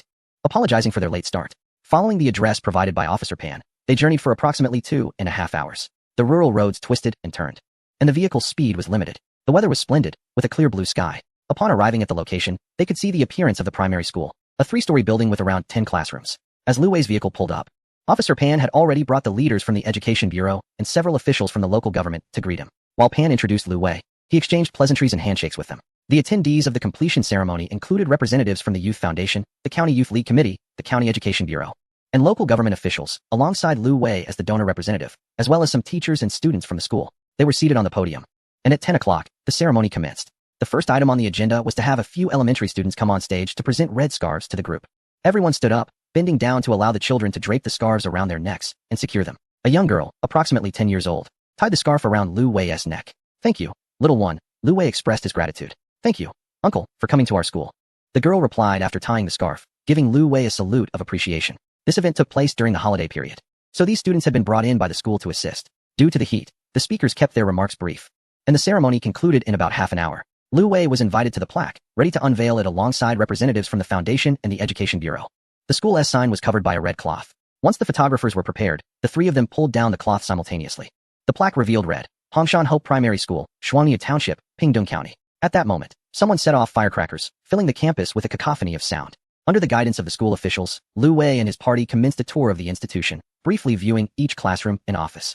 The completion inspection was the responsibility of the foundation, so Lu Wei observed various areas of the teaching building, unable to discern any issues, which he assumed indicated everything was in order. Adjacent to the main teaching building stood an older structure, which the school officials introduced as the teacher's dormitory, primarily serving the volunteer and non-local educators. The school boasts over 300 students, with 23 teachers, including 5 volunteer educators. These volunteer teachers, primarily composed of altruistic individuals, typically remain for a period ranging from 6 months to a year. Lu Wei interjected a question regarding the financial support for these teachers. The representative from the county's education authority responded affirmatively, stating that there are indeed policies in place. In accordance with these regulations, volunteer teachers receive financial assistance based on the academic year, 1,000 yuan per month in the first year, increasing to 2,000 yuan per month in the second year, along with transportation subsidies each semester. After this exchange, Lu Wei and the group toured the library, which appeared somewhat sparse, lacking a sufficient collection of books. Following the visit, they reconvened in the office for a brief respite, where the school staff graciously provided refreshments. The principal then delivered a few formal remarks of gratitude,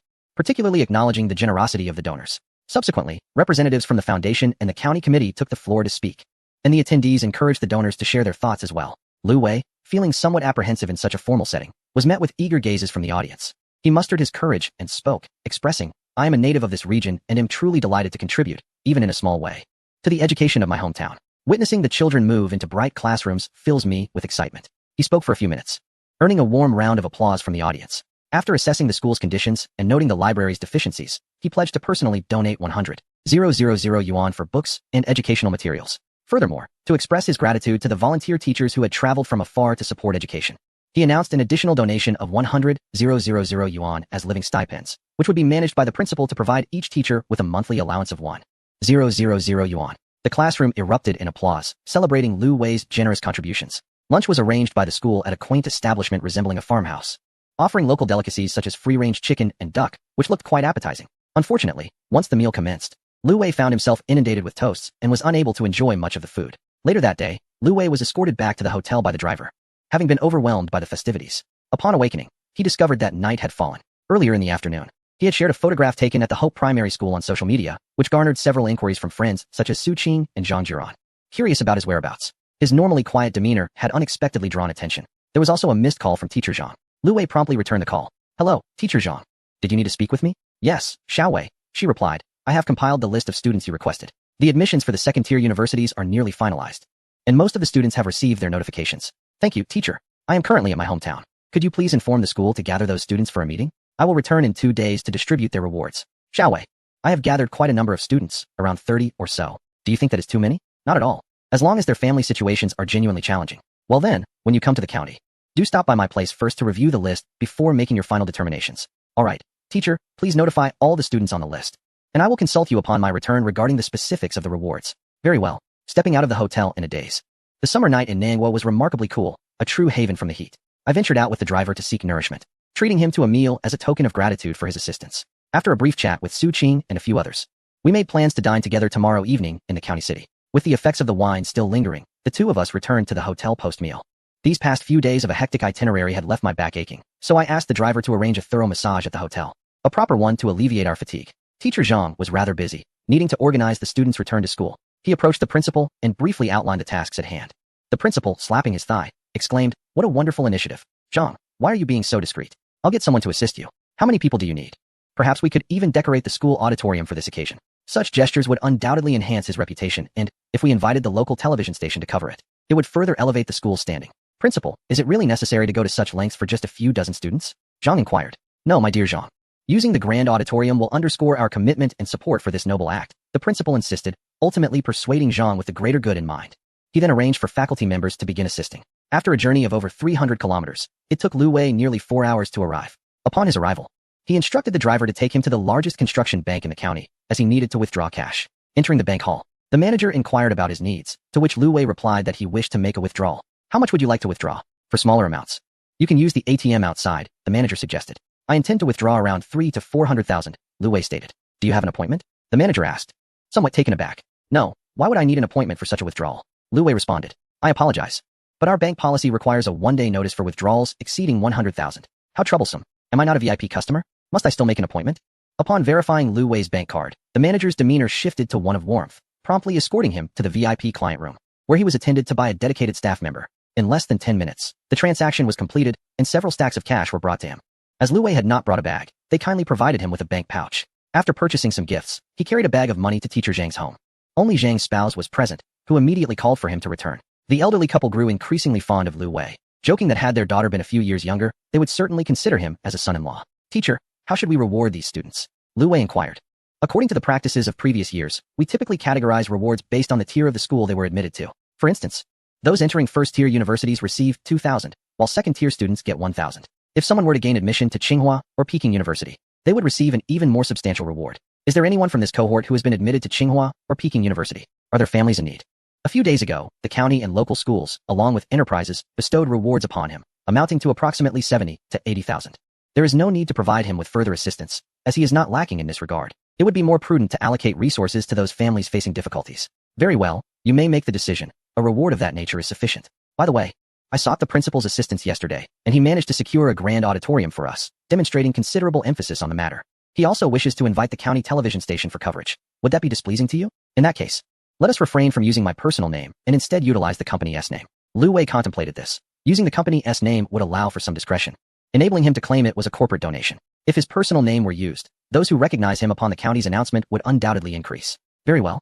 I shall speak with the principal shortly to request a change to the company name. Teacher Zhang, does this arrangement seem acceptable? For those who gain admission to C9 universities, an award of 8,000 will be given. 6,000 for those entering 211 institutions, 5,000 for first-tier universities, and 4,000 for second-tier institutions. Initially, I intended to treat everyone equally, but tradition dictates otherwise, so no alterations will be made. A tiered system is preferable. Yes, that arrangement is agreeable. Teacher, please assist me in preparing the red envelopes with the corresponding names inscribed. Lu Wei opened the bag containing the funds and retrieved several stacks of money. Dear, could you please help us find larger red envelopes? Teacher Zhang called out. Once the three sorted the envelopes and inscribed the names accordingly, they returned them to the bag. For approximately 40 awards, just over 200,000 was utilized, leaving nearly an entire stack remaining. Lu Wei pushed this remaining stack toward Teacher Zhang, stating, Teacher, this stack contains about 100,000, let it rest with you. In the future, should any exemplary students emerge, it may serve as their scholarship. Teacher Zhang immediately declined, saying, Xiao Wei, I cannot accept such a substantial sum. I would feel uneasy. It is better left with you. When suitable students arise, I will report back to you, and you can distribute the funds collectively upon your return for the new year. If you do this, they may not recognize your kindness in the future. As long as they can focus on their studies, their acknowledgement of my generosity is of little consequence. The funding for the next academic year will also rely on your arrangements, so it is best kept with you. Shall I provide you with a receipt, then, to facilitate bookkeeping? Teacher Zhang suggested after a moment's thought. No need. Teacher, this amount is not substantial, so please don't concern yourself with it. The two exchanged polite refusals until Lu Wei insisted on returning the money to her. Teacher Zhang's spouse, Teacher Li, had already begun preparing dinner, inviting Lu Wei to join them. Initially, Lu Wei intended to decline the invitation, as he had plans to attend a dinner with Su Qing and others. But seeing Teacher Li busily working in the kitchen, he refrained from voicing his refusal. It had been a long time since they had shared a meal together. It would be nice to enjoy a meal with the elderly couple. Chapter 162, Rewards for Students Admitted to University. 2. In a private room on the second floor of the Southern Grand Hotel, Su Qing, Lu Hao, his partner, and Zhang Jiaran had already arrived, awaiting the arrival of Lu Wei. Su Qing, could you inquire where Lu Wei is? Why don't you ask? You have his phone number and WeChat, don't you? Oh dear, being a girl, your inquiry would appear more considerate, showcasing your concern for him. Alas, it is you who truly cares. Su Qing then picked up her phone and dialed Lu Wei. The phone rang, its sound echoing from outside the private room. Just as she had arranged for the driver to find something to eat and to book a hotel room, Lu Wei rushed up to the second floor, the phone ringing in his hand. Apologies for my tardiness, Lu Wei exclaimed as he pushed the door to the private room open and stepped inside. My, you busy bee. What have you been up to? You arrived so late for a meal. Su Qing complained. I had a quick visit to Teacher Zhang. It took a bit longer than anticipated. My fault, my fault. Tonight, I shall treat you. Let us appease the lovely Su. Enough of that. As if I have been bullying you, Su Qing teased with a laugh. Lu Wei called the waiter over and ordered several bottles of red wine and a bottle of Maodai. Oh dear, Lu Wei, what are you doing? These wines are rather expensive. Do not order them. Su Qing quickly interjected. Just the bottle of Maodai alone costs 4,000. And with a few bottles of high-end red wine, it would easily exceed 10,000. Though they all worked in a lucrative field, their monthly earnings barely amounted to 4,000, making such extravagance unthinkable. Not to worry, tonight I shall cover the bill. Let us indulge in fine food and drink. Reveling in the generosity of Lu, he proclaimed, waving his hand for the waiter to bring the drinks. The ladies savored the red wine, while Lu Wei and Lu Hao enjoyed the Maodai. Unlike the previous night, where they were excessively indulged, they were content to sip casually this evening. Before long, Zhang Jiaran, with a hearty appetite, challenged Lu Wei to a drinking contest. Having overheard their conversation, it seemed Zhang Jiaran had also passed her civil service exam in April and was now working in the county town. Indeed, the ultimate job at the universe's end is to return and take the civil service exam, providing a sense of security. However, Lu Hao's tolerance for alcohol appeared commendable. Lu Wei felt he had been outmatched. After sharing a bottle of Maodai, Lu Wei's head began to spin, while Lu Hao appeared unfazed. In his inebriation, Lu Wei could hardly recall how he returned to his room. When he awoke, he found himself disrobed, with no memory of the previous night, and hoped that nothing untoward had occurred. He ought to check the pillow for any signs. The event was set to commence at 11, designed to accommodate students traveling from afar. It was 10 o'clock, and there was still time. He called the driver to join him for breakfast before heading to the school. Upon arriving at the school, Lu Wei spoke with the security guard, confirming his visit to Teacher Zhang, which granted him access. As he approached the teaching building, he noticed the principal and the director present, alongside a few unfamiliar faces. The principal, a steadfast figure, had held the position since Lu Wei's graduation nearly 7 or 8 years ago. The principal extended his hand, greeting Lu Wei warmly. Young Lu, thank you for the contributions you have made to our alma mater. It is truly a pride for the school to have such a passionate alumnus like you. The institution is honored to call you one of its own. Such commendations made Lu Wei's face flush with modesty. The principal bestowed his grace upon us. As an alumnus of this school, I now possess the ability to contribute, albeit modestly, to my alma mater. Oh, Lu, you are too humble. Several others chimed in agreement. Let us proceed to the auditorium, where everything has already been arranged. The principal and Lu Wei led the way, followed closely by the director of education and Teacher Zhang, with a throng of individuals trailing behind. On the podium of the auditorium, an electronic screen displayed the words, Heartfelt Support for Education, Building Dreams Together. It expressed gratitude to the Capital Wanma Bounty Company for helping our students realize their dreams of attending university. In the front rows below, a number of students, parents, and teachers were seated, amounting to several dozens. The principal and Lu Wei took their places on the podium, with Lu Wei assigned to sit beside the principal. At 11 o'clock, the ceremony officially commenced. As customary, the principal delivered a speech, outlining the situation. Many students were only then made aware of the purpose of their gathering. They had received a call instructing them to come to the school, initially thinking it was for some routine matter. And some had even taken a day off from their jobs to attend. Due to special circumstances, students who had been working were already noted by Teacher Zhang, who instructed them to contact him upon their return to prepare for the upcoming school year. Now, let me introduce your senior, Lu Wei. He graduated from our school 7 years ago, gained admission to a prestigious university in the bustling metropolis, and has now returned, successful in his entrepreneurial endeavors. Today, he returns to his alma mater to pass on the torch of kindness and to help those students facing financial hardships realize their university dreams. Lu Wei, carrying donations from his company, was there to reward the outstanding students of our school. Let us warmly welcome Lu Wei to share a few words. No longer could he avoid the spotlight. Lu Wei was called upon to speak. Lacking a prepared speech, he decided to speak candidly. Dear students, first and foremost, congratulations on navigating the narrow bridge to success, a reward for your decade of diligent study. The principal has been overly generous in his praise, leaving me feeling undeserving. I merely find myself in a position to offer some assistance, hoping to contribute to your journey. A few years ago, I stood where you are now. And with the support and guidance of this school, I was able to gain admission to my desired university. I hope that as you move forward, You will gaze at the stars while remaining grounded, becoming individuals filled with gratitude. Knowledge is the closest means to transform our destiny. I encourage you to plan wisely in university, broaden your horizons, and embrace an optimistic outlook in your future endeavors. Dare to act and strive unceasingly. Thank you. As Lu Wei concluded, applause erupted, and a camera captured the moment. Now, I would like to invite the students whose names are called to come to the stage one by one. I hope you will utilize the scholarship funds wisely. The principal reiterated this point before calling the names in the prearranged order. The students who had been accepted into C9 universities took the stage first, and Lu Wei presented each with a red envelope, receiving heartfelt thanks in return. He offered a supportive handshake, encouraging them with a keep it up. Following the principal's orderly process, once everyone had received their awards, they gathered for a group photo on stage, bringing the ceremony to a close. After a brief dispersal, Lu Wei found himself unable to leave, as the principal insisted on hosting a dinner, proclaiming that he must treat Lu Wei to a meal. It seemed inevitable that he would partake in the customary drinking, a stronghold of dining culture. Chapter 163, The Sudden Visit of Relatives After Dinner. Lu Qingshan leisurely settled onto the sofa, turning on the television to catch the local news. This had become his daily ritual, watching local broadcasts before switching to the national news, adhering to the adage that a scholar can discern worldly affairs without stepping outside. With only a few years until retirement, he relished his current lifestyle. Both he and his wife were established employees, and they had a single daughter who had already graduated and entered the workforce. The local news reported that today at the grand auditorium of the county's first high school, the capital-based Wanma Binding Company made a charitable donation to the school, aiming to assist students from less fortunate backgrounds in realizing their dreams of attending university. The report continued. Young entrepreneur Lu Wei represents Wanma Binding Company. The camera focused on Lu Wei, and Lu Qingshan suddenly felt a sense of familiarity, exclaiming, "Hey dear, come here quickly." His spouse, who was tidying up in the kitchen, emerged with a puzzled expression. "What is it?" "Take a look at the television. Doesn't that Lu Wei resemble our second son's eldest?" Lu Qingshan's wife, adjusting her reading glasses for a closer inspection, remarked, "Well, would you look at that? He really does resemble him, and they even share the same name, right? I feel it's him, even though I haven't seen him in years. I can recognize him at a glance. What is the eldest son of the second family doing? Why does it say he is a young entrepreneur? Did he really donate money to the school? I have no idea. Should I call the second brother to inquire?" Just as Lu Qingshan reached for the phone, it rang first. It was his third brother, Lu Qinghai. "Big brother, are you watching the news?" "I am." "Was that Lu Wei just now the eldest of the second brother's family?" "I'm curious too. Both the name and appearance match quite well. How has he become an entrepreneur in just a few years? Should I give the second brother a call to ask?" "Sure, go ahead." Meanwhile, Lu Qinghai was having dinner and discussing details about the new house with Li Xiaoying when his phone rang. Seeing it was a long uncontacted younger brother, he hesitated before activating the speakerphone. "Second brother, have you eaten yet?" "Ah, we're in the midst of dinner. What is up? What is Lu Wei doing these days? Is he working in Shanghai?" "Yes, he is still in Shanghai, but I'm not sure what exactly he does. I heard something about investments." "Why do you ask all of a sudden?" Lu, puzzled, wondered why his brother, usually so reticent, was inquiring about his son today. "I just saw him on television, and I wanted to confirm if it was indeed our Lu Wei." "On television? That kid made it to television?" "I recorded it. I'll send it to you via WeChat so you can see." "Okay." After hanging up, Li Xiaoying asked, "What is your younger brother up to?" "He said he saw Lu Wei on television and wanted me to verify." "Oh my eldest son is on television? Hurry, let me see."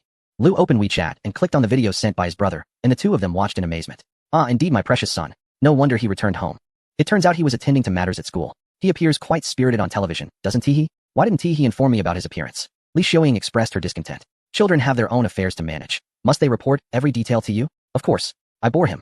Why wouldn't he share such news with me?" "Let me respond to Qinghai's message first. Do you think they have realized that Xiao Wei has come into some wealth, prompting them to suddenly seek familial connections? Well, we are all family. Let us not speak so harshly." "Humph." Li Xiaoying huffed and resumed her meal. Old Lu replied to his younger brother's message, confirming that it was indeed Xiao Wei in the video. Though he was uncertain of the specifics, perhaps it was related to company matters. Lu Qinghai returned Lu Qingshan's call, sharing his discovery. It was undoubtedly Lu Wei on television, and he had inquired in the village, learning that their second brother had recently constructed a villa in their hometown, far more aesthetically pleasing than the others. Rumored to cost around 1 million. Lu Qingshan took a deep breath. 1 million? Indeed, elder brother. They sent me a photograph. It does look quite impressive. I estimate it must be at least 5 or 600,000. The second brother likely lacks such funds. Could it be that Lu Wei provided the financial support? What a crafty second brother, concealing such a significant matter from us. Conveniently, tomorrow is Saturday. Let us return to our hometown for a visit. Very well, elder brother. Meanwhile, Lu Wei, upon regaining his senses from his inebriation, returned to the provincial capital that very day with his driver, who took him to the airport where he purchased the soonest available ticket. After bidding farewell, he boarded the plane back to the bustling metropolis. When his uncle and elder cousin spotted him, he was already aboard the flight. The following days were tightly scheduled, with a bank gathering approaching the day after tomorrow, necessitating his swift return. Upon reaching home, it was already 12:30. The living room lights were still on, the television was playing, and someone lay on the sofa. As he approached, he discovered Jiang Qinghan had fallen asleep on the couch. Lu Yang, presumably having dozed off in the house, was oblivious to Lu Wei's absence. Dressed in a nightgown, reclined on the sofa. In summer, such attire left little to the imagination. Discretion is advised. Just as she had mentioned previously. Lu Wei fetched a blanket from his room and gently draped it over her, switched off the television, and adjusted the air conditioning slightly higher before retreating to his own room. Old Lu was still at the new house, laboring alongside the workers when 4 individuals approached from outside, calling out loudly. Qinghe, Qinghe, are you in there? Putting down his tools. He stepped outside to find his elder brother and his family had arrived. Elder brother, sister-in-law, Qinghe, sister-in-law, what brings you all here? Qinghe, why didn't you inform us about building the house? If you require our assistance, just say the word. Indeed, elder brother. We all share a responsibility when it comes to constructing a house in the village, Lu Qinghe echoed. Old Lu felt a wave of embarrassment wash over him. I pleaded with you both countless times to return home. It was difficult enough, let alone building a house. Xiao Wei financed it. So I proceeded with the construction. Lu Qingshan, Lu Qinghe, and their wives wandered into the courtyard, inspecting the house while offering their comments. Qinghe, have you reserved a room for us? We are returning home to pay respects during the Qingming festival and to enjoy a meal together. In the past, it seemed you were always eager to leave right after visiting the ancestral graves, unwilling to linger even for a moment. There are plenty of rooms available, more than sufficient. After Lu Wei's uncle and elder uncle toured the new house, old Lu took them back to the ancestral home, asking Li Xiuying to prepare a meal, even suggesting she slaughter a chicken. Although Li Xiuying felt quite dejected, she feigned enthusiasm and selected a chicken. Shortly after, both sisters-in-law came to assist her, an unexpected level of eagerness from them. The 3 brothers conversed in the main hall, cautiously probing old Lu about Lu Wei's current endeavors. Inquiring if he had found fortune or secured an impressive job. Old Lu was at a loss for words. To be honest, aside from collecting money, he had no idea what Lu Wei was up to. Ultimately, old Lu mentioned that Lu Wei had purchased an apartment in the Magic City, leaving his brothers astonished. They were well aware of the exorbitant property prices there, starting at least at 50 or 60,000. It seemed quite remarkable that Lu Wei could afford a home in such a city. When Lu Wei returns for the new year, I will encourage him to visit you. Beyond that, I am not privy to further details. Wasn't he in the county just yesterday? Why isn't he returned home? He completed his business and returned to the Magic City. He informed me today that he is already there. Brother, perhaps we should plan a trip to the Magic City during the National Day holiday when my son is on break, and we can visit Lu Wei. Lu Qinghe proposed. That sounds splendid. I have never traveled to the Magic City either, and it would be a wonderful opportunity to see Lu Wei. Lu Qingshan agreed. Second brother, you should join us as well. Chapter 164. Suddenly famous after finishing their meal, Lu Qingshan and Lu Qinghe returned to the county with their wives, as their new house was still unfinished, and they had no desire to remain longer. What brings your elder brother and younger brother here? Li Xiuying asked, somewhat irked. I truly do not know. They arrived unexpectedly and did not inform me. I suspect they heard about Lu Wei's sudden success and wanted to join in the excitement. We are family. Do not speak so harshly, old Lu countered. Humph, you manage your affairs. Let me warn you, do not let my precious son encounter any trouble, or I will travel to the Magic City to be with him. Li Xiuying threatened. Yanling visited the Seaview Garden several times, but never encountered Lu Wei. Eventually, she could no longer even enter the main gate. The security personnel, having been informed by Lu Wei at least once, dismissed her without a word. After inquiring with Chun-Li, she learned that Lu Wei had not appeared at the auto shop recently, leaving her uncertain about where to locate him. A month passed, and her patience had worn thin. She reconciled with Zhang Jun, recognizing the importance of maintaining her current source of support. On Saturday, Zhang Jun invited Yanling to watch the now popular film The Richest Man's Troubles, and she readily accepted. In the cinema, Zhang Jun's hand wandered inappropriately over her thigh, provoking a sense of disgust in Yanling that she struggled to suppress, diverting her focus to the film. Wait a moment, that person looks remarkably like Lu Wei. Lu Wei's visage is indelibly etched in her memory. Even if reduced to ashes, she would still recognize him. This actor bears an uncanny resemblance to Lu Wei. Could it be that Lu Wei has embarked upon a career in acting? Nevertheless, the resemblance is striking, leaving little room for doubt. Yanling pondered for a moment, hoping to focus on the unfolding narrative to see if Lu Wei would reappear. However, the snippets featuring him were disappointingly brief and soon concluded. As the film drew to a close, Zhang Jun urged her to leave, but Yanling remained undeterred, fixated on the final credits. To her astonishment, she spotted 2 significant mentions, special appearance Lu Wei and producer Lu Wei. Were these references to one individual or 2? Upon exiting the cinema, she messaged Chun-Li. Did you catch the wealthy are troubled? No, I'm swamped at work. When would I have time for a movie? I think I saw Lu Wei in that film, though I'm not entirely certain. You should check it out and confirm. Ah, Lu Wei? Has he ventured into filmmaking? Yes. I just finished watching it. Alright, I'll head over as soon as I finish work. Chun-Li promptly agreed. Despite being utterly exhausted after a long day, she felt rejuvenated at the thought of Lu Wei. Initially, she had been inclined to decline her numerous invitations to join friends for dinner, but tonight, for Lu Wei, her spirits were lifted. Should she find a devoted admirer to cover her dinner and movie ticket? Chun-Li contemplated. While watching the film, she kept her phone ready to capture the moment Lu Wei appeared on screen. It was perplexing that Shun Duiyu's classic montage had not included Lu Wei. Thanks to Yanling's prompt, however, Chun-Li successfully recorded that segment. She shared the video with Yanling, and after several viewings, they confirmed it was indeed Lu Wei. How delightful. He had taken to acting. Under the film's official microblog, others were initiating threads to locate this newly affluent Lu Wei, generating countless replies. That night, the thread made significant strides. Lu Wei, 26 years old, 175 centimeters tall, graduate of Shanghai University, hailing from Nangyu. The post even featured a somewhat youthful photo of Lu Wei from his college days. It wasn't too long before likes and comments began to flood in, with many urging him to create a Weibo account. You honor me, and I shall reward you in gold. Come, come, those who admire my handsome visage. There are red envelopes to be had. Lu Wei had invested in this project long ago. Upon waking, he sauntered into the living room, where Lu Yang and Jiang Qinghan hurried to his side, pointing at their phones displaying the trending topic. Big brother, is this you? Lu Wei leaned in for a closer look. Why is my information all over this? Did Shen Duiyu sell me out? It seemed likely, as his personal details were indeed featured on the microblog. Wow, big brother, did you really act? Is there a role for you? I told you that the actor resembled Xiao Wei, but you wouldn't agree, Jiang Qinghan murmured. This film is one I invested in. I merely made a cameo. What acting? I'd be exhausted. Big brother, I believe you could easily pursue an idol's path. Get lost. Your brother is a powerhouse of talent. Brother, when did you return? If I hadn't heard sounds coming from your room, I wouldn't have known you were back. Upon hearing Lu Wei's response, Jiang Qinghan's face flushed crimson. Qinghan, why is your face so red? Lu Yang inquired. Perhaps it's a bit warm, Jiang Qinghan replied, casting a furtive glance at Lu Wei. Her words evasive. Suddenly, Lu Wei's phone rang. He picked it up and saw it was a call from Shen Duiyu. Mr. Lu, are you busy?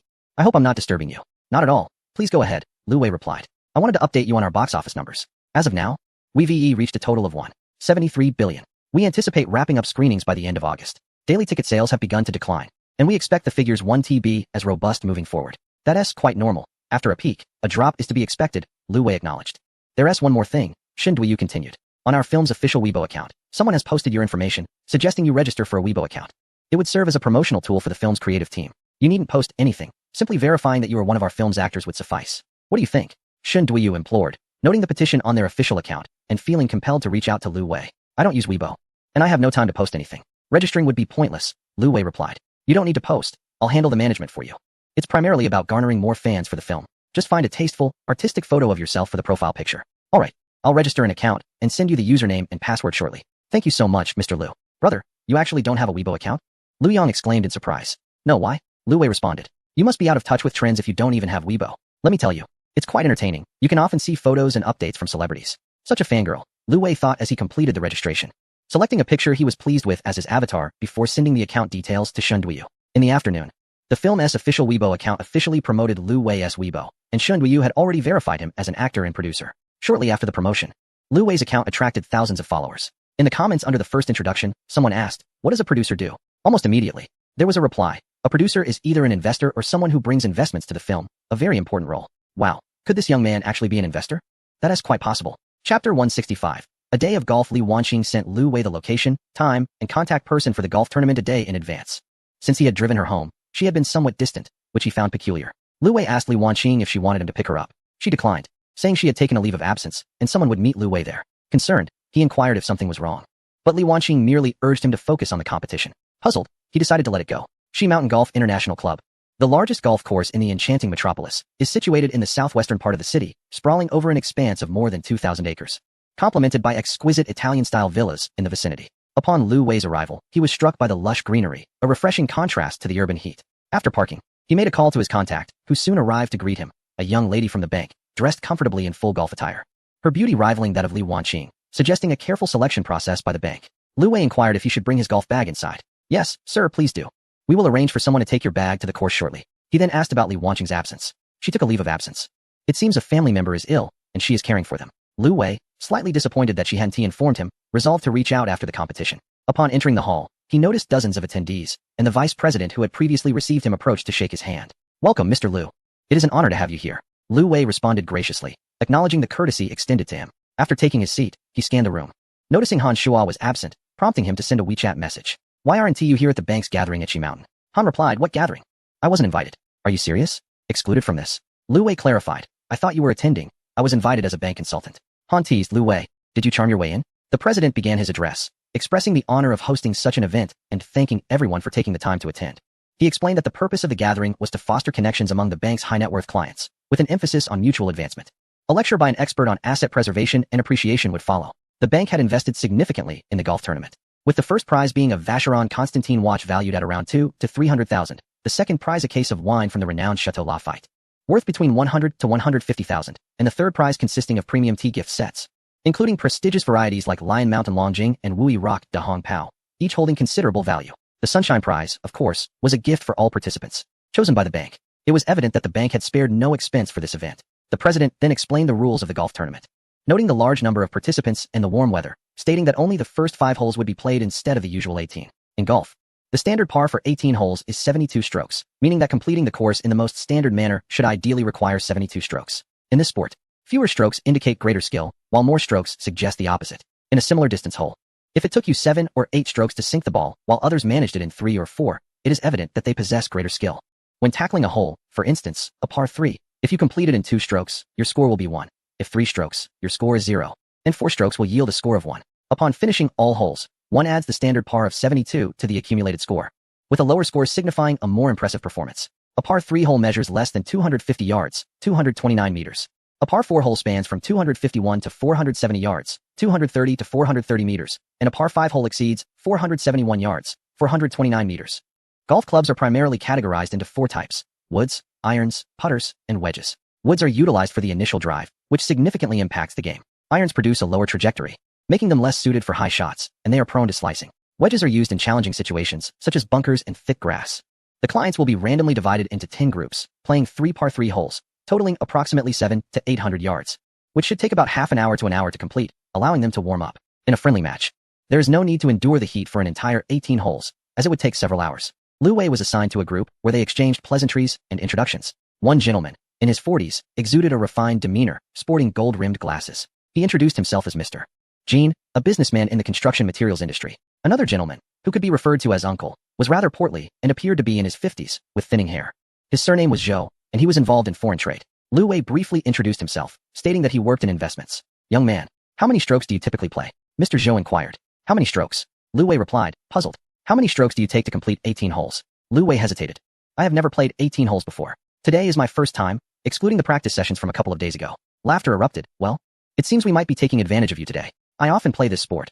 As I grow older, I find that golf is less strenuous yet still provides exercise. To be honest, my best score is 91. Uncle Zhou chuckled, acknowledging that for an amateur, that was quite commendable. Mr. Jean also considered his performance satisfactory, adjusting his glasses. "I am slightly behind you. My best score is 95. I aim to catch up with you today." The bank assigned 2 staff members to each group to record scores and prepare the necessary equipment, including their golf bags. The bags of the 3 players bore the red Hanma emblem. "Shall we decide who goes first by tossing a ball?" Mr. Zhou proposed. "I am fine with that. How about you go first, Uncle?" "Yes, Mr. Zhou. You should lead the way so we can learn from you," they encouraged. "All right, I want to be modest.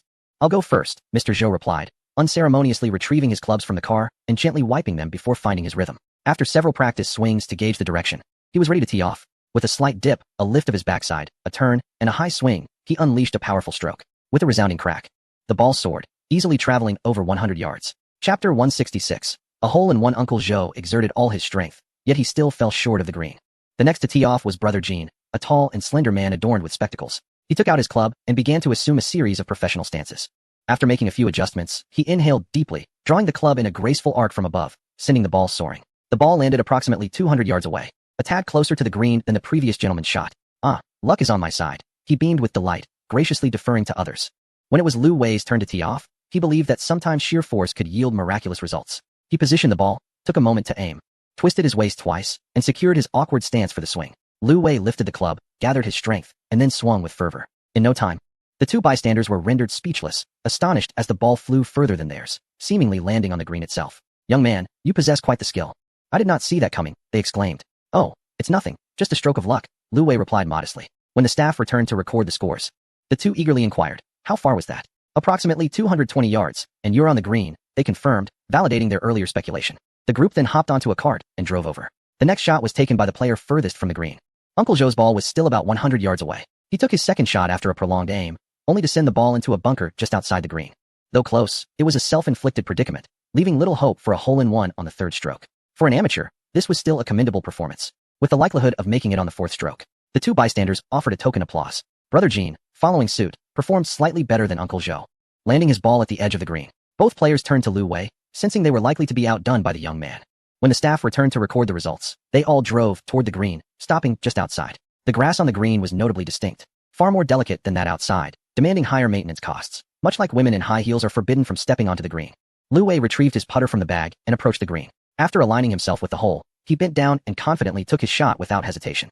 The ball rolled directly toward the hole, clinking as it dropped in. The onlookers outside were left in shock. "Are you certain you claimed you couldn't do this?" one remarked. "I've played for years and have never achieved a hole-in-one." Once the staff completed the scoring, the outcome was left in the hands of the 2 remaining players. The final tally for the first hole was Lu Wei 1, Brother Jean 0, and Uncle Zhou 1. Returning to the tee, They prepared to start the second hole. Upholding the tradition of respecting elders, they allowed Uncle Zhou to tee off first. This time, he was more cautious, performing several preparatory motions before gathering his strength for nearly a minute. With a hearty swing, the ball soared into the air, and as everyone gazed in its direction, it was evident that the performance had significantly improved, landing somewhere between 150 to 180 yards. Hey, little brother, how about you take the second shot? Brother Jean, with his golden-rimmed glasses, suggested to Lu Wei. Sure, I have no objections. Let me learn from your skills, Lu Wei replied. Brother Jean graciously vacated the teeing area, allowing Lu Wei to approach with his own club. He weighed the club in his hands, aimed carefully, inhaled deeply, and summoned his strength, delivering a powerful strike that sent the ball soaring toward the second hole. How did it go? Where did it land? Uncle Zhou inquired. It seems to have reached the green. Did it really make it to the green? He asked, calling over a staff member. Please check the ball's position. The staff member had indeed seen the trajectory, yet hesitated to confirm it. She seemed to have witnessed the ball bounce onto the green and roll toward the hole, as if it might have gone in. A hole-in-one. The staff member quickly drove over and shortly returned, her face alight with excitement. An eagle. An eagle. Is it true? The two questioned in astonishment. Absolutely. The ball is still in the hole. I haven't retrieved it, she confirmed. Wow, is this kid even human? Brother Jean exclaimed. What exactly is an eagle? Lu Wei, bewildered, could only ask. You don't even know what an eagle is? Do you really not play golf? I genuinely don't know.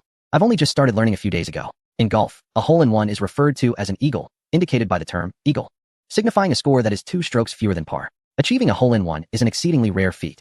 Statistics from abroad reveal that professional tour golfers have a probability of 1 in 13,000, while amateurs stand at 1 in 112,000. Moreover, whether one can achieve it is purely a matter of chance. It does not solely depend on skill or practice. They had tested this with golf champions and legends, undertaking a challenge to achieve a hole-in-one from a distance of 145 yards. After 12 hours and 500 shots, not a single eagle was made, underscoring the notion that a hole-in-one is a stroke of luck. Brother Jean patiently explained the lore surrounding the hole-in-one to Lu Wei, his envy barely concealed. This kind of luck is unparalleled. Today, the first prize is surely in this kid's grasp. Lu Wei beamed with delight. Haha, indeed, it's pure luck. I cherish this fortune. Lu Wei's hole-in-one stunned the two. At the second hole, Brother Jean scored a 2, while Uncle Zhou also managed a 2. The news of Lu Wei's hole-in-one quickly spread, drawing numerous onlookers who set aside their own games, finding the spectacle far more entertaining than their own play. After all, such moments are not easily witnessed. By the time they reached the third hole, a crowd had gathered, with dozens of spectators present. As for the opening shot at the third hole, the two graciously ceded the tee, allowing Lu Wei to take his turn, as it was clear everyone was there to watch him. For them to take the first shot would have been somewhat embarrassing. Lu Wei, unfazed and indifferent, mused that if success were to rely on luck rather than skill, then the task would be considerably simpler, for he had never felt a twinge of insecurity when it came to fortune. Approaching the tee, he stretched his shoulders, positioned the ball, and took aim. With a moment of concentration, he summoned the strength of his entire being and swung the club down with a resounding thwack, sending the ball soaring into the air. Onlookers turned their gaze towards the third hole, where a few staff members stood in wait. Moments later, the crackle of a nearby walkie-talkie announced the call from across the way. Eagle. Another eagle. Remarkable. The crowd was momentarily struck dumb, and soon erupted in astonished chatter. The first eagle was mere luck, but to achieve a second in such a public spectacle, what was this? Was it possible for even a tiger to replicate such feats consecutively? Who was this individual, truly? Chapter 167. The Tiger of China. Lu Wei's 2 eagle shots undoubtedly placed him at the pinnacle of the competition, rendering any disputes unnecessary. In the 3-hole contest, he finished with a score of 4, leaving the second-place competitor trailing at 8. With 2 others tied behind him, he had surpassed them by a considerable margin. The battle for second and third places continued as Lu Wei retreated to the lounge, seated on the sidelines to sip a drink while waiting. The vice president of the bank approached, attempting to engage him in conversation. Uncle, are you not aware of our generational gap? I find it challenging to converse with you. You could easily allow someone else to accompany me, or I could enjoy solitude. Lu Wei thought, feeling increasingly awkward. Meanwhile, online, a video of Lu Wei's recent performance had been uploaded, accompanied by an eye-catching title. Shockingly, Etchi Mountain Golf Club. An amateur player consecutively scores 2 eagle shots. The footage depicted a young man surrounded by admirers, preparing to strike the ball, which then soared into the air. The scene shifted to the green, where the ball landed, rolling towards the hole marked by the flag, and with a clink, it dropped in. Comments began to flood in. Wow, 2 in a row? Is this real? Don't tease me. I read extensively. This video must be fake. Edited, I confirm. The young man is quite handsome. His golfing stance is truly captivating. Have you never seen a man before? His stance is anything but proper. Returning to the course, the results for second and third places had been determined, and everyone reconvened in the lounge. Lu Wei had become the center of attention, not only as the youngest member, but also as the champion of the tournament. Some elder participants began to approach him, eager to inquire about his background, his origins, and whether he had a girlfriend, seeking to exchange contact information for future correspondence. After receiving numerous business cards, Lu Wei suddenly recalled that he had forgotten his own, and had neglected to print new ones, feeling a pang of regret, and thus resolved to add many of them on WeChat instead. As the award ceremony commenced, the president delivered a brief summary before presenting accolades to the top 3 competitors. Lu Wei ascended the stage with a smile, bringing his hands together in gratitude. Upon receiving the gift box handed over by the bank president and posing for a photograph, Lu Wei mustered a congenial smile.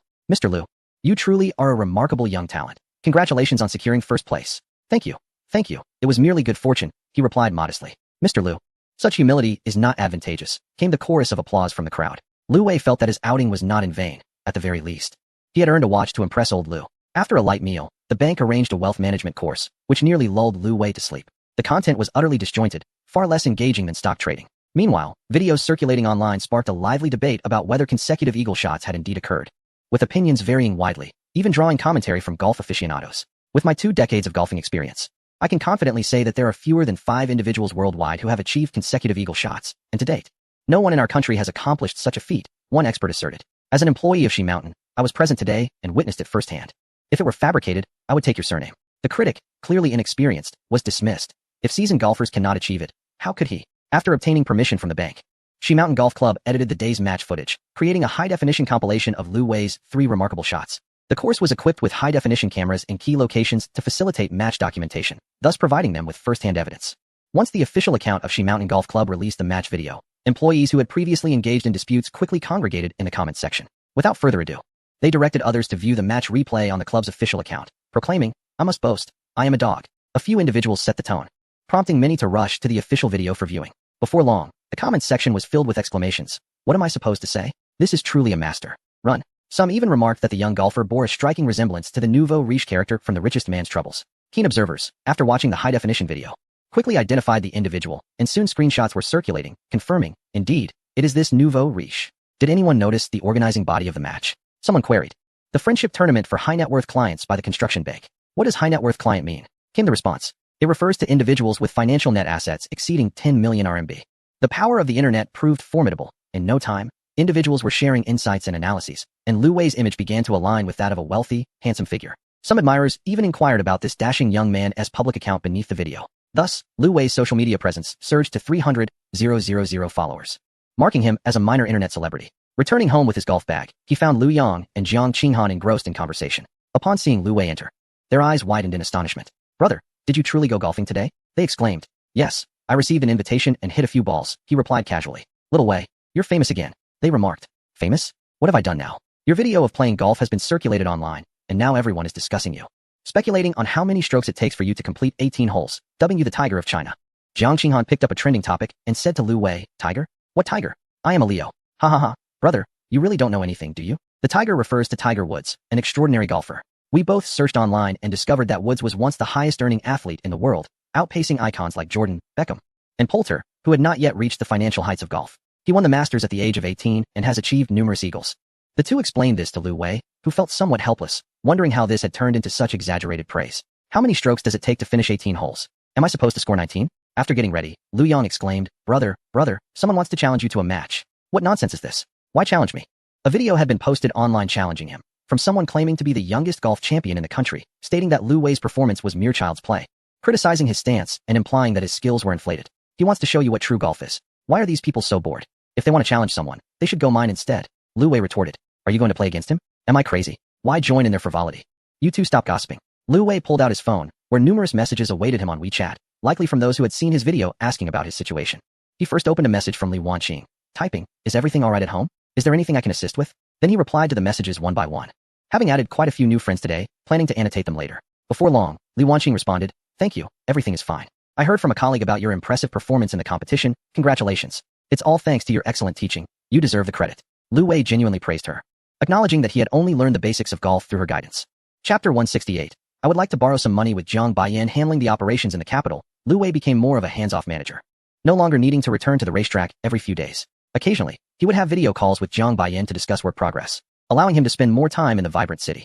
Since the competition, Lu Wei had resumed his leisurely lifestyle. During this sweltering heat, even Han Shuo found it difficult to coax him outdoors. Lu Wei discovered a delightful place, the gym downstairs, which also featured a swimming pool. In the evenings, he would swim a few laps, feeling invigorated. He occasionally interacted with a personal trainer to learn some new exercises, lifting his spirits. Otherwise, he would take the two little ones to the gym for a jog, encouraging them to shed some weight. Unfortunately, Yangwan couldn't join, otherwise, life would have been quite pleasant. The online buzz surrounding Lu Wei did not diminish in his absence, but rather intensified.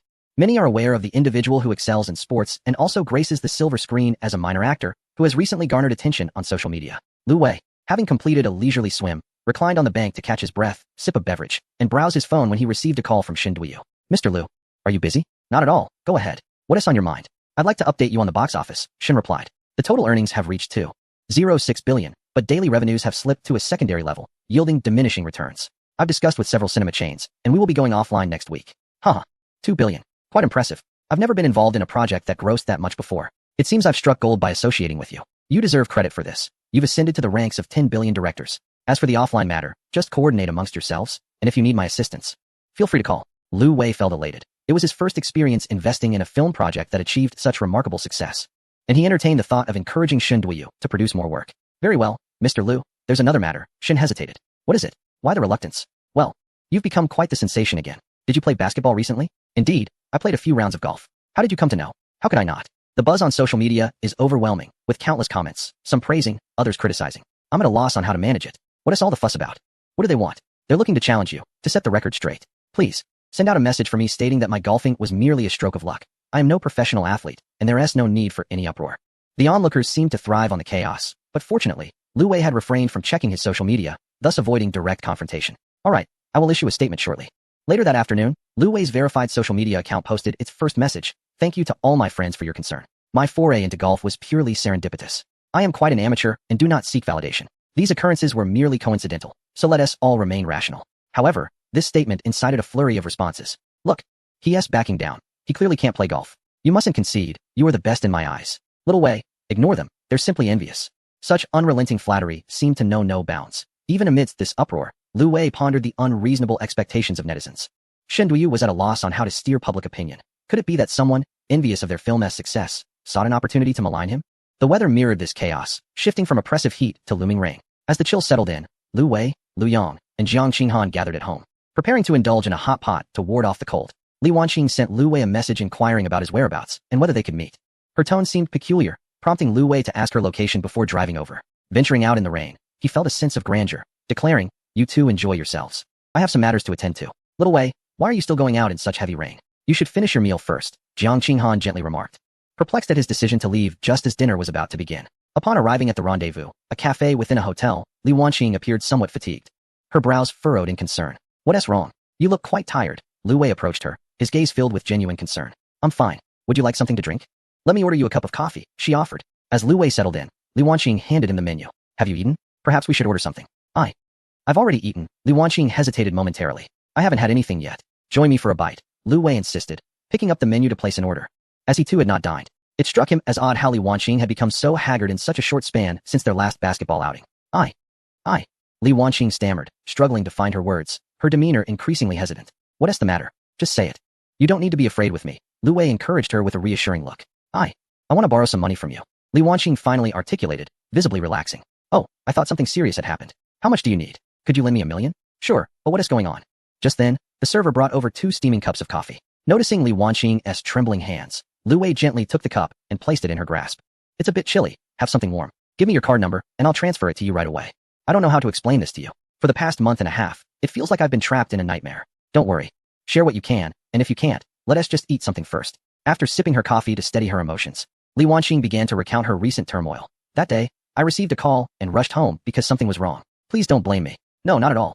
I didn't think much of it. My parents secretly invested all our savings into a financial platform, and it collapsed that day. When they sought answers from the company, it had vanished. My father panicked and suffered a stroke. By the time I reached the hospital, he was in the ICU. My mother, overwhelmed by the shock, cried for days and exhausted herself. Now they are both hospitalized. I had some savings, but the costs of the ICU have drained it all, and I'm left in debt. Recently, some relatives have come demanding compensation, claiming they were deceived by my mother. I work at a bank, yet my parents did this behind my back. I don't know what to do. How could they act this way?"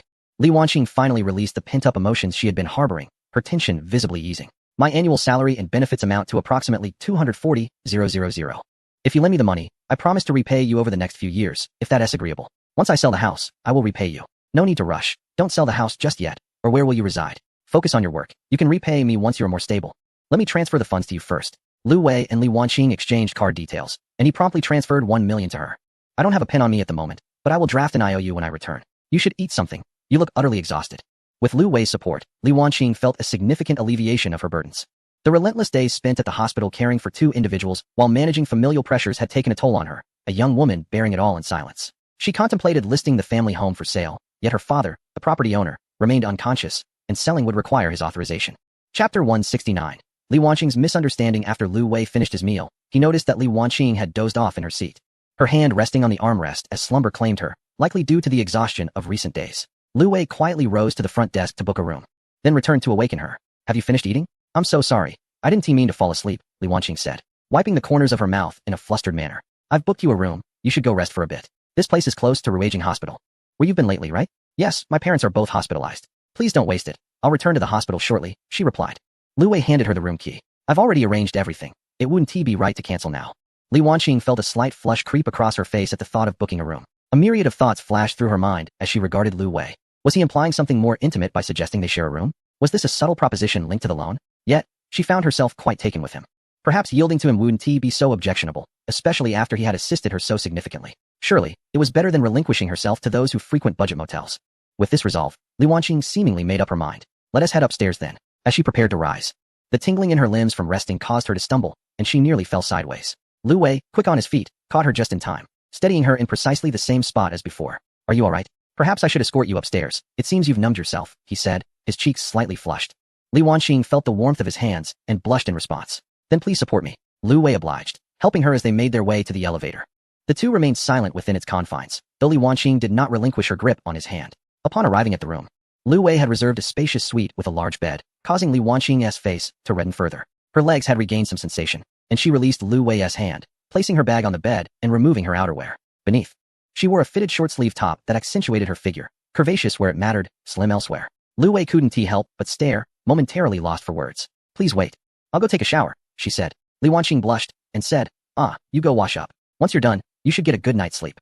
I'll head back first. Upon hearing her mention washing up, Lu Wei prepared to take his leave. However, Li Wanqing was taken aback. Going back? What? Were you not planning to share a room with me? You really intend to leave? As Lu Wei genuinely turned to exit, Li Wanqing embraced him from behind, her voice trembling. Please don't go. I want to give myself to you. Lu Wei was momentarily stunned by her words. What was happening? He turned to face Li Wanqing, her beautiful eyes shimmering with unshed tears. Lu Wei quickly tried to clarify. Don't misunderstand. I was just concerned since you fell asleep while eating. So I thought to book a room for you to rest. I had no ulterior motives. What was this madness? He merely intended to help her, yet she misinterpreted his intentions. Lu Wei, feeling flustered, attempted to gently pry her hands away. Let go of me and go take a shower. I'll leave now.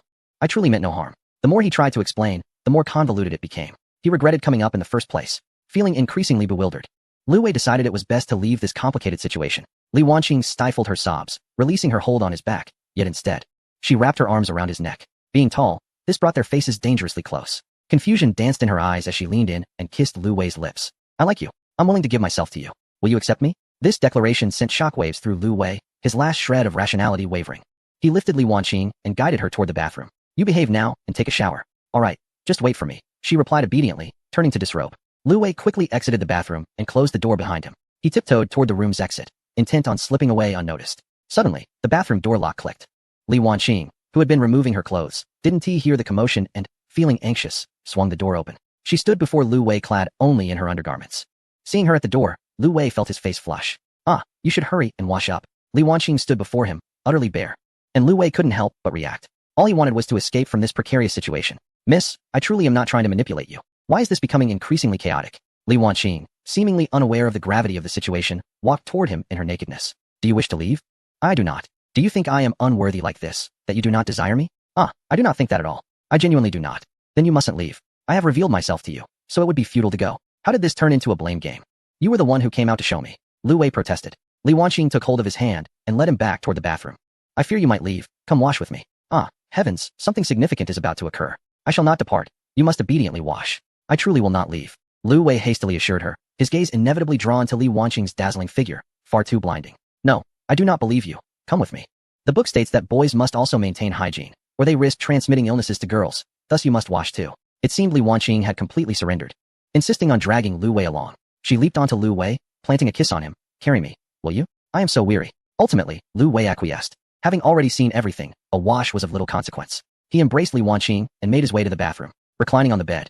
Li Wanqing clung to Lu Wei, unwilling to let go. Lu Wei gently stroked her hair, attempting to soothe her for a moment. Suddenly, Li Wanqing sprang up, softly inquiring. Why aren't you moving? Am I lacking allure? Be good, rest first. Once you're in better spirits and prepared, we can proceed. Li Wanqing bit Lu Wei's ear and whispered. This is my first time. It belongs to you. You must trust me. Trust, Lu Wei replied, patting her back while softly conversing with her. Before long, Li Wanqing had drifted into slumber, finally calmed. However, as she clutched his waist tightly, he found it impossible to depart. Well, so be it. Lu Wei resigned himself to the situation, leaning back against the headboard. Chapter 170. Donations must not be delayed. Li Wanqing slept lightly, awakening approximately 2 hours later. With bleary eyes, she asked Lu Wei the time. It's just past 3, he replied. Thank goodness, she said, placing a hand on her chest. Lu Wei felt a tremor of concern. What is it? I must go to the hospital. My mother is alone in her ward, and I worry about her. Li Wanqing tossed off the covers to rise, only to see Lu Wei standing proudly, causing her cheeks to flush. She shifted closer and embraced Lu Wei, softly asking, Are you uncomfortable? I fell asleep, I'm sorry. Lu Wei patted her back. It's all right, you should go to the hospital. Your mother is there, and that's more important. Would you like me to accompany you? Li Wanqing shook her head, tears welling in her eyes, leaning in to kiss Lu Wei's lips, unsure how to convey her feelings. Lu Wei reciprocated the kiss, saying, All right, there will be more opportunities in the future. There's no need to rush. Go check on your mother. It's not good for her to be alone in the hospital, and you'll find it overwhelming to manage alone.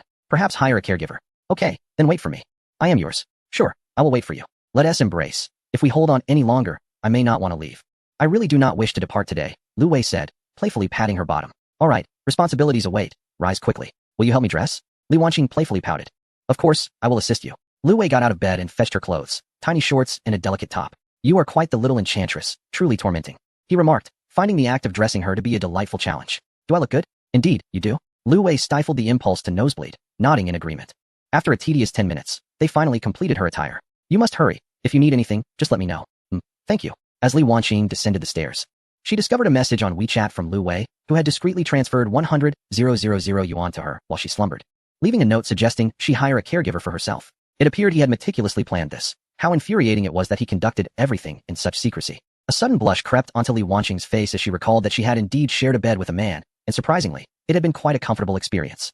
Yet, she wondered if it was as delightful as depicted in the comic books. This rogue had astonishingly restrained himself from making any advances. When Lu Wei vacated the hotel, he extended the room reservation for an additional 10 days, instructing Li Wanqing to rest there whenever she felt weary, with the room key left at the front desk, accessible with his phone number. Li Wanqing responded with a heart emoji, her affection for Lu Wei swelling. After enduring a challenging period, she finally found a shoulder to lean on, and the sense of security enveloped her, grounding her heart like never before. This felt like a sanctuary compared to the desolation and isolation she had experienced just days prior. In the city, relentless rain had poured for an entire day and night, submerging certain roads and rendering them impassable. The following day, the media was ablaze with reports of the flooding caused by the torrential downpour, showcasing the devastation in particularly affected areas. Videos circulated online, revealing collapsed homes and the struggles of the local populace. Military personnel had been dispatched to the front lines to assist with rescue and disaster relief efforts. Overnight, particularly in the Central Plains province, numerous areas were gravely impacted by the deluge, with rainfall exceeding 500 millimeters, reaching historical highs. Individuals and vehicles trapped by the downpour, along with various disaster scenarios, flooded the news, tightening the hearts of onlookers. Initiatives for disaster relief had commenced on social media, with numerous celebrities from the entertainment industry vocally supporting fundraising efforts for the affected regions. Upon waking, Lu Wei found Lu Yang and Jiang Qinghan in the living room, engrossed in the latest news. The incessant rain had led the company to permit remote work, effectively granting these two interns an unexpected holiday. What are you discussing? Lu Wei inquired, sipping his water. Brother, we are following the trending topic on social media. There's a fundraising campaign for the Central Plains flood victims, and we are checking how much our favorite celebrity has donated, Lu Yang replied. Oh, the flooding? Is it severe? Lu Wei asked. Extremely severe. Just yesterday, a subway was inundated, trapping many people inside who nearly drowned. The situation is terrifying, Lu Yang exclaimed. Indeed, Brother Wei, the flooding is quite serious. I've seen many areas submerged, and evacuations are underway, Jiang Qinghan added. Lu Wei pondered for a moment before turning towards the study, leaving them with a directive. Enough of this. You two should learn to cook. I have business to attend to. He opened his computer, researched some information, and began making phone calls. First, he reached out to Shen Duyu. Mr. Lu, how may I assist you? Currently, the entertainment industry is engaging in charitable giving. As members of this realm, shouldn't our film crew also contribute? Lu Wei proposed. Indeed, Mr. Lu, I share your concerns. We ought to respond promptly. However, our box office revenue has yet to materialize. Leaving the crew without funds to donate, Shen Duyu replied. I see. Please hold for a moment while I consult with the others. Lu Wei said before opening WeChat and sending a message to their group of 4, outlining the situation and suggesting a collective fundraising effort for the film. Recently, several individuals have been quite concerned about the film's performance. In the spirit of supporting the project, they have promptly responded, each contributing 2 million, thus gathering a total of 10 million for donations. Such charitable endeavors, if neglected, are easily scrutinized by netizens later on, leading to potential repercussions. As the unexpected box office success of The Wealthy Are Troubled emerged in August, it is imperative to contribute adequately to garner favorable public sentiment.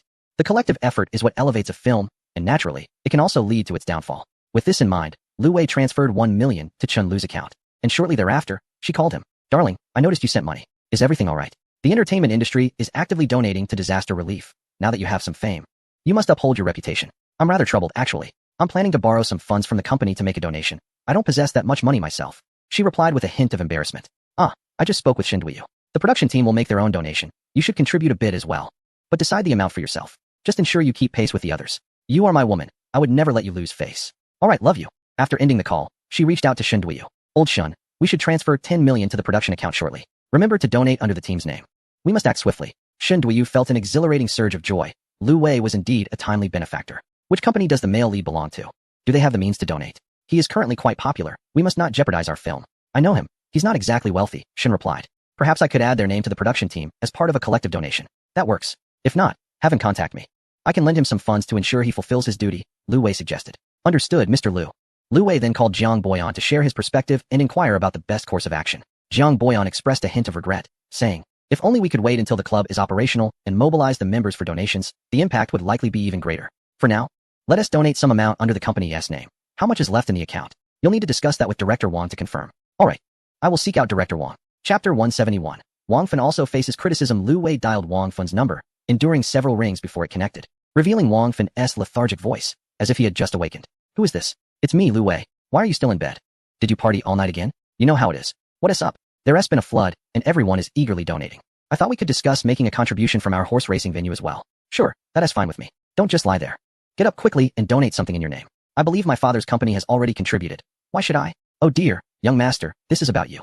Your father's company is separate. You are quite the internet sensation. If you don't donate, people will accuse you of being stingy. Goodness, if they call me stingy, that would be unacceptable. Alright, I will donate right now. Wang Fan, now fully awake, promptly located the official account and donated 5 million. This time, no one should accuse me of being stingy. After completing the donation, Wang Fan went back to take a nap.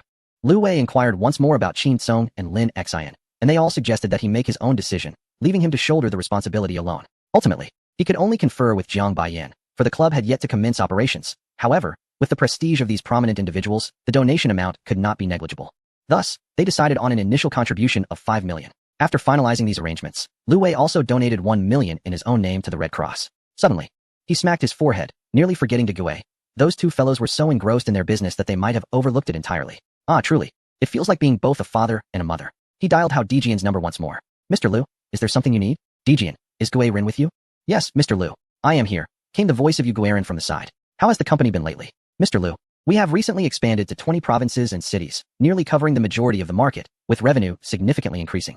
We estimate that our earnings for August will exceed 100 million. Well done, you two have worked hard. The reason I sought you out is for another matter. Please, go ahead, Mr. Lu. With the recent torrential rains, certain areas have suffered from flooding. As a part of society, our company should lend a helping hand.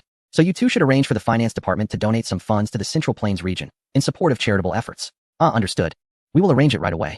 Mr. Lu, how much shall we donate? As a small company, let us contribute 1 million, which can be deducted from my dividends at the end of the year. No, Mr. Lu, this is a charitable cause. How can you say that? It would be too much for us. This is a company effort, and we should share the burden equally. Very well, you may decide how to proceed. But be sure to expedite the arrangements with finance. Do not delay this matter. Having settled these affairs, Lu Wei finally emerged from his study. The two youngsters had been busy in the kitchen for quite some time and had managed to prepare a few dishes, although their presentation left much to be desired. And he was uncertain whether they would be palatable. Lu Wei sat at the dining table and shook his head. You see, you can't even prepare a single dish properly. Have you only learned to boil noodles at home? He chastised Lu Yang. Brother Xiao Wei, please don't be upset. I will certainly learn to cook well in the future, Jiang Qinghan assured from the side. I was referring to Lu Yang. Don't overthink it, Qinghan. Brother, you are truly biased. And you have the audacity to complain. You will starve one day. Not at all. I can always order takeout. After dinner, Lu Wei returned to his room to continue addressing his affairs. Suddenly, an unfamiliar call came through on his phone, and Lu Wei swiped to answer. Hello, who is this? Mr. Lu, greetings. I am Yin Tong, the lead actor from our production team. It's you. I remember now. How have you been lately? Thanks to your support, I have gained a bit of recognition, and discussions are already underway. Director Shin just briefed me on the situation, so I wanted to reach out to you.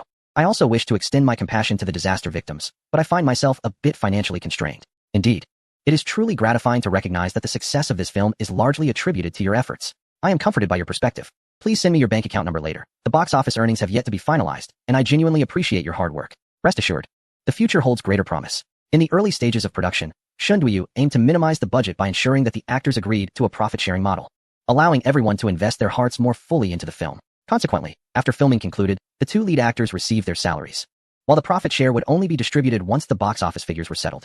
After ending the call, Lu Wei transferred 500,000 yuan to Yinteng, without the need for any promissory notes, as the profit share remained securely with them, eliminating any cause for concern. The online atmosphere was abuzz, with fans fervently reporting their idols' contributions, boasting of their donations, or highlighting those who failed to give. Gradually, some began to scrutinize Wang Fun, with individuals commenting on his Weibo, questioning why he had fallen silent during a time when donations were needed, despite his extravagant lifestyle. Some sought to ride the wave of controversy, exaggerating claims and portraying Wang Fun as a miserly, heartless scion of wealth. Lu Wei found himself similarly ensnared, as Shen Duyu had certified him as a member of the cast, coupled with previous footage of him playing basketball, which led to perceptions of him as a high-net-worth client of a major bank, a quintessential young elite. The internet possesses a long memory, especially with the recent basketball videos still fresh in everyone's minds. His Weibo also became a target for detractors, criticizing the notion of high-net-worth individuals, asserting that the wealthiest are often the most miserly, and labeling him a disgrace to the entertainment industry. Just then, there was a knock at the study door, and Lu Yang entered, followed by Jiang Qinghan.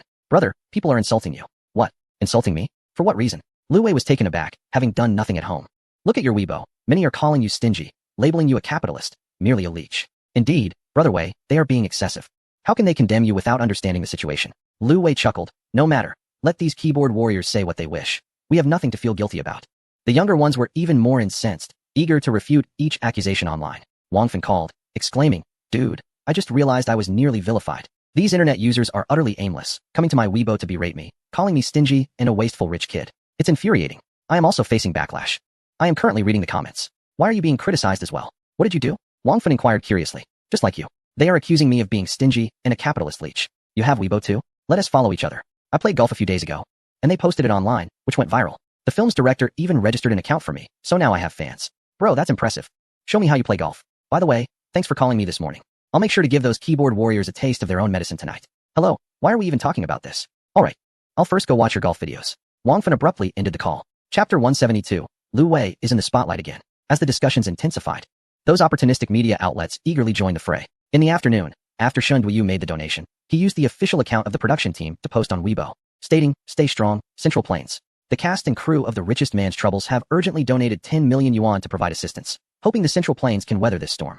He then encouraged Yinteng and Chen Lu, among others, to share the post, and he himself retweeted it from Lu Wei's account. This seemed to soothe the sentiments of netizens. After all, many large corporations had only donated the same amount, and they were merely a production team, which was quite commendable in comparison. Observant individuals also noted that both the male and female leads included their own donation information, significantly enhancing the public's perception of the production team. Before long, a topic emerged regarding owing the richest man a movie ticket, with many chiming in, expressing their intention to support the team by heading to the cinema to watch the film. This unexpected turn of events caught Shen Duyu and his team by surprise. Yang Wan called Lu Wei to offer him some comfort, advising him to disregard the gossip and focus on his own work, assuring him that if he felt upset, he could reach out to her, and she would be there for him. "It's fine, I donated earlier, I just didn't feel the need to showcase it.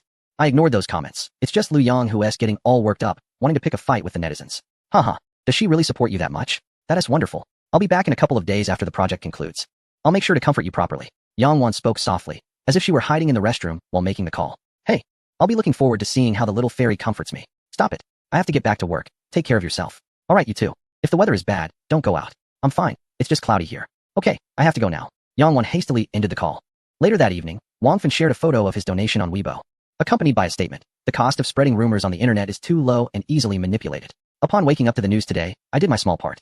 May the flood pass swiftly. Stay strong, Central Plains." In less than 10 minutes, Wang Fun trended on social media. Those who carry a certain aura are easily noticed. Compared to many celebrities, Wang Fun's contribution was substantial. Unlike stars who accumulate wealth through fans and endorsements, his income stemmed from pure business ventures, as he also owns a company. Even though his family is indeed affluent, with his father having made a donation as well, his willingness to part with such a significant sum demonstrated that Wang Fun possesses a sense of conscience. However, along with praise came criticism. What is the point of donating this little amount? It's barely enough to cover a few nights at a nightclub. Is this amount even worth mentioning?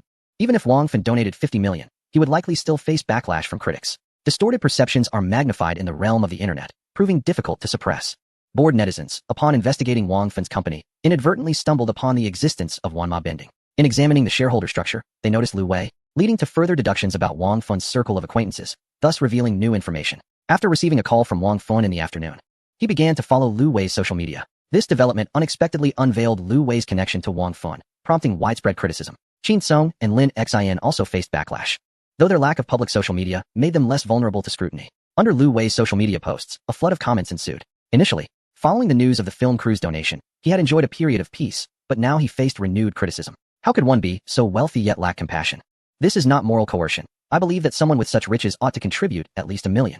If I were affluent, I would donate $500 million without a second thought. Some fans came to his defense, arguing that the film crew had already donated $10 million, implying that Lu Wei must have contributed as well. Do you expect him to donate separately? They retorted, as if they themselves were paragons of virtue. Have you donated even a dime? Keyboard warriors, your clamor is unparalleled, yet your moral compass is astonishingly askew. Many are discussing you on your social media. It drives me mad, Jiang Xinan messaged. Oh, it's fine. Let the critics criticize. I haven't committed any wrongdoing. Yet, I cannot bear to see you maligned. These keyboard warriors are truly nonsensical. Their concerns about donations are as misplaced as their involvement in national affairs. I shall disregard them. I will manage it well. Great. When will you come to the capital to see me? I miss you, she added. Indeed, I long to see you everywhere. I sense you were trying to entice me. Not at all. Look at my new pajamas. Aren't they lovely? Shortly after, she sent a picture of her pajamas, revealing quite a bit of her décolletage. This girl is quite audacious and deserves a reprimand. The next day, upon waking, Lu Wei was greeted by his friend Lu Yang, who exclaimed, Brother, your fan base has surged. You're famous again. How could this be? Photos from his visit to a Hope primary school and a video of his donation to a county high school were unearthed by astute netizens. In light of this, those previously unaware of the truth became supporters, and the critics found themselves increasingly marginalized. Regardless of the circumstances, this individual seems to be quietly performing good deeds without seeking publicity. Why must people demand an immediate solo donation? Lu Wei surpassed Wang Fun's previous popularity, gaining a multitude of new followers on his social media, with numerous female fans sending private messages, sharing their contact information. Of course, this was conveyed to him by Shen Duoyu, as Lu Wei had yet to log into his account. He was still busy managing the influx of attention. Su Qing and the 4 wealthy youths sent their congratulations, while even Chun Li reached out through a secondary account, expressing her admiration for his film. One does not strike a smiling face, so Lu Wei could only respond courteously. Upon receiving a reply, Chun Li was overjoyed, exclaiming, Lu Wei, you are now my idol. I am always ready to devote myself to you. Shen Duoyu called Lu Wei, inquiring whether he wished to clarify any misunderstandings. Lu Wei deemed it unnecessary, believing that netizens would interpret matters as they pleased. After all, rumors dissipate with the passage of time. He advised Shen Duoyu to focus on the film's subsequent processing, reassuring him that his reputation need not be a concern. As for Weibo, there was no need for any posts. Let the netizens indulge themselves. Today, he was preoccupied with discussions on learning matters with Jiang Baiyan. The preliminary construction of the racetrack was nearly complete, and now they needed to contemplate the operational model and the introduction of horses. As the primary responsible party, Jiang Baiyan had no choice but to consult Lu Dong. Jiang Baiyan also suggested a study trip to the UK or Hong Kong to observe their racing club systems and operational models, with the hope of establishing collaborations that would elevate their club's prestige. In terms of horse acquisition, it was imperative to select only the finest specimens. Once open to the public, they would be catering to the ultra-wealthy, each worth billions. The quality of their horses and the affluence of their clientele would ensure that joining the club would be perceived as a privilege and a status symbol. A preliminary budget indicated that acquiring 30 horses would require approximately 20 million yuan. Lu Wei was aware of the powerful brand synergy that could arise from strong alliances. However, he recognized that he was not sufficiently qualified to penetrate the Hong Kong racing circles, a task that would likely fall to the affluent Wang Fun. Chapter 173. How many sisters do you have? Young Master Wang, where are you? Lu Wei called Wang Fun, realizing it was time to seek assistance. What the hell? I just returned to Shanghai. How did you know? Wang Fun exclaimed, surprised that Lu Wei was aware of his arrival. Perfect timing. I need to discuss something with you. Should I come to see you in person? Sure. I'm at the club. Come on over. As Lu Wei prepared to leave, Lu Yang and Jiang Qinghan noticed his departure and became somewhat excited. Big brother, where are you going? Can you take us with you? It's been so boring at home these past few days. I'm going to meet Wang Fun to discuss some matters. You two stay home. Oh, is it true what they say online about Wang Fun? Do you really know him? Lu Yang exclaimed incredulously. Is it so surprising to know him? It's not surprising. Not at all. Big brother, take me to see this young master. I follow him on Weibo, and I'm his fan. What about Qinghan? I'm not. I only follow you. Brother Wei, I'm your diehard fan. I'm going to discuss business. Why would you tag along? You'll only end up daydreaming. Lu Yang leaned closer, grasping Lu Wei's hand and shaking it. Big brother, please take me to meet the real Wang Fun. I want him to sign something for me. When I return to school, they'll be so envious. What nonsense is this? Does Qinghan want to go? Brother Wei, if you take me, I'll go. Jiang Qinghan's gaze was fixated solely on Lu Wei. She would heed whatever he said. All right, I'll take you to grab a bite. I'll handle the business. If he has time to sign for you, let him. If not, you can at least enjoy a meal at their place. Wow, big brother. I heard that even the water they use for cooking at Wang Fun's house comes from Fiji. Is that true? Even his dog flies on a private jet. Is that real? Lu Yang has already begun to gossip. How would I know? You should inquire yourself. Once the two had changed their attire, the trio made their way to the garage and drove to Wang Fun's club. Wang Fun's establishment is rather understated, located away from the bustling city center. He once mentioned that there is another in the heart of the city, where his father often entertains guests, thus rendering this club a gathering place for his close friends. Upon arriving at the club with the two young ladies, they informed the front desk staff to arrange some refreshments for them. while Lu Wei ascended to find Wang Fun. Indeed, Wang Fun is true to his title as a gaming prodigy, either accompanying internet celebrities or engaged in gaming. You've arrived. Take a seat. Just let me finish this match. His gaming repertoire is extensive, and he is currently engrossed in a computer game, reminiscent of a 5-man team match. Seemingly akin to a league that Lu Wei has only heard of but never played. Lu Wei glanced downstairs at the two young ladies, advising them not to wander off. If they grew bored, they could ask the staff to guide them to a room for karaoke or perhaps indulge in a spa treatment. Got it, big brother. Hurry and discuss your matters, and remember to snag me an autograph, Lu Yang urged, dragging Jiang Qinghan off for a spa, effectively pushing Lu Wei away. How could one visit such an upscale establishment and not indulge? Apologies, Lu Wei, but the young lady has become rather extravagant. Upon returning to Wang Fun, he found him having concluded his game and engrossed in his phone. Oh my, I didn't notice. You've become an internet celebrity. Soon you'll be like me, Lu Wei remarked. Please, I couldn't even reach a fraction of your fame, Wang Fun retorted. Why did you come alone? Aren't Lin Xin and Qin Sung with you? Lu Wei inquired. No. I returned to handle some matters. I watched your golf game yesterday. Impressive. When will you teach me? I want to accompany my father for a round.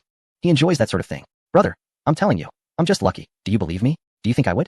Wang Fun shot him a bemused glance. All right, let us plan for a game sometime. You'll see then. Once the weather improves. You mentioned needing to speak with me about something? Yes, regarding matters at the club. I had a brief discussion with President Jiang. And there are certain aspects that require your involvement. Oh no, you're not dragging me into labor, are you? Wang Fun sipped his Fiji water, expressing his discontent. There's no alternative. You're the only one capable of handling this. Fine, go ahead. Lu Wei elaborated on the club's plans and requirements, as well as the projected opening date, tentatively set for National Day, seeking their thoughts. Are we considering visiting Hong Kong for insights? I don't know anyone there. It's predominantly the older generation who frequent those places. With your standing, sending a letter would at least garner some attention. If I introduce myself as Wang Fun, do you think they would recognize me? That's Hong Kong, the gathering place for our nation's financial magnates. Unless I outright state that I am Wang Muchuan's son, why not seek your father's assistance? He could introduce you. He would surely support you. Really? Absolutely. I have faith in our club's potential. And your father will see it too. It's advantageous for both you and him. We're all in this together. With Wang Muchuan lending his name, I believe the opening will proceed smoothly. All right, I will inquire when I return home tonight. Wang Fun nodded. By the way, my sister is a fan of yours and would like an autograph. Surely, you can grant her this small favor, right? Of course. I shall print a photo tomorrow. Do you not think I am far more handsome than you? Ha, even your sister is a fan of mine. I brought her here for a meal. Have you eaten? Would you care to join us? Of course, your sister is my sister. We must go together. Wang Fun exclaimed, pulling Lu Wei as they prepared to descend the stairs. Suddenly, he paused and turned back. What are you doing? Lu Wei inquired with curiosity. Since it's your sister's first visit, I should bring a gift, Wang Fun replied. Then you should take an extra one, Lu Wei suggested. Goodness. Just how many sisters do you have? Wang Fun asked, glancing back. 2. The one downstairs is my little sister's close friend. They came to Shanghai together. So I brought her along. Very well, I must say, I envy your family dynamic. I've suggested to my father several times that he should give me another sibling. But alas, he merely glared at me, Wang Fun chuckled. Haha, is it not sufficient for you to enjoy the family fortune alone? Why seek to share your inheritance? It is loneliness, something you cannot comprehend. Wang Fun retrieved 2 gifts from the room and, accompanied by Lu Wei, descended to the dining area. The kitchen had already prepared the meal, awaiting the 2 young ladies to complete their spa. Upon seeing Wang Fun, the staff promptly inquired if he required anything. No need. We shall wait for them to join us. We will call you shortly, Lu Wei replied, picking up the phone to contact Lu Yang. Hello, big brother, what is it? Came Lu Yang's languid voice. We're about to eat. What are you 2 up to? We're indulging in a spa. It's simply delightful. Delightful, you say?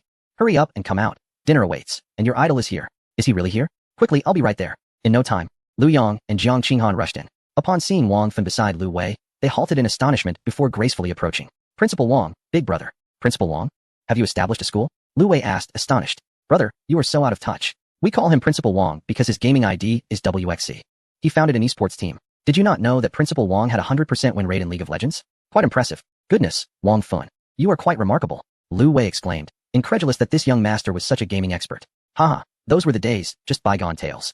A hero does not dwell on past glories. Wang Fun waved his hand with a smile. Now, as it is your first meeting, allow me to present you with a token of my regard. Wang Fun handed gift bags to Lu Yang and Jiang Qinghan. Thank you, Principal Wang. You are Lu Wei's sisters, which makes you my sisters as well. No need for formalities. You may call me Brother Wang or Fun Ge from now on.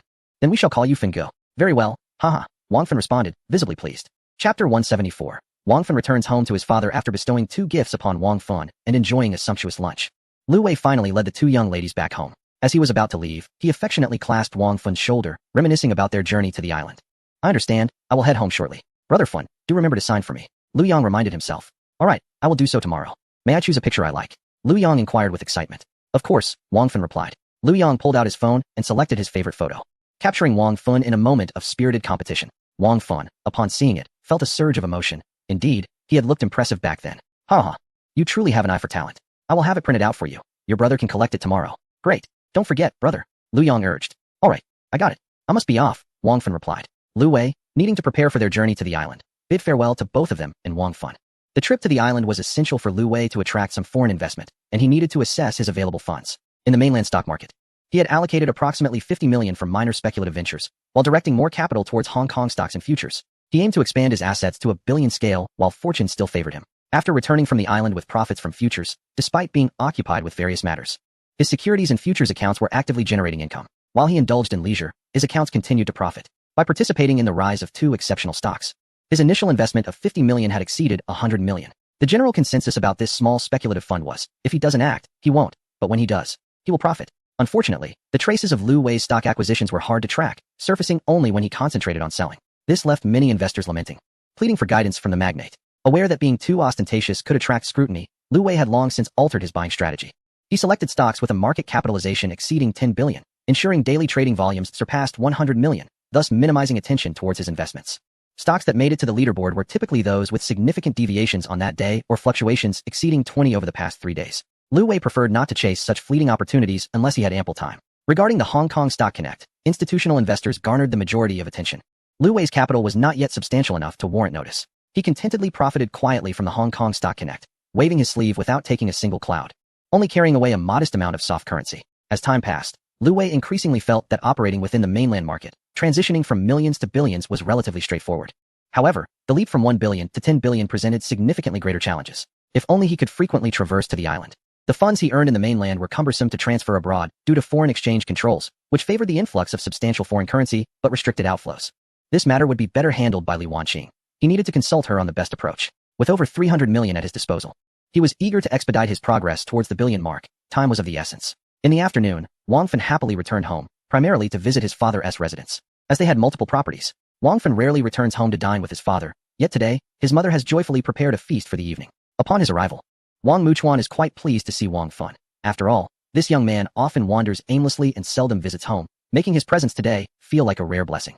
Just yesterday, his secretary informed him of his son's recent activities, and fortunately, Wang Feng did not bring disgrace upon himself. Although his son tends to neglect serious matters, preferring a life of leisure, Wang Muchuan initially found it quite troublesome. He had encouraged Wang Feng to gain some experience at the group, hoping he would someday take over. But after just a few visits, Wang Feng fled, leaving his father both disappointed and resigned, for he has no other child. Now, Wang Muchuan's only expectation for Wang Feng is that he may indulge in pleasures, but his values must remain intact. Why have you decided to return home today? Wang Muchuan inquires as he enters. Dad, I missed you and Mom, Wang Feng replies. Huh, you say that as if it were genuine. You're not here to seek praise, are you? Praise? For what? Wang Feng feigns confusion. I noticed you were complimented by the media yesterday. Aren't you here to take credit for that? Ah, that was nothing, Dad. Just trivial matters, things I should do, Wang Feng responds modestly. Since when did you start caring about charitable endeavors? Hee, a friend introduced me to it. You have friends? Since when? Dad, why do you underestimate me? I'm your son, a fine young man, after all. Of course I have friends. Wang Feng retorts indignantly. All right then, speak up. Your visit home isn't merely to see me and your mother. If there is something on your mind, just say it. Wang Muchuan shakes his head. Knowing that his son's intentions are seldom pure, Wang Feng then reveals his plans to establish an equestrian club in the capital, aspiring to emulate the Hong Kong Jockey Club by creating a membership-based resource platform that gathers the affluent from the Bohai Bay area, where they can rejuvenate both body and mind, as well as share and exchange resources. Dad, once I've successfully set up the club in the capital, I'll return to Shanghai to create another, turning it into the premier club in the Yangtze River Delta. Wang Muchuan observes his son closely, noting the stark contrast to the boy who once only played games, his brow relaxing considerably. Having accomplished so much, you now stand on the shoulders of giants. If you fail to utilize that advantage, it would truly be a waste. Is this your own idea? Did you devise this plan? Dad, I have seen the world. Surely I am capable of this. Wang Feng replies, somewhat offended. Enough of that. If you had spent a few years at the group, you might have come up with it yourself. Wang Muchuan skeptically remarks, well aware of his son's capabilities. I collaborated with a few friends. Oh, who are they? One is Qin Song from the Qin family in the capital, another is Lin Xian from the Lin family, and the last is Lu Wei. I know of the Qin and Lin families, but who is Lu Wei? Lu Wei? He is from the southwest and specializes in financial investments in Shanghai. He is quite a decent person. Are you home today to seek my investment? After listening to Wang Feng boast about his project for quite some time, Wang Muchuan suspected he was merely seeking financial assistance. Dad, I assure you I am not here to ask for money. Please don't always assume that whenever I approach you, it is with an outstretched hand. He restrained the urge to slap Wang Feng awake, recalling the numerous times he had solicited funds. We have pulled together 100 million, and the foundation has already been laid. We will soon commence operations. Wang Feng proclaimed with pride. Since when did you become so audacious? If you don't want my investment, what is your intention? Wang Muchuan inquired. Well, Dad, We wish to engage with the Island-esque community to elevate the standards of our club. However, I lack connections there. Surely, you have many acquaintances. Could you kindly introduce me? Is it truly that simple? Indeed, it is as straightforward as that. Remarkable. A rare occasion where you return home without asking for money. Wang Muchuan complimented. Participating in the celebration banquet may be easy for you, but it is rather challenging for us, Wang Fan lamented. All right. I will contact a director from the racing club later. Your father is also a member, so this matter should not pose much difficulty. What? You are a member? How was I unaware of this? You seem to know everything, so it comes as no surprise. The racing club in Hong Kong serves as a social hub for mainland entrepreneurs. Joining is a unique opportunity for both fame and fortune. It represents the pinnacle of the political and economic circles in Hong Kong, attracting tycoons and the chief executive alike, making membership a true symbol of status. Are you certain you do not require my investment? Wang Muchuan asked once more. No, we have sufficient funding for the initial phase. We will assess the situation as we progress, and with Lu Wei involved, I have a sense of confidence. Why do you hold him in such high regard? Is there something extraordinary about him? Wang Muchuan inquired, intrigued by his son's frequent mentions of this individual that evening. It's just a feeling I have from working with him. Whenever I encounter a problem, he seems to help me resolve it effortlessly. He feels like a lucky star. And he has amassed a fortune of over $1 billion on his own, indicating his capabilities. He previously invested in a film that he brought to our cinema, which turned out to be a massive success, grossing at least $2 billion. Wang Fan thoughtfully recounted Lu Wei's merits. I find your remarks intriguing. When the opportunity arises, please introduce him to me. I would like to assess him. Sure, Dad. He is quite skilled at golf. I will take him to the golf course to play a few rounds with you.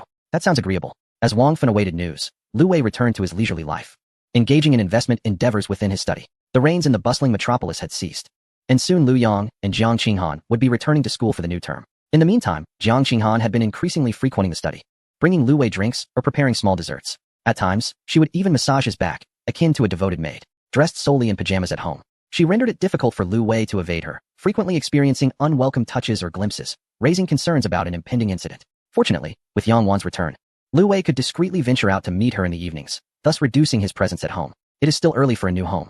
Lu Wei inquired whether she would like to rent a separate apartment for a more comfortable living arrangement. Yang Wan, aware of Lu Wei's intentions, declined the offer.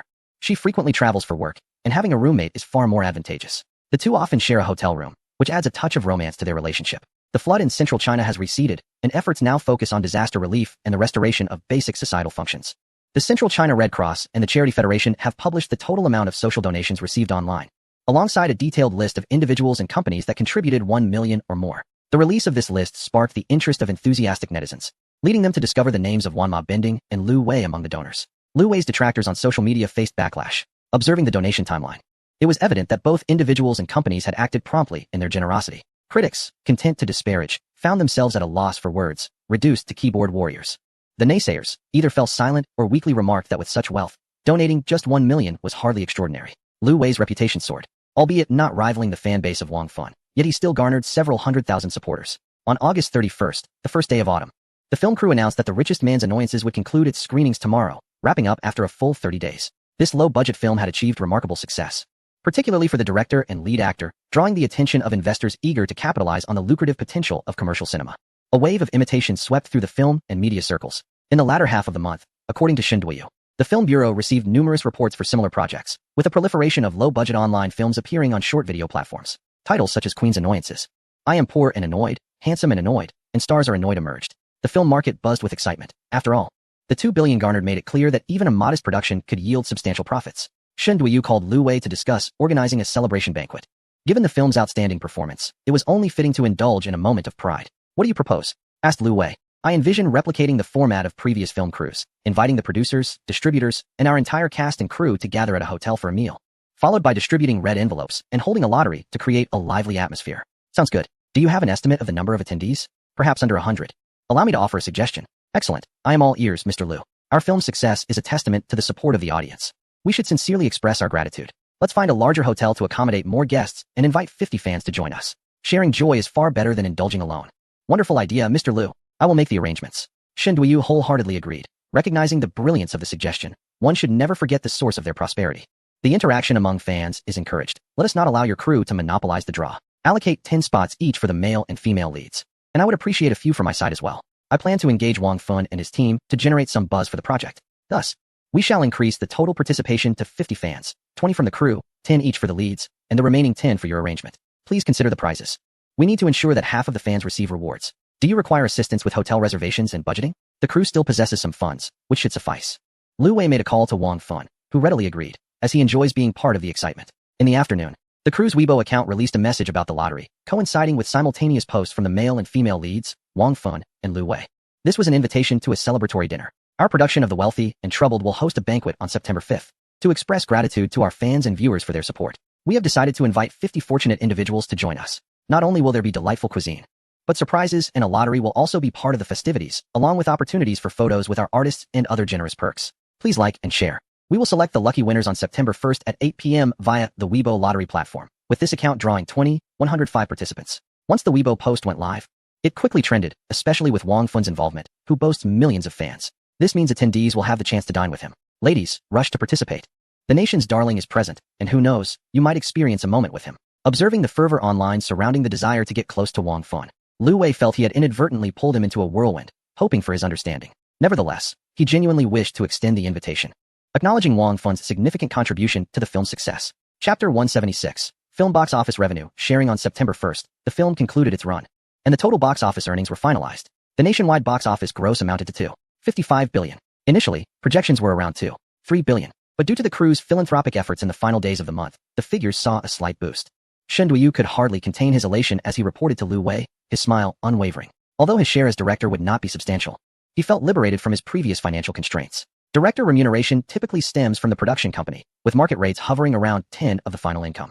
To secure backing for the film, Shen Duoyu had lowered his expectations to 5. From the $2.55 billion, the 5 film fund must first be deducted, followed by a 33 business tax, leaving a net of $917 million to be shared between the production company and the theaters. Thanks to the contributions of Lu Wei, Wang Fun, Lin Xin, and Qin Song, all 3 theaters provided their discounts, resulting in a 50-50 split. Ultimately, each party earned approximately $17 billion. After accounting for marketing, distribution costs, and actor royalties totaling $70 million, the production company retained $1 billion. Shen Duoyu amassed an impressive sum of $55 million, which was subsequently divided among Lu Wei and 4 other investors, each receiving $2.09 billion, yielding an astounding return on investment of 41 times. Upon learning that their initial $5 million had transformed into $200 million, the 4 investors erupted in joyous laughter, marveling at the lucrative nature of filmmaking. Regardless of their familial wealth, this newfound fortune was theirs alone. They were elated, planning to visit a luxury car dealership the following day, envisioning a celebratory feast featuring a fleet of 5 supercars speeding by, undoubtedly a sight to behold. Although Qin Kainan shared in the excitement, he couldn't help but feel a pang of regret, slapping his thigh in frustration. As one of the first to befriend Shen Duoyu, he realized that with a little effort, he could have mustered $20 million for a personal investment. Had he been more decisive at that moment, that $20 million could have blossomed into a staggering $1 billion, an amount that exceeded his family's total assets. This realization brought forth feelings of disappointment. He vowed never to let such an opportunity slip through his fingers again. Determined, Qin Kainan resolved to seek a private discussion with Shen Duoyu regarding sole investment in his next film. After calculating his share, Shen Duoyu felt a surge of excitement and yearned for a cigarette to calm his nerves, his hands trembling as he attempted to light it. He had never encountered such a vast sum of money before. In his years in the industry, his highest annual earnings had barely reached 300,000. Now, the $50 million felt akin to a bank heist. Whether in the capital or the bustling metropolis, he could finally secure a home and improve his family's living conditions. Grateful for the financial backing of Lu Wei, he knew he must hold on tightly to this benefactor. Chen Lu, not much better off than Shen Duoyu, felt a rush of disbelief when she verified her portion with him. She was relieved that she had opted for a base salary plus profit-sharing arrangement, as otherwise, despair would have overtaken her. Typically, contracts for artists involve a revenue split with the company, often at a ratio of 60-40 or 50-50. As a minor actress, Shen Lu's 50-50 split was quite generous, and this time, she netted approximately $5 million. Without delay, she called Lu Wei, exclaiming, "Darling, I've made money. I want to buy you a gift, so wait for me." He responded with laughter. "How much did you earn to be this happy?" "Several million. It's a lot. I've never made this much money in my life. That is a substantial amount. Treat yourself first, then think of me." "No, I want to buy you a gift." Followed by kisses and hugs. "All right, should I come over now?" "Come. I'll be waiting at home. I bought a new outfit for you to see." Their joyful announcement of good news was shared intimately, which only heightened their excitement. Tonight, they would revel in double the joy. Meanwhile, the ongoing lottery event on Weibo continued to attract fervent attention, with the official account's follower count soaring into the millions. Even Lu Wei's account surpassed the million mark. "Dine with us, join the lottery, see my husband." The official announcement promised reimbursement for travel expenses within the country. The enthusiasm from female fans was beyond imagination, with countless individuals glued to their phones, eagerly anticipating the 8 p.m. moment, nearly overwhelming the platform. At 8 p.m., the system automatically initiated the lottery draw. As the clock ticked, everyone incessantly refreshed their screens, with millions unaware of their fate, though certainly hundreds of thousands were engaged, causing the Weibo page to momentarily freeze. In a university dormitory in Shanghai, 4 young women were fixated on their mobile devices. At 8 o'clock, the lottery commenced, and time felt as though it had come to a standstill, dragging on interminably. Why is this wretched Weibo still lagging? I refresh, refresh, refresh. Ah, I won. I won. Lin Jiai, seated by the window, exclaimed with elation as she spotted a winning notification on her screen. Congratulations. You have won a ticket to the celebration banquet. The three friends hurried over to witness the exhilarating news. However, their own screens displayed a disheartening "thank you for participating," which felt utterly unjust. Jiai, would you consider transferring your ticket to me? I can offer you 2,000 yuan. One of the girls proposed to the fortunate winner. But Jiai hesitated. If I win, I promise to give you my ticket too. How does that sound? The 2,000 yuan was equivalent to her monthly allowance, leaving her in a quandary. If you want anyone's autograph, I can fetch it for you. Is that acceptable? After some deliberation, Lin Jiai ultimately acquiesced. The proposition was simply too tempting. Meanwhile, online, others began soliciting the lucky winners to transfer their banquet tickets, with some offers starting at 5,000 yuan, quickly escalating to 10,000. The production team even covered travel expenses, making it akin to a complimentary vacation for those traveling from afar. The math was undeniably favorable. Beneath their Weibo posts, numerous comments poured in, seeking transfers and high-priced acquisitions. It was uncertain how many fortunate souls would succumb to temptation, relinquishing their opportunities, while others, perhaps residing at a distance, might also forfeit their chance. The prospect of reselling for a profit was simply too enticing to overlook. While the affluent were abundant, those in need of funds were surely present, each individual possessing a threshold price. The production team stipulated that registration must be completed by noon on the 2nd, followed by verification of information, allowing those farther afield the possibility to arrive in time. Shen Duiyu was already preoccupied with the banquet arrangements, while Lu Wei was summoned by 4 companions to join them in viewing supercars at Yang Xiaoti's. Should they find none, they would seek alternatives. Determined to indulge in extravagant spending, Lu Wei, somewhat reluctant, had little interest in supercars, preferring the comfort of an SUV, yet felt compelled to join. Chapter 177. The 5 venture to purchase supercars. Brother, neither of us won. What are we to do? Lu Yang lamented urgently, distressed by the dismal lottery results and yearning to attend. It's merely a meal. What is the big deal? You could just stay home and tidy up, Lu Wei scoffed. You don't understand. It's going to be so much fun. We could meet the production team and Principal Wang, plus there's a chance to win again. Many would envy this opportunity. Please take me with you. I promise to return to school and focus on studying afterward, Lu Yang implored. All right. It's just a couple of extra spots. You can sit with the fans, Lu Wei relented. Yay, you're the best, brother. Shen instructed Lu Wei to wear formal attire due to the presence of media reporters, as the occasion resembled a gala dinner. Lu Wei inquired with Yang Wan if she would accompany them, but Yang Wan, disinterested, shook her head, preferring to stay home and indulge in a beauty sleep. This was perhaps for the best, as it would prevent any potential awkward encounters later. She intended to shop for clothes and take the 2 young ladies along, as they were soon to depart, and the changing season next month warranted some new attire. The disparity in shopping time between men and women was significant. Lu Wei, when shopping alone, would go directly to his Target, try on the clothes, and proceed to check out. Conversely, Lu Yang and the others would spend time trying on various options, so it seemed best to let them shop independently. Having recently earned 200 million, Lu Wei was far from frugal. Everything the two had tried and deliberated over, he purchased with a sweeping gesture. Jiang Qinghan had become quite bold, even selecting a few outfits to model for Lu Wei. Upon seeing her try them on, he could only utter one word: buy. The luxury brand stores were no longer intimidating. He encouraged them to choose freely. In the end, each girl acquired several outfits along with some accessories, spending less than 1 million in total. With everything meticulously packaged, they each received a watch. When asked for their preferences, Lu Yang, rather thoughtlessly, blurted out Rolex. Such taste was beyond redemption. The name Vacheron Constantin was far more appealing. He guided them into the store to select 2 watches, which totaled approximately 500,000, finally completing their purchases. After escorting them home, he prepared to accompany a few acquaintances to view some supercars. Yang Xiaoti on that day dared not venture out, opting instead to remain at the shop to welcome the group. In the afternoon, 5 luxury cars arrived in succession, parking at the store's entrance, prompting all sales staff to emerge. Among the vehicles were Han Shua's ostentatious Lamborghini, Qin Kanan's McLaren, Zhang Xiaoji's Bentley, and Chen Mingli's Panamera, while Lu Wei's Range Rover seemed to be the least expensive among them. As everyone exited their vehicles, Yang Xiaoti emerged from within. The 5 brothers have arrived.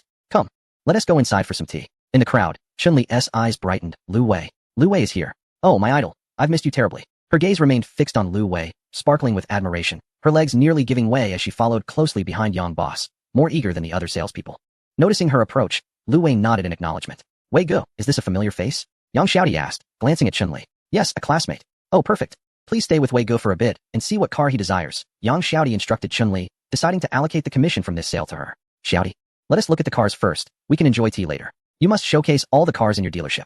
If each of you wants a car, I might feel a bit pressured. Normally, I only keep 2 or 3 supercars in stock. I had to borrow a couple from others. Rest assured, the brothers will take care of your business. Qin Kanan chuckled confidently. Today, we are here to indulge. Upon entering the exhibition hall and surveying the surroundings, Yang Xiaoti made some preparations. The hall showcased several supercars, including Ferrari, McLaren, Porsche, Aston Martin, Lamborghini, and an Audi, with prices ranging from 2 to 5 million.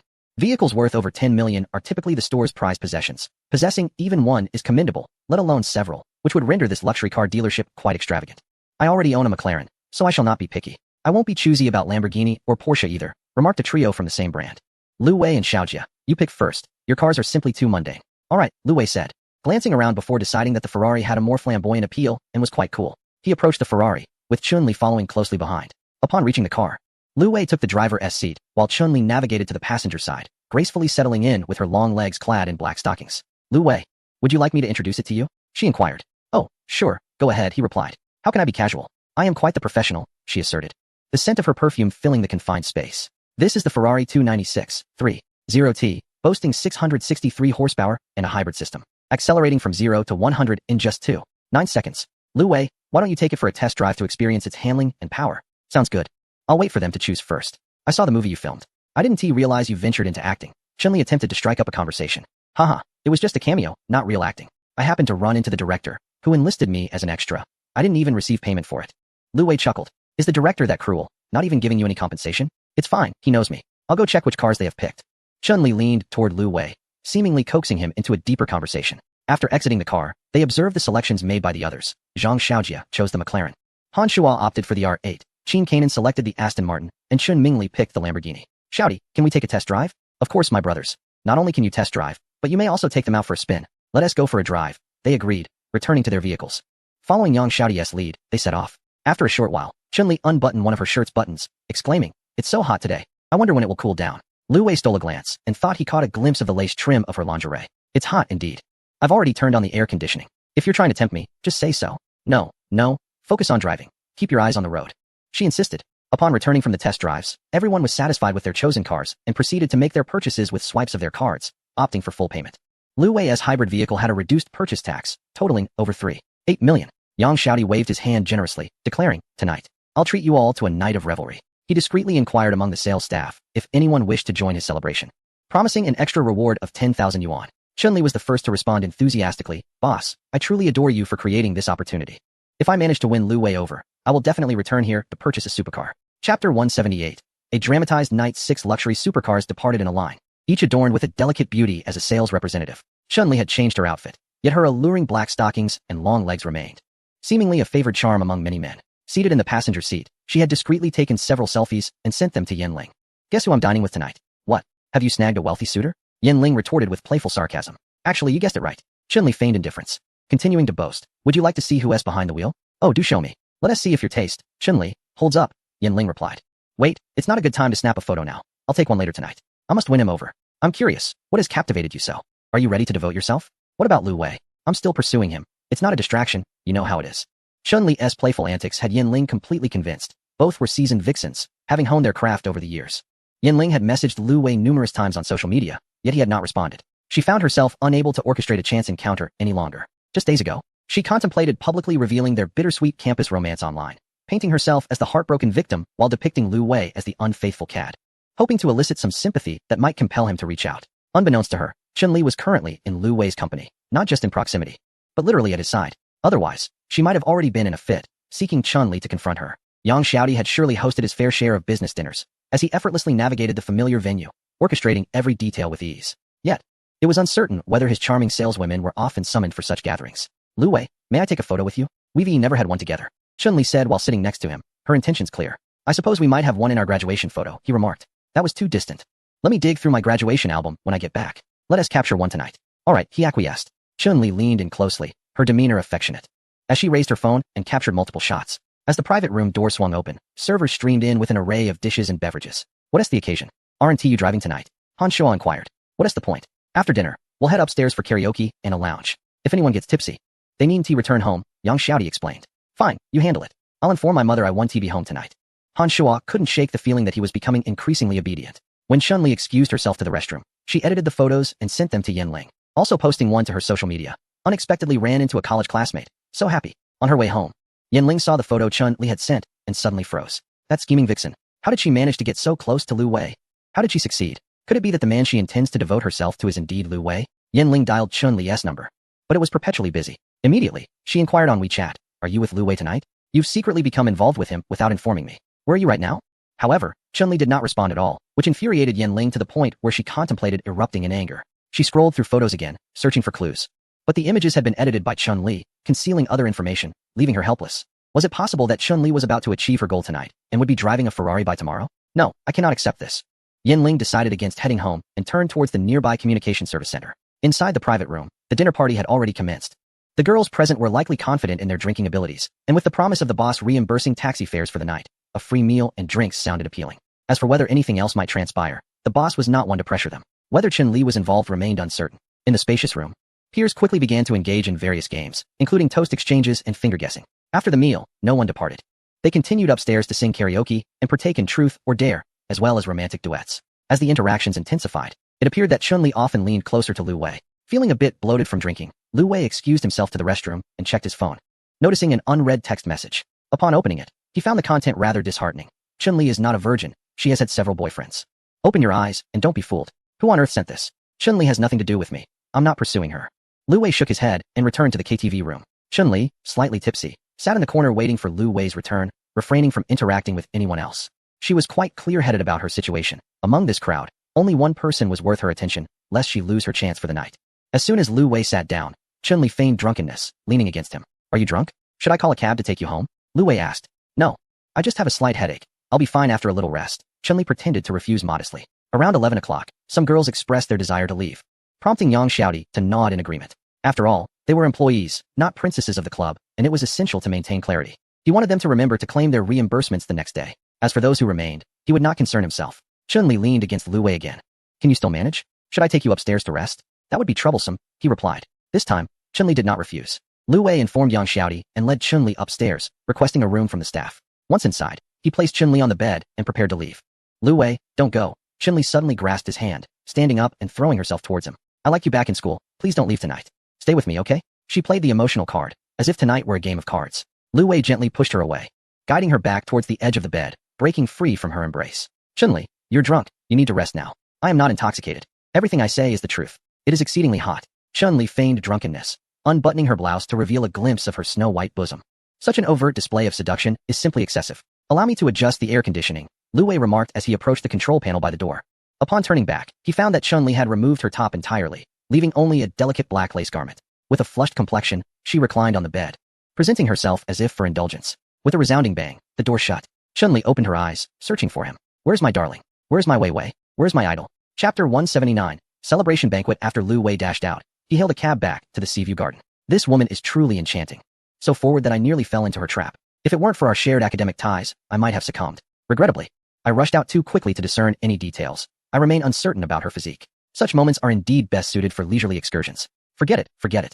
Chun-Li's declarations of affection seem rather playful. It is amusing that someone even messaged me to expose her. Upon returning home, Lu Wei reclined on the sofa. It was past midnight, and Lu Yang and Jiang Qinghan were already asleep. Having consumed quite a bit of alcohol that evening, he intended to sober up on the couch. Before long, he felt parched and retrieved a bottle of water from the refrigerator. After quenching his thirst, he resumed his position on the sofa, scrolling through his phone until he unwittingly drifted into slumber. Jiang Qinghan had awakened by the time Lu Wei returned, hearing the sounds of movement in the living room. After waiting for a while with no further noise, she could no longer contain her curiosity and pretended to venture out to the bathroom. Upon peering into the living room, she discovered Lu Wei reclining on the large sofa, seemingly fast asleep. She gently called out, "Little Wei go," but received no response. Approaching him, she gazed at his face, feeling a sense of infatuation. Stealing a furtive glance at the bedroom, she quickly pecked Lu Wei on the lips, though tinged with the scent of alcohol, which was less than pleasant. It was the kiss of someone she cherished. The air conditioning in the room felt cool. Jiang Qinghan returned to her room to fetch a blanket, covering Lu Wei gently. After a fleeting kiss, she quietly switched off the lights and returned to her own room. In the darkness, Lu Wei suddenly opened his eyes. What is this? Am I being teased again? This time by Jiang Qinghan? This situation has become quite convoluted. The Ruihua Hotel buzzed with activity today. After 3 in the afternoon, a steady stream of guests arrived, as if some event were taking place. However, it is not unusual for the hotel to host wedding banquets.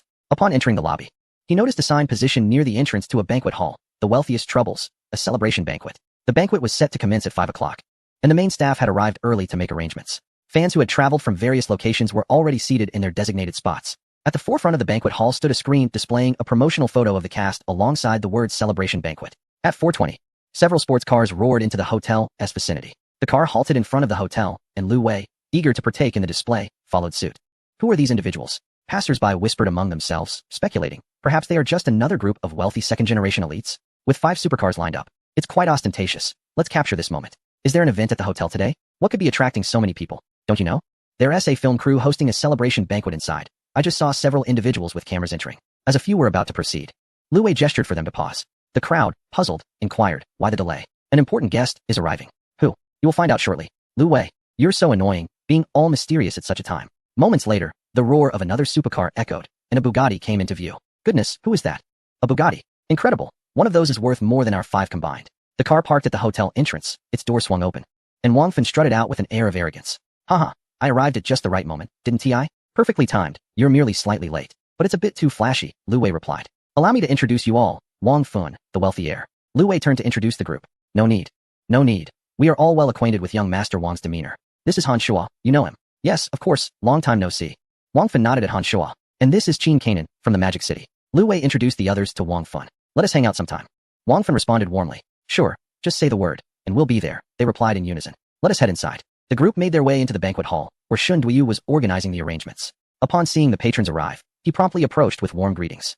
Mr. Lu, young Master Wang, and everyone welcome. As Wang Fan entered, the media present immediately stood up, their flashes erupting like fireworks, the snapping of cameras echoing throughout the room. Who just arrived? Fans in the back row noticed the media's commotion and inquired. It seems to be Principal Wang, the nation's heartthrob. Wow, can we go up? I want to see him in person. Me too. Shall we take a peek? Perhaps we could snag a photo together? Absolutely. The female fans eagerly organized themselves, moving towards Wang Fan. Shen Duyu had just settled Wang Fan and Lu Wei at their seats when he noticed a throng of female fans approaching. He slapped his forehead. Oh dear, what chaos is this? Principal Wang, darling, what a ruckus. A dozen girls had already crowded in front of Wang Fan. Principal, we're your fans. May we take a picture with you? One girl from the crowd asked. Sure, come on over. Wang Fan readily agreed, accommodating his fans. Thankfully, the crowd wasn't too large, and most were girls. Lu Wei, may I take a photo with you? Amidst the throng, a slender young girl squeezed her way to Lu Wei's side and spoke. Ah, is it really you? Yes, I am quite fond of you. I am your fan. Lu Wei smiled joyfully, realizing he indeed had genuine admirers. Although the banquet had yet to commence, fans had already approached to capture moments with their beloved idols. Fortunately, the gathering was well regulated, limited to 50 attendees, the majority gravitating towards Wang Fan, leaving Lu Wei and a few lead actors with scarce company. Thank you, Wang, for your support. With great power comes great responsibility. At 5 o'clock, the banquet commenced. Shen Duyu took to the stage to deliver an opening speech, expressing gratitude to the entire crew and their fans for their unwavering support, which had led to their success. Following this, the principal actors and producers ascended the stage to draw the first round of lucky winners. The prizes were lavish. Shen Duyu generously unveiled a substantial sum to procure gifts. Smartphones, tablets, headphones, cash envelopes, signed photographs of the leads, and merchandise were among the offerings, alongside the Sunshine Prize, ensuring no attendee left empty-handed. The banquet truly began to serve its sumptuous dishes, with Shun Duyu opting for a lavish standard of 18,888 per table. Indeed, wealth begets extravagance. It was hard to recall the days spent eating boxed lunches while filming in Hainan. Wang Fan's affluent demeanor naturally incited excitement among the guests. Midway through the banquet, he unexpectedly reached into his own pocket to draw 20 lucky winners, each receiving a cash envelope of 10,000. Such opulence breeds caprice. And images from the event circulated online, igniting fervent discussions. Many expressed regret, lamenting missed opportunities, some even striking their thighs in frustration. Wang Fan's exuberance elevated the atmosphere, prompting the 5 producers to join in, each contributing 100,000 to draw another 50 winners, each awarded 10,000 cash. News of this quickly surged onto trending topics. A lavish production team. Is it too late for me to fly over? I regret transferring my ticket. The disheartened murmurs echoed, resonating with the thrill of what could have been. Chapter 180. The Golf Challenge. Have there been any developments regarding the exchange? Lu Wei discreetly inquired of Wang Fan during the feast. I was just about to inform you. My father has made arrangements with contacts in Hong Kong and has found a liaison for me. Whenever we return to the capital, we shall establish a formal exchange team to demonstrate our commitment. All right, I will have Jiang Boyan prepare for it. Will you join? Of course. Recently, I have had little entertainment. I look forward to witnessing the horse races there. Wang Fan replied with a mysterious smile. In public, Chen Lu dared not exhibit any unusual behavior and could only sit at a separate table for the leads and crew, engaging in social niceties. She too had garnered some attention. With the media present, any intimate interactions captured could easily lead to scandal, portraying her as someone who would resort to unscrupulous means for ascendance, even insinuating relationships with producers, thereby jeopardizing her reputation. Watching Lu Wei converse and laugh with Wang Fan, she felt a sense of pride, astonished by the man's prowess. During the celebratory gathering for group photographs, she deliberately positioned herself just a step ahead of Lu Wei, as there were too many superiors, forcing the crew members to squat in front, resulting in a most public photograph with Lu Wei. Yet, amidst the revelry of their crew, some online began to seize the opportunity for attention. The previously subdued golf challenge, which had quieted following the donation incident, resurfaced with renewed vigor that very night. Former golf champion Wu Qiujin has once again publicly expressed doubts regarding Lu Wei's golfing skills on his social media platforms. He asserted that throughout his professional career, he has never experienced consecutive eagles and voiced his outrage against online deceit. He intends to expose such fraudulent behavior through his actions, stating his case with righteous fervor. Wu Qiujin has proposed a golfing challenge to Lu Wei, declaring that if Lu loses, he must publicly apologize online. At the age of 28, Wu Qiujin first emerged on the scene at 18, accumulating several accolades in domestic competitions before participating in numerous world-class tournaments. 5 years ago, he held a world ranking of 1024 and was ranked 14th in the country. 3 years ago, he retired due to injury and transitioned into coaching, frequently promoting his golfing techniques on social media, where he has garnered over 200,000 followers. Recently, a fan brought to his attention a viral golf video claiming it to feature a Chinese tiger, which he dismissed with disdain. In a video on his official account, he categorically stated that there are no experts capable of achieving consecutive eagles in the country, asserting that the video in question must have been edited, which incited a wave of criticism from his followers, accusing the individual of shamelessness and fraudulent behavior for the sake of fame. After the celebratory banquet, unable to drive due to drinking, Lu Wei, along with Lu Yang and Jiang Qinghan, took a taxi home. Meanwhile, Wang Fun was at his hotel, where the manager promptly arranged a car for him, reflecting his high status. During the journey, Lu Yang checked her social media and exclaimed in frustration, startling the driver. Lu Wei scolded her, cautioning, "You startled me. If I lose control, we might all meet our fate." The middle-aged driver echoed her surprise at the sudden shout. Lu Yang quickly apologized, feeling embarrassed. Lu Wei turned to the two and asked, "What just happened?" "Brother, this person has resurfaced. The one who previously accused you of playing fake golf. He is back today, claiming he LL expose you and wants a match," Lu Yang informed him, handing Lu Wei her phone to show the video. Lu Wei glanced at it and thought, "It's just a game of golf. Why is there such an uproar? The cheers only add to my annoyance. I simply have the ability to sink a hole. It's just luck. How can anyone compare skills with me? Can skill alone sustain a living?" He decided to disregard it, telling them to let the person continue their antics. "Brother, how can you endure this? He claims you're only seeking fame by editing fake videos," Lu Yang said indignantly. "What fame do I need? We're not lacking in money to spend." "Let him be," Lu Wei replied nonchalantly. Lu Yang pouted and, along with Jiang Qinghan, went to retaliate in the comments of the video. Upon returning home, Wang Fun called to inquire, "What is going on? Why is someone stirring trouble on my social media, challenging you to a golf match? Just a foolish clown. Let him be. Why make a fuss over a game of golf? In order to confront him, I shall rally support for you, for I cannot abide such individuals. Why are you inciting further chaos? It is rather amusing. I revel in the spectacle of retribution. I shall assist you in your response. Let us confront him with vigor. Do you possess the confidence? Allow me to lend you a name. Perhaps a touch of flair would suffice. So what is your strategy? Simply acquiesce to his challenge, allowing him to confront you, and I shall reward the victor with a monetary prize. Goodness, you might as well save your funds for purchasing a horse. Our racetrack is in dire need of steeds. If you win, I shall not need to part with my money. It would merely shift from one pocket to another. Alternatively, I could beseech my father to lend us his champion horse." Wang Fun's competitive spirit resurfaces. He even contemplates using his father's prized steed to entice Lu Wei. Is that horse truly valuable? A champion's horse, indeed. How could it not be? I have heard it cost over 8 million to acquire. Very well. If you fail to secure it, you must procure one at your own expense. Ha ha ha. No issue. I shall rise to the challenge. Wang Fun, not content with the existing tumult, seeks to stoke the flames further. He subsequently posts a message on his social media, whether mule or horse, the truth shall be revealed. If you, Wu Qiujin, believe yourself so formidable and wish to clear the name of golf, I have inquired with Lu Wei and stand ready to compete. The loser must record a video apologizing publicly and vow never to play again, while the winner shall receive a cash prize of 500,000. Wang Fun's millions of followers are not to be underestimated. Soon enough, he trends on social media. Wu Qiujin realizes that his video has caught the attention of this affluent heir, who has accepted his challenge, and he feels a twinge of insecurity. Fans flock to the comments of his video, urging, "Teacher Wu, teach him a lesson." While he plays, he was still drinking milk. King of the court, the opportunity to strike back has arrived. We are rooting for you. Are you going to accept the challenge? Two young onlookers inquire. Indeed, they have insulted me directly. I must retaliate. Little Wei, you shall surely triumph. Jiang Qinghan has already shown her support, with Wang Fun's cash incentive of 500,000. Along with the expectations he has set, Wu Qiujin feels the pressure from his fans and cannot back down. As a seasoned golfer, he believes he is the true master of this arena. He has achieved a remarkable score of 64, and such rankings are not mere happenstance. To best an amateur is merely child's play. The day after tomorrow, at Shishan Golf Club, the competition shall unfold. Chapter 181. You serve first for the sake of the club's horses. Lu Wei too must accept the challenge. Wang Fun's beloved steed residing at their club would undoubtedly create a significant brand effect. The wealthiest have arrived. Do you, the less affluent, not wish to partake? Jiang Baiyan, upon receiving Lu Wei's call, was momentarily taken aback. Chairman Lu, I wholeheartedly support you. Lu Wei had initially intended to disregard Wu Qiujin, who insisted on provoking him. This attention-seeking individual shall soon learn what it means to face an opponent who is truly formidable. This competition is bound to be intense. On Lu Wei's Weibo, Shen Duiyu announced the competition, prompting a wave of enthusiastic responses from numerous fans who urged Lu Wei to showcase his prowess and challenge the professional players. The most detestable individuals are those who consider themselves experts, incessantly roaming the streets to belittle elderly enthusiasts by exploiting their own so-called expertise for amusement, subsequently posting videos online with unwarranted pride. Others incessantly critique, deeming this player inadequate or that one overly mediocre, proclaiming their own comprehensive understanding. The trolls have also risen in fervor, emitting a cacophony of disparagement. Having once lucked into a single eagle, they mistakenly regard themselves as exceptional. They should brace for a thorough thrashing from the professionals and refrain from shedding tears when the time comes. How many strokes do you think Lu Wei will fall behind? I boldly declare a number, at least 20 strokes. If it is fewer than this, I will perform a handstand while enduring acute discomfort during a live broadcast. To those above, 20 strokes might be an overestimation of Lu Wei's capabilities. I believe at least 25 strokes is more accurate. Otherwise, I shall take your surname. Li Wanqing also learned about Lu Wei's impending competition from her colleagues at the bank. She promptly messaged him, lamenting her missed opportunities to witness Lu Wei's remarkable skills in person. As his introductory coach, she felt it a great pity not to be present to cheer him on.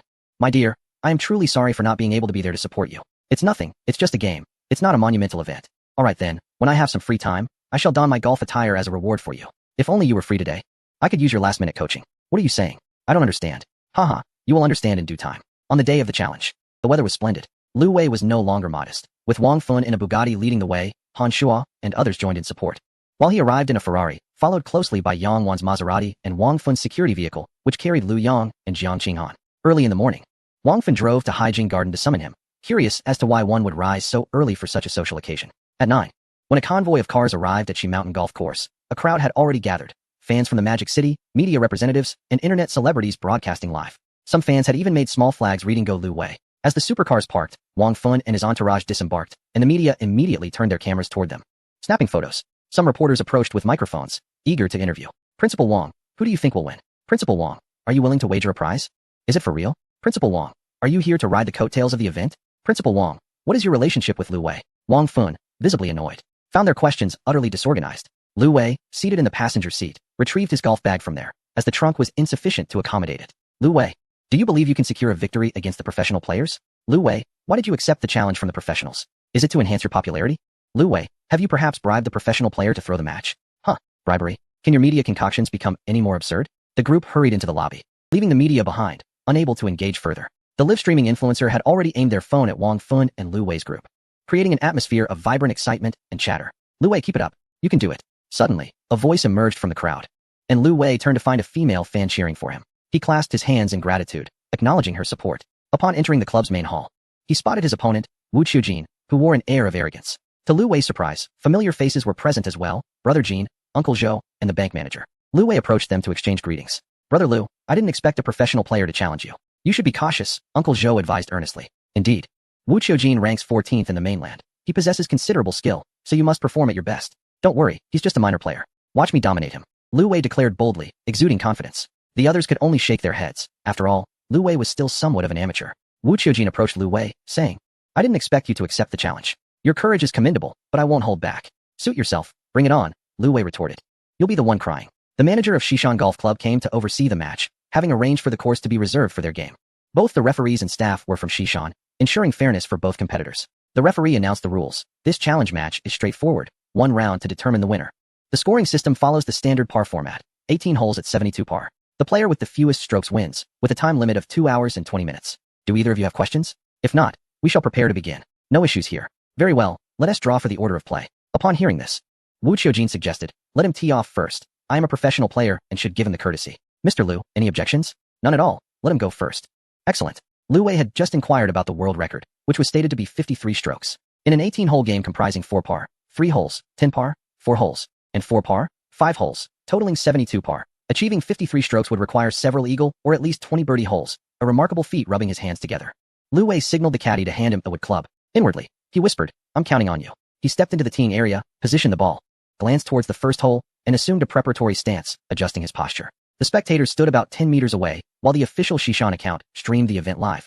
Seizing the opportunity for publicity, with a deep breath, Lu Wei crouched slightly, lifted the club with intention, and struck the ball with a resounding thwack. The ball soared high, heading towards the first hole. Chapter 182. This must be a new world record. The crowd held their breath, all eyes fixed on the flag at the first hole. Countless netizens flooded the live streaming rooms, fervently typing goal, goal, goal. The camera on the field diligently followed the trajectory of the ball as it soared towards the first hole. It was evident that the ball had descended onto the green, gliding smoothly and effortlessly towards the hole. The ball went in. A hole-in-one. Lu Wei once again achieved an eagle on his very first stroke, causing a stir among the spectators. Wang Fun, his eyes concealed behind sunglasses, revealed no emotion. Yet his lips seemed to utter a silent exclamation. Wu Qiujin's fans wore expressions of disdain, dismissing the feat as mere luck, asserting that Wu could accomplish the same.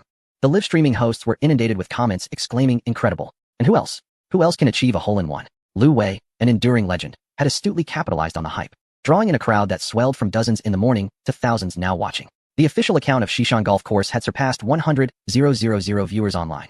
Sweat glistened on Wu Qiujin's brow as he silently cursed, feeling the mounting pressure. Lu Wei's caddy retrieved the ball, signaling Wu's turn to tee off. Having participated in numerous competitions, he remained composed, grasping his club and approaching the tee. He quietly calculated his trajectory and commenced his swing, the elegance of his motion contrasting starkly with Lu Wei's. Taking a deep breath to steady his nerves, he made the necessary adjustments despite the immense pressure. His experience in international competitions allowed him to recalibrate effectively. With a pronounced hey, Wu Qiujin struck the ball, which soared high into the air. Would he too achieve an eagle? That would mark a personal milestone. As the camera followed, the ball landed at the edge of the green, rolling twice before halting. Approximately 5 or 6 meters from the hole. Alas, it was destined to be a birdie. With Lu Wei already in the hole, Wu Qiujin proceeded to strike his second shot towards the ball. Reaching the green, he took out his putter, aimed several times, and gently pushed the ball in. It was indeed a birdie. The audience offered him a smattering of applause. After all, a birdie was still commendable. As they transitioned to the second hole, both players approached the tee. The player with the least strokes from the previous hole had the privilege to tee off first. Lu Wei jested. Shall I let you go first? Otherwise, you might claim I pressured you by going first. It's just luck. I'll take my turn. Wu Qiujin replied without hesitation. Lu Wei turned to the nearby referee, asking, can we allow him to tee off first? Certainly, as long as both parties agree. All right. Then proceed. I'll wait in anticipation. Lu Wei gestured graciously. The competition at the second hole commenced, and once more, Wu Qiujin showcased his skills, delivering another impressive shot that reached the green. If he could consistently secure birdies in a regular match, it would indeed reflect peak performance.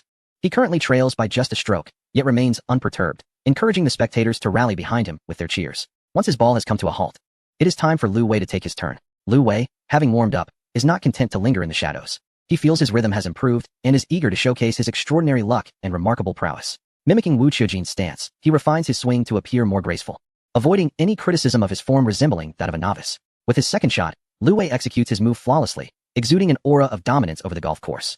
Unsurprisingly, he sinks the ball again. After the caddy confirms it has come to a stop, the referee validates the score. Another eagle, yet another hole-in-one. The golf ball soars smoothly toward the hole, culminating in a satisfying clink as it spins into the cup.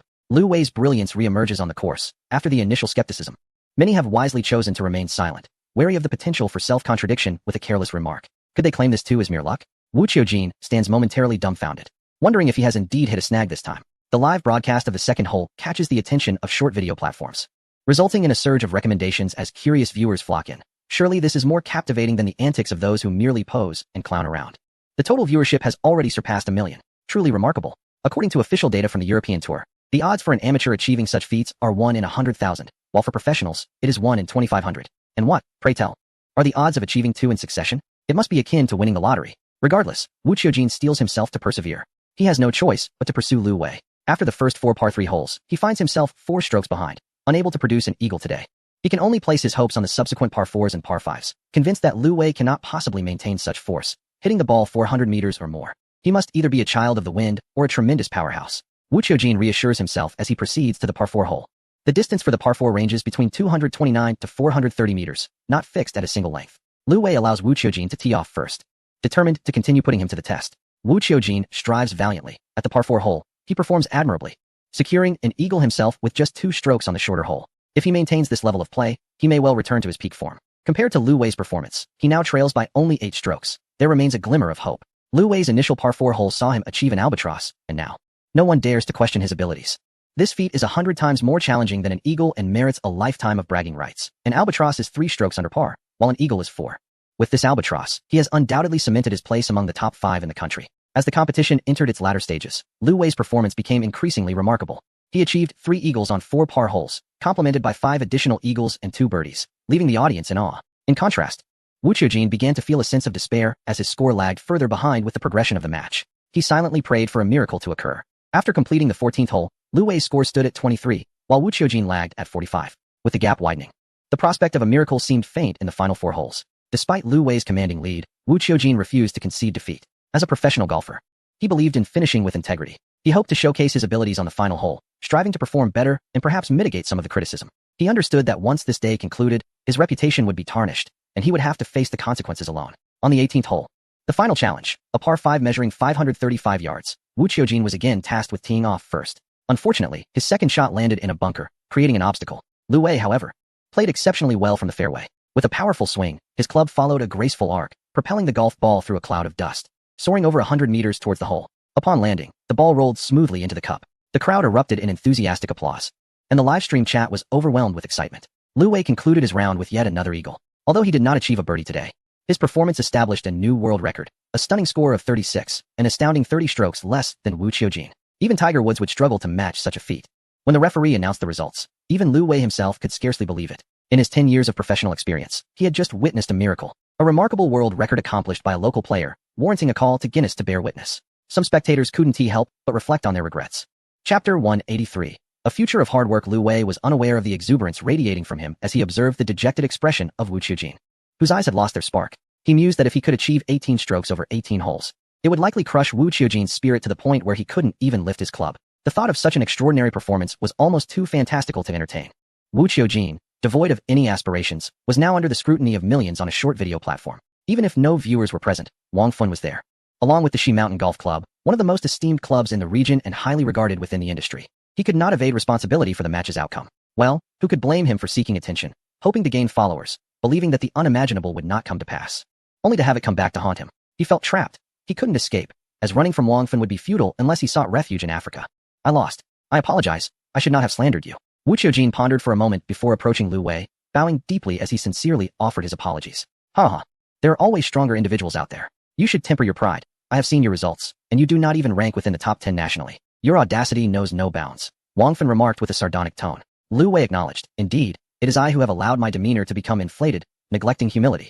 I shall amend my ways henceforth. All right, remember to record a video apology later. Do not claim that we have bullied you. I would not dare. I accept my defeat wholeheartedly and shall record it shortly. Lu Wei, still extending his hand to Wu Qiujin, the vanquished competitor, patted him on the shoulder with a grave yet encouraging tone. From now on, strive diligently. Well, I shall indeed endeavor to improve. You are the victor. And you are right, Wu Qiujin conceded with a nod. This scene captured by an observer, reminiscent of an elder imparting wisdom to a younger counterpart.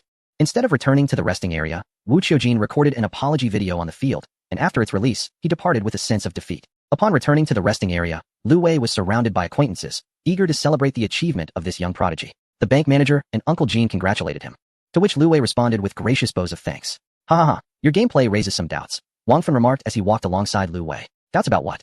That I am not human? How long have you practiced your skills? I heard that Wu Qiujin has been training in golf since the age of 6, under esteemed tutelage. Perhaps 2 months. I suspect he must have trained in a dream with Ho Yi, hitting every shot flawlessly. What a fanciful tale. But let me tell you, I mentioned you to my father before. Now that you have gained such notoriety, he is keen to play a round of golf with you, so do not decline. Wait, your father wants to play with me? Lu Wei was taken aback by Wang Fun's words. Goodness, the wealthiest man wants to play golf with me. Should I win or not? If I win too much, will he retaliate? Indeed, once we return from Hong Kong Island, I will help you both arrange a time to meet. All right, just remember to bring your father's horse over. Lu Wei reminded Wang Fun. Why not challenge him to a bet? If you win, he could gift you the horse, and we can keep it at our stable. It is merely a few $100,000, my father won't mind. What a reckless scheme to involve me in deceiving your father. Lu Wei could not help but scoff. But it is different. Your father's horse at our stable would serve as a leading example. If I win it, it transforms into our own horse. Fine. I will arrange for it. After such a thrilling victory, we must celebrate tonight. Wang Fun was already contemplating how to revel in their triumph.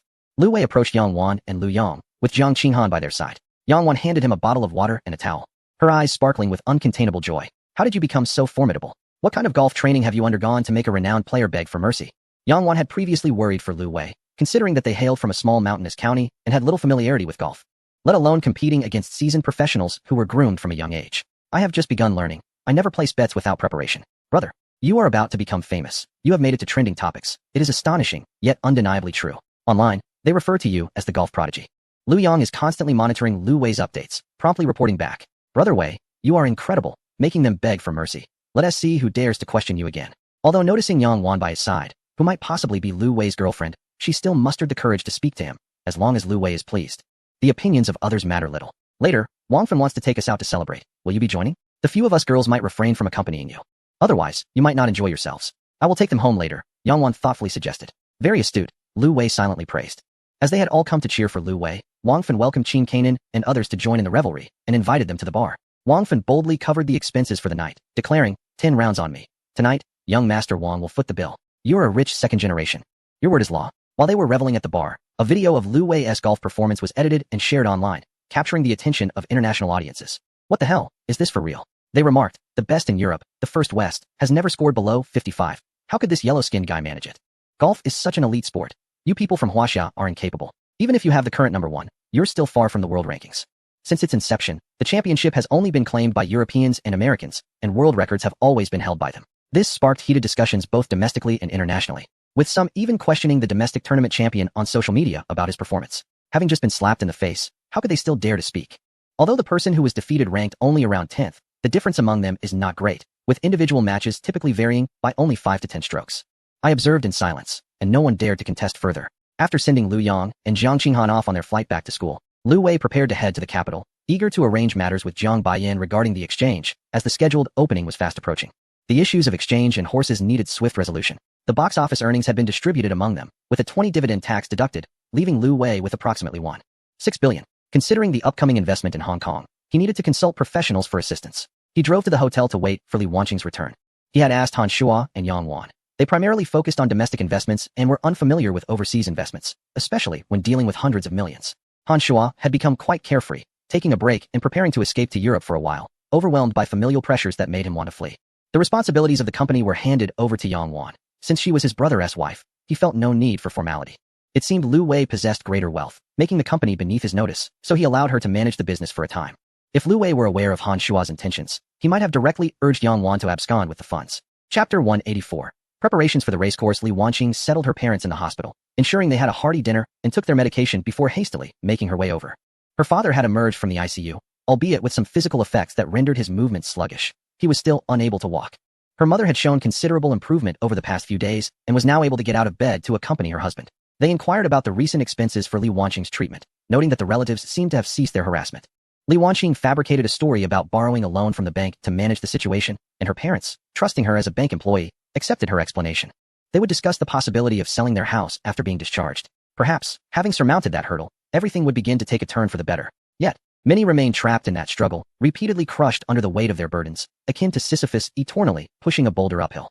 Lu Wei ordered an elaborate feast at the hotel, intending to treat Li Wanqing. Wow, such a delightful spread. You are being so generous today, Li Wanqing exclaimed upon entering the dining room, her eyes sparkling with joy at the sight of the sumptuous dinner. You've worked hard lately, so I wanted you to enjoy a good meal. You've lost weight, Lu Wei remarked. Isn't it better to be slender? No need for dieting now, she replied playfully.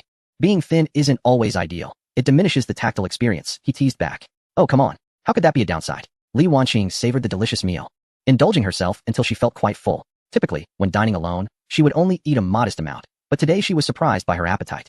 Are you heading back to the hospital later? I'll take a quick look. If they're asleep, I'll return right away. Then I shall wait for you in the room. I have something to discuss. Upon hearing this, Li Wanqing's cheeks flushed. In the room? All right, I'll return promptly. Well, I suppose one must be gracious when receiving favors. Yet I do require your assistance, he said with a playful tone. Shall I offer myself in exchange for the debt? She joked. Absolutely, I would welcome that. Lu Wei replied, clearly enjoying the banter, earning himself an eye roll from Li Wanqing. When Li Wanqing returned from the hospital, her heart raced with a mix of anticipation and nervousness. In the room, Lu Wei sat in the living area, managing his accounts, rather than burrowing under the covers. You're back. How are things over there? He inquired, looking up at her arrival. All is well. I should be able to discharge them in about a week. She responded.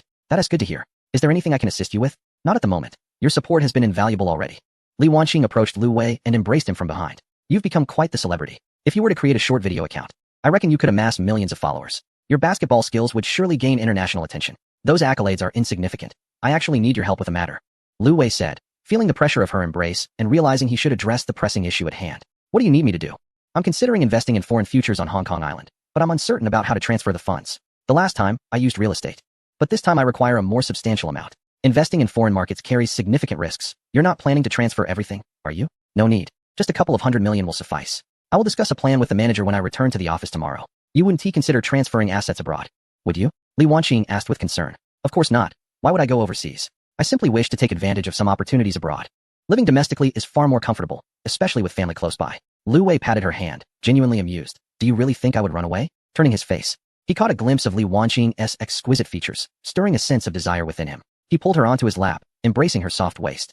Li Wanqing leaned into Lu Wei's embrace, her eyes sparkling with burgeoning affection, her brows and gaze filled with warmth. Lu Wei leaned in, capturing her cherry lips in a kiss. With a soft sigh, Li Wanqing melted into him. After indulging in a passionate kiss for several minutes, she appeared utterly inviting. Shall we take a shower first? All right, let us go together.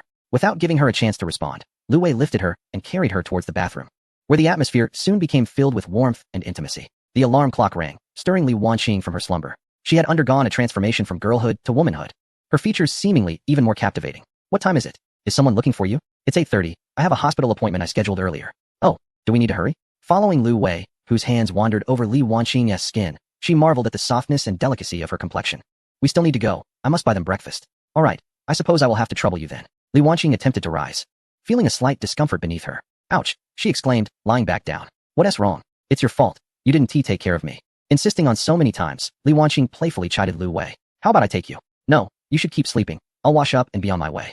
Once Li Wanqing returned from the hospital, Lu Wei finally rose from the bed. Li Wanqing tidied up the sheets, hesitant to let the hotel staff come in, as there were too many traces of her left behind. The couple had lunch at the hotel restaurant. After the meal, Li Wanqing mentioned she would be heading to the bank shortly and would inform Lu Wei as soon as she had any updates. I need to go to the capital for a few days. There's a company matter that requires my attention. Please keep an eye on things here. Understood, my dear.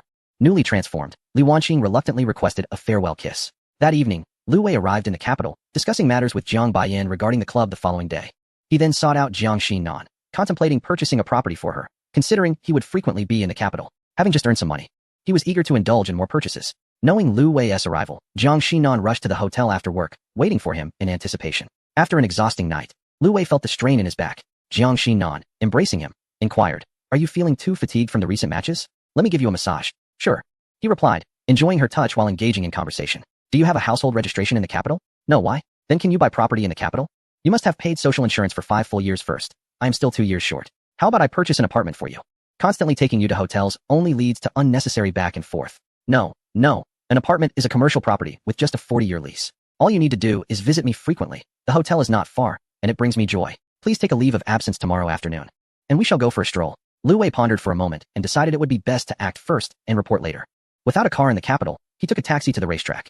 Jiang Baiyan had already arrived early, diligently attending to his duties with an exemplary work ethic. "Director Lu has arrived. Allow me to prepare a cup of tea for you," he said, as soon as Lu Wei sat down in Jiang Baiyan's office. Jiang was busy attending to him, mindful of the fact that Lu was his superior. Lu Wei chose not to go to his own office, as it was more convenient to meet with Jiang. The club was not particularly crowded at the moment, and Jiang had only hired a few functional staff members, thereby avoiding excessive formality. "As I mentioned over the phone, we need to prepare for our exchange program with the Hong Kong Jockey Club to gain insights. Our opening date is approaching," Lu Wei stated. "Indeed, Director Lu, I have devised a plan, which I will present to you shortly," Jiang replied. "Additionally, concerning the procurement of horses, we have already acquired around 20 middle-tier horses for the stable, but we still require some high-end horses, which may necessitate your support." Jiang picked up the plan from his desk and handed it to Lu Wei. "Recently, we will receive a champion horse from Wang Shoufu." "A champion horse? That's excellent. It will significantly enhance our quality," Lu Wei responded enthusiastically. "What specific requirements or preferences do you have regarding high-end horses? I am not very knowledgeable about this. So let us discuss it further," Lu Wei inquired. Chapter 185, The First Flight on a Private Jet. "Director Lu, I have several suggestions regarding high-end horses," Jiang Baiyan said. Facing Lu Wei, "Go ahead. The importance of high-end horses to the club is undeniable. There are certain thresholds that foster a sense of belonging among members, allowing them to bask in prestige. Therefore, when it comes to procuring high-end horses, quality prevails over quantity. The most immediate solution is to purchase retired champion breeds. A transitional approach would be to acquire second-generation horses, while the final strategy would involve breeding purebreds to cultivate the next generation. How many do you believe we should acquire?" "Initially, we would need around 5 adult horses, particularly the Akeltech breed, commonly known as the Heavenly Blood Horse in our vernacular. This breed is renowned throughout the nation, yet most people have only heard of it without ever having seen one. Hence, its allure will be considerable. Do you currently have channels for purchasing horses?" "I have established contacts in the Middle East, but costs may be substantial. For champion horses, we could reach out to auction houses in Hong Kong or Australia, as they frequently host auctions. Have you prepared a budget?" "Yes, it is detailed in the plan." "Very well. I will discuss this with Chairman Wang and provide you with a response by tomorrow. Please expedite the arrangements for the exchange group. Ascertain how many of us will be attending and what needs to be done. I will then connect you with the relevant contacts through Chairman Wang." "Understood, Director Lu. You must also join the exchange group. You are the key participant while the rest of us are merely accompanying." "Not at all. If it were Lu Wei's own horse ranch, he would simply wave his hand and purchase the horses. However, now he is in partnership, discussing matters with Wang Fun and others. In the afternoon, he met with Jiang Sinan, who believed they were going shopping and had dressed up for the occasion. "Where shall we wander?" she asked. "Sanlitun? Or Backdoor Street?" "Neither," he replied. "We are going to view houses." Lu Wei playfully pinched her cheek and led her to the entrance of a real estate agency, stating a simple requirement: a slightly larger 2-bedroom apartment in a good location.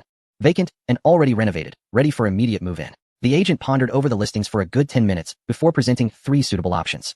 "Let us go and pick your favorite." Jiang Sinan, resigned to her fate, followed Lu Wei closely behind the agent.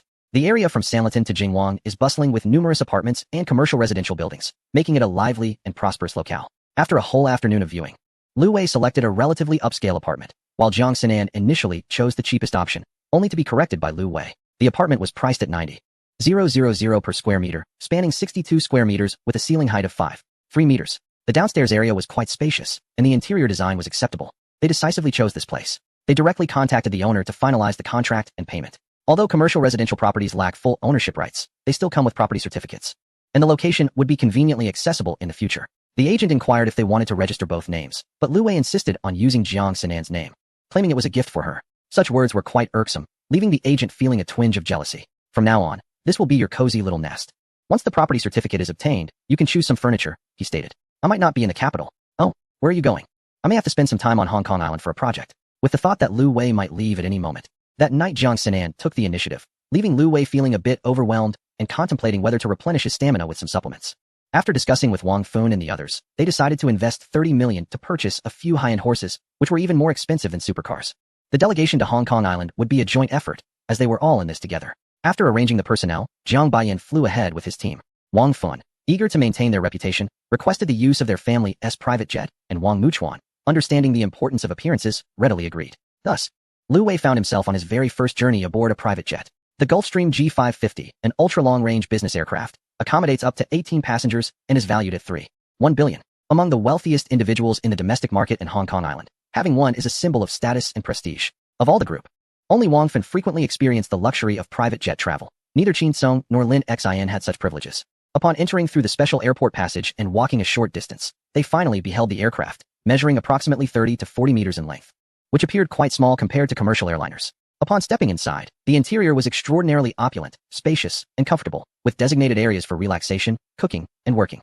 In the lounge area, several sofas awaited, and as the group settled in, the luxurious feel of genuine leather was undeniably superior to that of business class. Lu Wei clicked his tongue, remarking on the evident wealth surrounding him. Soon enough, the aircraft prepared for takeoff, and the flight attendants approached to inquire about their meal and beverage preferences. Wang Fun requested the menu for the day, and with 4 robust gentlemen in attendance, he ordered a feast to ensure they were well-fed and ready for their endeavors on Hong Kong Island. Though Lu Wei felt a twinge of envy, he remained resolute, understanding that even if he could afford such luxuries, he could not maintain them. He had no pressing need for travel. After all, would he really fly a private jet back to his rural hometown? Your enjoyment is truly enviable, he teased Wang Fun. Did you perhaps save the galaxy in your past life? Wang Fun chuckled. All of this belongs to my father. It has little to do with me. I merely get to partake in his privileges. Once our club turns a profit, we ought to acquire a plane to impress our guests. That would truly elevate our status. Lu Wei jested in response. You need to match your father's wealth at least halfway, and flying once would likely cost hundreds of thousands. Let us have faith in ourselves. Who knows what the future holds? Wang Fun encouraged, though the others merely shook their heads, acknowledging that earning 10 million in a day felt more plausible.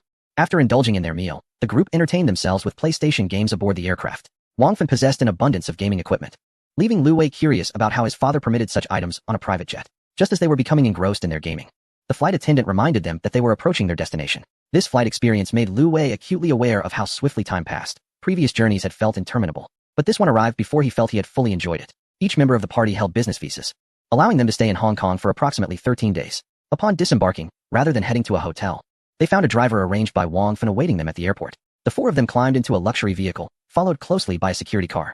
This area has a history of incidents, so my father insisted on having bodyguards, Wang Fun explained. Tonight, we'll stay at my house. My father owns a property in the mid-levels, where I've spent some time. Wang Fun had everything meticulously planned. The mid-levels villa district was indeed an enclave for the affluent, where one needed a fortune of at least 10 billion to own a single residence. This area was home to various tycoons, shipping magnates, construction barons, steel magnates, and real estate lords, who controlled much of the economic lifeblood of Hong Kong. As the vehicle entered the mid-levels, Lu Wei could not resist gazing out the window, wondering if he might encounter any wealthy individuals out for a stroll. Given the exorbitant property prices in Hong Kong, the mid-levels commanded rates of 1 million per square meter, where even a restroom could rival a standard 2-bedroom apartment in northern cities. According to Wang Fun, the price of this residence was approximately 1 billion Hong Kong dollars at the time of purchase. Upon entering the villa, I observed that it is a 3-story independent house steeped in history. Wang Fun mentioned that it previously served as the official residence of a consul. The villa not only boasts a garden, but also encompasses a small grove, with an outdoor area exceeding 2,000 square meters, offering a panoramic view of Victoria Harbor. And it is indeed a seaside property. While it may seem expensive, in the highly coveted area of the Peak, 1 billion is relatively modest, especially considering that the neighboring residents are all either affluent or of noble lineage. Lu Wei encountered the legendary Filipino maids and English butlers, and the lifestyle of the elite starkly contrasted with his own background as a self-made individual. After his sudden wealth, he merely aspired to own a riverside property overlooking the Huangpu River. A villa of this caliber, complete with a butler and maids, felt utterly unattainable. Experiencing such regal indulgence, Wang Fun's life was indeed enviable. With a private jet at his disposal and maids at home, He truly seemed to have been born under a lucky star. With ample time remaining on Hong Kong Island, they decided to stay in for their first night. The following day, awakening naturally, Lu Wei felt an urge to explore. He ventured into the courtyard and gazed over the morning vista of Victoria Harbor, feeling a surge of ambition. After strolling for a while, he hurried back, apprehensive that the security personnel stationed at each residence might take notice of his indiscreet wandering. He was not Zhang Ziqiang, after all, so he quickly retraced his steps. The maid had already prepared breakfast, but since Lu Wei was the only one awake, he had to dine alone. He was uncertain about the cost of hiring a Filipino maid and contemplated employing one or two in the future, though it seemed the accommodations were somewhat limited. He would need to strive for a larger home. The itinerary for the day was clear. They would head directly to the Happy Valley Racecourse to meet Zhang Boyan, where they would discuss matters of collaboration. Wang Fan noted that the person receiving them would likely be their chief executive officer. The board of the Hong Kong Jockey Club is the largest, with the CEO appointed by the board to manage daily operations alongside the management committee. Upon arriving at the entrance of the racecourse, Zhang Boyan was already waiting there with several company employees. As Wang Fan, Lu Wei, and others exited the vehicle, they greeted the four of them with, "Mr. Wang, Mr. Lu, Mr. Qin, Mr. Lin, hello." Indeed, there were many directors present. "Let us go. I've already made contact. And they are expecting us," Wang Fan stated. Zhang Boyan and the others had no vehicle, so the four accompanied them inside. Upon reaching the office building, the club's CEO and several directors awaited their arrival. "Mr. Wang, welcome from afar. I appreciate your efforts," a middle-aged man said as he stepped forward to warmly shake Wang Fan's hand. "Mr. Bai, you are too kind. I look forward to your assistance as well." He then proceeded to introduce the key personnel from both sides, engaging in handshakes. When it was Lu Wei's turn, Bai Ingjia strained to recall, feeling a sense of familiarity. "Mr. Lu, have we met before? You seem quite familiar." "Ah, how could Mr. Bai have seen me?" "This is only my second visit to the racecourse," Lu Wei replied. At that moment, the director of betting products seemed to recall something and quietly inquired, "Mr. Lu, did you win our 3T Grand Prize a few months ago?" "Ah, yes, I thought Mr. Lu looked familiar. I recall seeing you when you won." Lu Wei awkwardly touched his nose, apologizing for the laughter, stating that he had purchased the ticket on a whim, never anticipating such fortuitous luck. "Indeed, good fortune is a formidable truth. We warmly welcome Mr. Lu." The group then followed by Ingjia to the conference room. "You lucky fellow. How did you manage such extraordinary fortune? I've heard that the odds of winning the 3T prize are exceedingly low." "You must be a reincarnation of the god of wealth," Wang Fan remarked with envy. "What can I say? When luck arrives, it cannot be hindered," Lu replied. "Oh, how I wish I could strangle you for that insufferable expression." The two parties began their discussion in the conference room, with Bai Ingjia taking the lead.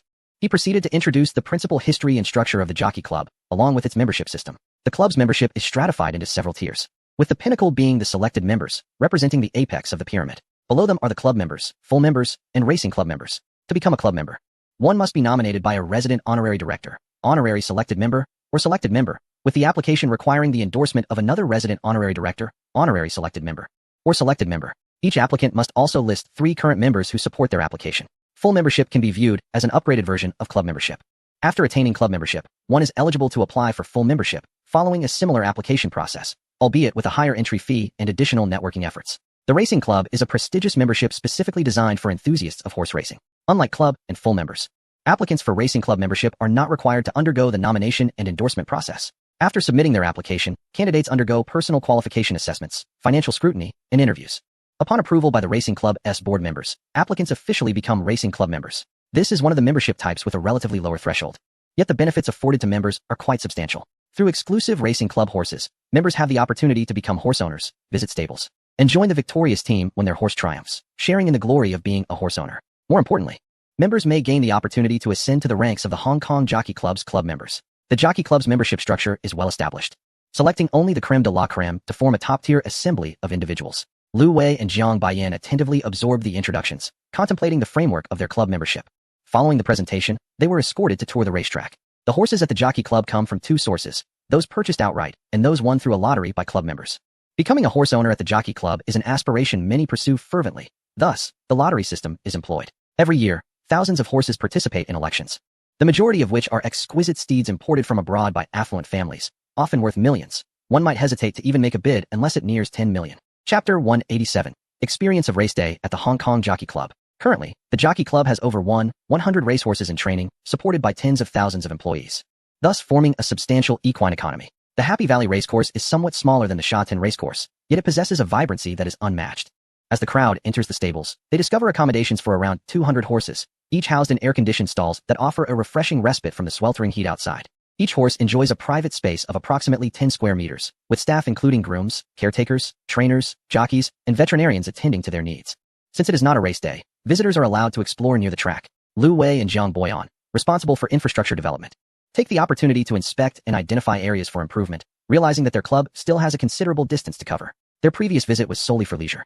But this time, they approach it with a mindset geared towards learning. After surveying the primary facilities, Lu Wei shakes his head, acknowledging that their capital's racetrack lags significantly in infrastructure. To reach the level of the Jockey Club, they have a long journey ahead. Within the Jockey Club, there is a hospitality area where an official lunch is arranged for everyone. In the afternoon, discussions regarding collaboration continue, led by Jiang Boyan, who is familiar with the club's operations. Ultimately, they establish a series of cooperative projects with the Jockey Club, including the introduction of retired racehorses, employee training, an event hosting collaborations.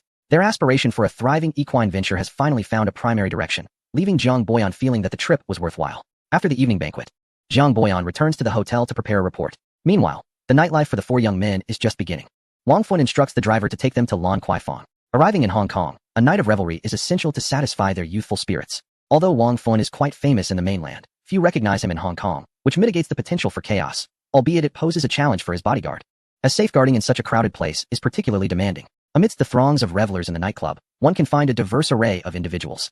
To ensure Wang Fun's safety, the four friends stay closely knit, minimizing their dispersal. They engage with the crowd, sharing drinks and attempting to mingle. Yet the atmosphere becomes somewhat awkward as they resemble a band of ruffians aimlessly swaying in the dance floor. Their presence inadvertently frightens away potential female companions, as the prospect of a 1v4 scenario proves daunting. Eventually, they retreat to their reserved table, opening a bottle of liquor and opting for a more passive approach, waiting for others to join them. Sure enough, it isn't long before someone approaches them. This is often the nature of social interactions. When one is overly eager, they may be overlooked, yet indifference can draw others in. However, the conversation with these superficial individuals quickly loses its allure, as deeper discussions about life seem unfathomable. The group returns to mid-levels in the early hours, leaving Wang Fun's bodyguard to bear the brunt of the night as challenges. The following day marked the exhilarating race day at the horse racing venue, a thrilling occasion for Wang Fun and his companions. Not only for the excitement of the races, but also for the opportunity to place bets. Having previously visited Hong Kong Island, they were well acquainted with such activities. After a midday meal, they hurried over to the venue, where Jiang Boyan and his entourage awaited them. The racecourse had graciously arranged VIP seating for them, along with a director and staff members to accompany them and address any inquiries they might have. On this lively day, the racecourse brimmed with energy, affirming its status as one of Hong Kong Island's premier attractions. After perusing the racing guides, the group inquired whether they should place their bets at the current location or in the Grand Hall. Today featured a total of 10 races, showcasing horses with intriguing names such as Fire Turtle, Water Dragon, Caviar, Vintage Wine, Healthy Happiness, Lucky Express, and Apocalypse Steed. They decided to wager on each race sequentially. As this heightened the thrill, merely reading the racing guides offered little insight. Furthermore, by analyzing each race, they hoped to enhance their predictions for subsequent ones. Lu Wei was persuaded to join them in the Grand Hall for betting, with each person wagering 1 million Hong Kong dollars per race. It seemed as though they were merely donating money to the racecourse, as their collective bets amounted to several tens of millions. However, it was rumored that the total betting amount on race days often exceeded several billion Hong Kong dollars, rendering their stakes rather insignificant. Observing their intense deliberations, Jiang Boyan offered his insights, while several accompanying staff members also chose to place their bets, as it seemed a shame not to partake in the excitement while at such a prestigious venue. Once everyone had placed their wagers, Lu Wei casually selected Lucky Express to win, with odds of 18. The more favored Apocalypse Steed had odds of 39, while Fire Turtle boasted the highest odds at 98, suggesting it was the least likely to win. Wang Fun wagered on Caviar with odds of 9, Qin Song chose Water Dragon at odds of 13, and Lin Xian opted for Vintage Wine at odds of 8. Jiang Boyan, exhibiting caution, placed a modest bet on Apocalypse Steed for a few thousand Hong Kong dollars. Given the chaotic nature of their initial selections, each was confident in their choices, feeling assured in their judgments. Returning to the grandstand, they observed the vibrant atmosphere of the racecourse with a sense of envy, imagining how splendid it would be if their own club could achieve such liveliness. This stood in stark contrast to domestic policies, which favored entertainment-focused clubs devoid of any gambling elements. Otherwise, they would likely face closure shortly after opening. Nevertheless, it was evident that horse racing remained a beloved sport among the populace. As the first race commenced, the group was filled with excitement as the horses burst forth from the gates, racing down the track like bolts of lightning, surging forward in a thrilling display. Amidst the collective sighs of disappointment, Lucky Express claimed the first position, winning the initial race. Who among you bet on Lucky Express? Wang Fun inquired, somewhat disheartened, as his Caviar finished in second place, while Apocalypse Steed came in third. Not me. Mine came in fifth, responded one. Mine was eighth, said another. Mine finished fourth, chimed in a third. Only Lu Wei remained silent, prompting Wang Fun to glance at him, whereupon Lu Wei flashed a grin. Intrigued, Wang Fun posed a question to him. You can't be serious about your bet, someone exclaimed, laughter echoing in the air. Indeed, I placed a bet, and to my surprise, it proved fruitful. The onlookers were taken aback, casting curious glances at Lu Wei. Don't look at me like that, it was purely accidental, he chuckled with a hint of mischief. Accidental? My foot. I wish I could also stumble upon such luck, came the retort as they observed Lu Wei's cheeky demeanor, internally grumbling about his seemingly excessive fortune. I refuse to believe that you can guess correctly a second time. Let us see how the next race unfolds. They resumed their discussion and hurried to the betting window, opting for machine betting for its swiftness. In the second race, the odds for each horse had been recalibrated. Lucky Express, having triumphed in the previous race, now had a winning probability set at 6-1, while Doomsday Steed soared from 39 to 7-1. After placing their bets, Lu Wei was the last to finalize his choice, selecting Water Dragon, which had finished fourth in the previous race, its odds having decreased from 13 to 10. Which horse did you bet on? Wang Fan inquired. Water Dragon. Goodness, you're just picking randomly. I'm sticking with my caviar, he declared, unconvinced by Lu Wei's choice. I flipped our bets. I'm going with Lucky Express instead of Water Dragon, Qin Song chimed in. Chapter 188. I'm just guessing. You do as you please, haha. It doesn't really matter. It's all in good fun. Lu Wei shrugged. I'm merely guessing. You do as you wish. The second round commenced swiftly, concluding amidst Wang Fan's frustrated shouts at the air. My caviar, how could it be surpassed at the last moment? Caviar had maintained a leading position throughout the race, seemingly secure in its victory, only to be overtaken by Water Dragon in the final 50 meters, crossing the finish line just ahead, with Lucky Express nearly catching up. This infuriated Wang Fan, who lamented, it was just a fraction of a second. How could it falter at such a critical moment? Qin Song joined in, lamenting his decision to switch from Water Dragon. Do you actually know how to pick horses? Wang Fan questioned, puzzled. Not at all. I'm just guessing, Lu Wei replied, shaking his head. Come on, you can't possibly be serious. You've won twice now. You must know something. Wang Fan was incredulous, and no one seemed to believe Lu Wei's claims anymore. Haha, how can I explain this? It's purely luck, he laughed. Stop attributing everything to luck. Share your insights with us. The group leaned in, eager to hear Lu Wei's thoughts. Feeling exasperated, Lu Wei pondered how to convey his truth when none would believe him. Honestly, I just go by instinct. I choose the horse that looks appealing. The one with a robust build that suggests speed. Muscles must be well defined, he explained. After hearing Lu Wei's whimsical reasoning, they felt as though he had said nothing at all. I think Caviar looks quite strong, one of them remarked. Wang Fan murmured to himself. Just moments ago while showcasing his horse, he felt akin to admiring Caviar, dark and alluring, with muscles prominently defined, tall and formidable. Unfazed by superstition, he was determined to make a careful selection and continue purchasing his preferred choices, while Lu Wei randomly picked numbers that he fancied. Wang Fan had yet to win even once in 3 rounds, leaving him somewhat disheartened. Wasn't it said that the odds of winning were 80? Perhaps he should just buy a position, yet he felt a twinge of reluctance, especially seeing that Lu Wei had guessed correctly 3 times. Surely, he should not be lacking in luck. The 4th, 5th, and 6th rounds included a 3T bet, where guessing the top 3 placements across 3 events would yield a grand prize. Wang Fan glanced at the form Lu Wei had filled out and made a face of disdain. What on earth did you select? 147, 258, 369. Don't tell me you just guessed these. It looks just as random as a mahjong hand trying to form a 13 orphans. Lu Wei chuckled. Haha, I just took a wild guess. If you win with this, I swear I won to eat dinner tonight. Returning the betting slip to Lu Wei, Wang Fan shook his head, clearly seeing no discernible pattern. The supervisor nearby observed their merriment without much concern. However, upon noticing Lu Wei's consecutive wins, he pondered whether he should inform the president about this potential 3T jackpot winner. Shaking his head, he thought it improbable for someone to achieve back-to-back 3T wins. As the 6th round concluded, the crowd's gaze towards Lu Wei shifted. Was this person even real? The investment director had already turned away to call the president. Boss, that Mr. Lu from the mainland has struck gold with another 3T. Is this person truly extraordinary? Does he exhibit any peculiarities? The president inquired. No, I've been close by, and they only occasionally discuss strategies. Lu Wei merely filled out his form haphazardly, without any discernible pattern or odd behavior.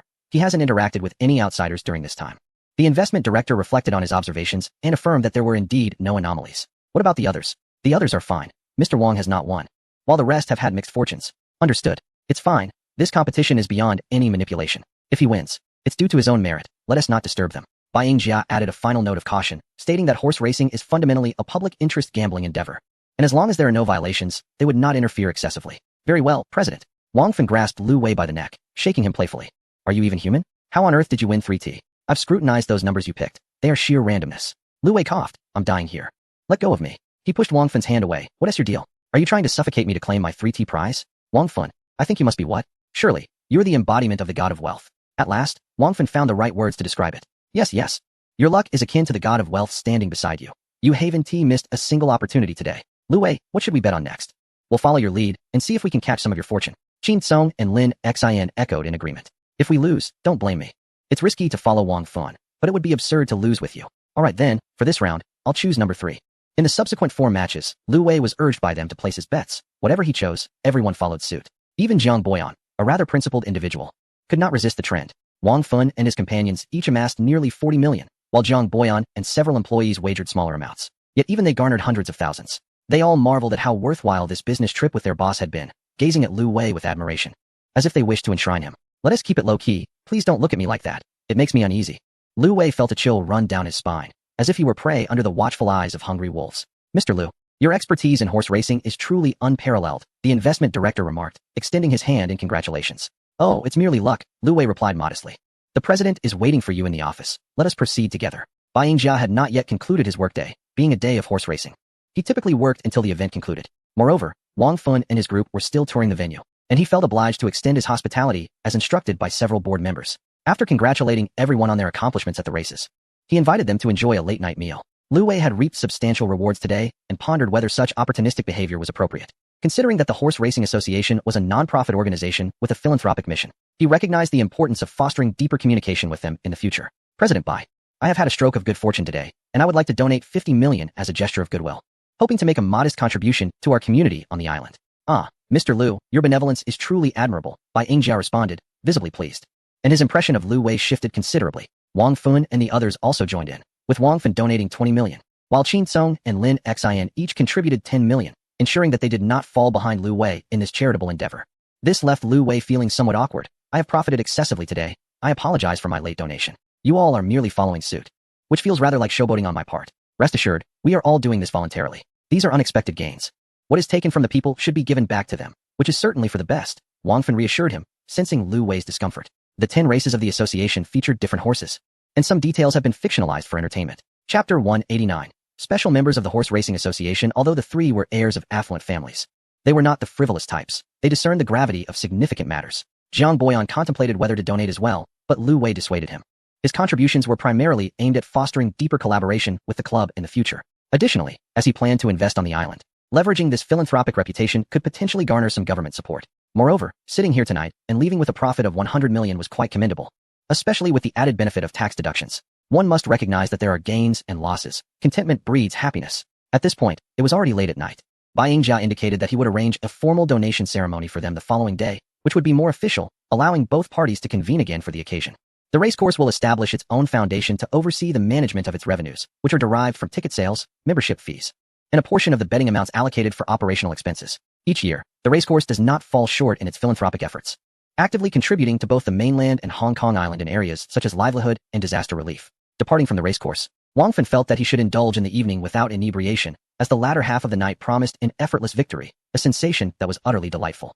Let us head to Victoria Harbor, where my yacht awaits. We shall spend the night there, he suggested to Jiang Baiyan. Are you coming along? Never mind. My constitution cannot keep pace with your youthful exuberance. I shall escort them back to the hotel for some rest, Jiang Baiyan replied, shaking his head, feeling ill-suited for the occasion. Very well, you all return to the hotel for a respite. We shall reconvene at the racecourse tomorrow. Jiang Baiyan bid farewell to his companions. Wang Fun and his 3 companions then embarked on their journey to Victoria Harbor, where the bodyguards had already informed the yacht to be on standby. You exhibited remarkable audacity tonight, donating such a substantial sum, Wang Fun remarked. I never anticipated winning so much. I feared that if I were to be stingy, the racecourse might hold a negative view of us. After all, money acquired effortlessly can be easily given away. Lu Wei pondered. That is indeed a valid point. Yet such selflessness is not something everyone can manage. Your wealth must be considerable. Are you plotting against me? Lu Wei exclaimed, crossing his arms and casting a wary glance at Wang Fun. What nonsense. I merely expressed my thoughts. If I were in your position, I might not even be able to part with such a sum, Wang Fun retorted. All right, it's unexpected fortune. I might just take the opportunity to engage in some investment soon, Lu Wei murmured. What do you intend to do? Wang Fun grasped Lu Wei's arm, while the other two expressed keen interest. Well, aside from the exchange at the racecourse, I also wish to dabble in finance, as this is an international financial hub, and making money in finance is relatively straightforward, Lu Wei explained. Ah, I nearly forgot. You mentioned previously that you were involved in financial investments, Wang Fun recalled, sounding impressed. Why not take us along? Lin Xin and Qin Song were eager to join, seeking any opportunity. Financial ventures carry significant risks. It's difficult to predict outcomes. Lu Wei cautioned. Fear not. We shall allocate the portion of our betting winnings for you to manage. If we incur losses, we still enjoyed a thrilling horse race. Wang Fun reasoned. That makes sense. Lu Wei, go ahead with your plans, he concurred, nodding in agreement, recognizing that losing unexpected gains would be of little concern. Upon reaching the dock, they boarded Wang Fun's yacht, which was far more luxurious and spacious than the one they had rented in Hainan. The captain had prepared food and accompanying personnel, awaiting their arrival. As the vessel set sail under the shimmering lights of the buildings lining both shores, the yacht glided gracefully across the waters of Victoria Harbor. The DJ began to play music, igniting a vibrant atmosphere. The following day, upon awakening, Lu Wei found a young woman who had shared his bed the previous night still nestled beside him. He shook his head, overwhelmed by the absurdity of the situation, struggling to recall the specifics of their escapades. The predicament of a man intoxicated was indeed perplexing. Inebriated, he found himself utterly impotent, rendering any proximity futile and a sheer waste. Upon stepping out of the room, fragments of memory began to resurface. They had not returned home the night before. The yacht was spacious, providing ample room for rest, and they had chosen to remain aboard, which now docked at the harbor. The others were still in slumber. So Lu Wei meandered around the yacht, nibbling on some snacks before reluctantly returning to his room. It was imperative to maintain his composure regarding the preceding night's events, particularly to conceal the fact that he was the first to rise. As for what transpired once he returned to his quarters, that remained unspoken. By midday, Wang Fun's voice resonated from outside. Lu Wei transferred a few thousand Hong Kong dollars to the girl as a token of gratitude for her services before exiting the room. "Oh, you're up?" someone exclaimed. "What? I've been awake for ages, just waiting for you all. With such splendid resources at your disposal. How could you not take advantage?" "Well, I believe I've lost my memory of the events," Lu Wei replied. "Haha, last night, the three of us ganged up on you. Could you have possibly remained sober?" Wang Fun finally divulged the details. "Well then, you three rascals. I endeavor to lead you towards prosperity, and yet you conspire to intoxicate me, hoping for my downfall at the hands of women," Lu Wei lamented, speechless. Once they had all tidied themselves, they enjoyed a light meal on the boat before hastily requesting the driver to take them to the racecourse. Today, the chief executive of the racecourse had organized a donation ceremony, and punctuality was crucial. Bai Yingjia had been busy throughout the morning, visiting several board members, ultimately persuading them to agree to certain matters. Upon their return to the racecourse, the venue had already been prepared, and reporters had been summoned. When Wang Fun and his companions arrived, Bai Yingjia exhaled a sigh of relief. The erratic schedules of these young masters were anything but normal. But thankfully, they did not miss the ceremony's commencement. "Apologies for our tardiness," they collectively expressed. "No harm done. The timing is just right."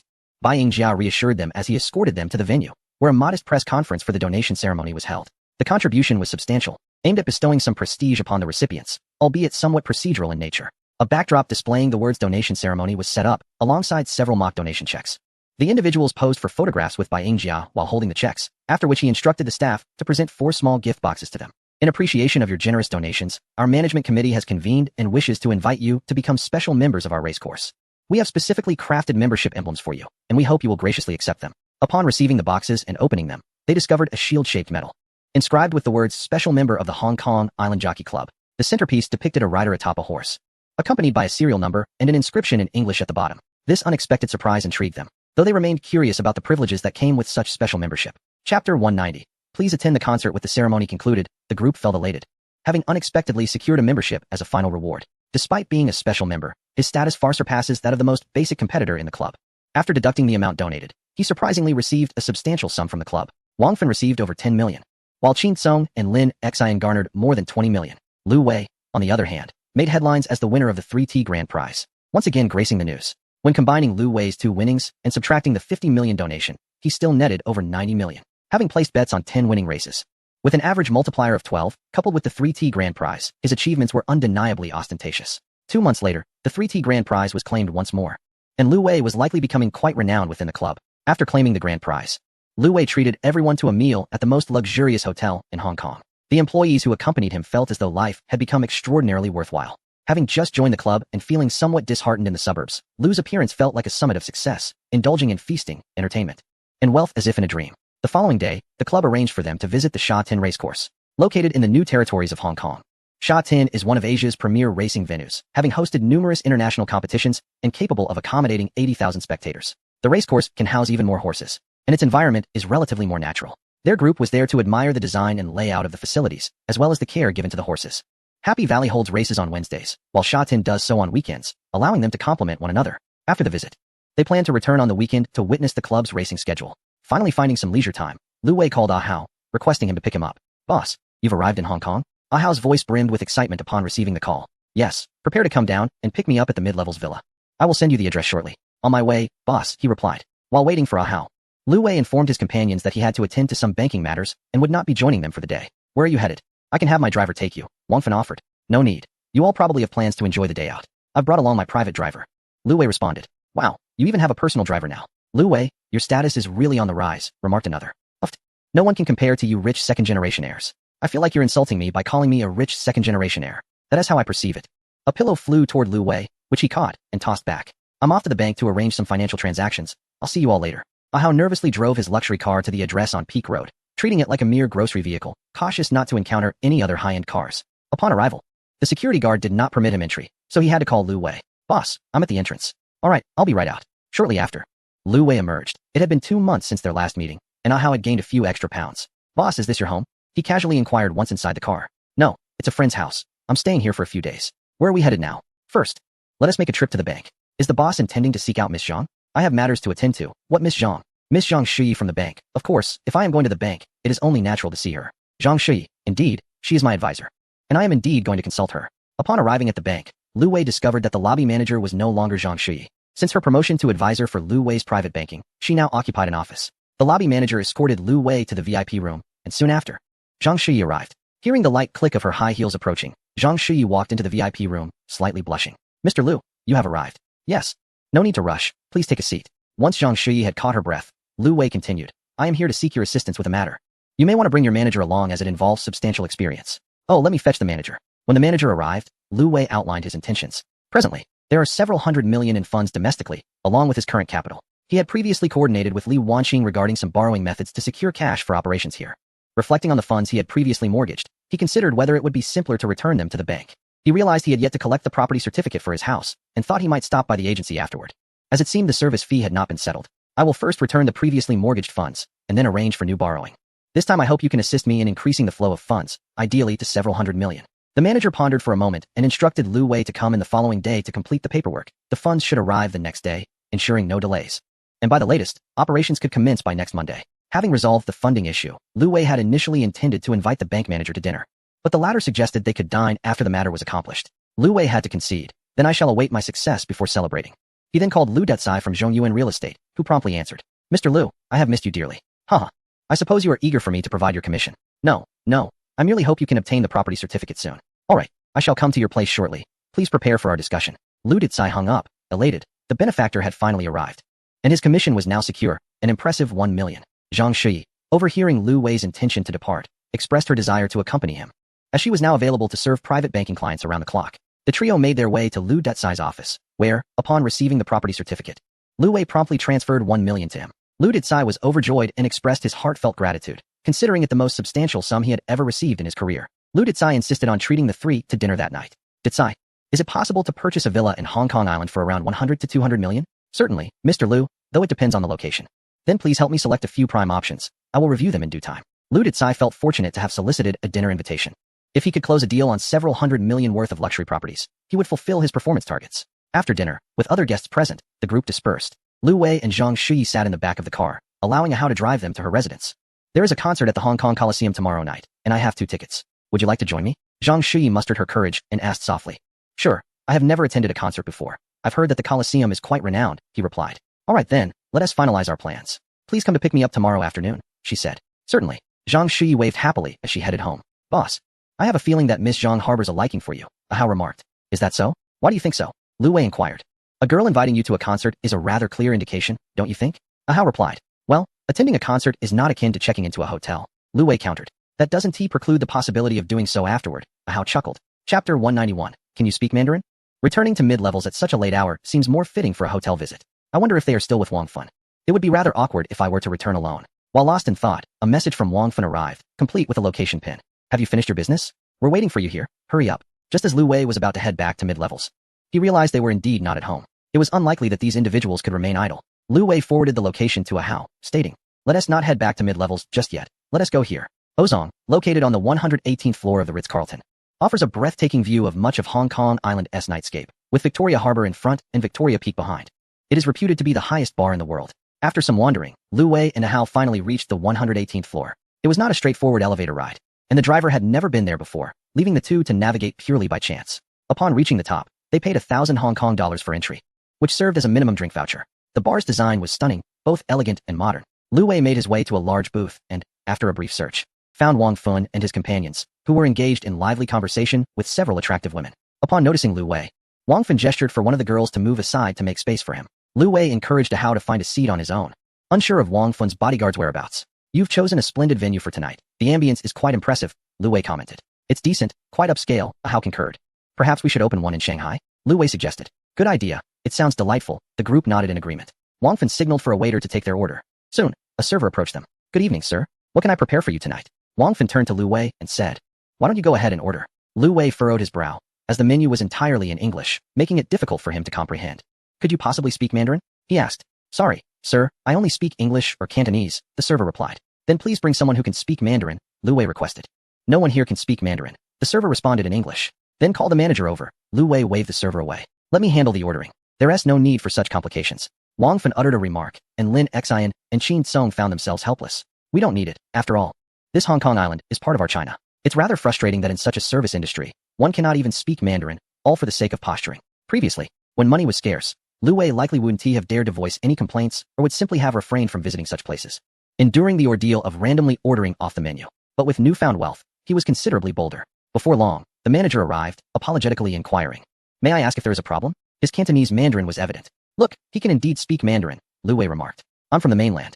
I cannot read or comprehend English. Please find me a waiter who speaks Mandarin, or you can take my order yourself. Must you insist on speaking only English?" "Of course, sir, I will assist you," the manager replied, picking up the menu to explain the options and offering recommendations. Recognizing the manager's willingness to accommodate, Lu Wei ordered nearly 1 million in drinks. The bar manager beamed with satisfaction, including the previous orders from Wang Fun and the others.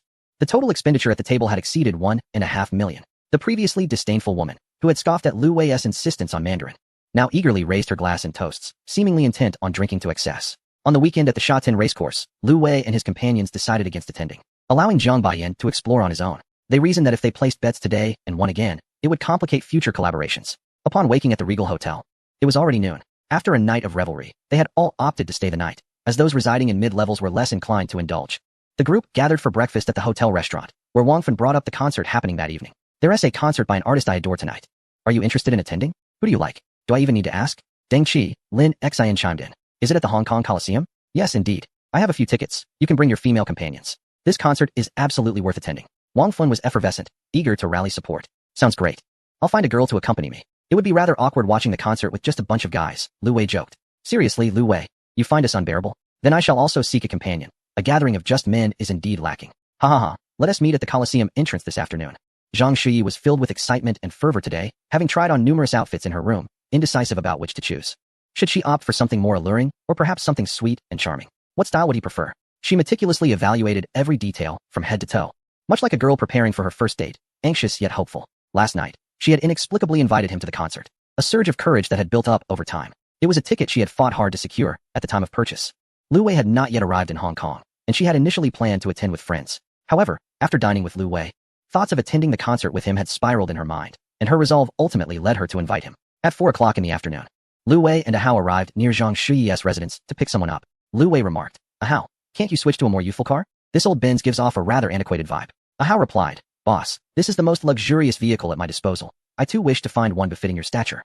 Lu Wei responded with a smirk, "All right, one day I shall purchase a Bentley, and you can serve as my chauffeur." "Really, boss? You must keep your word." Ahao replied eagerly. As they bantered, Zhang Shuyi appeared, her charming smile and bright eyes captivating, clad in a short skirt with her hair cascading over her shoulders. The two men were momentarily entranced. "What is the matter? Why are you both staring at me?" Zhang Shuyi asked nervously. "It's just that you've transformed so remarkably. The difference from your usual formal attire is striking. I almost didn't recognize you," Lu Wei explained, regaining his composure. "Indeed, Miss Zhang, you look even more stunning today." Ahao concurred. "I only have 2 tickets, so you, dear driver, will have to wait for us outside," Zhang Shuyi said apologetically, knowing Lu Wei usually brought a driver wherever he went. "Ah, it's no trouble. I hope you and the boss enjoy yourselves." "I'll just find a place nearby to rest," Ahao replied. "Would you like to give your ticket to Ahao? I can take you to my friend S place, where there are more tickets available." "Is that true?" Lu Wei nodded, and Zhang Shuyi took 2 tickets from her bag and handed them to Ahao. "Here you go. Dear driver, you can find someone to accompany you." "Boss, how can I accept this?" Ahao protested. "Enough with the niceties," Lu Wei interjected. Upon arriving at the Hong Kong Coliseum, they located Wang Fan, who was accompanied by unfamiliar women, indicating his swift success. "Lu Wei, you've done well. She appears quite innocent. I didn't expect you to have such connections in Hong Kong Island," Wang Fan whispered to Lu Wei, who seemed pleased with his companion.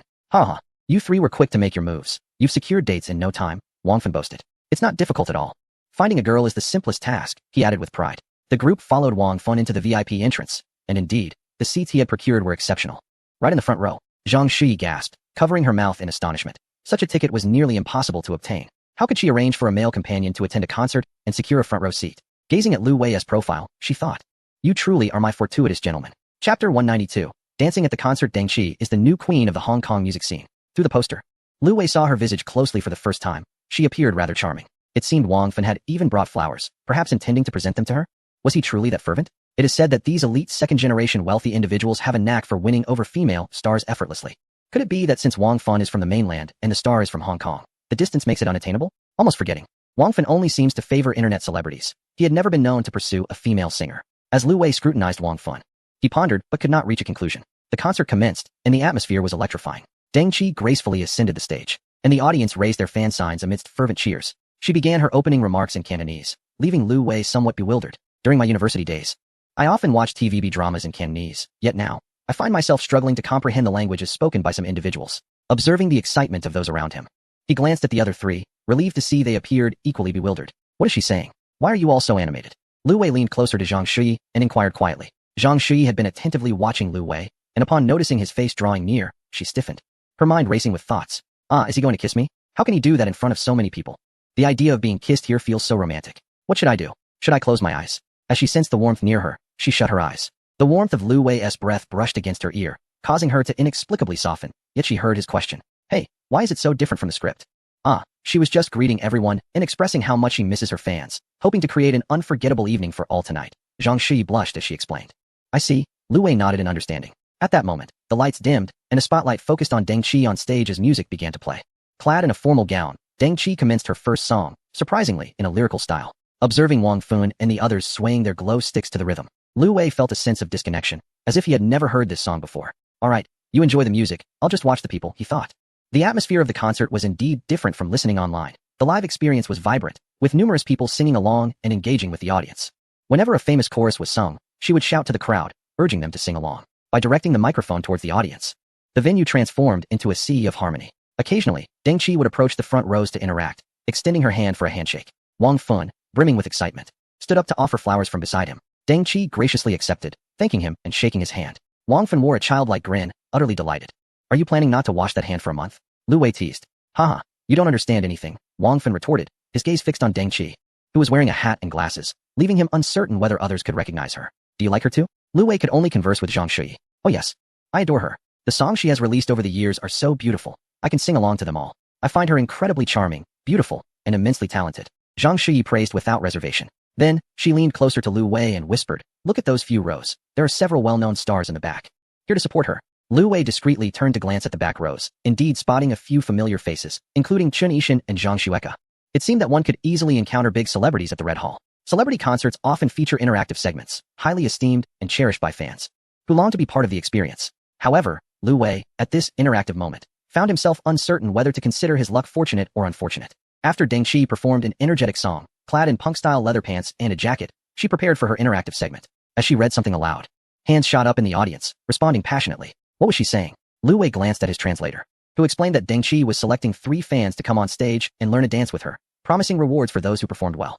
When the spotlight fell on someone, that person would be deemed the lucky one. Zhang Shui meticulously explained this, and Lu Wei's heart sank. The lucky one. This was going to be a disaster. As anticipated, when Deng Qi announced on stage, the lights dimmed. The spotlight began to dart around the venue, finally stopping. It settled on 3 fortunate individuals, and the camera zoomed in for a close-up. Lu Wei, sitting in the front row, appeared abruptly on the big screen, while Zhang Shui covered her mouth, suppressing a scream. What the hell, Lu Wei, how could it be you? Why not me? Wang Fun shouted from the side.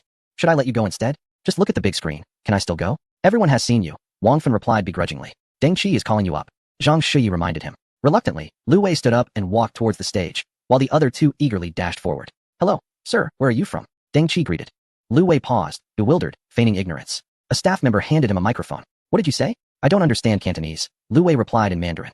It turned out he was from the mainland, and Deng Qi switched to Mandarin to express her gratitude for his long journey to attend her concert.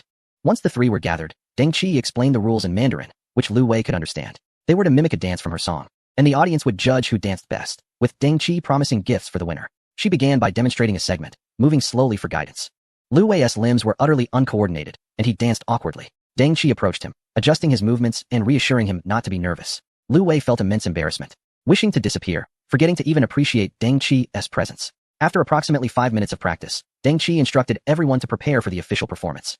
The 4 lined up and began dancing to the rhythm of the music. The entire dance lasted less than half a minute. Initially, Lu Wei kept up, but as it progressed, he forgot the moves entirely, his comical demeanor eliciting laughter from the audience. At one point, during a sliding motion, Lu Wei took a large step and inadvertently stepped on Deng Qi's foot. Though it seemed to hurt a bit, Deng Qi endured, continuing to dance. When it concluded, the evaluations revealed Lu Wei had danced the worst, and he awkwardly touched his nose. Deng Qi embraced each participant as she sent them off the stage.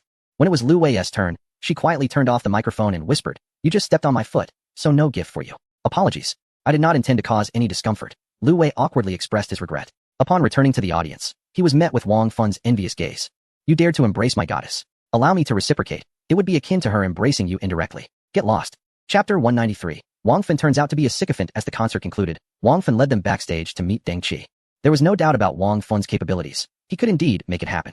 Deng Qi was primarily focusing her career in the mainland and was naturally acquainted with the prominent figure in the entertainment industry, as was her manager. When Wang Fan arrived with his companions, the manager had already informed Deng Qi and ushered them into a waiting room.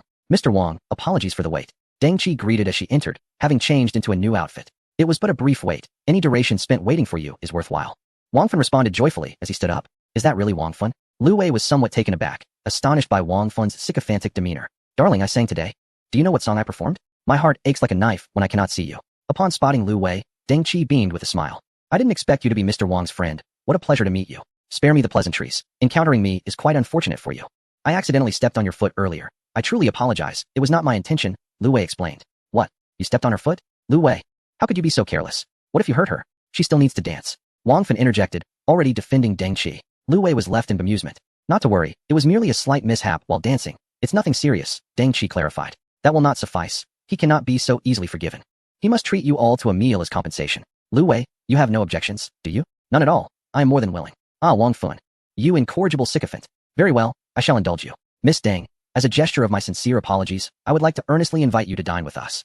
Hoping to make amends for my misstep, Lu Wei said earnestly. All right, then, it seems I shall allow you to bear the expense. Deng Qi surprisingly agreed. Wang Fan discreetly turned to Lu Wei, signaling a triumphant gesture, his face illuminated with delight. As Deng Qi attended to her senior colleagues, the group awaited her at the entrance. Their female companions had already been whisked away by car, and Wang Fan was eager to showcase his status as a prized bachelor. Lu Wei accompanied Zhang Shuyi, suggesting she stay with Deng Qi to avoid an awkward situation. A gathering of several men with a single Deng Qi might overwhelm her.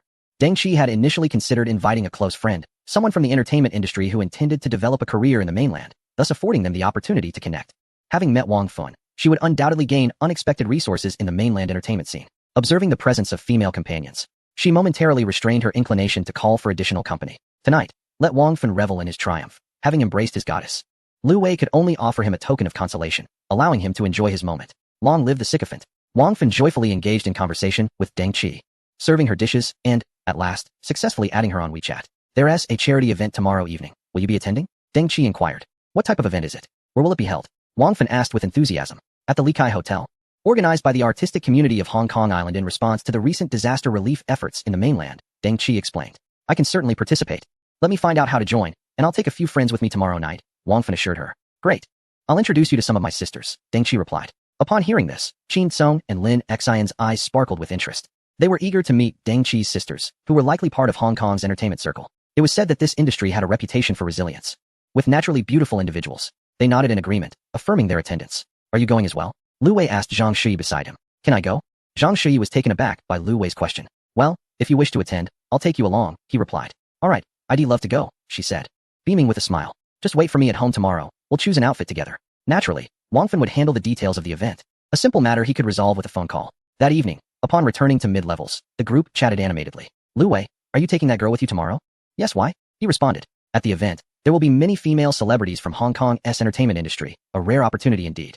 It's a pity for you not to enjoy it, came the reply. Indeed, there are several remarkable actresses here, and they look stunning even without makeup. Possessing both beauty and talent, Lin Xian added. Lu Wei, exasperated, retorted, I'm not going to choose a woman. Besides, female celebrities are just women too. Nothing particularly special about them. He questioned why they were so interested in the actresses, finding it puzzling. You simply don't understand. Let the brothers enlighten you tonight. Lin Xian can share his experiences, they encouraged. Me? Lin Ergo was taken aback. Why should I be the one teaching? They come to me on their own. I'm just the one with looks that stand out, he declared. Forget it. I prefer innocent young girls. The TVB actresses I admired are now all aunts. So I've lost interest. You three enjoy yourselves. I'll cheer you on. Lu Wei shook his head. Zhang Shuyi is still the better choice. She has a great figure, beauty, and is well behaved. The three looked at him, shaking their heads in disbelief, thinking he was beyond saving. They decided it would be more persuasive for him to witness the difference firsthand tomorrow rather than continue to argue. The charity event was scheduled for 5 in the afternoon. The group set out to prepare their outfits, as one must not appear too casual at such events. Men in formal attire and women in elegant dresses. Lu Wei sought out Zhang Shuyi, wanting to ensure his companion for the evening was suitably impressive. They visited several high-end boutiques, discovering that she looked stunning in every outfit. Her beauty was undeniable. With a grand gesture, Lu Wei declared he would cover all expenses, startling Zhang Shuyi, who nervously grasped his hand. One outfit is enough. I don't have many occasions to wear it, and it would be too extravagant. Then let it be, and when I return next time, you shall accompany me. Upon hearing this, Zhang Shuyi felt a surge of joy. There would indeed be a next time. As Lu Wei approached, Zhang Shui, now linked arm in arm with him, transformed entirely.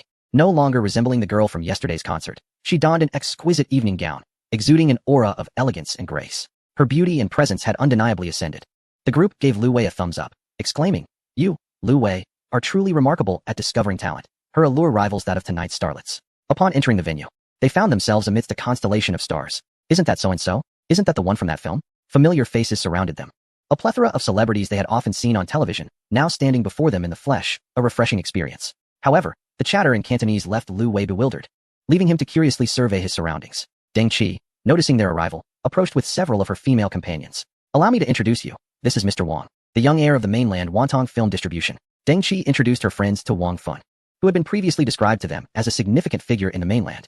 Their enthusiasm for Wang Fun grew as they harbored aspirations of advancing their careers in mainland cinema, where Wantong Film Distribution stood as one of the leading companies. Wang Fun, pleased to be the first introduced, warmly received the greetings from the ladies and subsequently introduced Lin Xine, Lu Wei, and Qin Kong Lin Xine. Known for her family's entertainment background, was recognized by the girls, while Qin Song, though from a relatively less affluent family, garnered their attention. Lu Wei, however, was unfamiliar to them, and with a female companion at his side, the ladies engaged less with him. Before long, successful pairings emerged. Deng Qi linked arms with Wang Fun, while Lin Xine and Qin Song found favor as well, leaving no one isolated. Chapter 194. To the High Seas or Not. The Charity Gala was an annual spectacle in Hong Kong, gathering all its stars alongside elite second-generation wealthy heirs, the gambling tycoons, shipping magnates, real estate barons, and more. Wang Fun and his companions, having joined at the last moment, were seated somewhat towards the back. The event was hosted by Hong Kong star Li Weiji, who frequently MCs for TVB. Although not tall in stature, his energy was palpable, and he held considerable influence in the entertainment sector. With a slightly raspy voice, he delivered the opening remarks, perhaps unaware that mainland guests were present. As he continued to converse in Cantonese, Lu Wei, unable to comprehend, turned to his personal translator. Zhang Shui discreetly leaned in to provide explanations. Though Lu Wei was merely accompanying Wang Fun that evening, his curiosity remained piqued. After all, many attendees were figures he had grown up watching on television, especially during his childhood when Hong Kong's martial arts films and dramas were all the rage. In contrast to the affluent heirs, he was unfamiliar with the majority, only occasionally whispering to Zhang Shui. To his surprise, Zhang Shueka, whom he had seen perform at the concert last night, was singing at the event's commencement. This gala exuded sophistication, with a performance by such a luminary valued at no less than hundreds of thousands. The event continued, typically featuring celebrities auctioning off their personal possessions, with the proceeds donated to charity. The items predominantly included jewelry and various collectibles, alongside other related memorabilia. For instance, the renowned action star Chun Chengang surprisingly auctioned a short-sleeved shirt he had worn, which drew several enthusiastic bidders, ultimately escalating the price to an astonishing $3 million. What a remarkable value for such a mere shirt. What purpose could it serve if taken home? Just to be displayed. Lu Wei shook his head in disbelief. If a beautiful actress were to auction her worn clothing, it would likely attract fervent bidders, as one might fantasize about it potentially becoming a target for their affections. Lu Wei dismissed the notion, deeming it too wicked to entertain, especially with such a delightful girl nearby. Wasn't it better to gift her something instead? Is there anything you fancy? I could bid for you. Lu Wei quietly inquired of Zhang Shui. Oh, no, it's wonderful just to be here. I don't particularly desire anything, and besides, they're all second-hand, she replied. You're right, let us just enjoy ourselves. If you see something you like, do let me know. Zhang Shui nodded, her heart brimming with joy at feeling valued. The charity event extended until 9 p.m., with Wang Fun bidding for Deng Qi, who was auctioning her debut album, a piece of significant sentimental value. Wang Fun bid $5 million to win a smile from the beauty. Lu Wei couldn't help but shake his head at the sight of him serving her food, embodying the role of an eager admirer. As long as you're happy. Brother, tonight you can reminisce about her. Qin Song and Lin Xine also participated in the bidding. Lin Xine acquired the rights to a song from a famous singer for over 200,000 Hong Kong dollars, while Qin Song purchased a painting for just over 100,000. Lu Wei felt compelled to join in, as it was for a noble cause. And he couldn't remain an outsider. He successfully bid on a set of jewelry for Zhang Shui, valued at over 100,000. During the gathering, guests approached Wang Fun for toasts and introductions, including families such as the He, Hua, Li, and Bao clans, all welcoming him to Hong Kong. As they had established cooperative ties with the Wang family, Wang Fun reciprocated the greetings, ensuring a delightful atmosphere.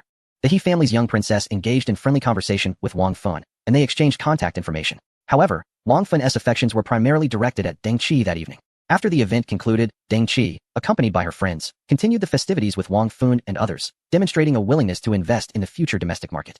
As the night drew to a close, the group dispersed to their respective resting places. It remained uncertain whether the other three had connected with anyone. Each returned to their own homes, seeking comfort. Zhang Shui chose not to return home, but walked with Lu Wei to the luxurious residence he had previously acquired. After receiving the property deed, they had only visited once and had yet to reside there. Zhang Shui diligently tidied the room, blushing as she made the bed. That night, within their new home, the two embarked on a transformative journey for Zhang Shui, stepping into a new chapter of life together. The following morning, The two exchanged a knowing smile, and Zhang Shuyi, her cheeks flushed with embarrassment, burrowed beneath the covers. You should consider residing here. I seldom stay on Hong Kong Island. And you could look after the home. Zhang Shuyi replied softly, peeking out with a voice as delicate as a whisper. The household was in need of some essentials. And once they arose, she requested Lu Wei accompany her to the supermarket for shopping. With great delight, Zhang Shuyi gathered an assortment of items, clearly transforming the space into her little haven of happiness, eager to decorate it with care. What type of car do you fancy? She inquired. I don't really drive. He replied. We don't have a car at home. Having one would be more convenient. How about we go look at some after this? It was said that purchasing a car on Hong Kong Island was more economical than in the mainland, and since driving was on the left here, Lu Wei, who was unfamiliar with it, was fortunate to have Zhang Shuyi who could drive. I cannot drive your cars, you will have to drive. So, you choose, she said. All right. Zhang Shuyi became even more agreeable, acquiescing to everything he suggested. After returning home with their purchases, they had Ahao take them to the car dealership. Boss, do you not need me to drive anymore? Ahao asked, a hint of disappointment in his voice. No, this is for Shuyi. I cannot drive your cars either. That's a relief. What brand does Miss Zhang prefer? I can recommend some options. Zhang Shuyi was eager to acquire a petite Lexus, as these Japanese cars were particularly well received on Hong Kong Island. Lu Wei had his sights set on a Ferrari, but Zhang Shuyi was reluctant, and he ultimately yielded to her preference. As evening approached, Wang Fan excitedly called. There's an event tonight. Are you coming? I assure you. It's something you've never experienced before. Prepare yourself. Meet at Victoria Harbor. Do not bring a female companion. Wang Fan added as an afterthought before hanging up. He left Zhang Shuyi at home and hurried to Victoria Harbor with Ahao. Wang Fan had not disclosed the nature of the event. At the port, Wang Fan and his companions awaited near the boat. When Lu Wei arrived, he informed him of the boat's name, instructing him to come along with his bodyguard and personal driver. What is this about? Where are we sailing to? Lu Wei inquired, puzzled. You will find out once we board. We've been waiting for you. Let us go, Wang Fan replied mysteriously, withholding details. Once aboard, it became clear that the vessel would sail into international waters, where an array of unique entertainments awaited. Wang Fan was accompanied by Howard, the third son of the Ho family, who had arranged this gathering. Tonight, prepare to be dazzled. Just hold your ground. Wang Fan said with a mischievous glint in his eye. Are you planning to perform a striptease? How vulgar. Get lost. Chapter 195. The Eastern Queen. The ship needed to navigate the sea for a while before reaching international waters. Once they arrived, the vessel would halt, marking the commencement of various activities. The group waited in a private room. This was the Ho family's ship, aptly named the Eastern Queen. The entertainment options in Macau had become insufficient for these affluent individuals, and a visit there might be a waste of time. Thus, the Ho family had crafted a mobile amusement venue at sea to cater to the entertainment needs of those on Hong Kong Island. After approximately an hour, the ship finally came to a stop. Upon arrival, Howard invited Wang Fan and the others to join him, as they had been idly confined to the private room. Growing rather bored, people had already begun to populate the grand hall on the ship, and as the group made their way, the atmosphere had become considerably more vibrant. When one's basic needs are met, desires often extend further. Indulgence in pleasures such as feasting, gambling, and revelry remains a timeless pursuit, transcending the ages. As individuals continuously seek pleasure for both body and mind, there will be an auction shortly. Let us partake, as one might stumble upon treasures, often of great value. Howard remarked. Why auction at sea? Lu Wei queried, sensing an underlying issue. Some items may have dubious origins, making a maritime auction significantly safer, Howard explained. Is this a black market? Lu Wei's immediate thought was of illicit trades. Is it safe here? Will there be any trouble? Do not worry. This is the ship of the Gambling King, and their security is impeccable. We frequent this place often, Howard reassured, exuding confidence. On the surface of this island port, the Gambling King's reputation is respected, and no one dares to disregard it. The ship boasts a sophisticated security system, not only equipped with the main vessel but also accompanied by several escort ships, more than capable of fending off a pirate attack. After all, those boarding are individuals of notable status, their collective wealth perhaps surpassing that of the gambling family, compelling them to prioritize safety. Although tickets to board are costly, the experiences aboard are deemed worth every penny. The night promised continued revelry and grandeur. The group proceeded to a spacious hall within the ship, capable of accommodating 100 to 200 guests. At the entrance, security equipment was in place, with guards ensuring that only those who passed through the security checks could enter. Due to the frequent presence of valuable items, the security protocols were understandably stringent, as Howard elaborated. They found seats, and Howard intermittently greeted acquaintances, showcasing the extensive social circle of the young master of the Howard family. After approximately 10 minutes, the hall filled to capacity, and the auction was poised to commence. A voluptuous and alluring woman ascended the stage. Welcome, everyone, to tonight's Eastern Queen auction. We have prepared an exquisite assortment of items for your enjoyment, and we hope you find satisfaction and delight. Without further ado, let us begin our auction, she announced. Moving to the side of the stage as images of the items appeared on the screen, items were brought forth onto the display table. Among them was a bronze artifact from the Warring States period, resembling a vessel, presumably a pot. The screen identified it as a bronze feast vessel, standing 38 centimeters tall, with a starting bid of 1 million Hong Kong dollars. Lu Wei was taken aback. Wow, even items from the Warring States are up for auction. Impressive. In their homeland, porcelain artifacts from the Song dynasty and earlier must be surrendered to authorities, while bronze items, particularly those predating the Han dynasty, are considered state property and classified as top-tier cultural relics, with transactions leading to severe repercussions. This warring state's bronze artifact, while not necessarily a national treasure, certainly held significant cultural importance. What, Lu Wei pondered, could compel these individuals to bid on such items? Are you taking the wine home for drinking? What is the purpose of collecting it? It is possible that the regulations regarding cultural relics collection in Hong Kong are not as stringent. If you possess items that are inconvenient to sell, you may apply to auction them aboard the ship. Anything can be sold, Howard whispered to them. No. We are quite poor. Several individuals shook their heads in response. The bidding commenced, and surprisingly, there were actual bidders. These items indeed held priceless value for the affluent. They could enhance their cultural sophistication. I have a bronze artifact from the Warring States period at home, and a piece from the Song Dynasty. Before long, the bidding escalated to 5 million. Ultimately, it concluded at 8 million. The auction featured a diverse array of items, ancient and modern, bronze and porcelain, ancient paintings, luxury watches, jewelry, and even extravagant automobiles. Is there nothing that piques your interest? Howard inquired. No, we are merely here for the spectacle, they replied. The group showed little enthusiasm for antiques, and the allure of luxury watches and jewelry held no appeal for them. As for the luxury cars, it seemed unnecessary to covet those when new models were readily available. Once the auction ended, Howard led them to another floor. Before they could reach their destination, a cacophony of noise erupted. Upon entering the hall, they found numerous tables, each surrounded by crowds of people. It resembled a casino, reminiscent of the Venetian-esque ground floor. Mr. Wong, would you care to indulge in a game? This is rather uninteresting. My father despises my involvement in such matters. Never mind, it's not worth it. Wong Fan shook his head. His father had warned him against gambling and smoking, cautioning that it would ruin him. Come on, we are all young. Just a little experience won't hurt, Howard persisted, puzzled as to why this elite heir showed no interest in the ship's offerings. No, let us explore other options. Wong Fan urged Howard to depart. Very well, let us head to the lounge upstairs. There will be a performance from Thailand. Ladyboys. Ah, indeed there are. Let us go? Quietly, Wong Fan suddenly became eager. What an unexpected revelation. Perhaps he had an affinity for this aspect. Ascending to the lounge, they were greeted by a pink ambience, with performers already showcasing their talents on stage. They found an empty seat and settled down. Are they truly ladyboys? Wong Fan wondered aloud. Observing the scantily clad performers whose prominent curves were almost spilling out, their figures undeniably striking. Lu Wei, witnessing ladyboys for the first time, was bewildered. He could hardly tell the difference. The thought sent a shiver down his spine. What if someone were to share a bed with a ladyboy tonight? The scene would be utterly surreal. Before long, the performers began a striptease. Lu Wei was taken aback. This was indeed a wild night. The performers swayed gracefully while shedding their garments, one hand covering their chests, and the other waving their attire above their heads, preparing to toss it into the audience below. Goodness, please don't throw it this way. Lu Wei could hardly contain himself, feeling overwhelmed. At that moment, he was torn between fascination and disgust. A shadow suddenly darted from the stage and landed steadily on their table. Wong Fan could no longer contain himself, urging, let us go, quickly. They were on the verge of madness. The group fled in a panic. Chapter 196. Output 200 million. Earn back 800 million. Don't run. If you don't like this, there are others, Howard explained as he caught up with the three. We have options from Eastern Europe, Africa, island nations, and Korea. Everything is available. The trio paused, uncertain. Not a she-male, right? No, purely 18-year-olds, he replied. Incredible. Is it safe? It should be safe. Everything has been checked.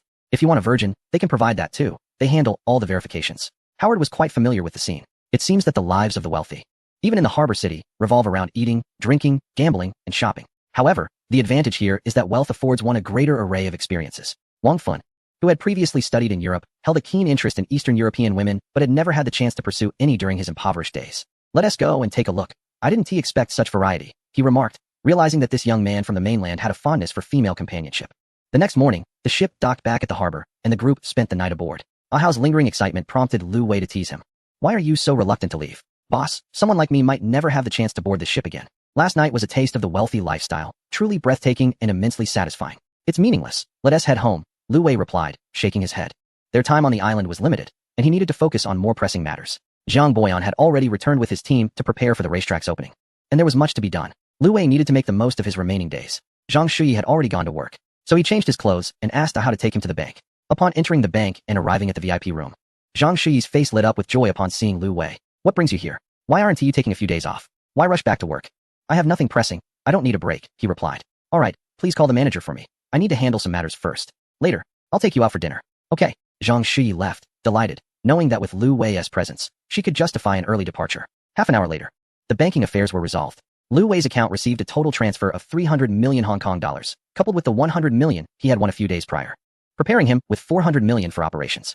The three had collectively transferred him 50 million Hong Kong dollars over the past few days, ultimately accumulating 60 million US dollars in the futures account. Engaging in international futures trading, which primarily settles in US dollars, Lu Wei chose not to return to mid-levels. Instead, he had Ahao take him and Zhang Shuyi back to his own home. He planned to confine himself within his lavish mansion for the next few days, immersed in the world of international futures, with Zhang Shuyi's company making life all the more pleasant. The funds in his futures account were fully settled, and Lu Wei began selecting the varieties of futures to trade. Regarding crude oil, the primary international crude oil futures can be categorized into 4 types. The light sweet crude oil futures contract from the New York Mercantile Exchange, NYMEX. The high sulfur crude oil futures contract from the Dubai Mercantile Exchange. The Brent crude oil futures contract from the Intercontinental Exchange, IC. And the Dubai sour crude oil futures contract from the Singapore Exchange, SGX. After conducting some research, Lu Wei developed a keen interest in the light crude oil contract from New York. Global crude oil inventories are on the rise, yet demand continues to dwindle. Even a nation as formidable as the United States maintains substantial strategic reserves while persistently extracting oil. The situation seems to revolve around the U.S.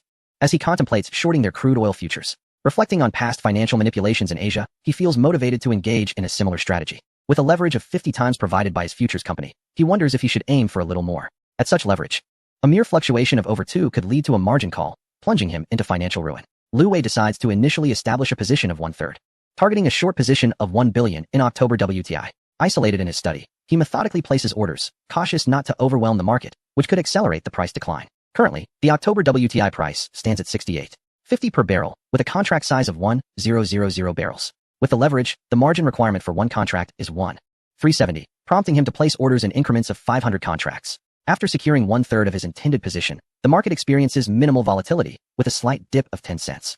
The electronic trading platform operates 24 hours, testing one's vigilance and, at times, patience. Having completed 1/3 of his desired position, Lu Wei has yet to reach his goal.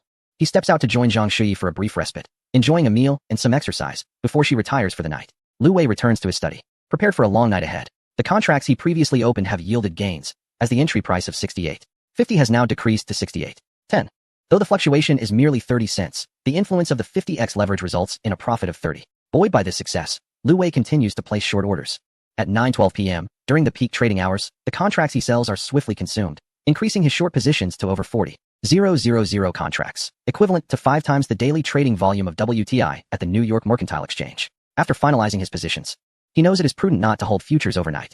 Lu Wei begins to set sell orders for his short positions, placing them between 50 and 52, hoping that upon awakening, WTI will have plummeted by 30, wiping out the bullish positions of those optimistic about American crude oil. To safeguard against unforeseen circumstances, he also sets a stop-loss order, positioned 11 cents above the current price. With everything in place, he concludes his trading for the day and returns to his room, embracing Zhang Shuyi as he drifts into a deep slumber. All that remains is to see whether fate favors him or the United States. In the morning, as Zhang Shuyi prepares to rise for work, Lu Wei gently detains her. No longer going to work, just ask your manager for leave. And say you are accompanying a major client to handle assets. For the past few days, I have been specifically attending to you, this esteemed client. Indeed, I still have a multitude of assets awaiting your management. Shall I allocate another 200 million to you? How wicked of you. In no time, the bedroom once again echoed with the sounds of exertion. After a sleepless night, I still possess such vigor, all thanks to the allure of beauty. By the time they both awaken again, it is nearly noon. Checking the time on his phone, he sees it is 11:40. A financial news alert pops up. WTI crude oil futures have plummeted over 30, once again breaching the 50 mark. Lu Wei springs up, hastily moving to his study without even dressing. He powers on his computer and checks his futures account. What the hell? All positions have been closed successfully. His account holds over 40,000 contracts, each yielding a profit of 18,500, totaling over 800 million in earnings. Damn it, after a brief slumber, I unleashed 200 million in ammunition and awakened to a profit of 800 million. Is there still any law? Is there anyone else? Chapter 197. Setting sail to fish. Zhang Shuyi donned her pajamas and followed him into the study. Having just seen Lu Wei rush off in haste, she was concerned something was amiss. Are you all right, brother Wei? Lu Wei, filled with joy, upon seeing Zhang Shuyi approach, pulled her in and planted a fervent kiss on her lips. Xiao Yi, you truly are my lucky star. Zhang Shuyi was bewildered by the kiss, unsure of what had just transpired. To reward you, I have decided to allocate another 200 million. His hands had already begun to slip off Zhang Shuyi's pajamas, and the two commenced their discussion on this significant 200 million project. Why don't you just quit your job? Lu Wei suggested, caressing Zhang Shuyi's smooth skin. But if I quit, what will I do? You can do anything you wish. What are your dreams? I'm not quite sure what I want to do. Previously, I only wished to study diligently, work well, earn money, buy a large house for my parents to live in, so they wouldn't have to cram into that small public housing anymore, and then get married, have a child, and take care of the family. Haven't you ever thought about yourself, about what you desire for yourself? Lu Wei inquired. Take me to the mainland, and then I'll bear you a child. And I can be a full-time housewife, caring for the children and cooking until you return home. Are you already thinking about having a baby? Well, I'm not young anymore. I'm already 24. My mother had me when she was my age. My goodness, 24. Is that really old enough to be thinking about children? Lu Wei was taken aback by Zhang Shuyi's aspirations. You are still quite young. There is plenty of time for that. You should enjoy your life now. Once you have a child, all your time will revolve around them. Do you prefer living on the mainland in the future, or here? I'm not sure. I can't bear to part with my parents. But I also can't bear to part with you. A wife follows her husband. If you go to the mainland, then I will go with you. Zhang Shi began to earnestly plan her future, and Lu Wei hesitated to interrupt. However, being young, he truly wasn't prepared for the idea of children yet, leaving him uncertain how to respond to Zhang Shi. Once you find the time, I shall take you back. Let us first fulfill one of your wishes. How about arranging a new residence for your parents? The properties on Hong Kong Island are quite exorbitant, and I fear that they may become reliant on you. Perhaps it is better to patiently save up for a purchase. Zhang Shi shook her head. I made some profits from futures trading last night. Tomorrow, I will set aside some for you to arrange for your parents. Well, I cannot accept that. Let us wash up. I will take you shopping, and we shall indulge in some delightful cuisine to celebrate. All right. Lu Wei held her closely as they ventured to experience the romantic life on Hong Kong Island. Zhang Shi joyfully guided him around, showing him places from her childhood and introducing him to her favorite delicacies. In the evening, under the pretext of purchasing some household items, Lu Wei cunningly led Zhang Shi to the mall. He bought her an array of outfits, from head to toe. Startled, Zhang Shi repeatedly urged him to refrain from such purchases. However, Lu Wei, with his newfound wealth, was undeterred. He insisted on showering her with gifts, even acquiring a pair of matching Patek Philippe watches, which Zhang Shi could not refuse, as they symbolized a couple's bond. She accepted them with delight, and they took a photo together, showcasing their new watches. With over $800 million resting in his account, Lu Wei contemplated whether to buy another property on Hong Kong Island. He intended to reserve the current residence for Zhang Shi, conveniently located near her workplace. It would be prudent to have an additional property for his parents when they visit. Would 200 million suffice for a villa? The Peak was out of the question. Deepwater Bay and Repulse Bay felt too distant, and despite their affluence, they seemed no different from his countryside villa. He would have to consult Lu Datsai for potential listings. Having not met with Wang Fun and the others for several days, they had been persistently urging him to join them. Lu Wei kept deflecting, claiming he was busy with his career. The funds had been deposited into his account, ready to be transferred to his bank. Finally, he decided to venture out and meet his acquaintances. Wang Fun was hosting a party on a yacht that day. When Lu Wei arrived at the dock and boarded the yacht, his eyes widened in surprise. Was that not Deng Qi, dressed in a striking bikini? She certainly made an impression. No, it should be. Wow, Wang Fun is quite impressive. After greeting everyone, he noticed 3 unfamiliar women remaining. Have you finally decided to step out? Wang Fun remarked, exasperated. I'm not a wealthy second generation like you. I have to earn a living. Come on. You must have more wealth than I do. Otherwise, how could you have secretly purchased a mansion on Hong Kong Island? That is merely a mansion. In comparison to your villa, calling that a mansion is a bit of a stretch, don't you think? Ha ha. Today I'll take you out on the sea for some fun, just to help you unwind. Is that agreeable? Wang Fun casually wrapped his arm around Deng Qi's waist, and she did not push him away. When it comes to charming women, you, Wang Fun, certainly have a knack for it. It seems you've already made your mark. The girl Lu Wei had reserved for himself was introduced by Deng Qi as Linda, a fellow artist from her company. The other party was quite generous, extending her fair hand to actively shake hands with Lu Wei. Mr. Lu, I look forward to your guidance in the future. You are too kind, Lu Wei replied, grasping her delicate hand, marveling at how the creator had been so generous to certain women. Fair skin, long legs, and ample curves to boot. With only a few days left before their return to the mainland, Lu Wei suddenly inquired, Fun, what do you think about purchasing a horse at the equestrian club? What? Have you struck it rich? Why the sudden desire to become a horse owner? No, I mean to buy it for our racing club. As shareholders, we ought to have a horse to represent us, don't you think? That makes sense. After all, we won quite a bit at the last equestrian event. Buying a horse shouldn't cost too much. Let us ask about it tomorrow. Ergu, what about you two? Do you want to buy a horse as well? Who are you looking down on? I'm a shareholder too. I'll buy one as well. Exactly. We can still keep up with the pace. Lin Xin and Qin Song retorted disdainfully at Wang Fun. Where are we heading today? To Lama Island, where we can fish and surf. There aren't many opportunities to visit the seaside on the mainland, and since we have yachts here, we must indulge a bit. Can you even fish? You'd probably need to catch a shark to realize it. Lu Wei regarded Wang Fun with some disdain, knowing he had never fished before. I bet you won't catch a single fish today, Lin Xin chimed in. What is your problem, Lin? Let us wager. Whoever catches fewer fish today has to shout dad. With that, Wang Fun was ready to confront Lin Xin. Ha ha, let us do it. The day was exceedingly hot, with the sun scorching down. Though they were dressed lightly, they still felt the heat. Lu Wei sought refuge beneath an umbrella while Wang Fun and Lin Xin busied themselves with the fishing rods. At that moment, Linda approached him. Mr. Lu, could you help me apply some sunscreen? I can't reach my back. Lu Wei thought he had misheard. Could such a delightful request be true? Seeing the earnest look in Linda's eyes, he gulped and replied, sure. Chapter 198. A fright with sharks. What a delightful journey this was. As Lu Wei accepted the sunscreen, he mused. To ensure an even application, Linda laid down and untied her bikini straps, revealing her smooth back. Lu Wei squeezed some sunscreen onto her back and gently spread it, his hands gliding over her skin, reminiscent of a decadent chocolate advertisement. Yes, the image that sprang to Lu Wei's mind was that of the chocolate ad, with only the word silky remaining. After applying the sunscreen, Linda remained in that position. Could you help me tie the straps? What a compelling reason. How could one refuse? Even in that position, the force of gravity could not obscure the alluring curves, the half-moon shape clearly visible. When Linda turned around, Lu Wei was taken aback. Do I need to apply it to the front as well? Oh no.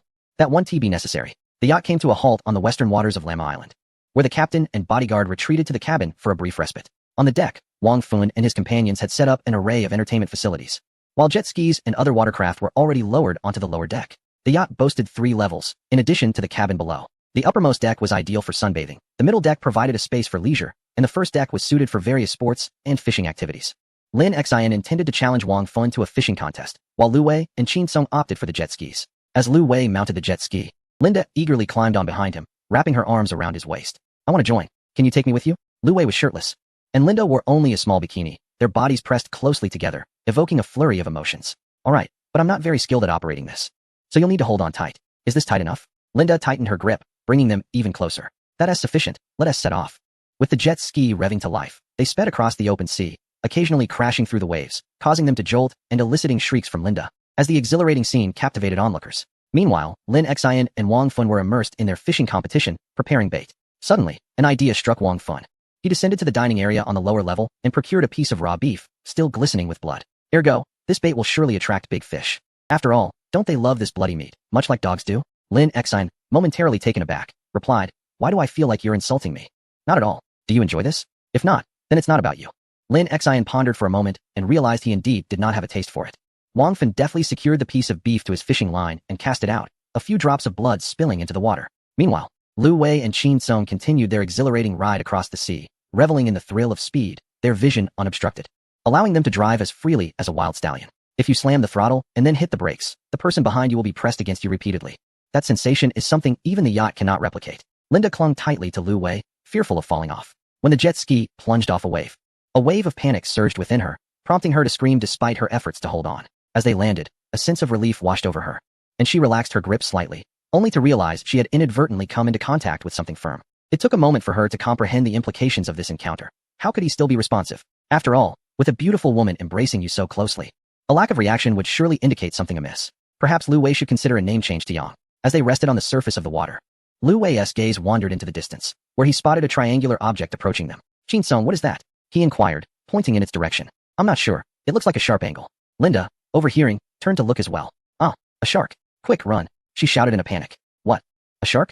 Lu Wei exclaimed, recalling the scenes from a movie he had watched earlier. As the jet ski veered towards the yacht, Qin Song exerted himself in pursuit from behind. The distance between them was a mere 100 meters. My goodness, this was a desperate chase. Fortunately, they were only a few dozen meters from the boat, a matter of mere seconds. Upon nearing the deck, as the girl behind leapt aboard, Lu Wei hastily followed suit, grasping Qin Song's arm to pull him onto the deck. The group had scarcely set foot on the deck when their hearts raced with fear. A shark had drawn near, its dorsal fin large and ominous, colliding against the jet ski, causing the vessel to sway perilously. Ah! The two girls screamed once more as the shark did not relent, instead swimming beneath the surface towards the opposite side of the boat.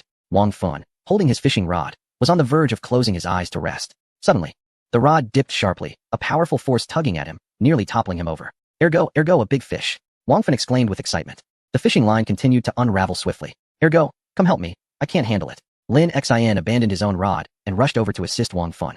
But together they struggled to maintain their grip, nearly losing hold of the rod. Lu Wei and Qin Song, rushing from the other side, called out, Quick, help! It's a big fish. Good grief, that's a shark. Let go! Lu Wei exclaimed, speechless. At that moment, the shark, having swum 100 meters away, returned, evidently in pain. Its fin breaking the surface of the water. Good heavens, it truly is a shark. Why is it coming towards us? Wang Fun finally remembered to release his hold. Just as the shark executed a sudden turn, the rod slipped from his grasp. Run for your lives! Wang Fun shouted instinctively, tossing the rod aside and sprinting up the stairs. His sudden movement spurred several women to follow him, while the captain's bodyguards emerged from the lower deck. There's a shark! Quick, run! Lu Wei shouted as he ascended. At that moment, a tremendous crash echoed as the shark collided with the yacht, causing the vessel to tremble. Those preparing to ascend nearly lost their footing. What in the world? Why is this fish so ferocious? The captain had already dashed to the control room, starting the engine and steering the boat towards the shore. The shark pursued closely, intermittently ramming the yacht, compelling everyone to grasp the railing tightly. Falling overboard would mean becoming the shark's next meal. After more than half an hour, the shark finally turned away, its fin no longer visible in the distance, allowing the group to collapse onto the deck in exhaustion. The captain did not ease his vigilance, continuing to navigate the boat to the pier at Lama Island before finally stopping. As they disembarked, they observed the damage from the collision, a significant dent in the hull. Unease washed over them. That shark had been exceedingly fierce. Lu Wei, you jinx. You mentioned fishing and even said I might catch a shark. Well, I truly did catch one. Is your tongue enchanted or something? They laughed. Haha, it proves your luck. Had they not been on the jet ski, they might have become a meal for the fish. Both of them still shaken. What nonsense luck. I nearly wet myself. Me too. I almost lost my nerve. Chapter 199. The girl did not get the chance. The group, having lost interest in continuing their revelries, allowed the captain a brief respite before heading back to Victoria Harbor. Let us find a place to calm our nerves. My heart is still racing, one remarked. If your heart isn't racing, then you must be dead, Wang Feng retorted, his speech somewhat disjointed. The others concurred, especially the girls, who were clearly shaken. Upon emerging from their rooms, their attire transformed them entirely. The contrast was stark. Let us go find somewhere to eat. I'm famished after that scare, one suggested, as Wang Feng and Deng Qi led the way. During the meal, Linda remained closely beside Lu Wei, occasionally serving him dishes and engaging in lighthearted banter. As the evening progressed, she even toasted with him, almost nestling into his embrace, leading everyone to believe she had developed a fondness for him. It seemed a promising night lay ahead. Around midnight, the group dispersed, and the task of escorting Linda home fell to Lu Wei, who accepted the responsibility with honor. The driver, Ahao, took her to the address she provided, and after expressing her gratitude, Linda ascended to her apartment. Is this truly how you say goodbye? Lu Wei pondered aloud, bewildered. As he and the driver watched her retreating figure, they exchanged glances of confusion. Boss, what is going on? The driver inquired. Don't ask me. I'm just as perplexed, Lu Wei replied. He had anticipated a more spirited conclusion to the evening, only to find it had slipped away unexpectedly. Well, time to head home, he sighed. After transferring a significant portion of his funds to his bank account, leaving approximately $10 million behind, he received a phone call from a local number. Hello, Mr. Liu. I apologize for the disturbance. This is Yi Gangsheng, the general manager of Hongda Futures. Hello, Mr. Yi. How may I assist you? Lu Wei inquired. I noticed a substantial withdrawal from your account and wanted to confirm that it was a secure transaction. As one of our esteemed clients, we prioritize your account's safety, Yi explained. Lu Wei mused. So these companies monitor accounts just like banks do. Your oversight is quite impressive. Please understand, it's not personal monitoring, Yi clarified. Our products track significant anomalies in transactions, and in the futures industry, we are particularly sensitive to margin controls. We frequently need to inform clients regarding margin calls, so this is standard procedure, not directed at you specifically. Understood, Lu Wei replied, nodding in comprehension. You truly embody the essence of a top-tier investor, Mr. Liu. Your recent maneuvers in the market could serve as a model for our industry. With 60 million in capital, you've certainly made an impact in the WTI futures market, and we genuinely admire your acumen. Indeed, you can observe my transactions, Lu Wei affirmed. Lu Wei was astonished. Lu Sheng, please do not take offense. Every transaction in the financial sector is meticulously documented, allowing us to access your trading history. Lu Wei found Lu Sheng to be nothing short of extraordinary, declaring him undoubtedly the premier trader in Asia. Yi Gangsheng extolled Lu Wei's commercial prowess. You flatter me. Lu Wei replied, but I wonder if President Yi has other matters to discuss? Lu Sheng, being forthright, said, I will not beat around the bush. First and foremost, I appreciate your choice to conduct your operations through our firm, and we aspire to strengthen our collaboration in this regard. Oh, how do you propose we enhance our cooperation? Lu Wei inquired. We hope you will engage more frequently with us at Gangda. We can offer you more favorable commission rates and increase your leverage to 100 times.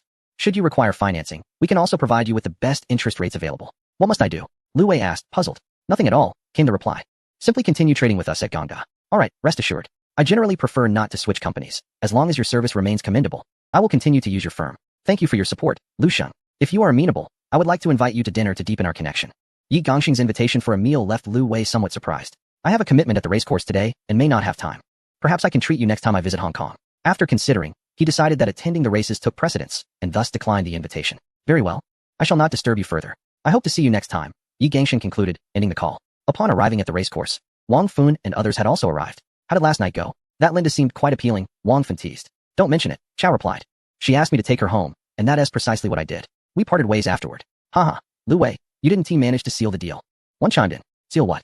I didn't even get to touch her hand. Lu Wei retorted, feeling slightly pitiful. Perhaps she is out of your league. His companions remarked sympathetically. What are you all looking at me like that for? Do I seem desperate for women? Lu Wei protested. You could use some improvement. Would you like me to share some tips on charming the ladies? Wang Feng patted Lu Wei on the shoulder, offering consolation. Am I that thirsty? It's just that I couldn't win over a minor celebrity, Lu Wei replied dismissively. Let us go look at the horses. The group made their way to the racecourse, where the CEO, Bai Yingjia, personally welcomed them. These affluent young men from the mainland were quite intriguing, and their interests were rather unique. However, the equestrian culture in the mainland was not as intricate as that in Hong Kong, making things more convenient for them. Guided by a representative, they approached the stables, where an introduction was made regarding the retiring horses, detailing their performance records, physical conditions, ages, and so forth. Each year, horses retired from racing. They were either auctioned to enthusiasts or returned to their place of origin for a peaceful retirement, with only severely injured horses facing humane euthanasia. While auctions maximized the horses' profitability, internal members enjoyed the privilege of negotiating prices first, allowing them to purchase the horses once a deal was reached. The group continued to observe the horses, assessing their appeal while gently interacting with them. The horse selected by Lu Wei is named Chi Kai de Shang, renowned for its numerous victories in competitions. It is a light-colored warm blood, reportedly imported from New Zealand, boasting a lineage of considerable pedigree. The price set for the horse is $3.88 million. The true value of a retired racehorse lies in its breeding potential. It may have lost some competitive edge on the racetrack. The optimal age for racehorses is around 4 years, as those over 5 are often deemed obsolete. There exists a retired champion horse abroad, commanding a staggering breeding fee of 200,000, which has astounded many, given that there are unlikely to be any more races for it. The plan is to have it stationed at the stud farm, fulfilling its role as a breeding stallion, thereby bestowing some prestige upon the establishment. As it is a former champion, allowing wealthy patrons from the mainland to bask in its past glory, the 4 individuals had all chosen their horses, and they did not haggle over the prices, which generally ranged from $1.5 million to $3 million. Subsequently, the Horse Racing Association would be responsible for transporting the horses to the capital's racing venue, continuing to oversee their care during this period. With just a few days left before returning, Lu Wei decided to visit Lu Dekai. He had little interest in industry matters, but felt a strong inclination towards real estate. Since Lu Dekai had successfully secured a previous property, Lu Wei thought acquiring another should pose no challenge. He instructed on how to drive him to Lu Dekai's location for an inquiry. Lu Sheng, I appreciate you making this trip. A simple phone call would suffice, Lu Dekai remarked. All right, I'm in a hurry. Do you have any listings for villas? Lu Wei replied. There are a few, but I'm unsure which district you prefer. Lu Dekai inquired. Preferably around Hong Kong Island. Particularly in the Central and Western District, Wan Chai, or Eastern District. I enjoy livelier areas, Lu Wei expressed. Understood, I'll gather the information for you immediately. Lu Dekai said as he retrieved printed documents from his office, flipping through them to introduce to Lu Wei. Lu Wei reviewed the options and pointed out. Let us go with these two, we'll head there now. With Lu Dekai in tow, they made their way out. In the Central and Western District, there is a row house villa, approximately 2,000 square feet, priced around 200 million, which aligns with Lu Wei's budget. Situated not far from the seaside. Upon viewing the 3-story property, Lu Wei fell in love with it, losing interest in further options. This one will do. It's splendid. Please arrange for the owner to discuss, he declared. Ah, is it settled already? Lu Dekai responded in surprise. Yes, this one is perfect. Engage the owner for negotiations. If a discount can be achieved, the usual agreement applies. You'll receive 10 of the reduced price, Lu Wei confirmed. Leave it to me, Lu Sheng. You can trust me, Lu Dekai assured him. Considering the original price of 200 million, if they could negotiate it down to 190 million, Lu Dekai would personally earn 1 million, making it a lucrative deal. After a day of discussions, Lu Wei opted for a cash payment, ultimately concluding the deal for 188 million. The following day, they went to the law firm to finalize the paperwork and awaited the contract signing, during which Lu Wei paid 1/3 of the amount up front. Lu Dekai would handle the subsequent matters, ensuring the contract passed through property transactions before settling the remaining 2/3. That evening, Wang Fan invited Lu Wei to Mid-Levels, a place he hadn't visited in several days. After dinner, Lu Wei cleared his throat. Previously, the funds you provided have been fully invested and withdrawn. Now, I will distribute the profits according to your investment amounts. Is it truly possible to navigate the financial realm so swiftly? Wang Fan expressed disbelief. Very well, I shall initiate the transfer to you, in US dollars. Lu Wei resolved to grant each individual a 10-fold return. Wang Fan, upon counting the figures he received, was astonished, inquiring, 38 million US dollars? Are you certain there is no error? 300 million Hong Kong dollars. Lu Wei ignored his astonishment and continued transferring funds to Lin Xin and Qin Song. They too swiftly received notifications of 12,700,000 US dollars, approximately 100 million Hong Kong dollars. Brother, Wei Gu, do not frighten us. I recall we entrusted you with 50 million Hong Kong dollars, and now you are transferring 500 million? This implies you have earned tenfold in just a few days? Wang Fan gazed at Lu Wei in disbelief, murmuring to himself. Indeed, something like that. A few days ago, I engaged in some futures trading and made a tidy profit. Roughly tenfold returns, Lu Wei affirmed with a nod. By heavens, Wei Gu, you are swifter than the bank's money printing. You vanished for just a few days and amassed such wealth? Is your financial acumen truly that remarkable? Perhaps I should entrust all my savings to you, Wei Gu. Otherwise, please continue to operate on my behalf. I regret my hesitation, Wang Fan exclaimed, grasping Lu Wei's hand excitedly. With several hundred million still at his disposal, he fantasized about transforming it into billions in mere days, envisioning a life of luxury regardless of his father's financial support. Lin Xian and Qin Song remained in shock. This was the fastest method of wealth accumulation they had ever witnessed. Hearing Wang Fan's expression of regret, they too felt remorseful. Collectively, they possessed tens of millions in cash. Indeed, Wei Gu, we shall offer you all our cash. Please engage in financial ventures once more. Should you achieve another tenfold return, I would gladly address you as Wei Yi. Lin Ergu, abandoning all pretense, rushed to Lu Wei's side, urging him. How can you, being the children of the affluent, place such importance on money? Lu Wei remarked. By heavens, your words ring true. While I am indeed a rich second generation, my access to funds depends on my father's goodwill. Were I to possess sufficient funds independently, I would not need to return home to seek his favor. I would live a life of freedom and joy. Wei Gu, please utilize my savings. I shall share half of the profits with you, Wang Fan explained. This endeavor relies on opportunity. Not every day presents such chances. If it did, I could surpass your father within a year, Lu Wei replied, somewhat exasperated. Indeed. Should your pace continue, within a year, you would surely become the wealthiest in the nation. Precisely. When next I visit Hong Kong, I shall seek further opportunities. Absolutely. When you come to Hong Kong next, you must bring me along. I will arrange a private jet for you. Wang Fan's eyes sparkled with anticipation for the next adventure. You must take us next time. Lin Xian and Qin Song immediately echoed his sentiments. Very well, the next time we venture to exploit the opportunities abroad, I will invite you both, Lu Wei conceded. Brother, since you missed your chance with that girl last time, allow me to assist you tonight in winning her over. As a reward, what do you say? Having earned several hundred million, Wang Fun was quite elated, contemplating how to express his gratitude to Lu Wei. However, he realized that the investment amount had been excessive. Your success is commendable, but I cannot accept such a large sum. Let us split it 50-50. I shall transfer half back to you, he mused. Reflecting further, he deemed a tenfold return too generous, acknowledging the hard work that had gone into acquiring such profits. Yes. Let us simply share the gains. You need not give us everything, agreed the other two. All right, this being my first investment with you, consider it a practice run. I have profited substantially myself, so keep the remainder, Lu Wei persuaded. Ultimately, they distributed a total of $60 million among them, while Lu Wei retained over $700 million, envisioning future collaborations upon his return to the homeland. I feel quite embarrassed, Wang Fun admitted, his cheeks tinged with color. He resolved to assist Lu Wei in winning over Linda that very night as a form of reward. All right, I shall take my share without pretension. Next time you invest, we shall again split the profits. You must promise me, he insisted. Agreed, we can discuss it next time, Lu Wei replied. Now with such joyous news, how can we not celebrate tonight? Allow me to make arrangements, Wang Fun declared before stepping outside to summon the driver. Lin Xin and Qin Tsong flanked Lu Wei, playfully patting his head and arm. What are you two doing, you oddballs? He retorted. We merely wish to ascertain if you are, indeed, human. It's quite peculiar. They replied, leaving Lu Wei momentarily speechless. Shortly thereafter, Wang Fun returned, beckoning everyone to exit as he had made all the necessary arrangements. The vehicle departed from the hillside villa, heading towards a lively venue. Upon arrival, they found Deng Qi and her companions already present, including the previous encounter, Linda. As Wang Fun and his friends entered, Linda eagerly approached, taking hold of Lu Wei's arm and drawing herself close, allowing him to unmistakably sense her allure. What is going on? Why is this high-class lady so forward? Lu Wei pondered, slightly bewildered, as the drinks flowed and playful games ensued.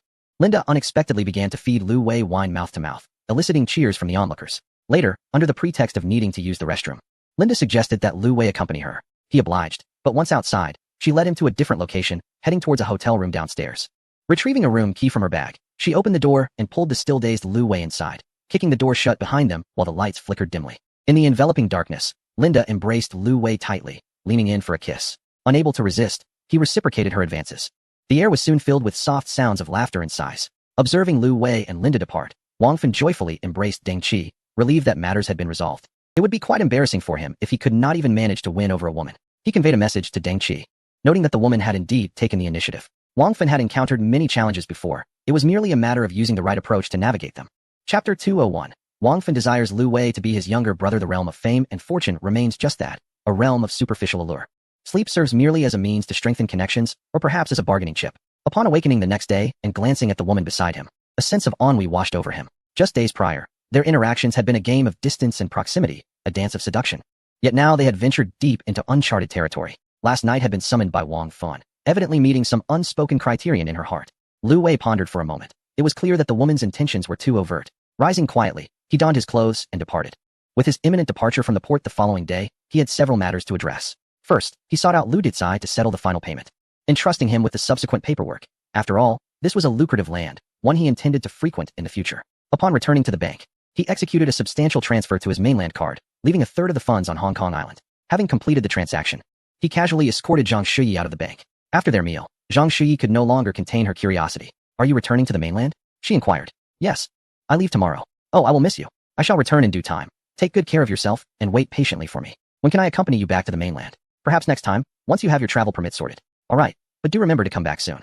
He had intended to take Zhang Shuyi shopping, but she insisted on returning home instead. Their night of passion had awakened a newfound boldness in her. Much to Lu Wei's astonishment, he transferred 20 million Hong Kong dollars into Zhang Shuyi's account. I'm leaving you some money. Buy whatever you desire.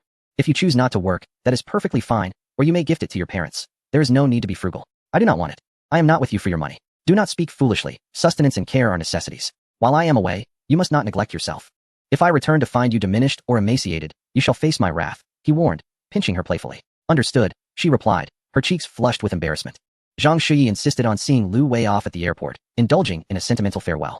Upon spotting Wang Fun and his companion, Deng Qi, Lu Wei inquired, are you taking her back to the mainland? Is this your new companion? Wang Fun teased. Not at all, she merely came to see me off. You, however, are the one bringing someone back, I presume? She mentioned she wishes to visit Shanghai. It is merely a coincidence. Ha ha ha, you are well aware of the truth.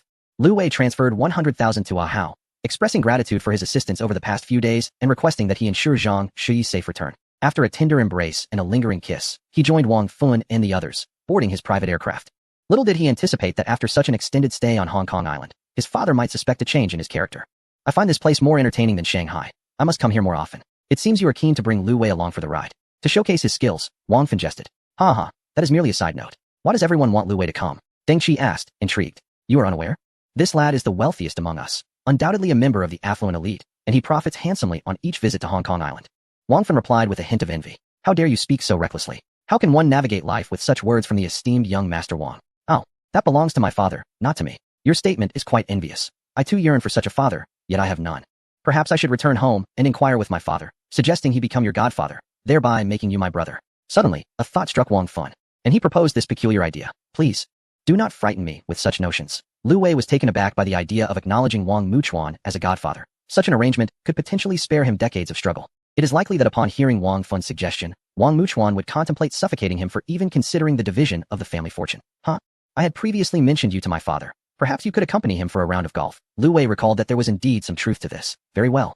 Just let me know when you arrange this. I am always available. Listening in, Deng Qi reflected on the situation, realizing her friend had misjudged the circumstances. She pondered whether revealing this to her friend would bring about regrets and tears. Among the group, 3 were born into wealth, and Lu Wei's association with them surely implied he was not lacking either. It seemed Wang Fan needed to be pushed a bit to agree. Upon returning to the bustling metropolis, the group parted ways, with Wang Fan and Deng Qi departing together. Meanwhile, Lin Xin, Qin Song, and Lu Wei made their way home. In matters of romance, Wang Fan was unparalleled. He dialed Yang Wan's number, intending to meet her. Are you off work yet? Not yet. I'm still busy. I shall come to fetch you. Let us dine together as a means of compensation. Humph, I am not in the metropolis. I am in Jiangcheng. So your compensation will not suffice. Yang Wan had embarked on a business trip without informing him. It seemed she had been too immersed in evening revelries with Wang Fan and the others, resulting in less communication with her. Had she perhaps departed in anger? Upon his return, he was determined to establish a company for Yang Wan to manage, allowing her the freedom to work or indulge in leisure as she pleased. After some brief conversation, Yang Wan ended the call, claiming she was still busy. All right, I understand, Lu Wei replied. He then called Chen Lu, but the voice that answered was somewhat unfamiliar. Hello, are you looking for Sister Lu? Yes, who are you? I am Sister Lu's assistant. Xiaohe, please have her call me once she is free. Do not forget. Certainly. Feeling somewhat isolated, Lu Wei drove back to Haijing Garden, deciding to stay home. Perhaps he could surprise Yang Wan in Jiangxing tomorrow? Before he reached home, Chen Lu called. Oh, darling, you're back. Yes, are you busy? Where are you? I am filming a commercial. Just finished, at the Chaodun Film City. Shall I come to fetch you? Can you leave? Of course, as long as you come, I shall leave immediately. Hurry. Chen Lu enthusiastically urged him, almost desperate for his presence. Very well, wait for me a moment. Lu Wei found the nearest exit, exited the elevated road, and turned towards the film city. Upon arriving, he parked and sent his location to Chen Lu. In no time, she approached stealthily, clad in a hat, sunglasses, and a mask, fully prepared. She hopped into the car and urged Lu Wei to drive away quickly. What is the rush? There are many paparazzi around here. If they capture you, it would be troublesome. Alas. Lu Wei found himself in a quandary. Indeed, fame brought forth a multitude of troubles. Once on the elevated highway, with no vehicles in tow, Chen Lu finally shed her armaments, revealing her exquisite visage. Now that she had become a star, her beauty had only intensified. How vexing. You still tease me.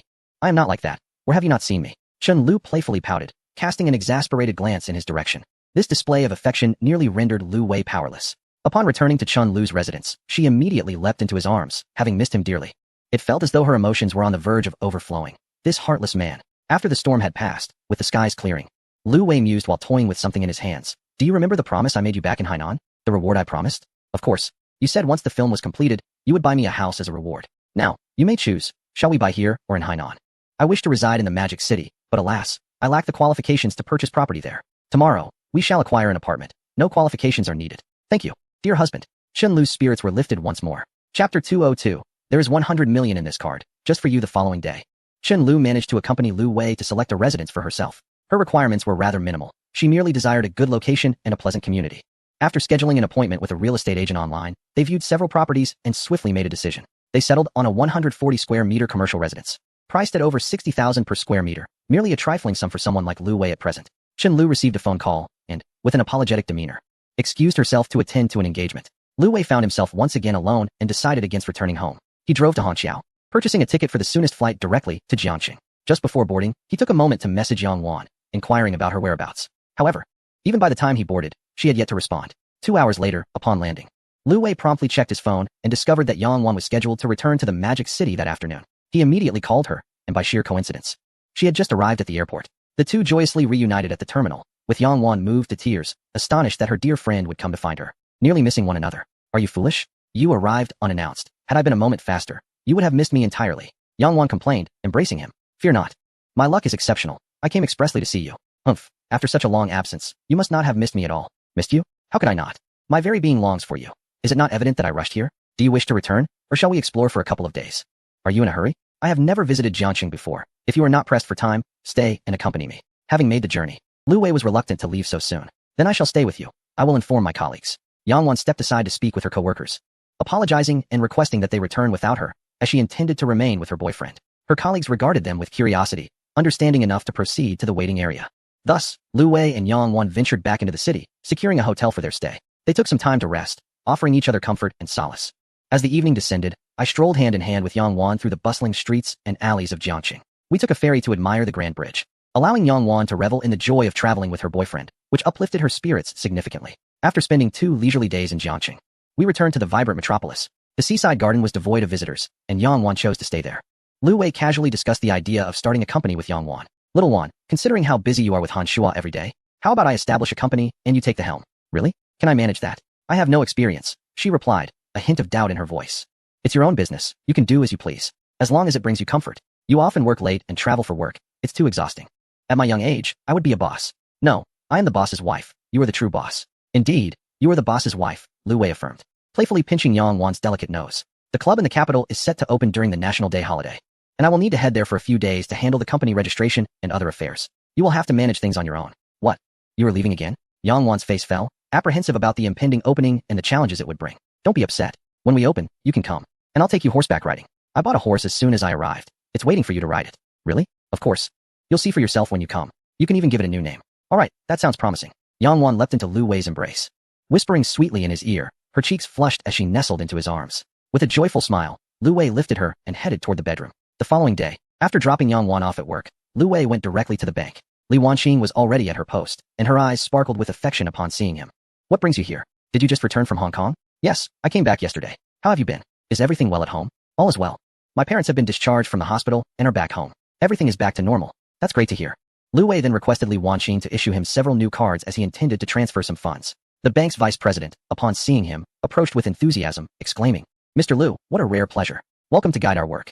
Caught off guard by such adulation, Lu Wei only managed to suggest they attend to business before the flattery ceased. While waiting for his cards, he transferred 5 million to Li Wanqing's account. When she returned after completing her tasks, her eyes were wide with astonishment. What was that about? Why did you just transfer me such a large sum? I made a bit of money in Hong Kong. Consider it a red envelope from me. No one gives red envelopes like that, she replied incredulously. Of course. It's just like me, Lu Wei. Come along with me, he teased, playfully. I'll go inform the manager. Please wait for me. Li Wanqing's face flushed as she stepped out of the VIP room. Lu Wei's standing in their bank continued to rise, and this latest transaction delighted the bank president, who was eager to regard Lu Wei as a valuable asset to their institution. Upon the mention of Li Wanqing, he immediately consented and promptly retrieved a gift, personally carrying it to Lu Wei. With warmth, she escorted Lu Wei all the way to the entrance. After distancing themselves from the bank, Li Wanqing grasped Lu Wei's hand, inquiring about their destination. Where do you wish to go? Wherever you go, I shall follow. Today, I shall cling to you. Thus, they shared an unspoken understanding and made their way to the hotel. In recent days, Lu Wei felt somewhat exhausted, as even the strongest could not endure such relentless demands. Please, you need not give me so much money. I have yet to repay you for the last time. Lu Wei playfully squeezed her, asserting, what does repayment matter? You are my woman, and I must treat you well. But doesn't that feel akin to being kept? She mused. Do not overthink it. I shall take care of you, for you are mine. Do you wish to escape? Not at all. I shall stay with you for life, unless you decide otherwise. Well then, be sure to accept this. After returning Li Wanqing home, Lu Wei hurried to pick up Yang Wan from work. Managing time was indeed a profound art. Failure to master it could lead to detrimental consequences. Lu Wei suddenly felt his grasp on this art was insufficient. That evening, he presented Yang Wan with a card. This card holds 100 million. Here it is, with your birthday as the password. It can serve as initial capital for your company. 100 million? Yang Wan exclaimed, astonished to receive such a sum. I fear I might not manage it well. Worry not. This is merely an experiment for you. There is no risk of loss, so do not feel pressured. Lu Wei affectionately ruffled her hair in reassurance. Aren't you concerned I might squander it? Spend. If you can, then by all means, go ahead. We shall establish the company upon my return. Ah, you are insane. I refuse. Take it back and wait until you return to register the company, then place it there. Yang Wan shook her head, persistently returning the card to Lu Wei. As Lu Wei prepared to depart, Yang Wan reluctantly accompanied him to the train station. If you find time, consider scouting for an office space. If you wish to be lazy, you could also work from the Han Shua building. Wouldn't that infuriate him? Let him stew. He made you work overtime so often. You leaving early every day will surely vex him. Lu Wei's playful demeanor brought a smile to the still sorrowful Yang Wan. You are incorrigible. I transferred some money into your account. Spend it freely without guilt, for it was earned to be enjoyed. Understood, understood. I will come find you later. Only after witnessing Lu Wei enter the station did Yang Wan reluctantly depart. Upon arriving in the capital, Lu Wei immediately hailed a taxi to the club.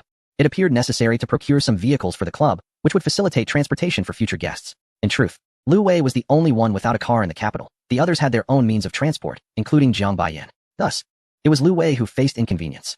However, as a club, it was essential to have vehicles prepared, for members would undoubtedly have transportation needs. He resolved to inquire whether Jiang Baiyan had made arrangements. Once outside the third ring road, the traffic improved significantly. After half an hour, they finally arrived at the racetrack. The entrance has been elegantly renovated, exuding a sense of grandeur. The British-style gate stands proudly, flanked by meticulously arranged greenery and blooming flowers. In the central space beyond the gate, a flower bed has been crafted, featuring sculptures of several majestic horses at its heart, with the words Galloping Horses Equestrian Club prominently displayed behind them. A movable barrier restricts access at the entrance, allowing entry through only a single passage equipped with a turnstile. As Lu Wei prepared to step inside, he was halted by a security guard emerging from the kiosk, who questioned him. "What is your purpose here?" "I work inside." Lu Wei replied. "Where is your employee ID?" The guard inquired. "I don't have an ID," Lu Wei admitted. "Without an ID, you cannot enter. This area is not open to the public. Entry is strictly controlled," the guard stated, extending his hand to block Lu Wei's way. "Please, I truly work inside." Lu Wei insisted. "Then you should call someone to escort you. Only those with authorization can pass through," the guard replied. Reluctantly, Lu Wei took out his phone and dialed Jiang Baiyan. "Old Jiang, I'm at the entrance and cannot get in. Could you come and meet me? I'll be right there." "My apologies, Lu Dong," Jiang responded promptly. "It's all right. I'll wait for you at the gate," Lu Wei replied. While waiting, an employee walked past the horse sculptures and, upon recognizing Lu Wei, approached him cautiously, exclaiming in surprise, "Hello, Lu Dong." Lu Wei glanced at the employee, recalling that he had accompanied him to Hong Kong Island before. "You arrived just in time. I can't get in. Could you help me with the registration?" "Can't get in?" the employee said, astonished. As Lu Wei gestured towards the security guard. "Oh, I'll go register you," the employee said, rushing towards the security booth. He swiped his card at the turnstile and provided the necessary information to the guard. "You are quite bold to stop Chairman Lu," the employee remarked quietly to the guard, who looked taken aback. "Is that really the chairman?" the guard asked, bewildered. "Yes, indeed, that is Lu Dong," the employee confirmed. "Oh, I hope I won't get fired." The guard fretted. After the employee completed the registration, he swiped the turnstile open. "Chairman Lu, please enter," he said. "Chairman, I'm so sorry for not recognizing you. Otherwise, I wouldn't have dared to stop you," the guard lamented, his face a picture of distress. "It's quite all right. No harm done," Lu Wei reassured him. This minor incident did not trouble Lu Wei. A strict approach was warranted given the valuable horses housed within the facility, as allowing any ill-intentioned individuals could lead to dire consequences. As they walked, the employee began to introduce Lu Wei to various facilities. Midway, they encountered the approaching Jiang Baiyan. "Good day, Jiang," the employee greeted. "I didn't realize you were bringing Lu Dong along. Thank you for your efforts." "Please, no need to mention it. I'll take care of Lu Dong from here," Jiang replied. "You can return to your duties now. Goodbye, Lu Dong." With a hasty retreat, the employee left. "Lu Dong, shall I show you around? You can see our infrastructure," Jiang suggested. "Yes, that would be splendid. It's been a while since my last visit." "I'm eager to see the progress," Lu Wei agreed. As they walked and conversed, Jiang Baiyan elaborated on the layout and planning, particularly the stables and racetrack. Drawing from his experiences on Hong Kong Island, he had made improvements to the stable construction and layout, incorporating additional equipment to align more closely with the standards of the region. The stable has procured several horses, and the caretakers are currently tending to them. Together with Director Wang and others, I purchased 4 retired champion horses from the Equestrian Association, which should arrive in a couple of days. Please prepare to receive them, as I will have them contact you. With these prestigious horses, our horse farm's reputation will surely ascend to new heights, and in the future, we may breed some exceptional offspring, leading to substantial profits. It is well that you know how to manage this. At present, the racetrack is not overly extensive, featuring only a 1,600-meter course and a designated practice area. Additionally, we have constructed a viewing area for spectators, accommodating approximately 500 individuals. Phase 1 is nearly complete, and we will consider expansion in Phase 2. I also inspected the members' leisure area, including the lounge and shower facilities, which adequately meet our needs. Upon returning to the office, I listened to Jiang Baiyan discuss the opening plans. Promotion and invitations are crucial components. Jiang Baiyan's approach to publicity has been rather conventional. He only invited a few media outlets to visit, where they could film some videos and experience writing. He also visited several venues hosting entrepreneurial events for promotion, but to little effect, as very few accepted the invitations. Although he sent invitations based on an entrepreneurial directory, it felt rather broad. Your positioning is unclear. Our club caters to an elite clientele. It is essential to cultivate rarity rather than casting a wide net for members. How then shall we attract these individuals? The top-tier individuals are influenced by the herd effect. If we can bring in just a few of the most distinguished, others will naturally follow. I attempted to reach out to several affluent individuals in the capital, but all were intercepted by receptionists and remained out of reach. No matter. We have affluent contacts at hand. Not Director Wang, but his father, Wang Muchuan. Can we invite him? While we may not be able to reach him directly, Wang Fan can certainly assist. Our membership system must be restructured to reflect a sense of exclusivity. We need not seek the best, but rather the most expensive, embodying the essence that cannot be purchased with wealth alone. What is the most valuable commodity in the 21st century? Lu Wei posed an offhand question. Jiang Baiyan pondered seriously. his expression shifting. Is it real estate or the cost of educating children? He recalled the two pressing issues currently weighing on his mind. The most precious asset in the 21st century is connections. After an extensive discussion with Jiang Baiyan, we established some plans. I decided to call Wang Fun. It would not do for the chairman to be absent. The background noise on Wang Fun's end was quite loud. Hello, Lu Wei, what is the matter? He responded. Your daytime revelry seems rather extravagant, I remarked. Come on, don't slander me. I'm at a banquet. With less than 10 days until the opening, I inquired. Aren't you coming to the capital to oversee the preparations in person? I am in the capital. How could I not come? He assured. Once your banquet concludes, call me. There are matters to discuss. All right, he replied. After hanging up, it appeared I would need to return to the city. After inquiring with Jiang Baiyan about the availability of vehicles at the club, I learned that we currently face a financial crunch, and purchasing cars would significantly escalate our budget. Regarding our staff accommodations, the majority reside at the training grounds, where dormitories have been established, leaving only a handful living in the city. Lu Wei pondered for a moment and suggested, let us devise a plan that incorporates vehicle usage. We should acquire several business vehicles, both large and small, and I'll ensure you receive one as well, for as our general manager, the vehicle you drive reflects the company's strength. Additionally, we must provide transportation for our employees to convenient locations, sparing them the burden of commuting at dawn and dusk. It's merely a matter of purchasing a few cars, which shouldn't cost much, around 10 million, I estimate. Those fellows are all making money. Each of them should contribute a little, as it is only right. Very well, Mr. Liu. I shall prepare it shortly. Do you need a ride back to the city, or would you like to take my car? Jiang Baiyan offered. No need. I'll drive yours. How will you return tonight? I'll just take a cab. Lu Wei declined Jiang Baiyan's suggestion, feeling that he had ample time to manage his own transportation. However, he underestimated the rush hour traffic as he journeyed from the suburbs to the city. Congestion began on the 5th Ring Road. Ah, the 5th Ring. This capital is indeed a series of interconnected bottlenecks. Previously, he had purchased an apartment for Jiang Xinan, and she had already moved in. On this visit to the capital, he had not informed her, intending to surprise her with a bouquet nearby. Approaching her door, he prepared to knock but was suddenly greeted by a man's voice from within. Jiang Xinan, is dinner ready? I'm starving. Am I your maid? Can't you manage on your own? Jiang Xinan retorted. A wave of sadness washed over Lu Wei, leaving him feeling hollow. His hand, poised to knock, halted midair. A mere door separated their worlds. He placed the flowers at her doorstep and turned away, resigning himself to the situation. There was nothing more to be said. Departing the community, he felt a heaviness in his heart, never expecting such a turn of events would befall him. He had assumed that kindness would suffice to keep them close, yet now he felt an overwhelming sense of loss. Wandering the streets aimlessly, he stumbled upon a lively bar district, bustling with youthful revelers. Did they not have a care in the world? Or perhaps among this crowd, someone was entertaining another's girlfriend? Entering the bar, he ordered a shot of tequila, hoping the fiery spirit would dull the evening's sharp edges. As he began to feel the effects of the drink, Wang Feng called. Where are you? The banquet just ended here. I'm at the bar. Care to join me for a drink? Lu Wei replied. Seriously? You're at the bar alone? What a waste. Are you coming or not? Of course. Send me your location, and I'll be there shortly, Lu Wei urged. Wang Feng shook his head, bemused by the turn of events. Meanwhile, a few women approached Lu Wei, seeking to share a drink. Hey there, can you buy me a drink? One asked. He glanced at her and responded casually, order whatever you like, it's on me. You're so generous, she exclaimed.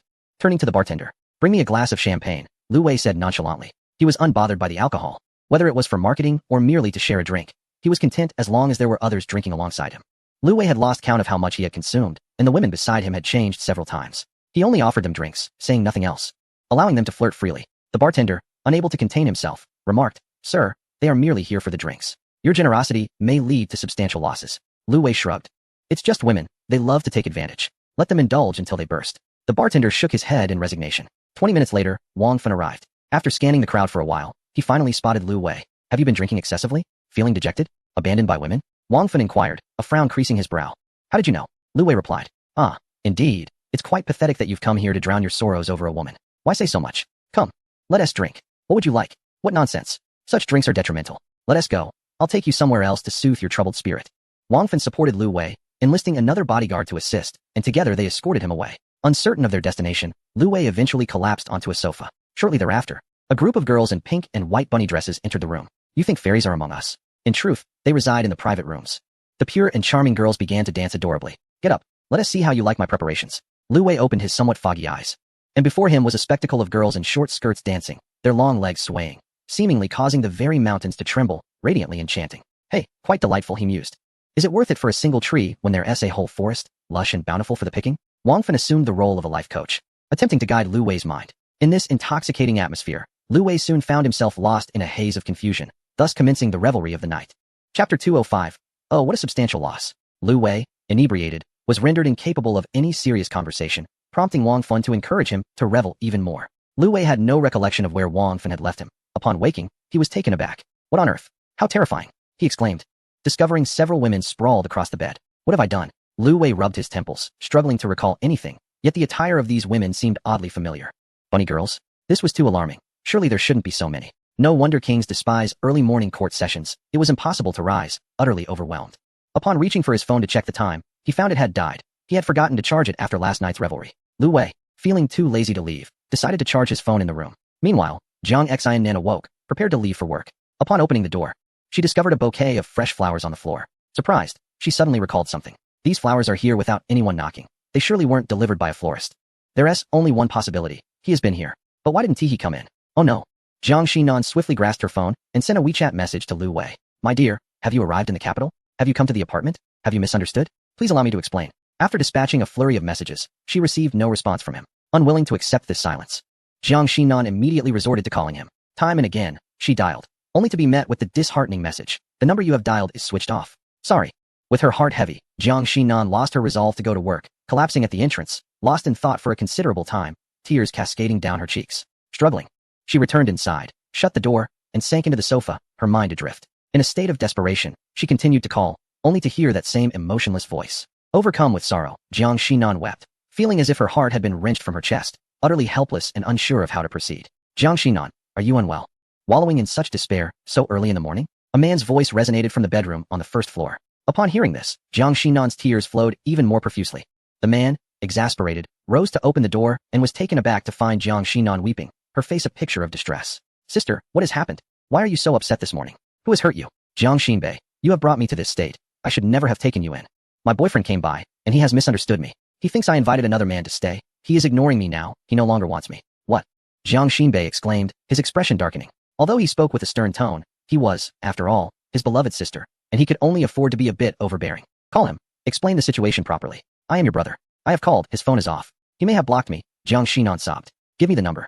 I will call him and clarify, so he will not misunderstand. Jiang Xinbei braced himself and requested her number. Hearing this, Jiang Xinan ceased her tears. Indeed, it was a viable solution. While listening, Jiang Xinbei dialed the number with his own phone. The outcome, however, remained unchanged, switched off. Jiang Xinbei's face fell. Realizing the gravity of the misunderstanding, knowing he would likely face his mother's wrath upon returning home. Sister, do not fret. He may simply be out of battery. Try calling him later, and I will ensure to explain everything thoroughly. With that, Jiang Xinan managed to quell her tears and nodded in agreement.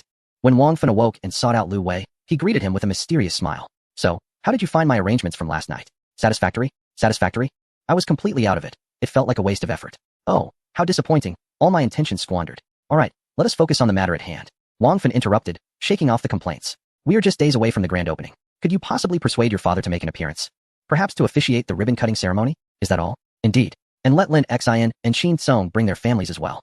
It would be splendid if you could also invite a few distinguished wealthy guests. That would be even more impressive. All right, I will have Air go and the others come over to extend the invitations. Wang Fan nodded in agreement. Do you know anyone who sells cars? Why? Are you considering purchasing one? Our club must prepare some impressive vehicles for transporting guests and for staff usage. Haha, you are indeed meticulous in your considerations. It's only fitting that you take on this responsibility. Hurry up and search for suitable options. Time is of the essence. Let us grab a meal first. And in the afternoon, I shall take you out. Wang Fan draped his arm over Lu Wei's shoulder, guiding him to dinner. Lu Wei made a call to invite Jiang Baiyan to join them for selecting the cars, recognizing this as a significant expenditure that warranted his involvement as the general manager. After the call, Lu Wei noticed an unanswered call on his phone. Hesitating momentarily, he opted not to return the call and switched his phone to silent mode. He felt reluctant to open the messages from Jiang Xinan and instead long pressed to block the chat, choosing not to display it. Let it be. I'm at a loss for words. The past is beyond reclaim. He placed his phone back into his pocket and retrieved a small box labeled Sagami Original 001, beneath which was an inscrutable phrase in Japanese, Happiness XXXXX. What on earth is this? Wang Fan expressed surprise upon seeing the item. Didn't you use it last night? Use what? What do you mean? Lu Wei replied with confusion. Come on, I taught you last night. It was all for nothing. Didn't I tell you that while indulging is fine, you must avoid any complications like an unwanted child? Oh, damn, I was completely inebriated last night. What was I supposed to do? Wang Fan slapped his forehead, lamenting the loss. After their meal, the two awaited Jiang Baiyan at the car dealership.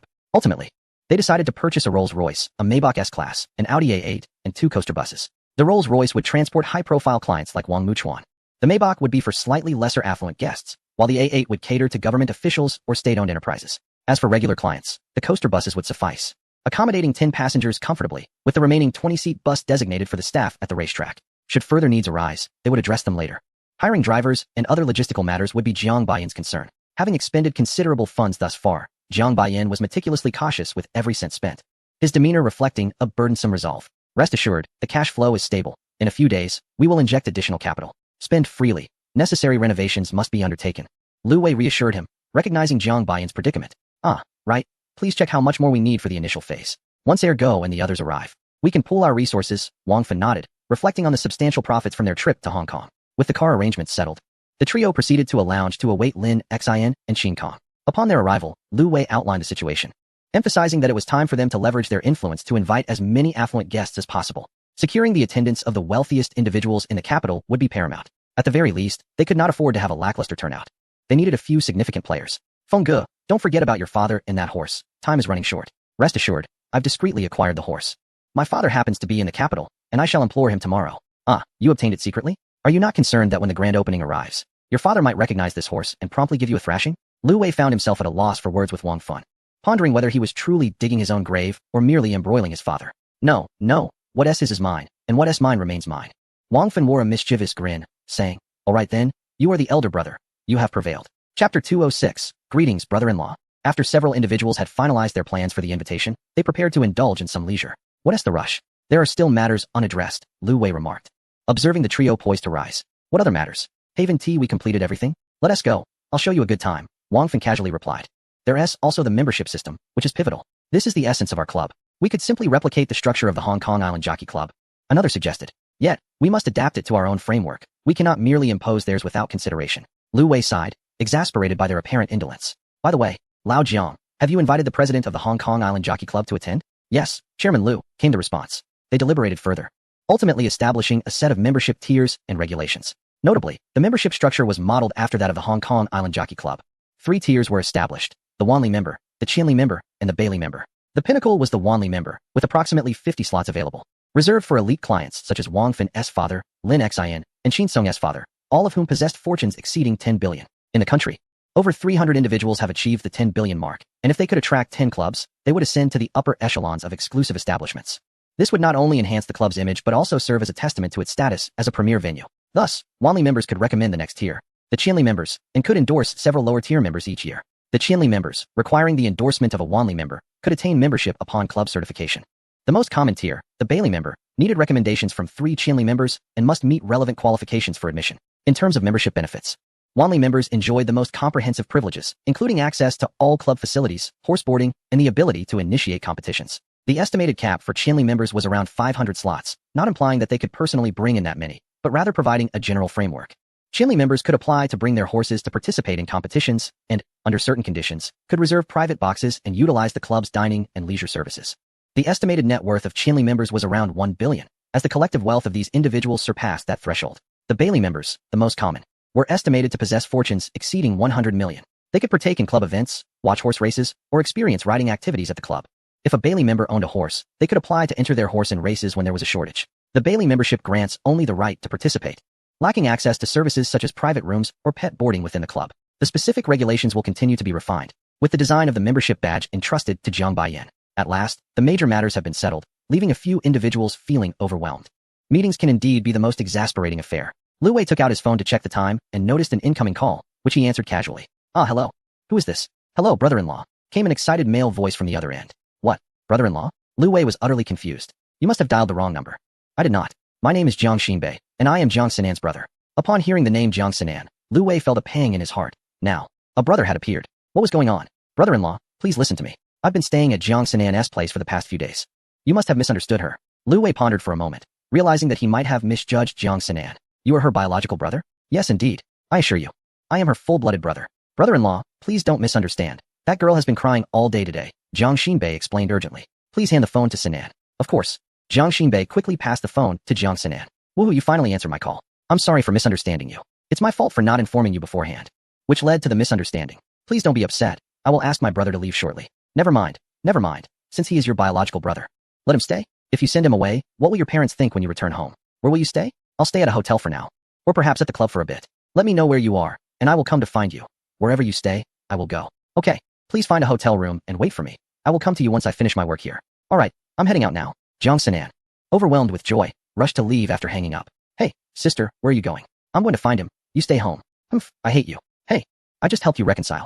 Why do you still hate me? If we hadn't reconciled, I would have hated you for a lifetime. Jiang Xinbei felt a headache coming on. How could this girl be so disloyal when it came to relationships? Unbothered by him, Jiang Sinan returned to her room, changed her outfit, freshened up, and left with her bag. Upon returning from the call, Lu Wei found that Jiang Baiyan had taken his leave, remarking that the upcoming nightlife was not suited for someone of his age. Go have fun. Tonight has drained so many of my brain cells. I need to rejuvenate. And how do you plan to do that? Of course, by replenishing with what is lacking. Find someone with ample bosom. Haven't you heard that saying? What? There is such a theory. Bro, your logic is utterly unique.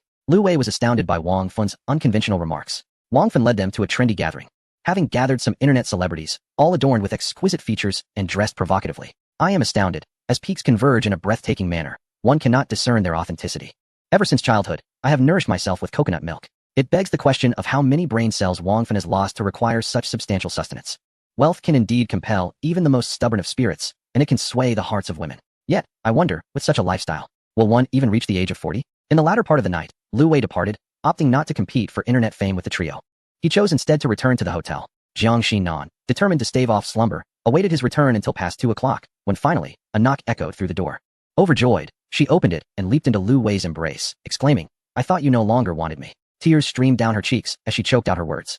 It's all right, it's all my fault, he reassured her. You must believe me. I will never betray your trust. She nodded, demanding a kiss as compensation. Not enough, I want more. Moments later, they found themselves on the bed, where Lu Wei retrieved his phone and a mysterious box, placing them on the bedside table. Curiosity piqued, Jiang Xinan inquired, What is this?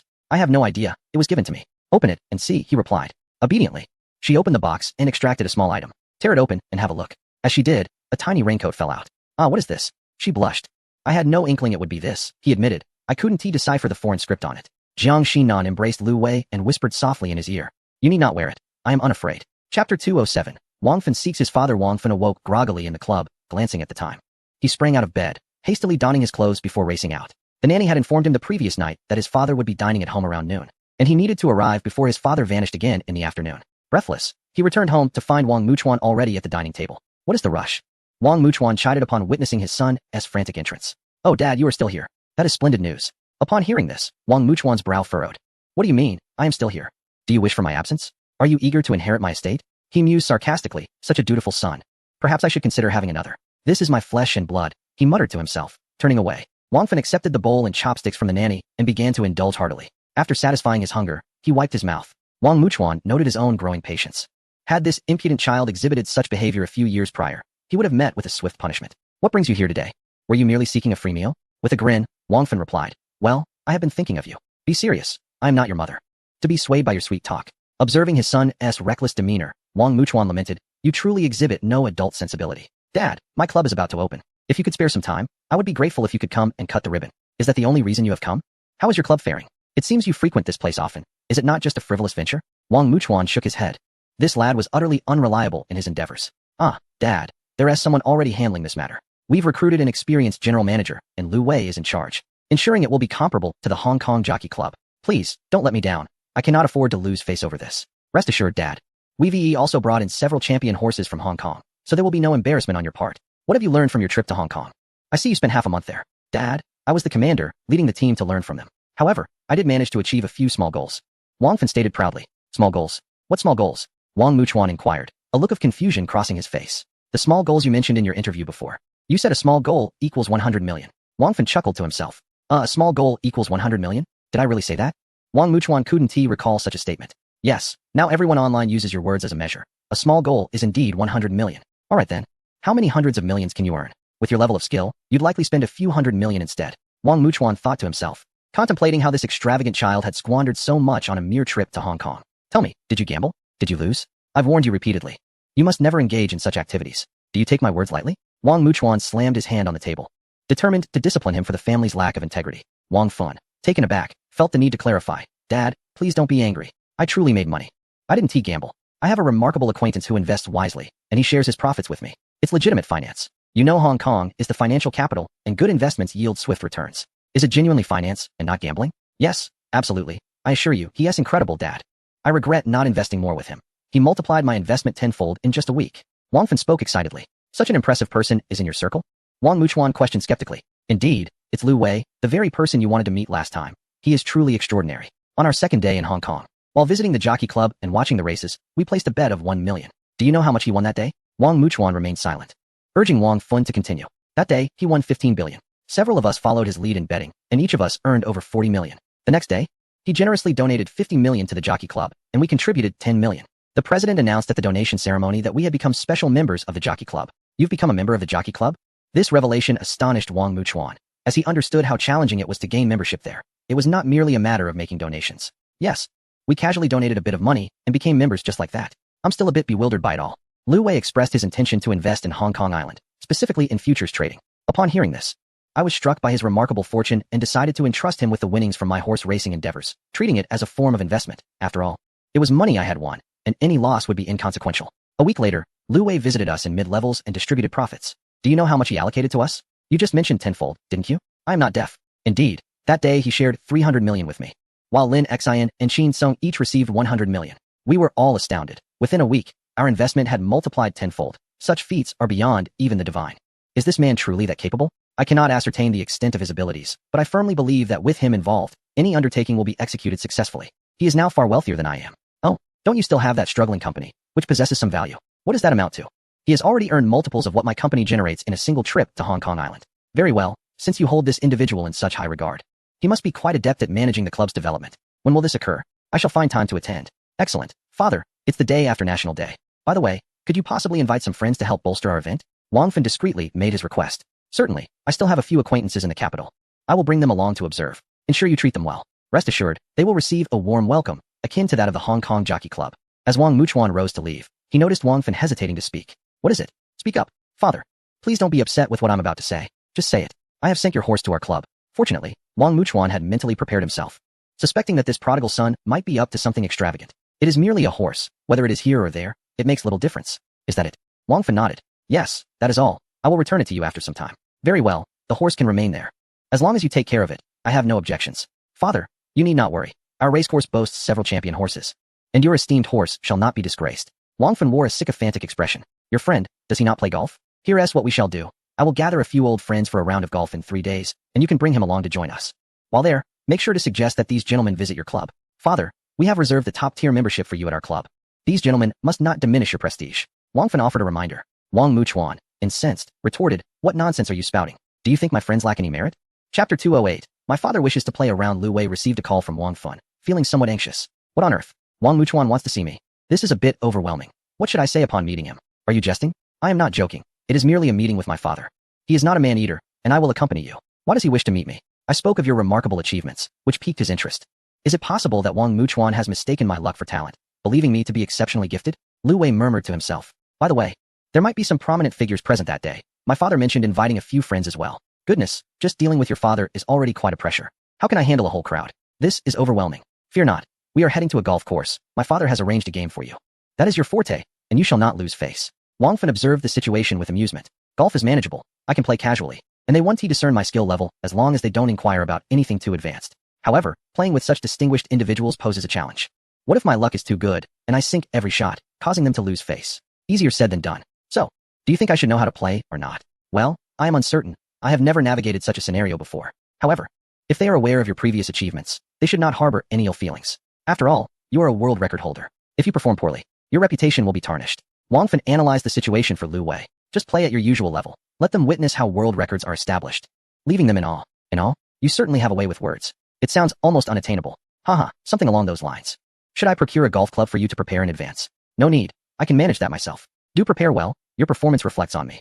Whether I can showcase my worth in front of my father depends on you. Come on, must you put such pressure on me? For the next few days, refrain from any frivolous activities. Conserve your energy. They could be potential major clients for our club. We wouldn't want you to falter before them. Once you're done, I'll bring over some previous bunnies to reward you, Wang Fan remarked. Upon hearing this, Lu Wei fell silent, pondering who was truly the one indulging in revelry and excess, and why it was being attributed to him. All right, I understand. You're such a nag. After hanging up, he resolved to purchase some equipment. He invited Jiang Xinan to accompany him on a shopping excursion, and she was elated, having taken the day off, expecting to remain confined to the hotel. Shall we invite your brother for a meal as well? Oh, is that appropriate? I'd prefer to spend time with you. Jiang Xinan expressed her reluctance. Haha, he is still your brother. Treating him to a meal is not a big deal. Once we finish shopping, you can call him over to a nicer place. Lu Wei reassured her. All right, thank you, darling. Jiang Xinan joyfully pecked Lu Wei on the cheek. The duo ventured to Wangfujing Street, where Lu Wei first sought a shop selling golf clubs and apparel, purchasing a complete set of gear and clothing, leaving the shop with an address for delivery to the hotel. Following that, they indulged in a shopping spree, acquiring an array of clothing, bags, and jewelry for her. Let us get your brother a gift. Lu Wei glanced at a nearby store. No, that's unnecessary. We mustn't be too generous. He might get carried away and return home boasting that you're a millionaire. Well, let's opt for something a bit more affordable, she said. Really, it's not worth it. Jiang Xinan shook her head. Ultimately, under Lu Wei's persistent insistence, she purchased an Omega watch for her older brother as a gift for their first meeting. Noticing that there was still ample time, they both returned to the hotel, laden with packages. After a brief moment of intimacy, they ventured out to the designated restaurant. Upon arriving at the entrance, they spotted a man who bore a striking resemblance to him, anxiously pacing back and forth. Jiang Xinbei, what are you doing? Jiang Xinan called out. Jiang Xinbei instinctively responded, oh, nothing much. Ah, sister, you finally made it. What place did you choose? In this attire?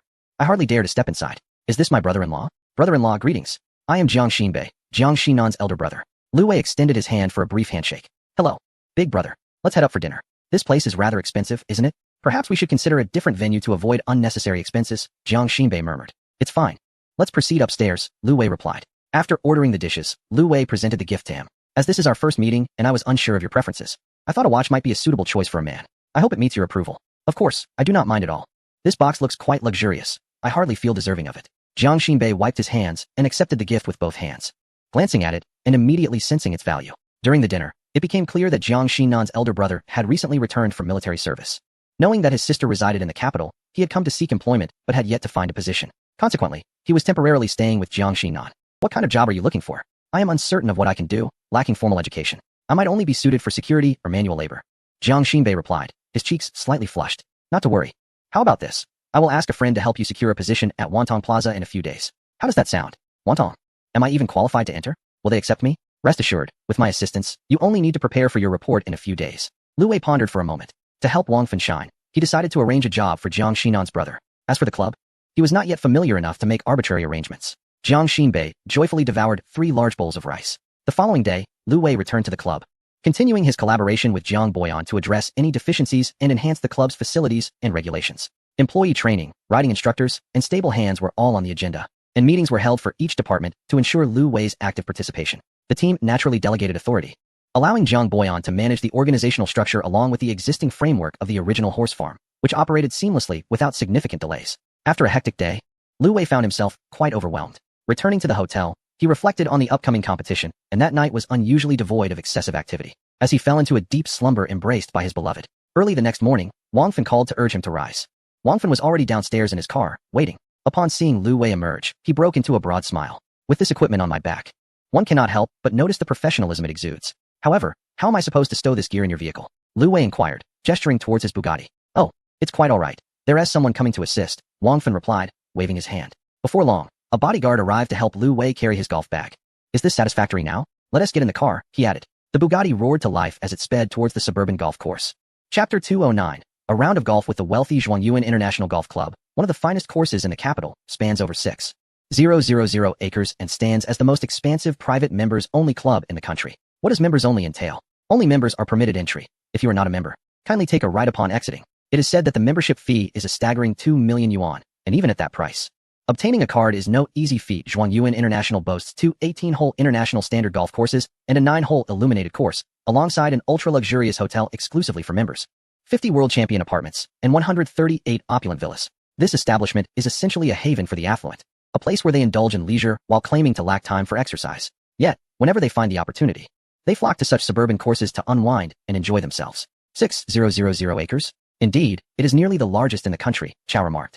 When will our club reach such heights? Let us aim for 600 acres first. Just imagine the land prices for 6,000 acres. However, their membership fees are also quite steep. Our club must not lag behind. Upon hearing Wang Fen's overview of the course, Lu Wei expressed his admiration.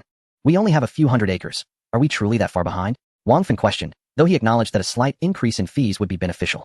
That is of no consequence. Our value lies in our horses, which constitute our most precious assets, Lu Wei countered. Very well, after all, that crowd is not short on funds. Our charges should be comparable to those in Hong Kong Island, he concluded as they arrived at the club, where Wang Muchuan's personnel were already awaiting them at the entrance. Greetings, young master. I am here specifically to escort you, said Wang Muchuan's personal assistant, who appeared to be familiar with Wang Fen. Very well, where are my father and the others?